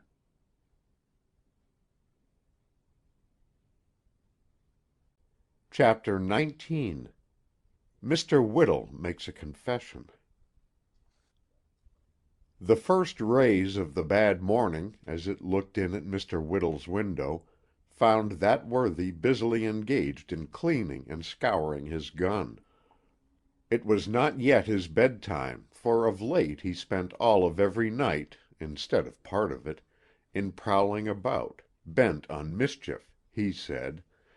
But Silas Davy knew that Tug had a fierce desire to protect Allan Dorris, for whom he had taken such a strange fancy, from harm, and that night after night, whether the weather was good or bad, his friend kept watch around the locks, carrying his gun in readiness for instant use.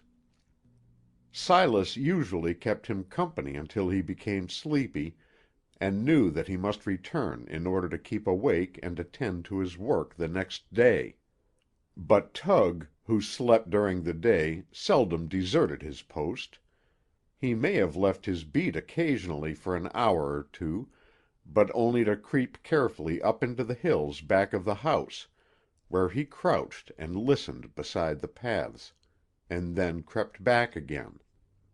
A good many times he walked down to the hotel, always choosing an hour when he knew Silas would be alone in the kitchen, on which occasions he never failed to take a shot with his eyes up the alleys and into all the dark places, but he did not remain long, so that almost every night, when Silas went to bed, he had the satisfaction of knowing that if the shadow should attempt to harm Allan Dorris, there would be an explosion loud enough to alarm the town.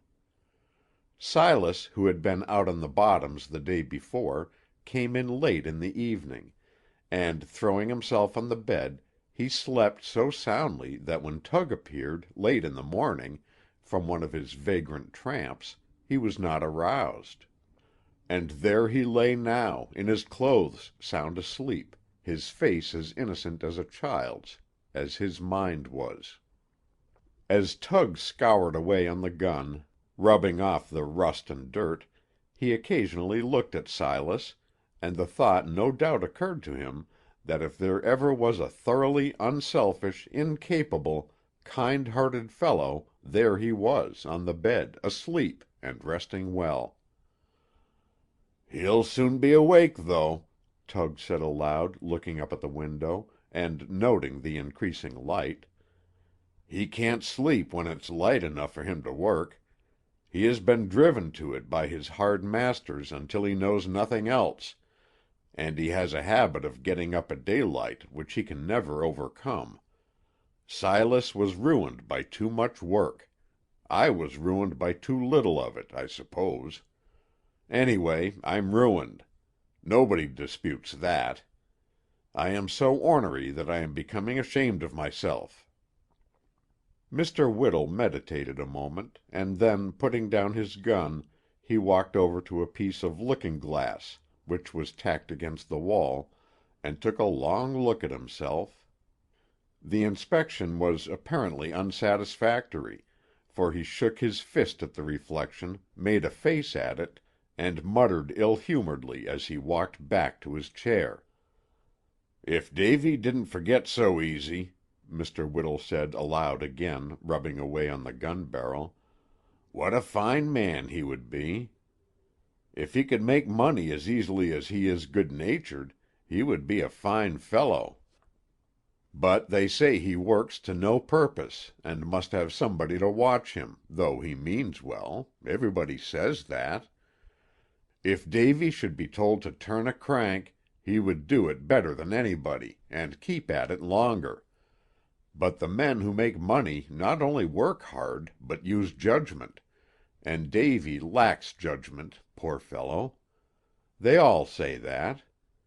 If the hotel should catch afire, he wouldn't put it out unless somebody told him to. He wouldn't think of it.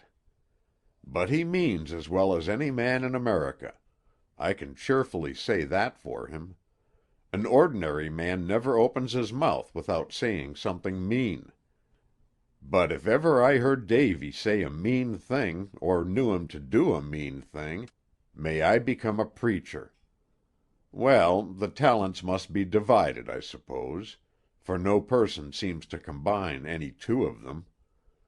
I know enough, but somebody else has the honesty, the industry, the decency, etc., which I lack.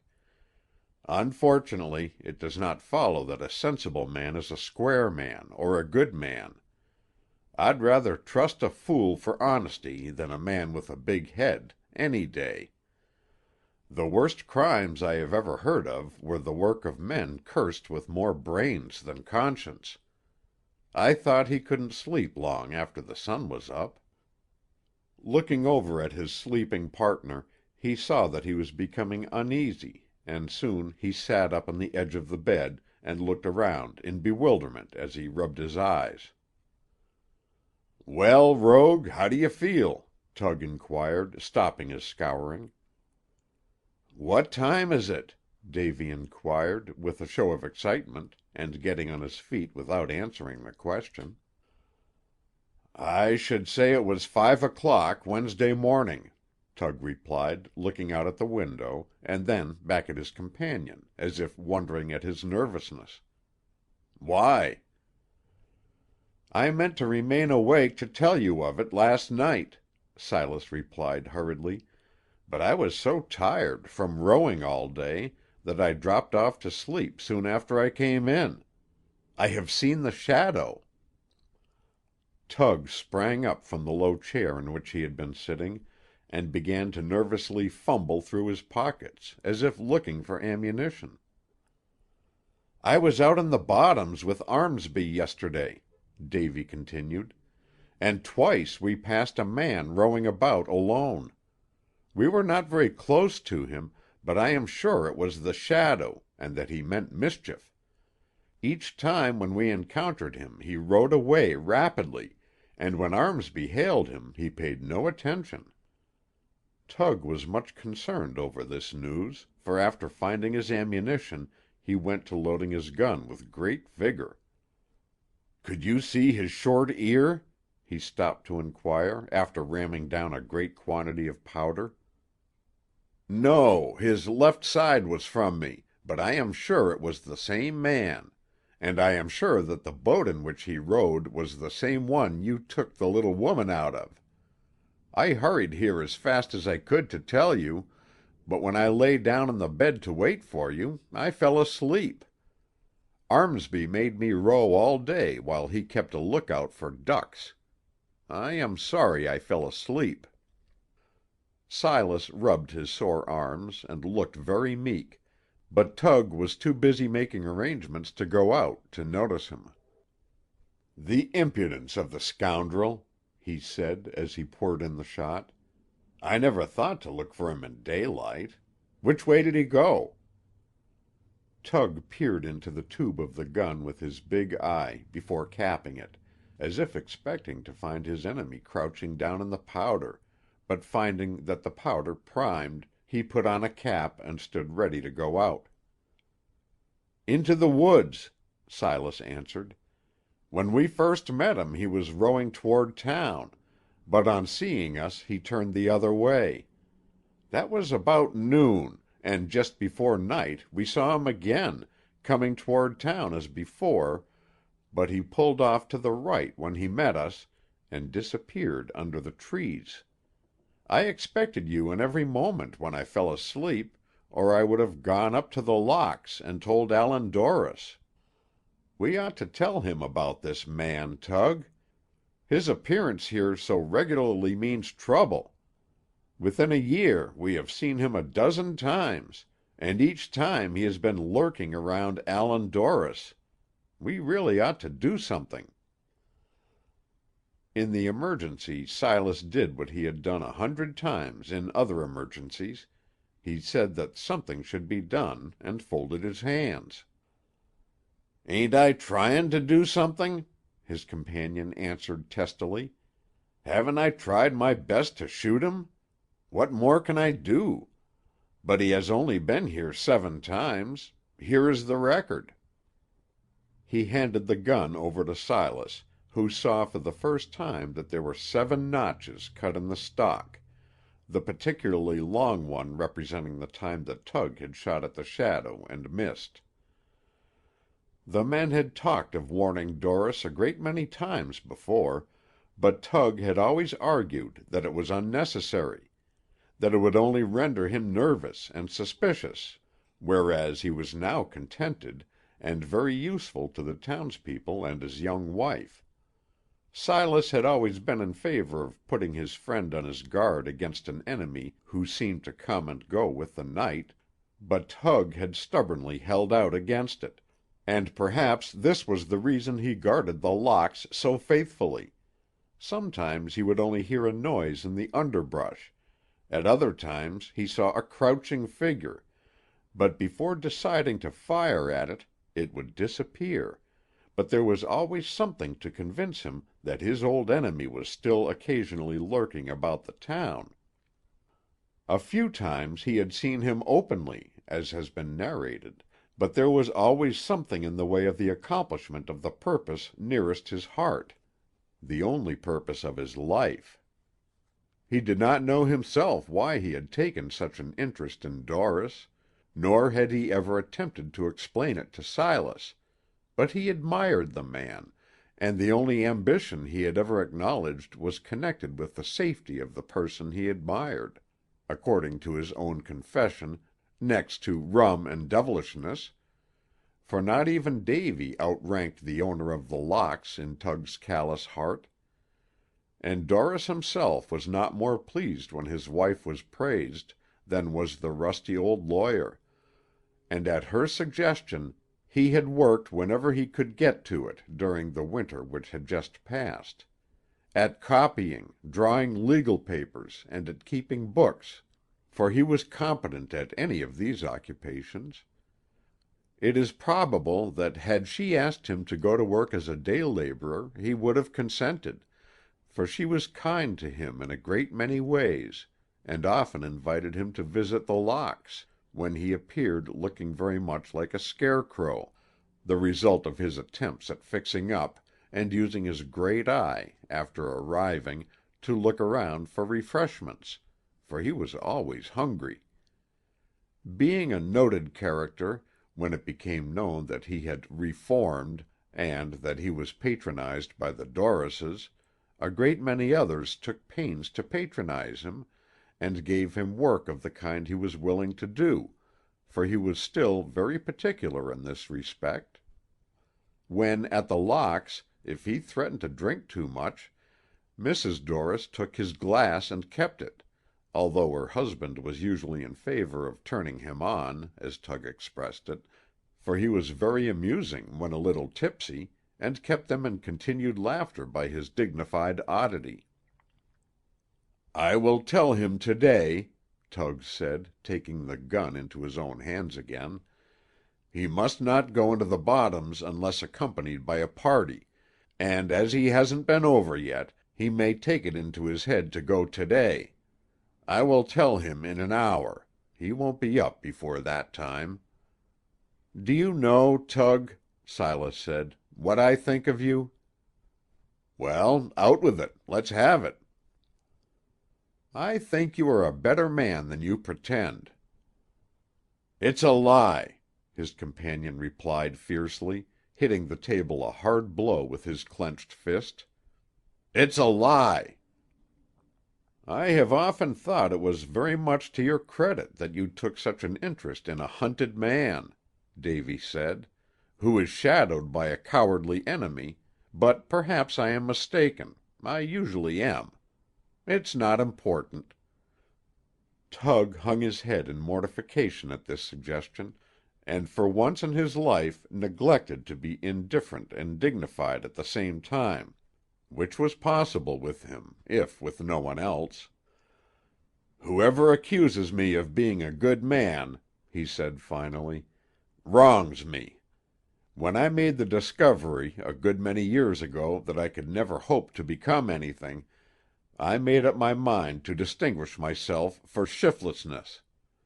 I despise a common man, therefore I am an uncommonly proficient loafer. I am better known in this town than some of your respectable men, and I don't have to work so hard. There are men here, and plenty of them, who have worked all their lives, and who have no more than I have, which is nothing. They expect that there is a great deal in the future for them, but I have sense enough to know there is nothing very great in the future for any of us, therefore I live as my fancy dictates. I am a natural-born vagrant. Most of us are, but most of us do not say so. I despise 5-cent respectability, therefore I am a $1 vagrant, and will pass for that anywhere. I had enough of good people when I was married to one of them. My wife was a good woman." "I hope I haven't offended you," the meek little man said, looking at his fierce companion in alarm. "I didn't mean any disrespect." "Oh, you needn't take it back," Tug retorted. "You've gone too far. It's all right. But let me tell you the truth for once in my life. I believe I never did before. I expect it will set me to coughing, but I will try it. My wife hasn't a relative in the world that I know of. Certainly I never met any of them. The only objection I have to her is that she is good. She is so good that she is a bore. Goodness is a fault, and a grave one with her. She couldn't possibly be more disagreeable than she is, and her fault is, she is good. When there is a dry spell, she wants to get up a rain, and whether it rains or not, you are expected to give her credit for philanthropy. When it is too cold, she moans about the poor people who are suffering, and those who are around her must accept this as noble, or be called wicked, or heartless, or something else. She even has a good way of gossiping about people, and I despise her for no other reason than that she is good. I can't tolerate her. She makes my feet cold." Tug had uttered the word "good" in each instance like an oath, and Davy cowered under his cold stare as though fearing he might be good, and was about to be accused of it. "Everything she does is right, everything you do is wrong. There you have the old women in a mouthful," the outraged husband continued. "She is always jumping on you for not being good, and for your refusal to see goodness in her, and no one around her sees a moment's peace, for she badgers them to death for their neglect to rid the earth of sin, or some other trifling matter like that. She neglects herself in the most shameful manner to moan about rampant rum, or the vitality of vice, for I never saw her ears clean, and if ever you find her with clean fingernails, look out for the pigs, for they will fly. If she is a good woman, then hurrah for the devil. The fat, the lean, the long, the short, the ugly, they go into the good business. for I never knew anyone who could attract attention in the ordinary way to engage in it, and when a woman becomes too fat for society, or too plain to be admired, she goes to yelling that she is better than anybody else, and wants everybody to behave, although they may be behaving all right already. The good-looking and amiable ones remain at home, where they belong, and I admire them for it. Had I been a rich man, the old women would have remained with me, and called that good, but since I was a friendless devil, and a worthless vagabond, she left me, and called that good. I hope she is the only woman of that kind in the world. Look how she treats little Ben. Does she act like a mother toward him? Don't I have to take all the care of him, and look after him, and attend to his bringing up? Is it common for mothers to neglect their own ragged children, and weep over fat and contented people? That's what she does. Therefore, if you are a friend of mine, don't call me good." Silas was not taking as much interest in the recital as he would have done under other circumstances, for he was thinking of Allan Dorris, but Tug was determined to talk about the old women. "When we were first married," he continued, "I told her some sort of a lie about myself, a simple sort of a yarn about nothing, and only intended to earn cheap glory for myself. In some way she found me out, for she is always poking her nose around smelling for sin, and until I could stand it no longer and finally left her, she was continually asking me for additional particulars of the fictitious incident I had related. I say she found me out. I don't know it, but I always believed she did, and that she only asked these questions to hear me lie, and gloat over her own virtue. The story I told her was about saving a man's life, and as he afterwards came to Davy's Bend and knew the old women, I felt sure that she had found me out. After that she asked me 1,000 questions about it, and every time I invented a new lie to go with the first one. Did she do this because she was good? You bet she didn't. She did it to convince herself that she was good, and that I was bad. But I tell you that average me up, I am as good as she is, and I am perfectly worthless." Picking up a rickety chair which stood near him, Mr. Whittle smashed it to pieces on the floor, after a tremendous pounding and racket, which was one of his ways of expressing anger. Silas was very much impressed by this ferocious proceeding, and looked on in meek astonishment until his companion was seated again. "Isn't it time for you to go to The Locks?" he asked. "Sure enough," Tug said. "I am going up there this morning. I'll go now."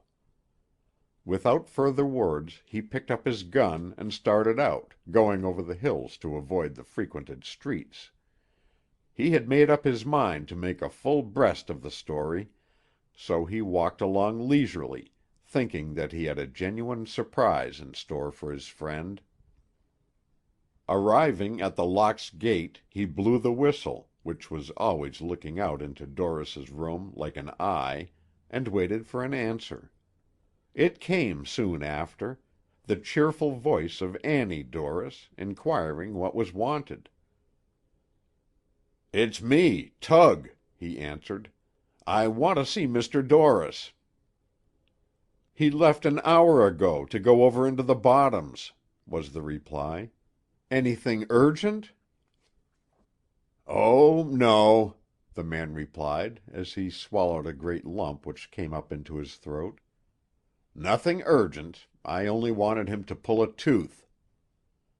With long strides at first, Tug started for the river, but after he was out of sight from the Locks, he ran like a man pursued, and arriving at the place where the ferry was tied up, making steam for the day's work, he seized the first boat within his reach and pushed off into the stream.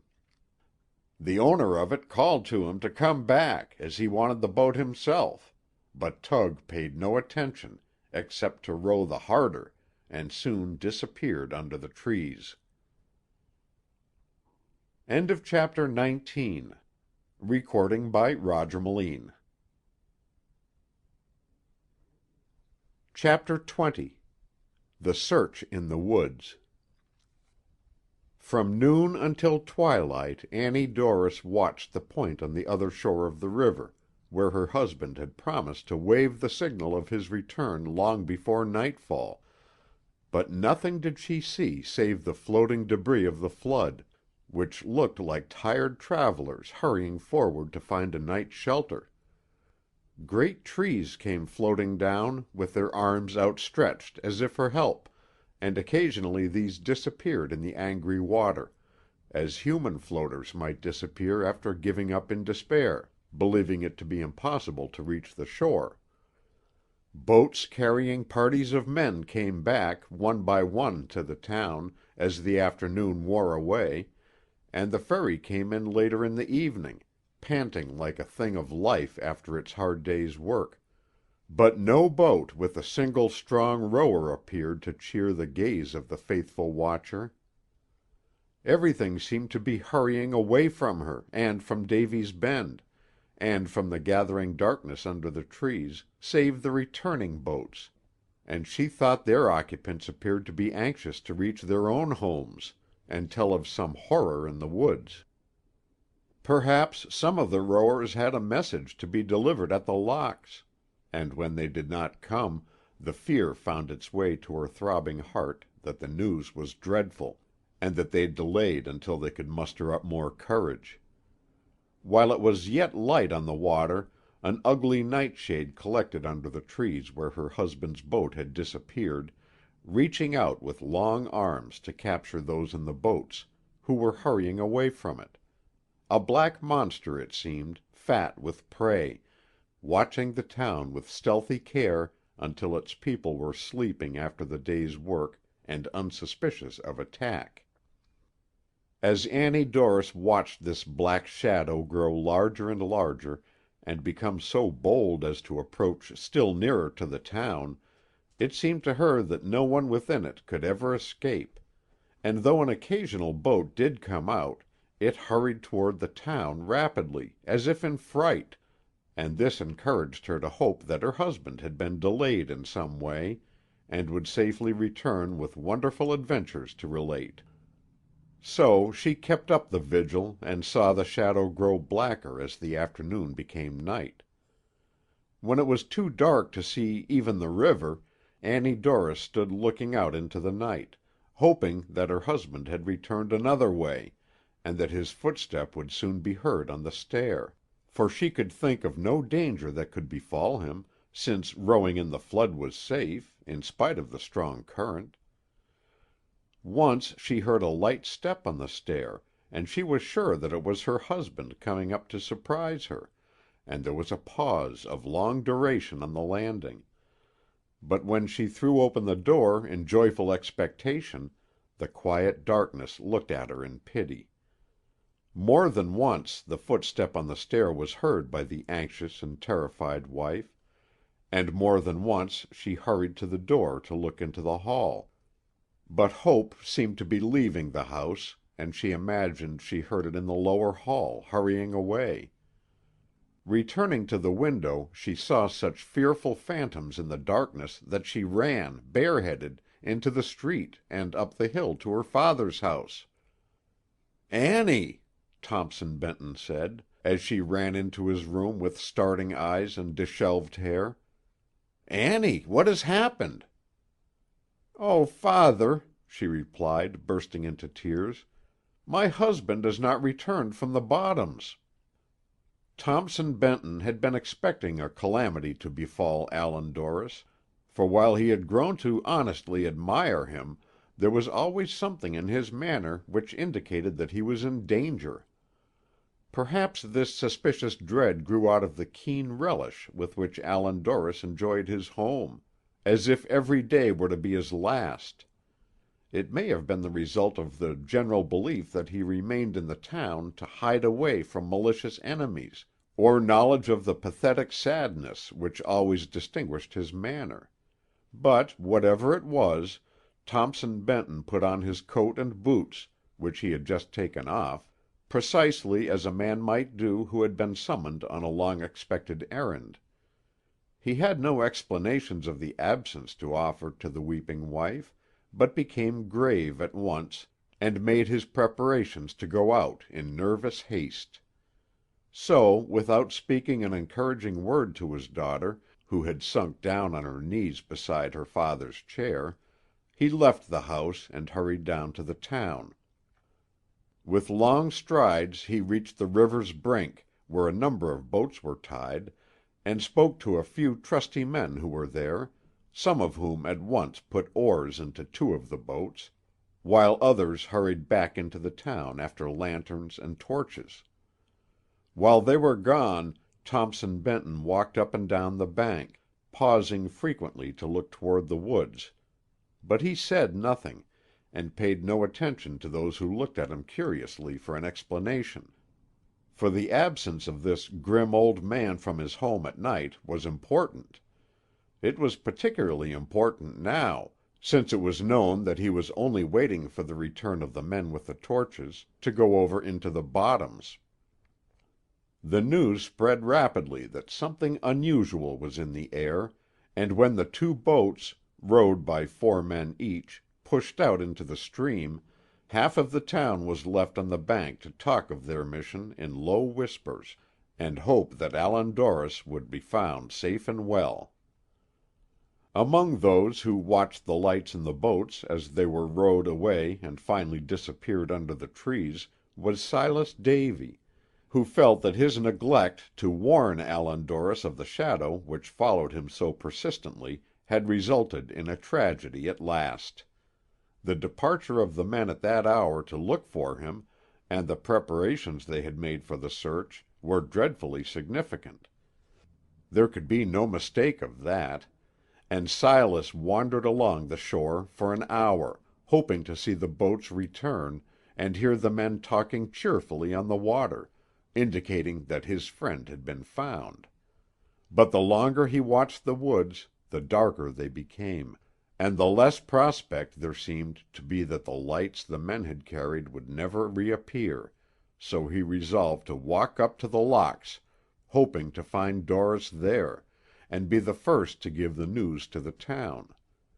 But at the gate he met Mrs. Wedge, who anxiously asked him for information of the missing man. There was nothing cheerful in her pale, anxious face, nor in the stillness which hung about the place like a pall. Silas was compelled to acknowledge that there was so little hope in the town that he had come there for encouragement. He then told her in a whisper of the departure of the men in the boats, and of their carrying lanterns and torches, but Mrs. Wedge did not give him the encouragement he expected, for she put her hands to her face, and Silas was certain that she was crying. When she had recovered her composure, she motioned the little man to follow her, and they walked together up the broad walk and up the stone steps until they entered the door. There were no lights in the house, and the great mass of stone seemed to be a part of the darkness from the woods. When they were on the inside, Mrs. Wedge carefully closed the door and said to him softly, "Listen." A timid step on the stair, going up and coming down in unceasing monotony. Occasionally it stopped on going up, as if it were of no use to look again; on coming down, as if fearing some corner had been overlooked in the search; but it soon went on again, up and down the stair, into the room which was sacred to the empty cradle, and out of it again, the step on the stair which always gave warning of trouble. Once it came so near to them that Silas half expected, as he stood trembling in the darkness, that the ghost of poor Helen would lay hands on him, and inquire in pitiful tones for the little girl who seemed to be lost in the house. But it passed by, and wearily ascended the stairs, only to come wearily down again after a short absence in the room where the light and the life had gone out. Mrs. Wedge led Silas back to the gate, and, after crying softly to herself a while, said to him in a voice so agitated that he could scarcely understand her, "It has not been heard before since they were married. I had hoped that poor Helen had found rest at last, but her footstep on the stair this night means—I won't say the word. It might be carried by some evil spirit to his wife. The poor girl is at her father's, and I am afraid to look at her. Oh, Annie, Annie!" Meanwhile the boats pursued their journey into the woods, a man in the bow of each with a torch to direct the rowers. The underbrush was submerged, and they made fair progress toward the line of hills opposite the town, though they drifted about a good deal, for sometimes they were in doubt as to their bearings, as there was nothing to guide them. Occasionally they stopped to listen, hoping that Dorris had disabled his boat and was safe in some of the trees; but, hearing nothing, they hallooed themselves, each one taking his turn until they were all hoarse. But the rippling water laughed with joy because their voices sounded dead in the forest lake, and seemed afraid to venture out into the damp, noisome darkness. Finding a place where the current was not so strong, they pulled to a point which they believed to be above the town, calling "Hello! Hello!" at every boat's length; but the devilish gurgle in the water continued, and their voices came back to them, like hounds ordered to enter a dangerous lair. Occasionally a waterfowl resting for the night was disturbed, and went crashing through the branches of the trees; but no other sound came to them, and as the hours wore away they looked at each other in grave apprehension. A few times, in the middle of clearings, they came upon deserted houses, with vagrant water pouring in at the windows, only to creep out at other windows after making a search in the rooms for lives to destroy. But most of the people had escaped to the hills with their farm animals, leaving their household effects to be covered with the reptiles which had been frightened out of the thickets and tall grass, and which clung to whatever offered them safety. Under the trees they frequently found drifts composed of household furniture, bridges, fences, outhouses, logs, stumps, and what not, and the desolation which reigned supreme in that dark, damp place was relieved but little by the glare of the torches, which made the men look like pale-faced spirits rowing about in an eternal effort to escape. If the men wearied in the search, a look at the earnest, gray-haired old man in the largest boat, who was always straining his eyes in attempting to penetrate the darkness, revived them, and they floated on, pulling to the right or to the left, as Thompson Benton directed, and crying, "Hello! Hello!" in tones which sounded plaintive and sad and hopeless. Always an earnest man, Thompson Benton had never before been as earnest as he was this night, and he had called "Hello! Hello!" so frequently that when he spoke it was either in a hoarse voice or in a soft whisper. At the lower point of the bend in the hills which gave the town its name, a sluggish lake was found, the main current striking diagonally across the river to shorten the distance in its hurry to do mischief below, and the boats found their way into this. While floating around not far from the base of the hills, those who were in the smaller boat suddenly came upon a gravestone, the top of which was only a foot out of water. "We are floating over Hedgepath graveyard," the man who was in front carrying the torch said to the others. The stone which had attracted his attention seemed to be taller than the others, for it was the only one appearing above the surface. The water covered everything except this rounded piece of stone, which alone remained to mark the resting place of the dead, providing the dead had not been seized with the universal desire for floating off, and gone away to visit graveyards in the lower country. He caught hold of the stone to steady the boat, and throwing his light upon the other side of it, read, "Sacred to the memory of—" The name in whose honor the slab had been raised was below the water, and the man put his hand down into it to read as a blind man reads raised letters. "The first letter is A," he said, rubbing the face of the stone with his fingers, "like the alphabet, and the next is L." The fellow continued rubbing the face of the stone with the tips of his fingers, while his lips moved as he tried letter after letter and gave them up. "Hello, another L," he said in surprise at last, drawing up his hand hurriedly on making the discovery, and shaking it violently to throw off the water, but there remained on his wrist a sickening scum, which he hurriedly transferred to the side of the boat. "I'll read no further," he said with a frightened look. "I'm afraid it will turn out to be Allen, with a space and a big D following it." The torch-bearer still held on to the stone while the rowers rested, but the other boat, in which Thompson Benton sat, was busy a short distance beyond them, from one clump of debris to another, as if he only hoped now to find the lifeless body of the one he sought. "Strange people are buried here," the torch-bearer said, speaking softly to his panting companions, while they rested from their hard work. "Suicides, and those who have died violent deaths. Hedgepath is devoted to them. I've heard it said that this is a rough neighborhood, but the best of their dead are put away further up the hill. If the flood has not drowned out the ghosts, we will see one tonight." The suggestion of ghosts was not a pleasant one to the rowers, particularly to those who were farthest from the torch, for they looked timidly about as though they were likely to be approached from behind by spirits riding on headstones.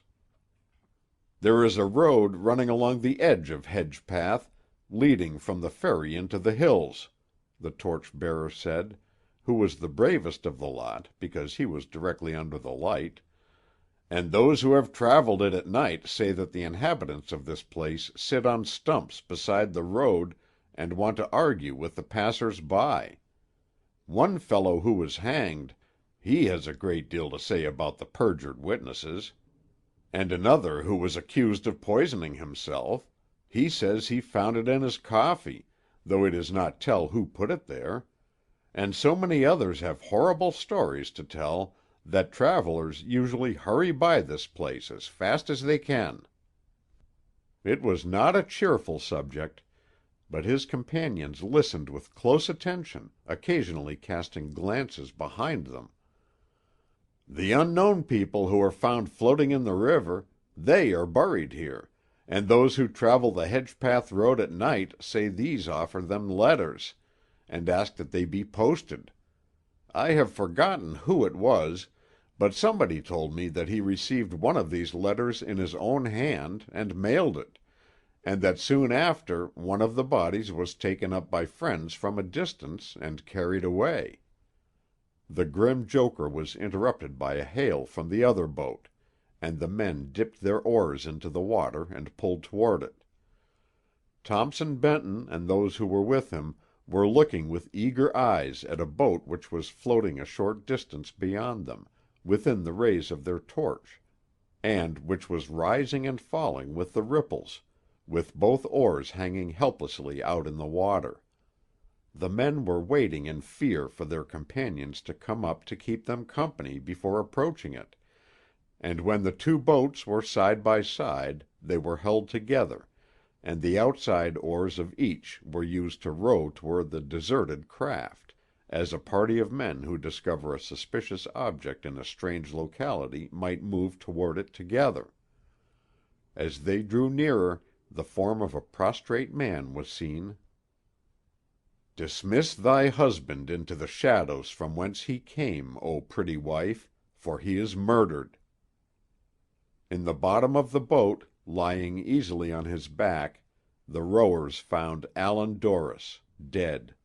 his eyes closed as if in disturbed sleep, and his face upturned to the heavens. His right hand was gripped on the side of the boat, as if his last wish had been to pull himself into a sitting posture, and look toward the town where his faithful wife was watching for his return.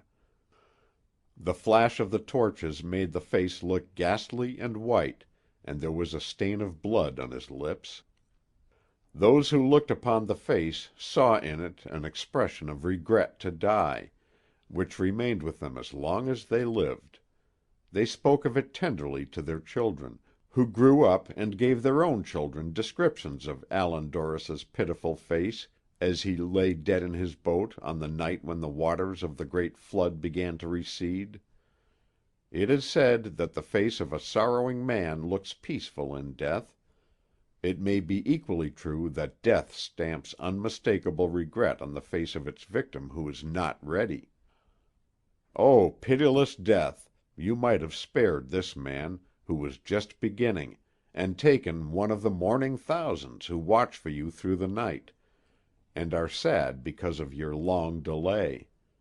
This man desired so much to live that his white face seems to say now, "I cannot die. I dread it.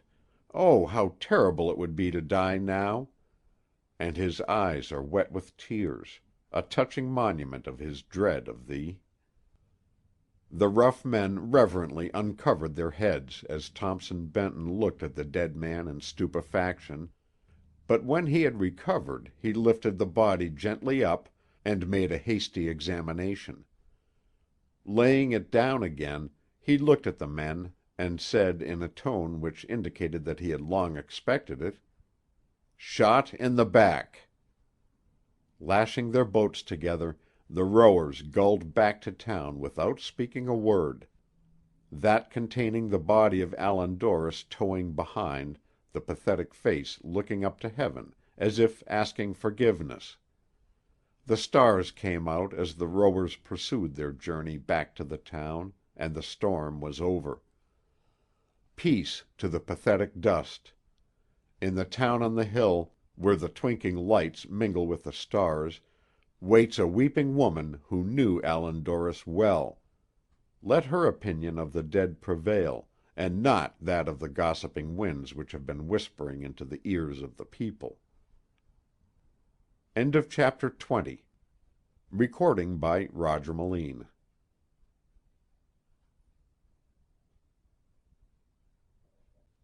Chapter 21.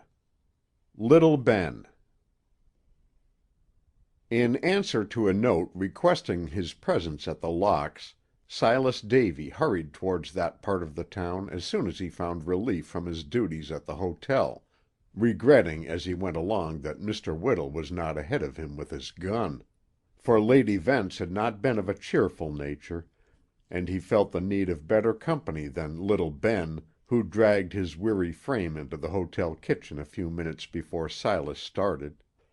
Not that Silas did not love the boy, nor had he any objection to his company on this errand, but with cries of murder in the air and the reports of guns, he thought he would have preferred a stouter companion in his walk.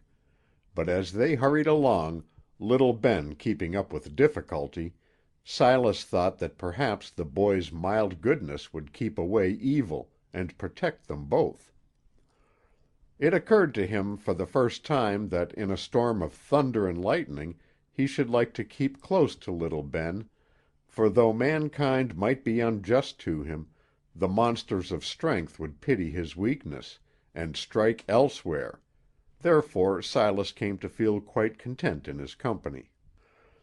Of the shot in the bottoms which had created so much excitement in Davy's Bend, and of the drifting boat which had been found in the flood by Thompson Benton and his men, Silas knew nothing, except as he heard these matters discussed about the hotel.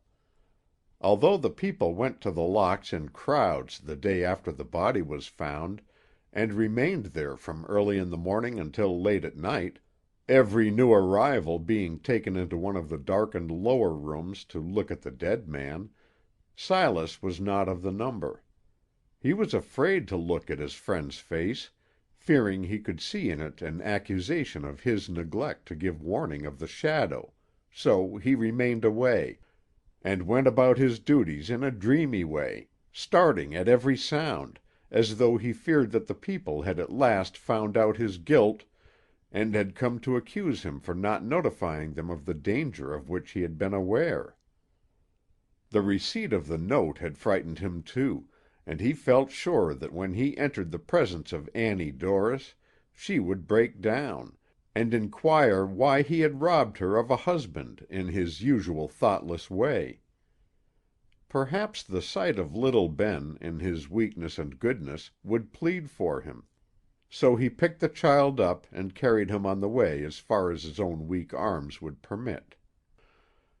Mrs. Wedge soon appeared in answer to his ring at the Locks' gate, and admitted him into the hall where he had heard the steps on the stair on the night when there was alarm because of Dorris's absence in the bottoms. It was dark in the hall now, as it was then, and while Silas waited for Mrs. Wedge to fasten the door at which they had entered, he listened eagerly for the footsteps, and when he did not hear them, he trembled at the sound of his own as he finally went up the stairs behind Mrs. Wedge, followed by little Ben. Going up to the door leading into the room which had been occupied by his friend, Silas was ushered into the presence of Annie Dorris, who was seated near the window where the shadow had twice appeared. There was a great change in her manner, he noticed at once. The pretty face, which had formerly always carried the suspicion of a laugh, was now distinguished by a settled grief, and it was pale and haggard. Her pale face was in sharp contrast to the dress of mournful black, and the good fellow who was always trying to do right, but who was always in doubt as to which was right and which was wrong, would have given his life cheerfully to have been a month younger. While Silas stood near the doorway, changing his hat from one hand to the other in confusion, he noticed that tears started to her eyes. "Please don't cry," Silas said, walking towards her. "I want to tell you the guilty part I have taken in this dreadful affair, but I cannot muster up the courage when there are tears in your eyes. Please don't cry." Annie Dorris bravely wiped her tears away at this request, and looked at Silas with a face indicating that if his presence had opened her wounds afresh, she would try and conceal it. "I am oppressed with the fear that I am to blame for this," he continued in desperate haste, "and I must tell you and get it off my mind, even though you send for the sheriff and have me arrested. I cannot contain the secret any longer, now that I am in your presence." Little Ben had crawled into a chair on entering the room, and was already fast asleep, with his head hanging on his breast, dreaming, let us hope, of kind treatment, and of a pleasant home. "Within a month after Allan Dorris came to Davy's Bend," Silas said, seating himself near Mrs. Dorris, "Tug and I discovered that he was shadowed by some one, who came and went at night. For more than a year, until the day before it happened, we saw the strange man at intervals, but Tug said it would unnecessarily alarm you both to know it, so we kept it to ourselves. I am sorry we did it, but we thought then that it was for the best. I always wanted to tell you, but Tug, who worshipped you both, would never consent to it until the morning your husband went into the bottoms alone. When he came here, and found that he had gone, he followed him, and has not been seen since. The day before, while rowing in the bottoms, I met the shadow, and when Tug heard this, he came at once to warn your husband not to venture out alone." Annie Dorris made no reply. Perhaps this was no more than she expected from Silas, whom she had sent for to question. "The shot which once came in at that window was fired by Tug," Davy continued, pointing to the pane which had been broken on the night of Allan Dorris's marriage to Annie Benton. and he fired at the shadow as it was looking in at your husband. For more than a year Tug has carried a gun, and has tried to protect you, but he made a mistake in not giving warning of this stealthy enemy. Of late months he has spent his nights in walking around this place, trying to get a shot at the shadow, and though some people accuse him of a horrible crime because of his absence from town, he is really on the track of the guilty man, and will return to prove it. I cannot tell you how sorry I am to see you in mourning, but I hope you believe I did what I thought was for the best." When Silas had concluded, they were both silent and thoughtful, and the heavy breathing of little Ben was all the sound that could be heard. This attracted the attention of Silas, and he said, respectfully, "Would you mind kissing the boy, ma'am? The poor little fellow is so friendless, and has such a hard time of it, that he makes my heart ache. If you will be good enough, I will tell him of it, and he will always remember it gratefully. Poor chap! I don't suppose he was ever kissed in his life." Annie Dorris went over to the sleeping boy, and after kissing him, as had been requested, picked him up and laid him down on a lounge which stood in the room. "There was always something fierce and mysterious about my husband," Mrs. Dorris said, after a time, "but both attracted me to him. I could not help it.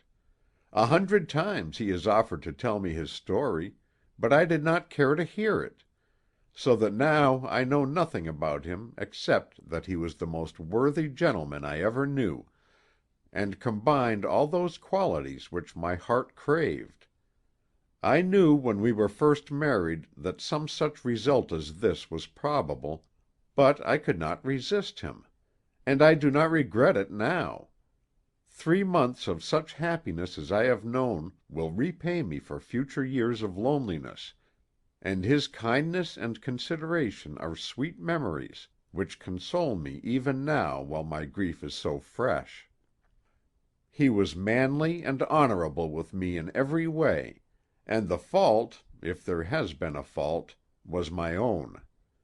I am sure that he was a better man because of his misfortune.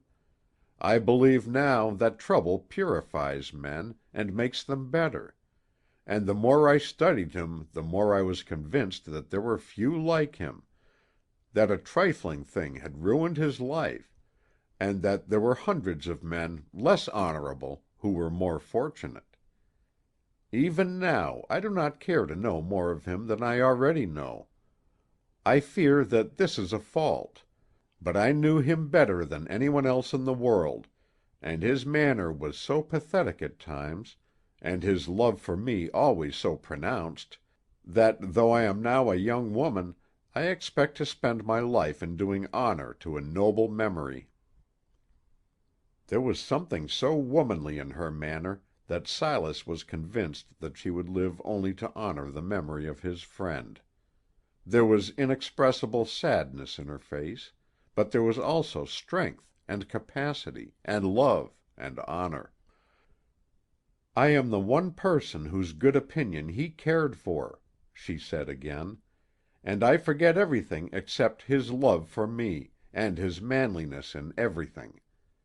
It is nothing to me what he was away from here. A single atom in the human sea, he may have committed a wrong while attempting to do right, and came here a penitent, trying to right it.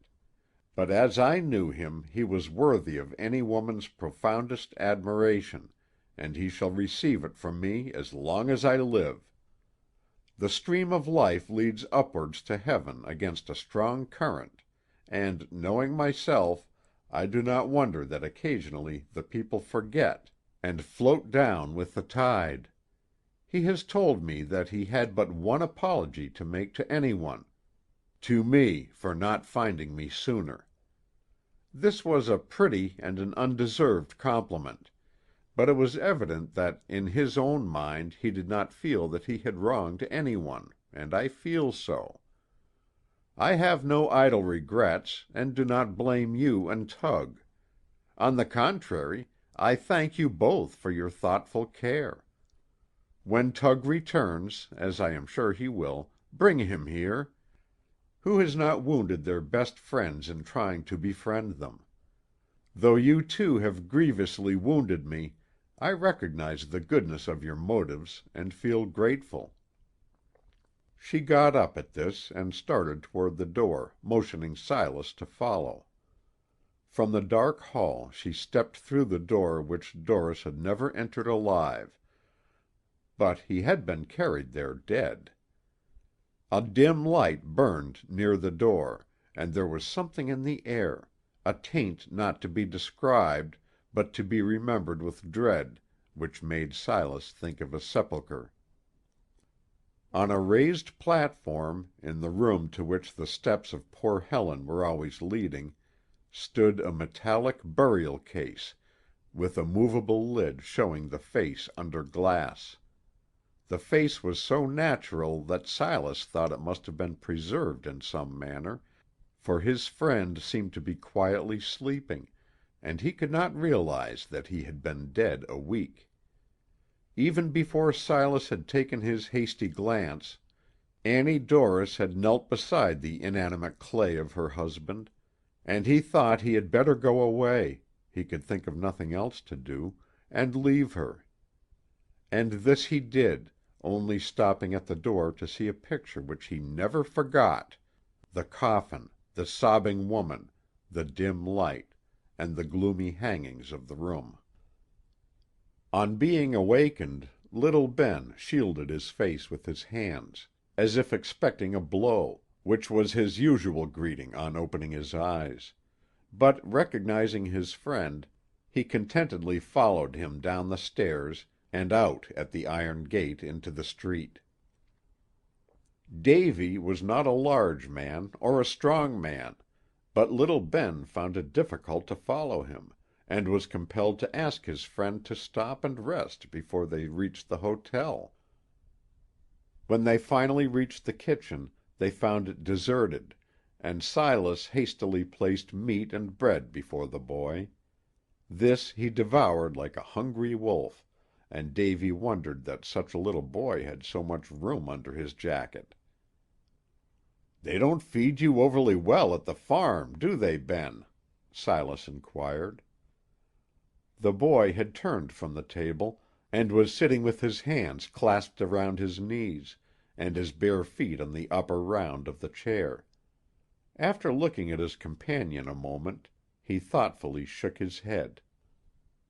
"You work hard enough, Heaven knows," Silas said again, in a tone which sounded like a strong man pitying some one less unfortunate. But there was little difference between the two, except age, for there was every reason to believe that should little Ben's cough get better, he would become such a man as Silas was. "I do all I can," little Ben answered, "but I am so weak that I cannot do enough to satisfy them. I haven't had enough sleep in years. I think that is the trouble with me." "That cough, little Ben, is not the result of loss of sleep. You must have contracted that in going out to work in the early morning, illy clad, while other children were asleep. I'm going to tell you something, poor fellow," Silas said, "which will please you. While you were asleep up at The Locks to-night, the lady kissed you." Little Ben put his hand apologetically to his mouth, and coughed with a hoarse bark that startled Silas, for he noticed that the cough seemed worse every time the boy came to town. But he seemed to be only coughing to avoid crying, for there were tears in his eyes. "You are not going to cry, Ben?" Silas said, in a voice that indicated that he was of that mind himself. "I think not, sir," the boy replied. "When I first went to the farm, I cried so much that I think that the tears have all left me. I was only thinking it was very kind of the lady, for nobody will have me about except you, Mr. Davy. My father and mother, they won't have me around, and I am in Mr. Quade's way. and his wife and children have so much trouble of their own that they cannot pay attention to me. They live very poorly, and work very hard, sir, and I do not blame them.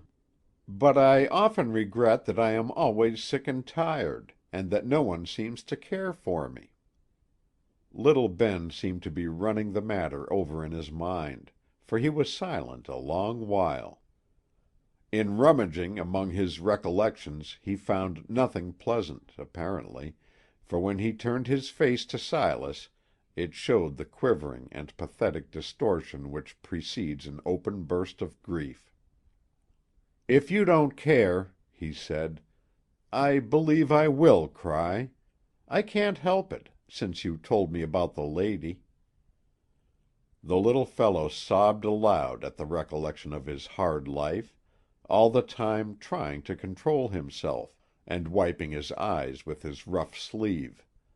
He was such a picture of helpless grief that Silas Davy turned his back, and appeared to be rubbing something out of his eyes, first one and then the other. "I am sorry I am not able to help you, Ben," the good fellow said, turning toward the boy again, after he had recovered himself. "But I am of so little consequence that I am unable to help anyone. I cannot help myself much. I have rather a hard time getting along, too, and I am a good deal like you, Ben, for, though I work all the time, I do not give much satisfaction." Little Ben looked at his companion curiously. "I thought you were very happy here, sir," he said, "with plenty to eat every day. You are free to go to the cupboard whenever you are hungry, but often I am unable to sleep because I am so hungry.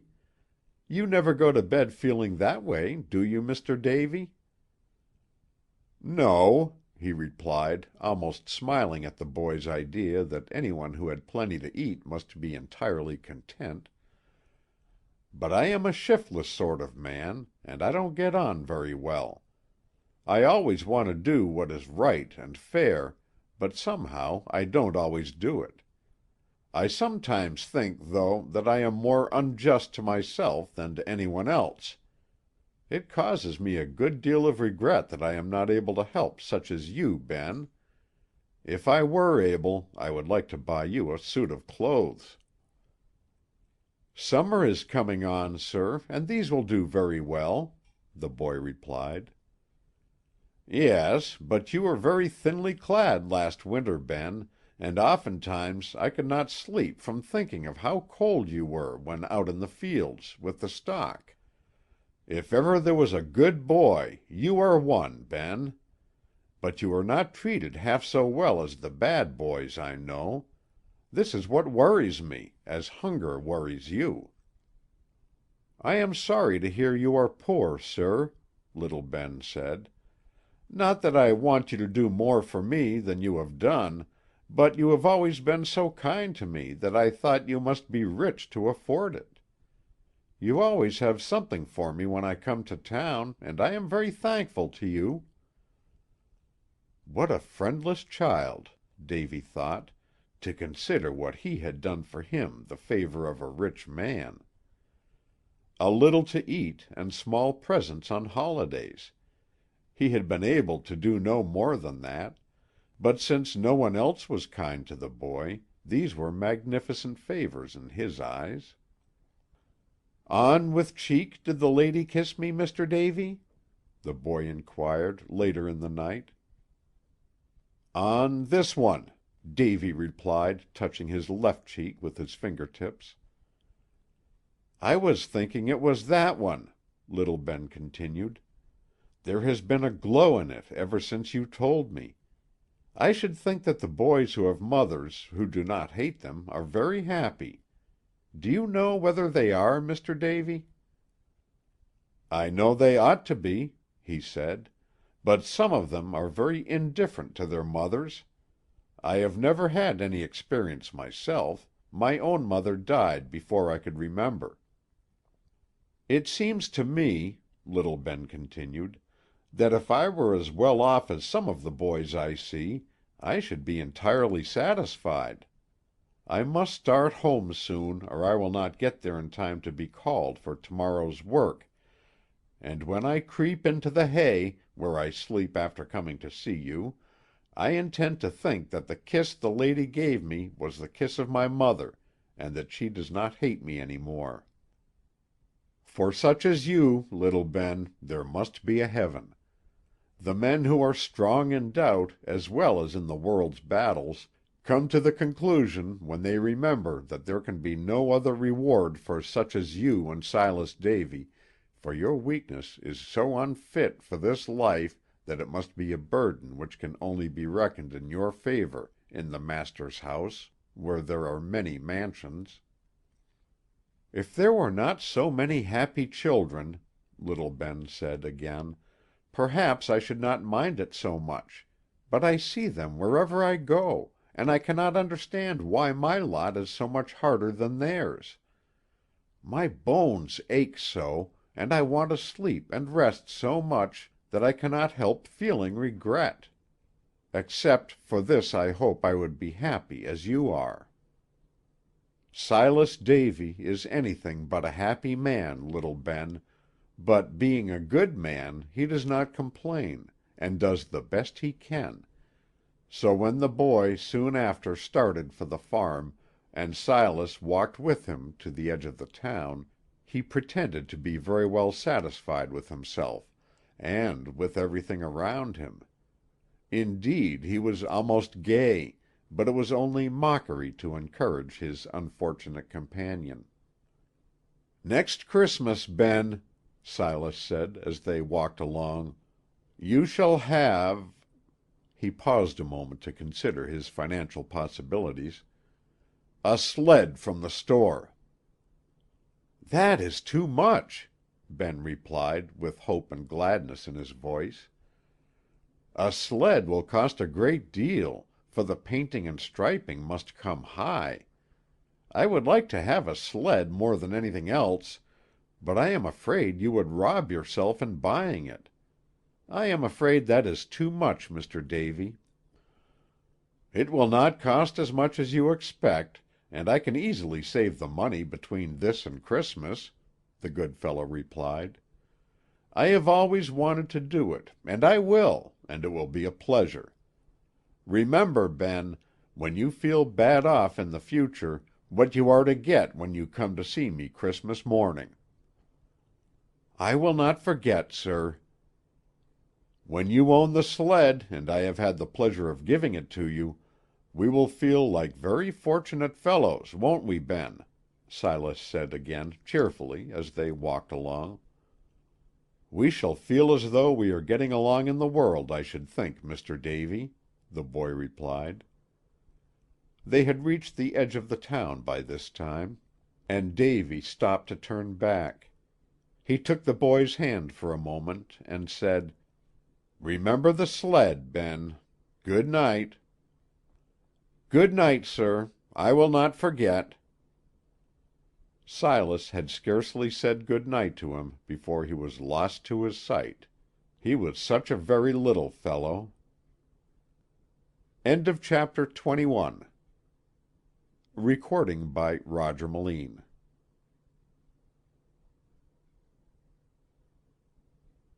Chapter 22. Tug's Return. A month had passed since Allan Dorris was found floating over the mounds in Hedgepath graveyard, and the waters having gone down in the bottoms, the people were busy in rescuing their homes from the ooze and black mud beneath which they were buried. There had been so much destruction in the bottoms, and so much loss of trade in the town, that the people were all mourners like Annie Dorris and Silas Davy, and it did not seem probable that any of them would ever be cheerful again. Silas Davy was the only person in the town, save Annie Dorris, who knew the secret of the murder, and he kept it to himself, believing that Tug was on the trail of the culprit, and that nothing could be gained by making the people aware of the mysterious man and his mysterious visits. He was sure that Tug would return finally, when, if he saw fit, he might tell the people what he knew; otherwise they might continue their conjectures, which generally implicated Tug.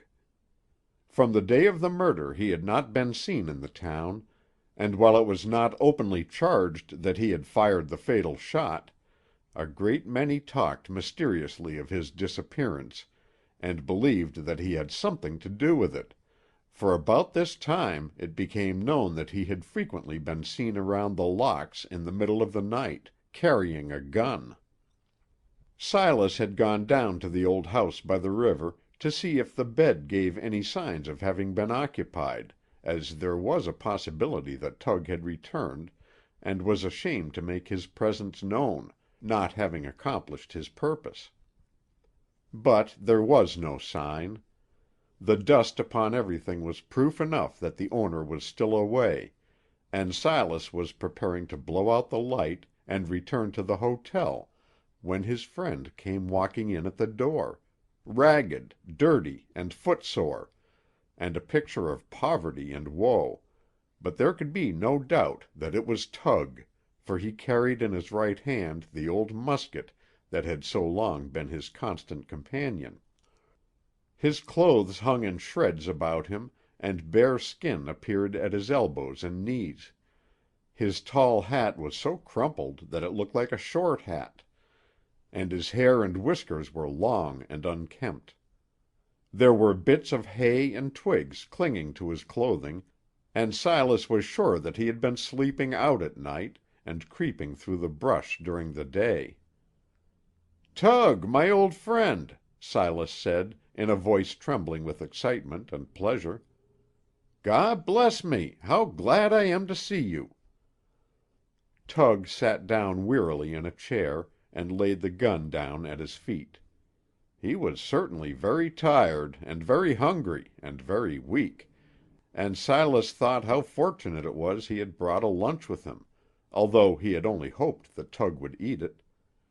This he placed before his friend, who pulled his chair up to the table at sight of the sandwiches, and said in a hoarse voice, "I've caught an awful cold somewhere. Do you starve a cold, or stuff it? I've been starving it for several days, and I think I'll try stuffing. You don't mean to tell me you have brandy in that bottle, do you?" It was brandy, fortunately, which Silas had been saving for his friend since his departure, but he seemed so tired now that he could not enjoy it with his old relish, for he did not look at it with his usual eagerness, and there was a melancholy air about him which was very distressing to the little man by his side. As Silas watched him, he thought that he discovered that he had grown a dozen years older within a month, and that he would never again be the contented, easy-going man he was before. He was a serious man now, too, a thing he had always despised, and it did not seem possible that he could ever recover from it. When he had finished his meal, he walked slowly and painfully over to the bed, and, stretching out upon it, remained silent so long that Silas feared he had washed his voice down his throat with the brandy. "How is Mrs. Pretty?" he inquired at last, turning to Silas, who sat beside him. "Very poorly, I am sorry to say," Silas replied in a husky voice. This did not encourage Tug to talk, for he became silent again, and although Silas was keen to hear where his friend had been, he was silent too. "Have you told her that we were to blame?" Tug asked after a long pause. "Yes, I told her everything, but she does not blame us, and asked me to bring you up immediately after your return." There was the click in the ragged man's throat that usually distinguished him when he was about to laugh, but surely Tug had no intention of laughing now, though he wiped his big eye hurriedly, and in a manner indicating that he was vexed. "I might have known that it was wrong not to tell Allan Dorris of his enemy," Tug said. "I am usually wrong in everything, but I hoped I was doing them a favor in this matter. For who wouldn't worry to know that they were constantly watched by a man who seemed to have come a long distance for the purpose? They were so happy that I enjoyed it myself, and I wanted to protect them from the wolf, and though the wolf was smarter than I expected, I meant well. You know that." "I am sure of it," Davy replied. "A man who has been bad all his life cannot become good in an hour, and while I meant well, I did not know how to protect them from this danger. We should have taken them into our confidence when the wolf first appeared. I can see that now, after it is too late. It was my fault, though. You always wanted to. I'll have more confidence in you in future." Both men seemed to be busy thinking it all over for several minutes, for not a word was exchanged between them until Silas inquired, "Do you suppose there is any danger of the shadow molesting Mrs. Dorris?" Tug was lying on his back, and putting his hand under him, he took from his pistol pocket a package wrapped in newspapers, which looked like a sandwich. Handing this to Davy, he said, "Look at it." Going over to the table and the light, Davy began the work of unwrapping. There was a package inside of a package, which continued until a pile of newspapers lay on the table. At last he came to something wrapped in a piece of cloth, and opening this he found a human ear, cut off close to the head. He recognized it in a moment. The ear of the shadow, with the top gone. He hurriedly wrapped the horrible thing up as he had found it, and while he was about this he felt sure that Tug's journey had not been in vain; that somewhere he had encountered the shadow and killed him, bringing back the ear as a silent and eloquent witness. When the package had been returned to Tug's pocket, he turned on his side, rested his head on his hand, and told his story. "Out into the river like a shot. That's the way I rowed that misty morning when I found that Allan Dorris had gone into the bottoms alone. I had no idea where to go to find him, so I pulled over toward the hills on the east shore, where there was a slow current, and concluded to float down the stream. It may have been an hour later, while in the vicinity of the Big Bend, that I heard a shot below me. Rowing toward it with all my might, I soon came upon Allan Dorris lying dead in the bottom of his boat. Only stopping to convince myself that he was stone dead, I pulled out after his murderer. I knew who it was as well as if I had seen the shot fired, and I knew that he would be making down the river to escape, so I made down the river myself to prevent it. He had the start of me, and seemed to know the bottom better than I did, for when I came into the main current I could see him hurrying away, a good half-mile ahead of me. But I was the best rower, and within an hour I was coming within shooting distance, when he suddenly turned under the trees near the island where we saw him the first time. I lost track of him here for several hours, but at last I came upon his boat, a long distance up the creek, and just when I heard a whistle down at the station. Had I thought of this before, I might have found him there, and brought him back alive, for I have since found out that he signaled the train and went away on it. But it was too late then, so I could do nothing but go over to the station and wait for the next train." The narrator's hoarseness became so pronounced that Silas brought him the remaining brandy, which he tossed off at one swallow.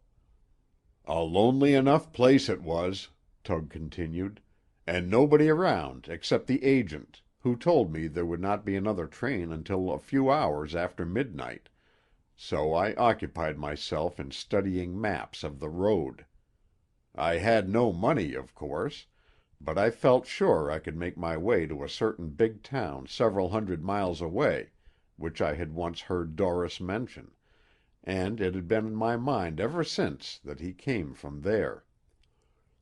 Of course his enemy lived in the same place, and the certainty that the wolf came to the Bend on that road once, and went away by the same route, and the probability that he always came to the Bend from that station by rowing up the river, made me feel certain that the course I had mapped out was right.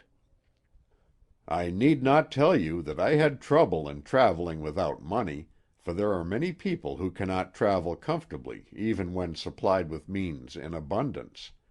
But in course of time I arrived in the city I once heard Doris mention, very tired, dirty, and hungry, as you will imagine, but not the least discouraged.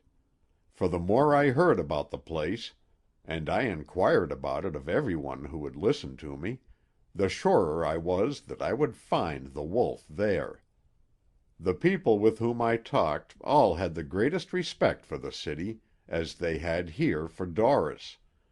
This was one thing which made me feel sure he came from there, but there were a great many other evidences which do not occur to me now. I arrived in the morning, and there was so much noise in the streets that it gave me the headache, and so many people that I could not count them, therefore I cannot tell you the population of the place. It was so big and gay, though, that I am certain that the Bend City people would have been impressed as much as I was, though they put on airs over us. A Bend City man would have felt as much awe there as a Davy's Bend man feels in Bend City, and it did me a great deal of good to find out that Bend City is nothing but a dirty little hole after all. For 2 weeks I wandered about the streets looking for that ear. There were crowds of people walking and riding around who were like Allan Dorris in manners and dress, and I was sure that they all knew him and respected him, and regretted his departure, for I knew by this time that he came from that place to Davy's Bend. There was an independence and a rush about the town so unlike Davy's Bend, and so like Allan Dorris, that I was certain of it. Several times I thought of approaching some of the well-dressed people, and telling them that I was looking for the man who had murdered Allan Dorris, feeling sure that they would at once offer to assist me in the search. But I at last gave it up, fearing they would think he had taken a wonderful fall in the world to be friends with a man like me. One day, about 3 weeks after my arrival, I met the wolf on a crowded street. I tapped him on the shoulder, and when he turned to look at me, he trembled like a thief. "That matter of killing up at Davy's Bend," I said. "I am here to attend to it."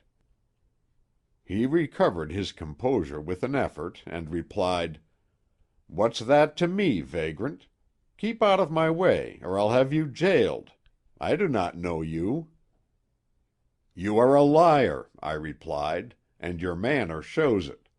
I am dressed this way as a disguise. I have as good clothes as anybody when I choose to wear them. I am a private detective." I had heard that a great many vagrants claimed to be private detectives, so I tried it on him, and it worked well, for he at once handed me a card with an address printed on it, and said, "Call at that number to-night. I want to see you." He had probably heard of private detectives, too, for I knew he wanted to buy me off, so I consented to the arrangement, knowing that he would not run away. When it was dark, I went to the street and number printed on the card, and the wolf met me at the door of a house almost as big as The Locks, but land seemed to be valuable there, for others were built up close to it on both sides. There was a row of houses just alike, as far as I could see, but different numbers were printed on all of them to guide strangers.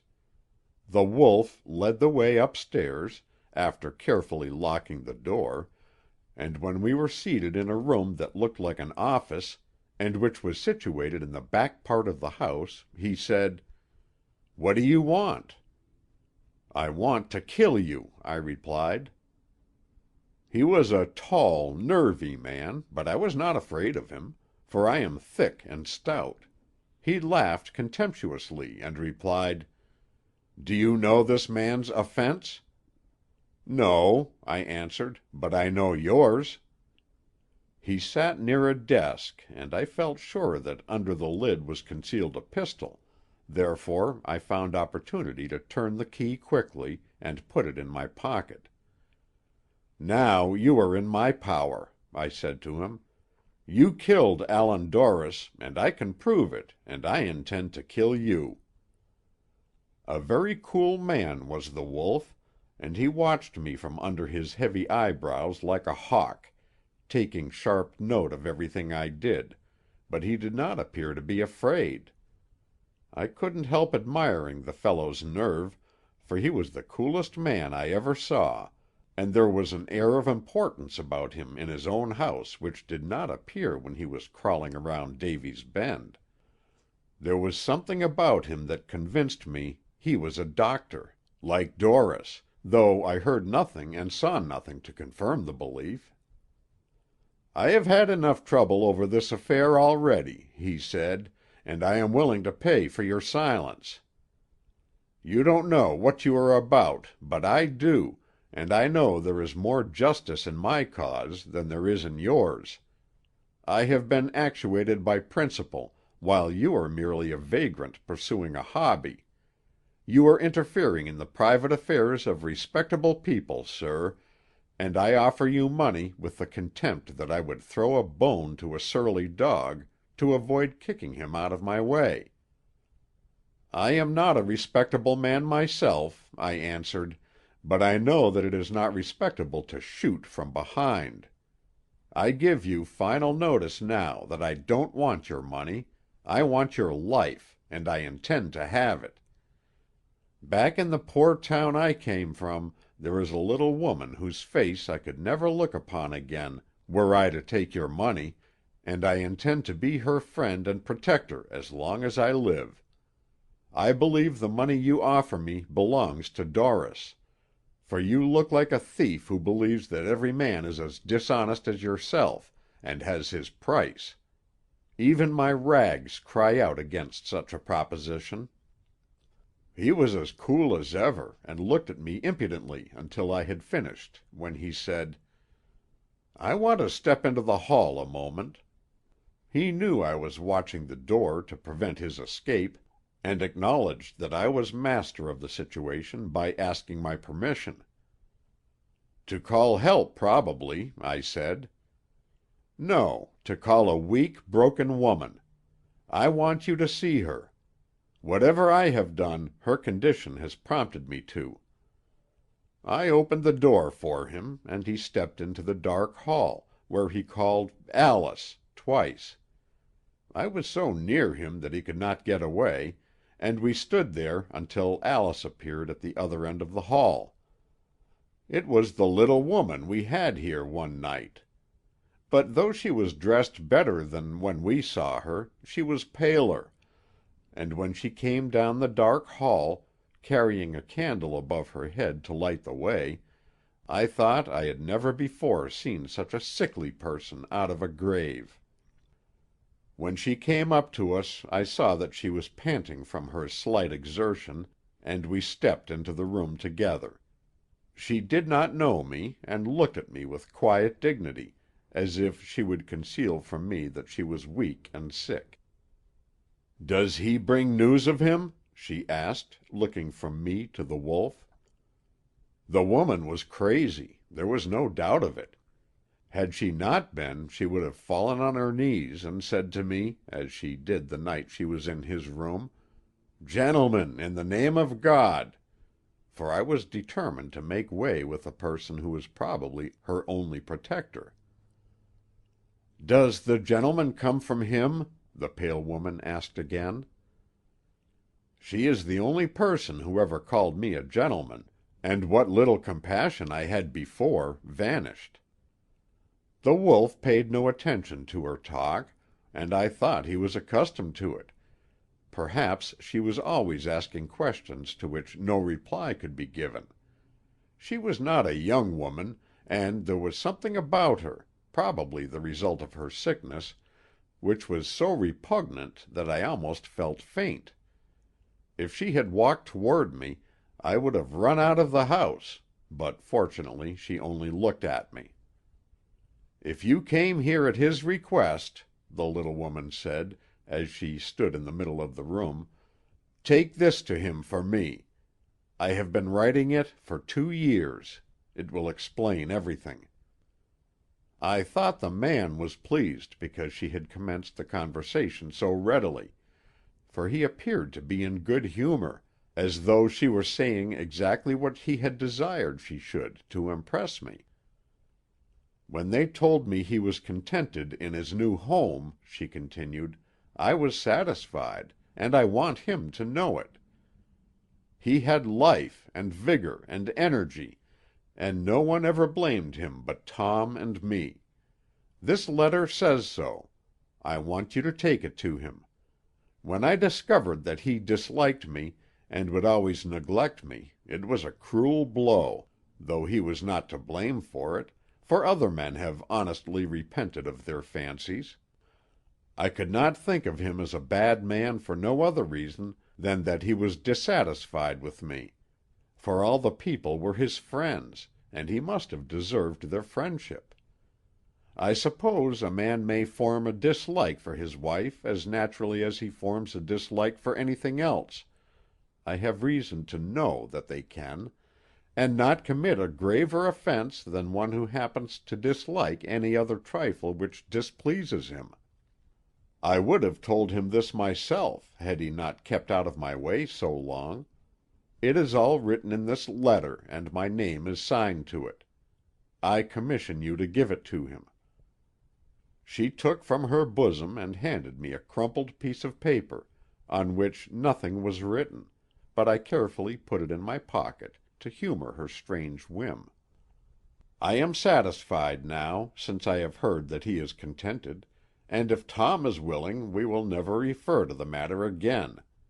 He is a good man. Even Tom says that between his curses, and why not let him alone?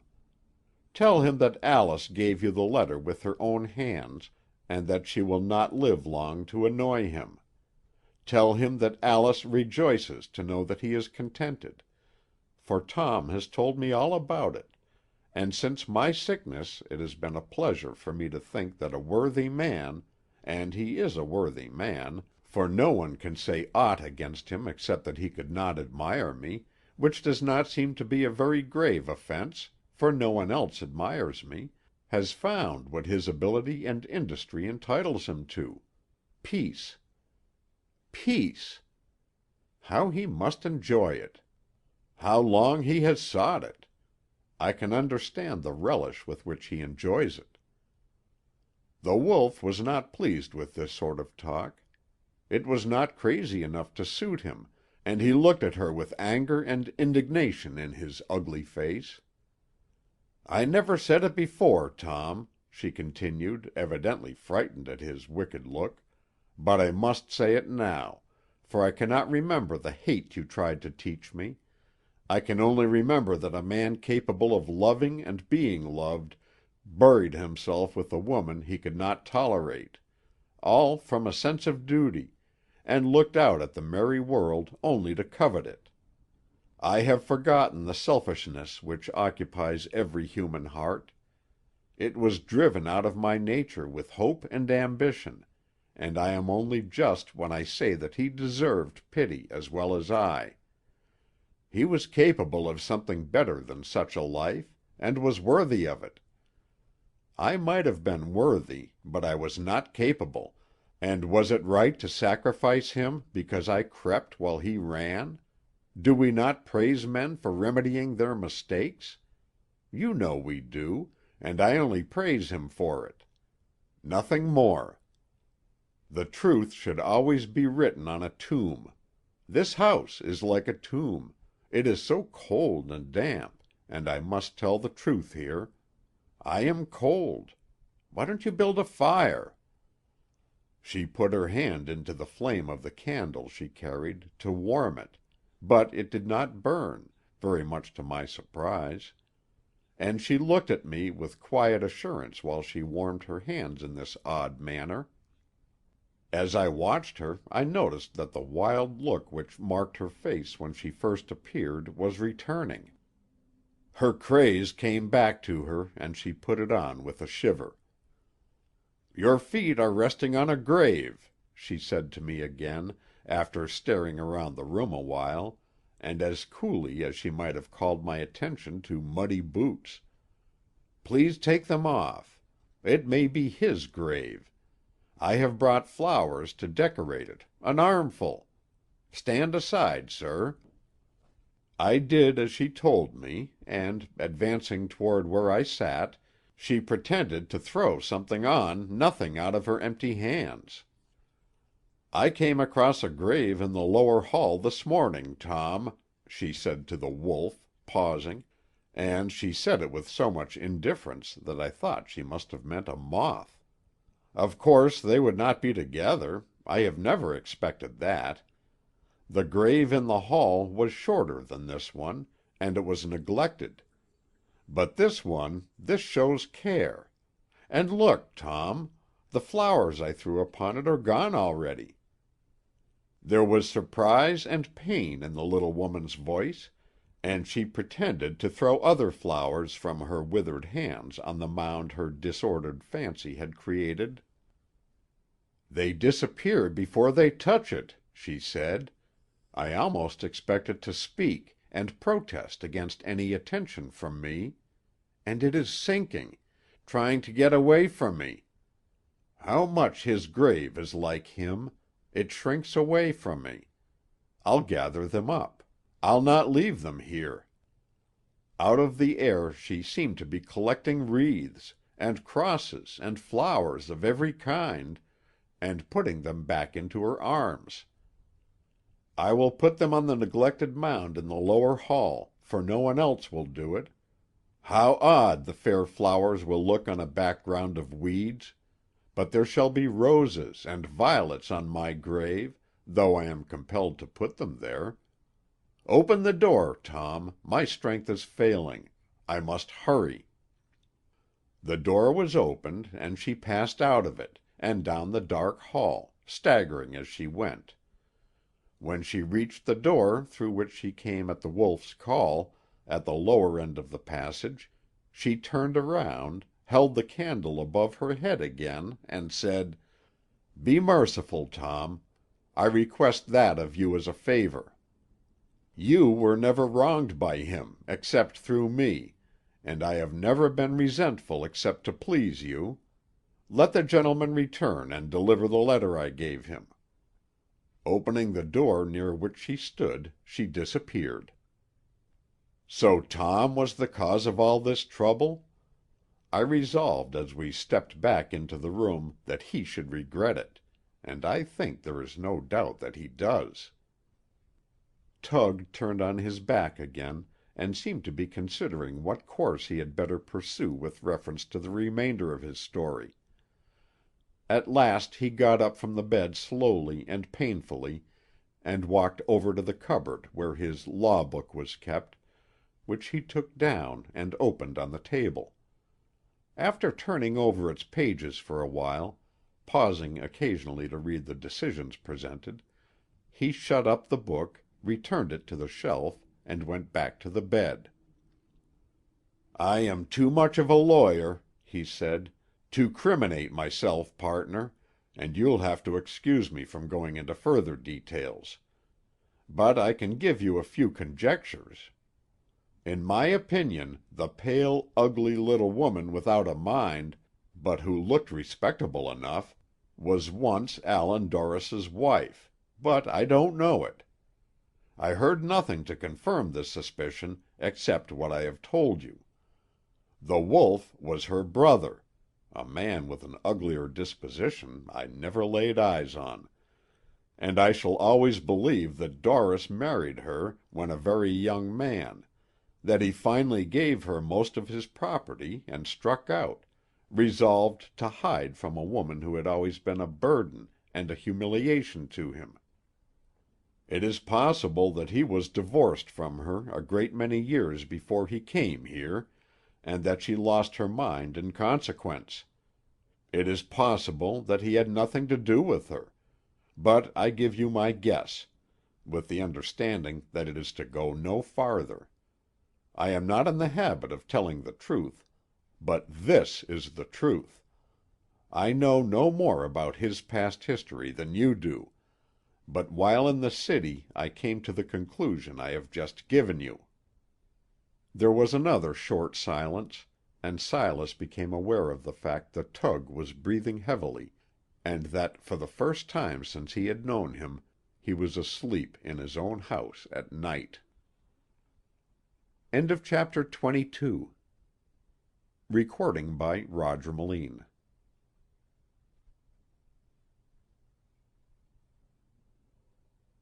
Chapter 23. The Going Down of the Sun. 2 years have passed since the great flood in the river, which is still told about with wonder by those who witnessed it, and Tug Whittle is now living in the detached building at the Locks, which was occupied so long by Mrs. Wedge, that worthy lady having long since taken a room in the main house. Little Ben, released from his hard work at Quade's, is growing steadily worse, in spite of the kindness shown him by Mrs. Dorris and Mrs. Wedge. A victim of too much work is little Ben, but he is as mild and gentle as ever, and spends his days, when he is able, in wandering about the yard and keeping out of the way, for he cannot forget the time when every hand was against him. Mr. Whittle has become an industrious man during the 2 years, and is as devoted to Mrs. Dorris and her little child as it is possible for a man to be. The day after Tug's return to the Bend from his tramp to the lower country, he called on Mrs. Dorris, and related his story as he related it to Silas Davy, and going into the little detached house after its conclusion, he did not come out again for 2 days and nights, and it was supposed that he was making up for lost sleep. After his appearance he was fed by Mrs. Wedge, and at once began to make himself useful around the place. In a little while they learned to trust him, and he soon took charge of everything, conducting himself so well that there was never any reason for regretting the trust reposed. Allan Dorris had died possessed of several farms in the adjoining neighborhood, and these Mr. Whittle worked to so much advantage, with the aid of tenants on each, that in a financial way Mrs. Dorris got on very well, for Mr. Whittle wanted nothing for himself except the privilege of serving her as he did. Very often he was absent from the Locks for weeks at a time, looking after the farm affairs, and he seldom visited his mistress except to give accounts of his stewardship, which were always satisfactory. He had been heard to say that it was his fault that she was a widow, therefore he did not care to see her except when it seemed to be necessary, for her modest grief gave him such pangs of remorse that he wanted to take the musket, which he still retained in times of peace, and make away with himself. Therefore he spent much of his time in managing her affairs, which called him out of town, and he became known as a tremendous worker, to rival his record as a loafer, Mr. Whittle himself said. But Silas Davy knew, and even the people admitted it, that he was greatly devoted to his young mistress, and that he had no other aim in life than to make her as comfortable as possible in her widowed condition. Occasionally he came to town on an errand after nightfall, and returned to the country before day, as little Ben had done, and usually they only knew he had been around the house at all by something he had left for their surprise in the morning. If he found anything in the country he thought would please Mrs. Dorris or little Ben, he went to town with it after his day's work on the farm, and left his bed in the detached house before day to return. Besides the harm he had done Mrs. Dorris, the wrong he had done his son was on his mind a great deal, and he avoided the boy whenever it was possible. He was ashamed to look into his face, though he was always doing something to please him. His rough experience on the farm had forever ruined the boy's health, and his father was continually expecting to be summoned from the field to attend his funeral. Tug was still rugged and rough, and unsociable with those with whom he came in contact in the field or on the road, but he loved those in The Locks, from Mrs. Dorris down to the baby, with a devotion which made him a more famous character than he had ever been as a vagrant. He had become scrupulously honest and truthful, as well as industrious, and those who marveled at the change were told by the wiser heads that Tug had something on his mind which he was trying to relieve by good works. Silas Davy no longer had reason to regret that he was unable to buy little Ben a suit of clothes, for little Ben was well clothed now, and comfortably situated, except as to his cough. But in other respects the clerk had not changed for the better. He was still employed at the hotel, and still heard the boarders threaten to move to Ben's City, for Davy's Bend continued to go slowly down the hill. He still heard Armsby boast of his fancy shots and of his triumphs in the lodge, and, worst of all, he still heard patient Mrs. Armsby complain of overwork, and knew that it was true. He occasionally went to The Locks to see Mr. Whittle, usually on Sunday evening, when that worthy was most likely to be at home, and as we come upon them now, to take a last look at them, it is Sunday evening, and Tug and Silas are seated on a rude bench in front of the detached house, with little Ben between them. "I have come to the conclusion, Mr. Davy." Tug is wonderfully polite recently, and no longer refers to his companion by his first name. "I have come to the conclusion that there is only one way to get along. It is expressed in a word of 4 letters: work. Busy men do not commit great crimes, and they know more peace than those who are idle. Therefore the best way to live is to behave yourself. I don't know whether I can behave myself enough from now on to do any good or not, but I intend to try." "I think you can, Tug," Davy replied. "You have been very useful during the past 2 years." "But I have been very useless during the past 40 and odd," Mr. Whittle continued, looking at little Ben as though he were evidence of it. "I have changed my mind about everything, with one exception, within a few years. Except that I do not believe a certain person is good, I have no opinion now that I had a year ago. But on this I will never change. My acquaintance with Dorris and his wife has taught me a good many things which I did not know before. His bravery taught me that bravery comes of a clear conscience, and his wife's goodness and devotion teach me to believe that a dead man is not so bad off after all. Did you know that she expects to meet her husband again?" Tug waved his hand above his head, intended as an intimation that Mrs. Dorris expected to meet her husband in heaven, and looked at Silas very gravely, who only nodded his head. "She seems to know it," Tug continued, "and why should I dispute her? How much more do I know than Annie Dorris? By what right do I say that she is wrong and that I am right? She is good enough to receive messages, but I am not.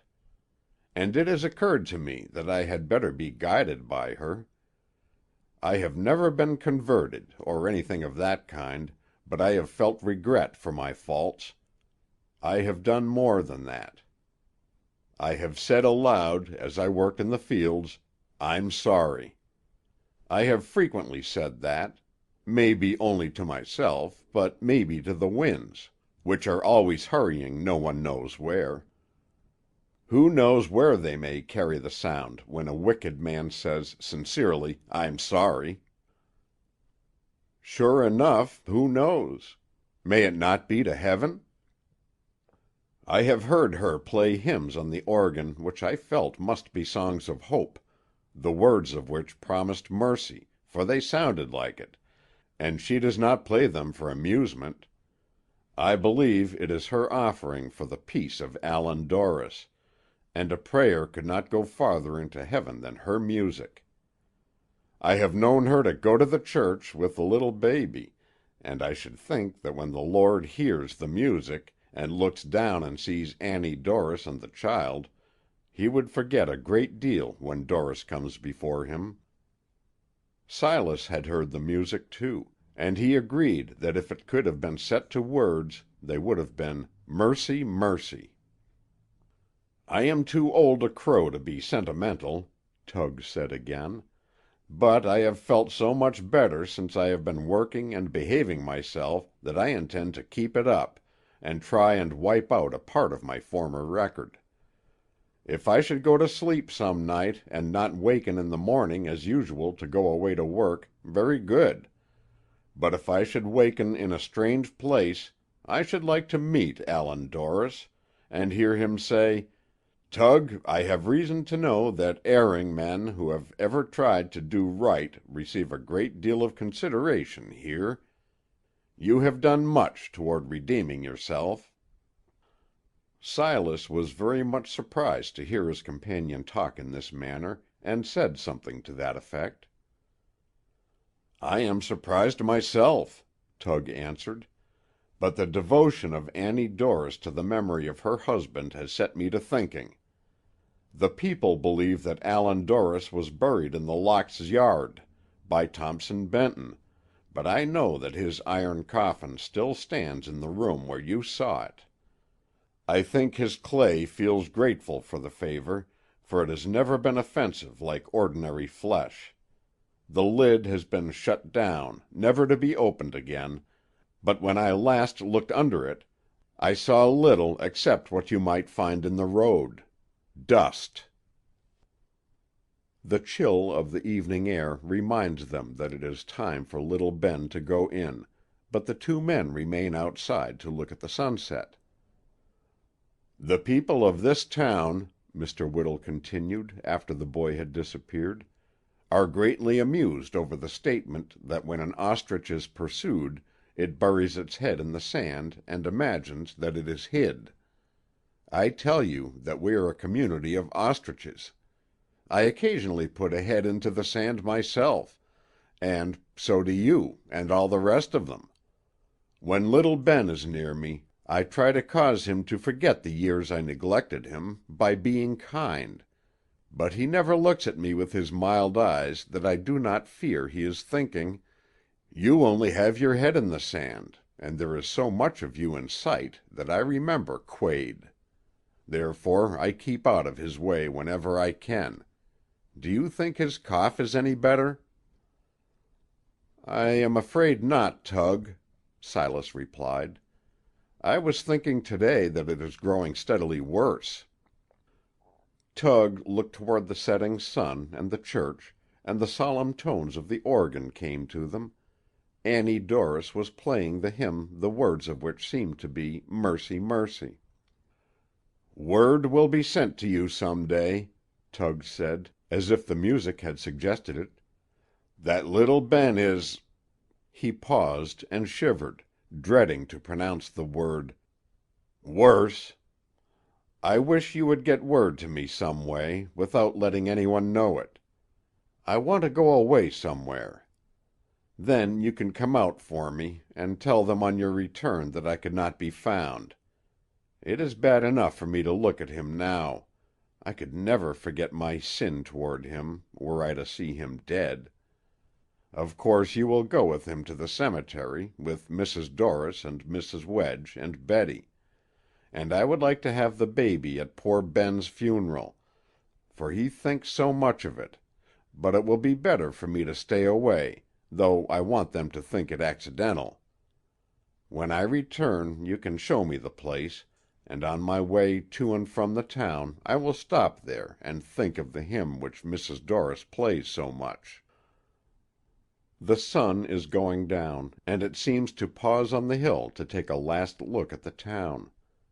Perhaps it is tired of seeing it from day to day, and will in future travel a new route, where objects of more interest may be seen. Anyway, it lingers on the hill, and looks at the ragged streets and houses of the unfortunate town down by the river, which is always hurrying away, as if to warn the people below to avoid Davy's Bend, where there is little business and no joy. When its face is half obscured by the hill, the sun seems to remember The Locks, with whose history it has been familiar, and looks that way. So much shadow has gathered around it already from the woods across the river that objects are no longer to be distinguished. Nothing but the huge outlines. At last the sun disappears behind the hill, but a friendly ray comes back, and looks toward the Locks until even the church steeple disappears, and Davy's Bend and the Locks, with its sorrow and its step on the stair, are lost in the darkness. End of chapter 23. Recording by Roger Melin. End of The Mystery of the Locks by E. W. Howe.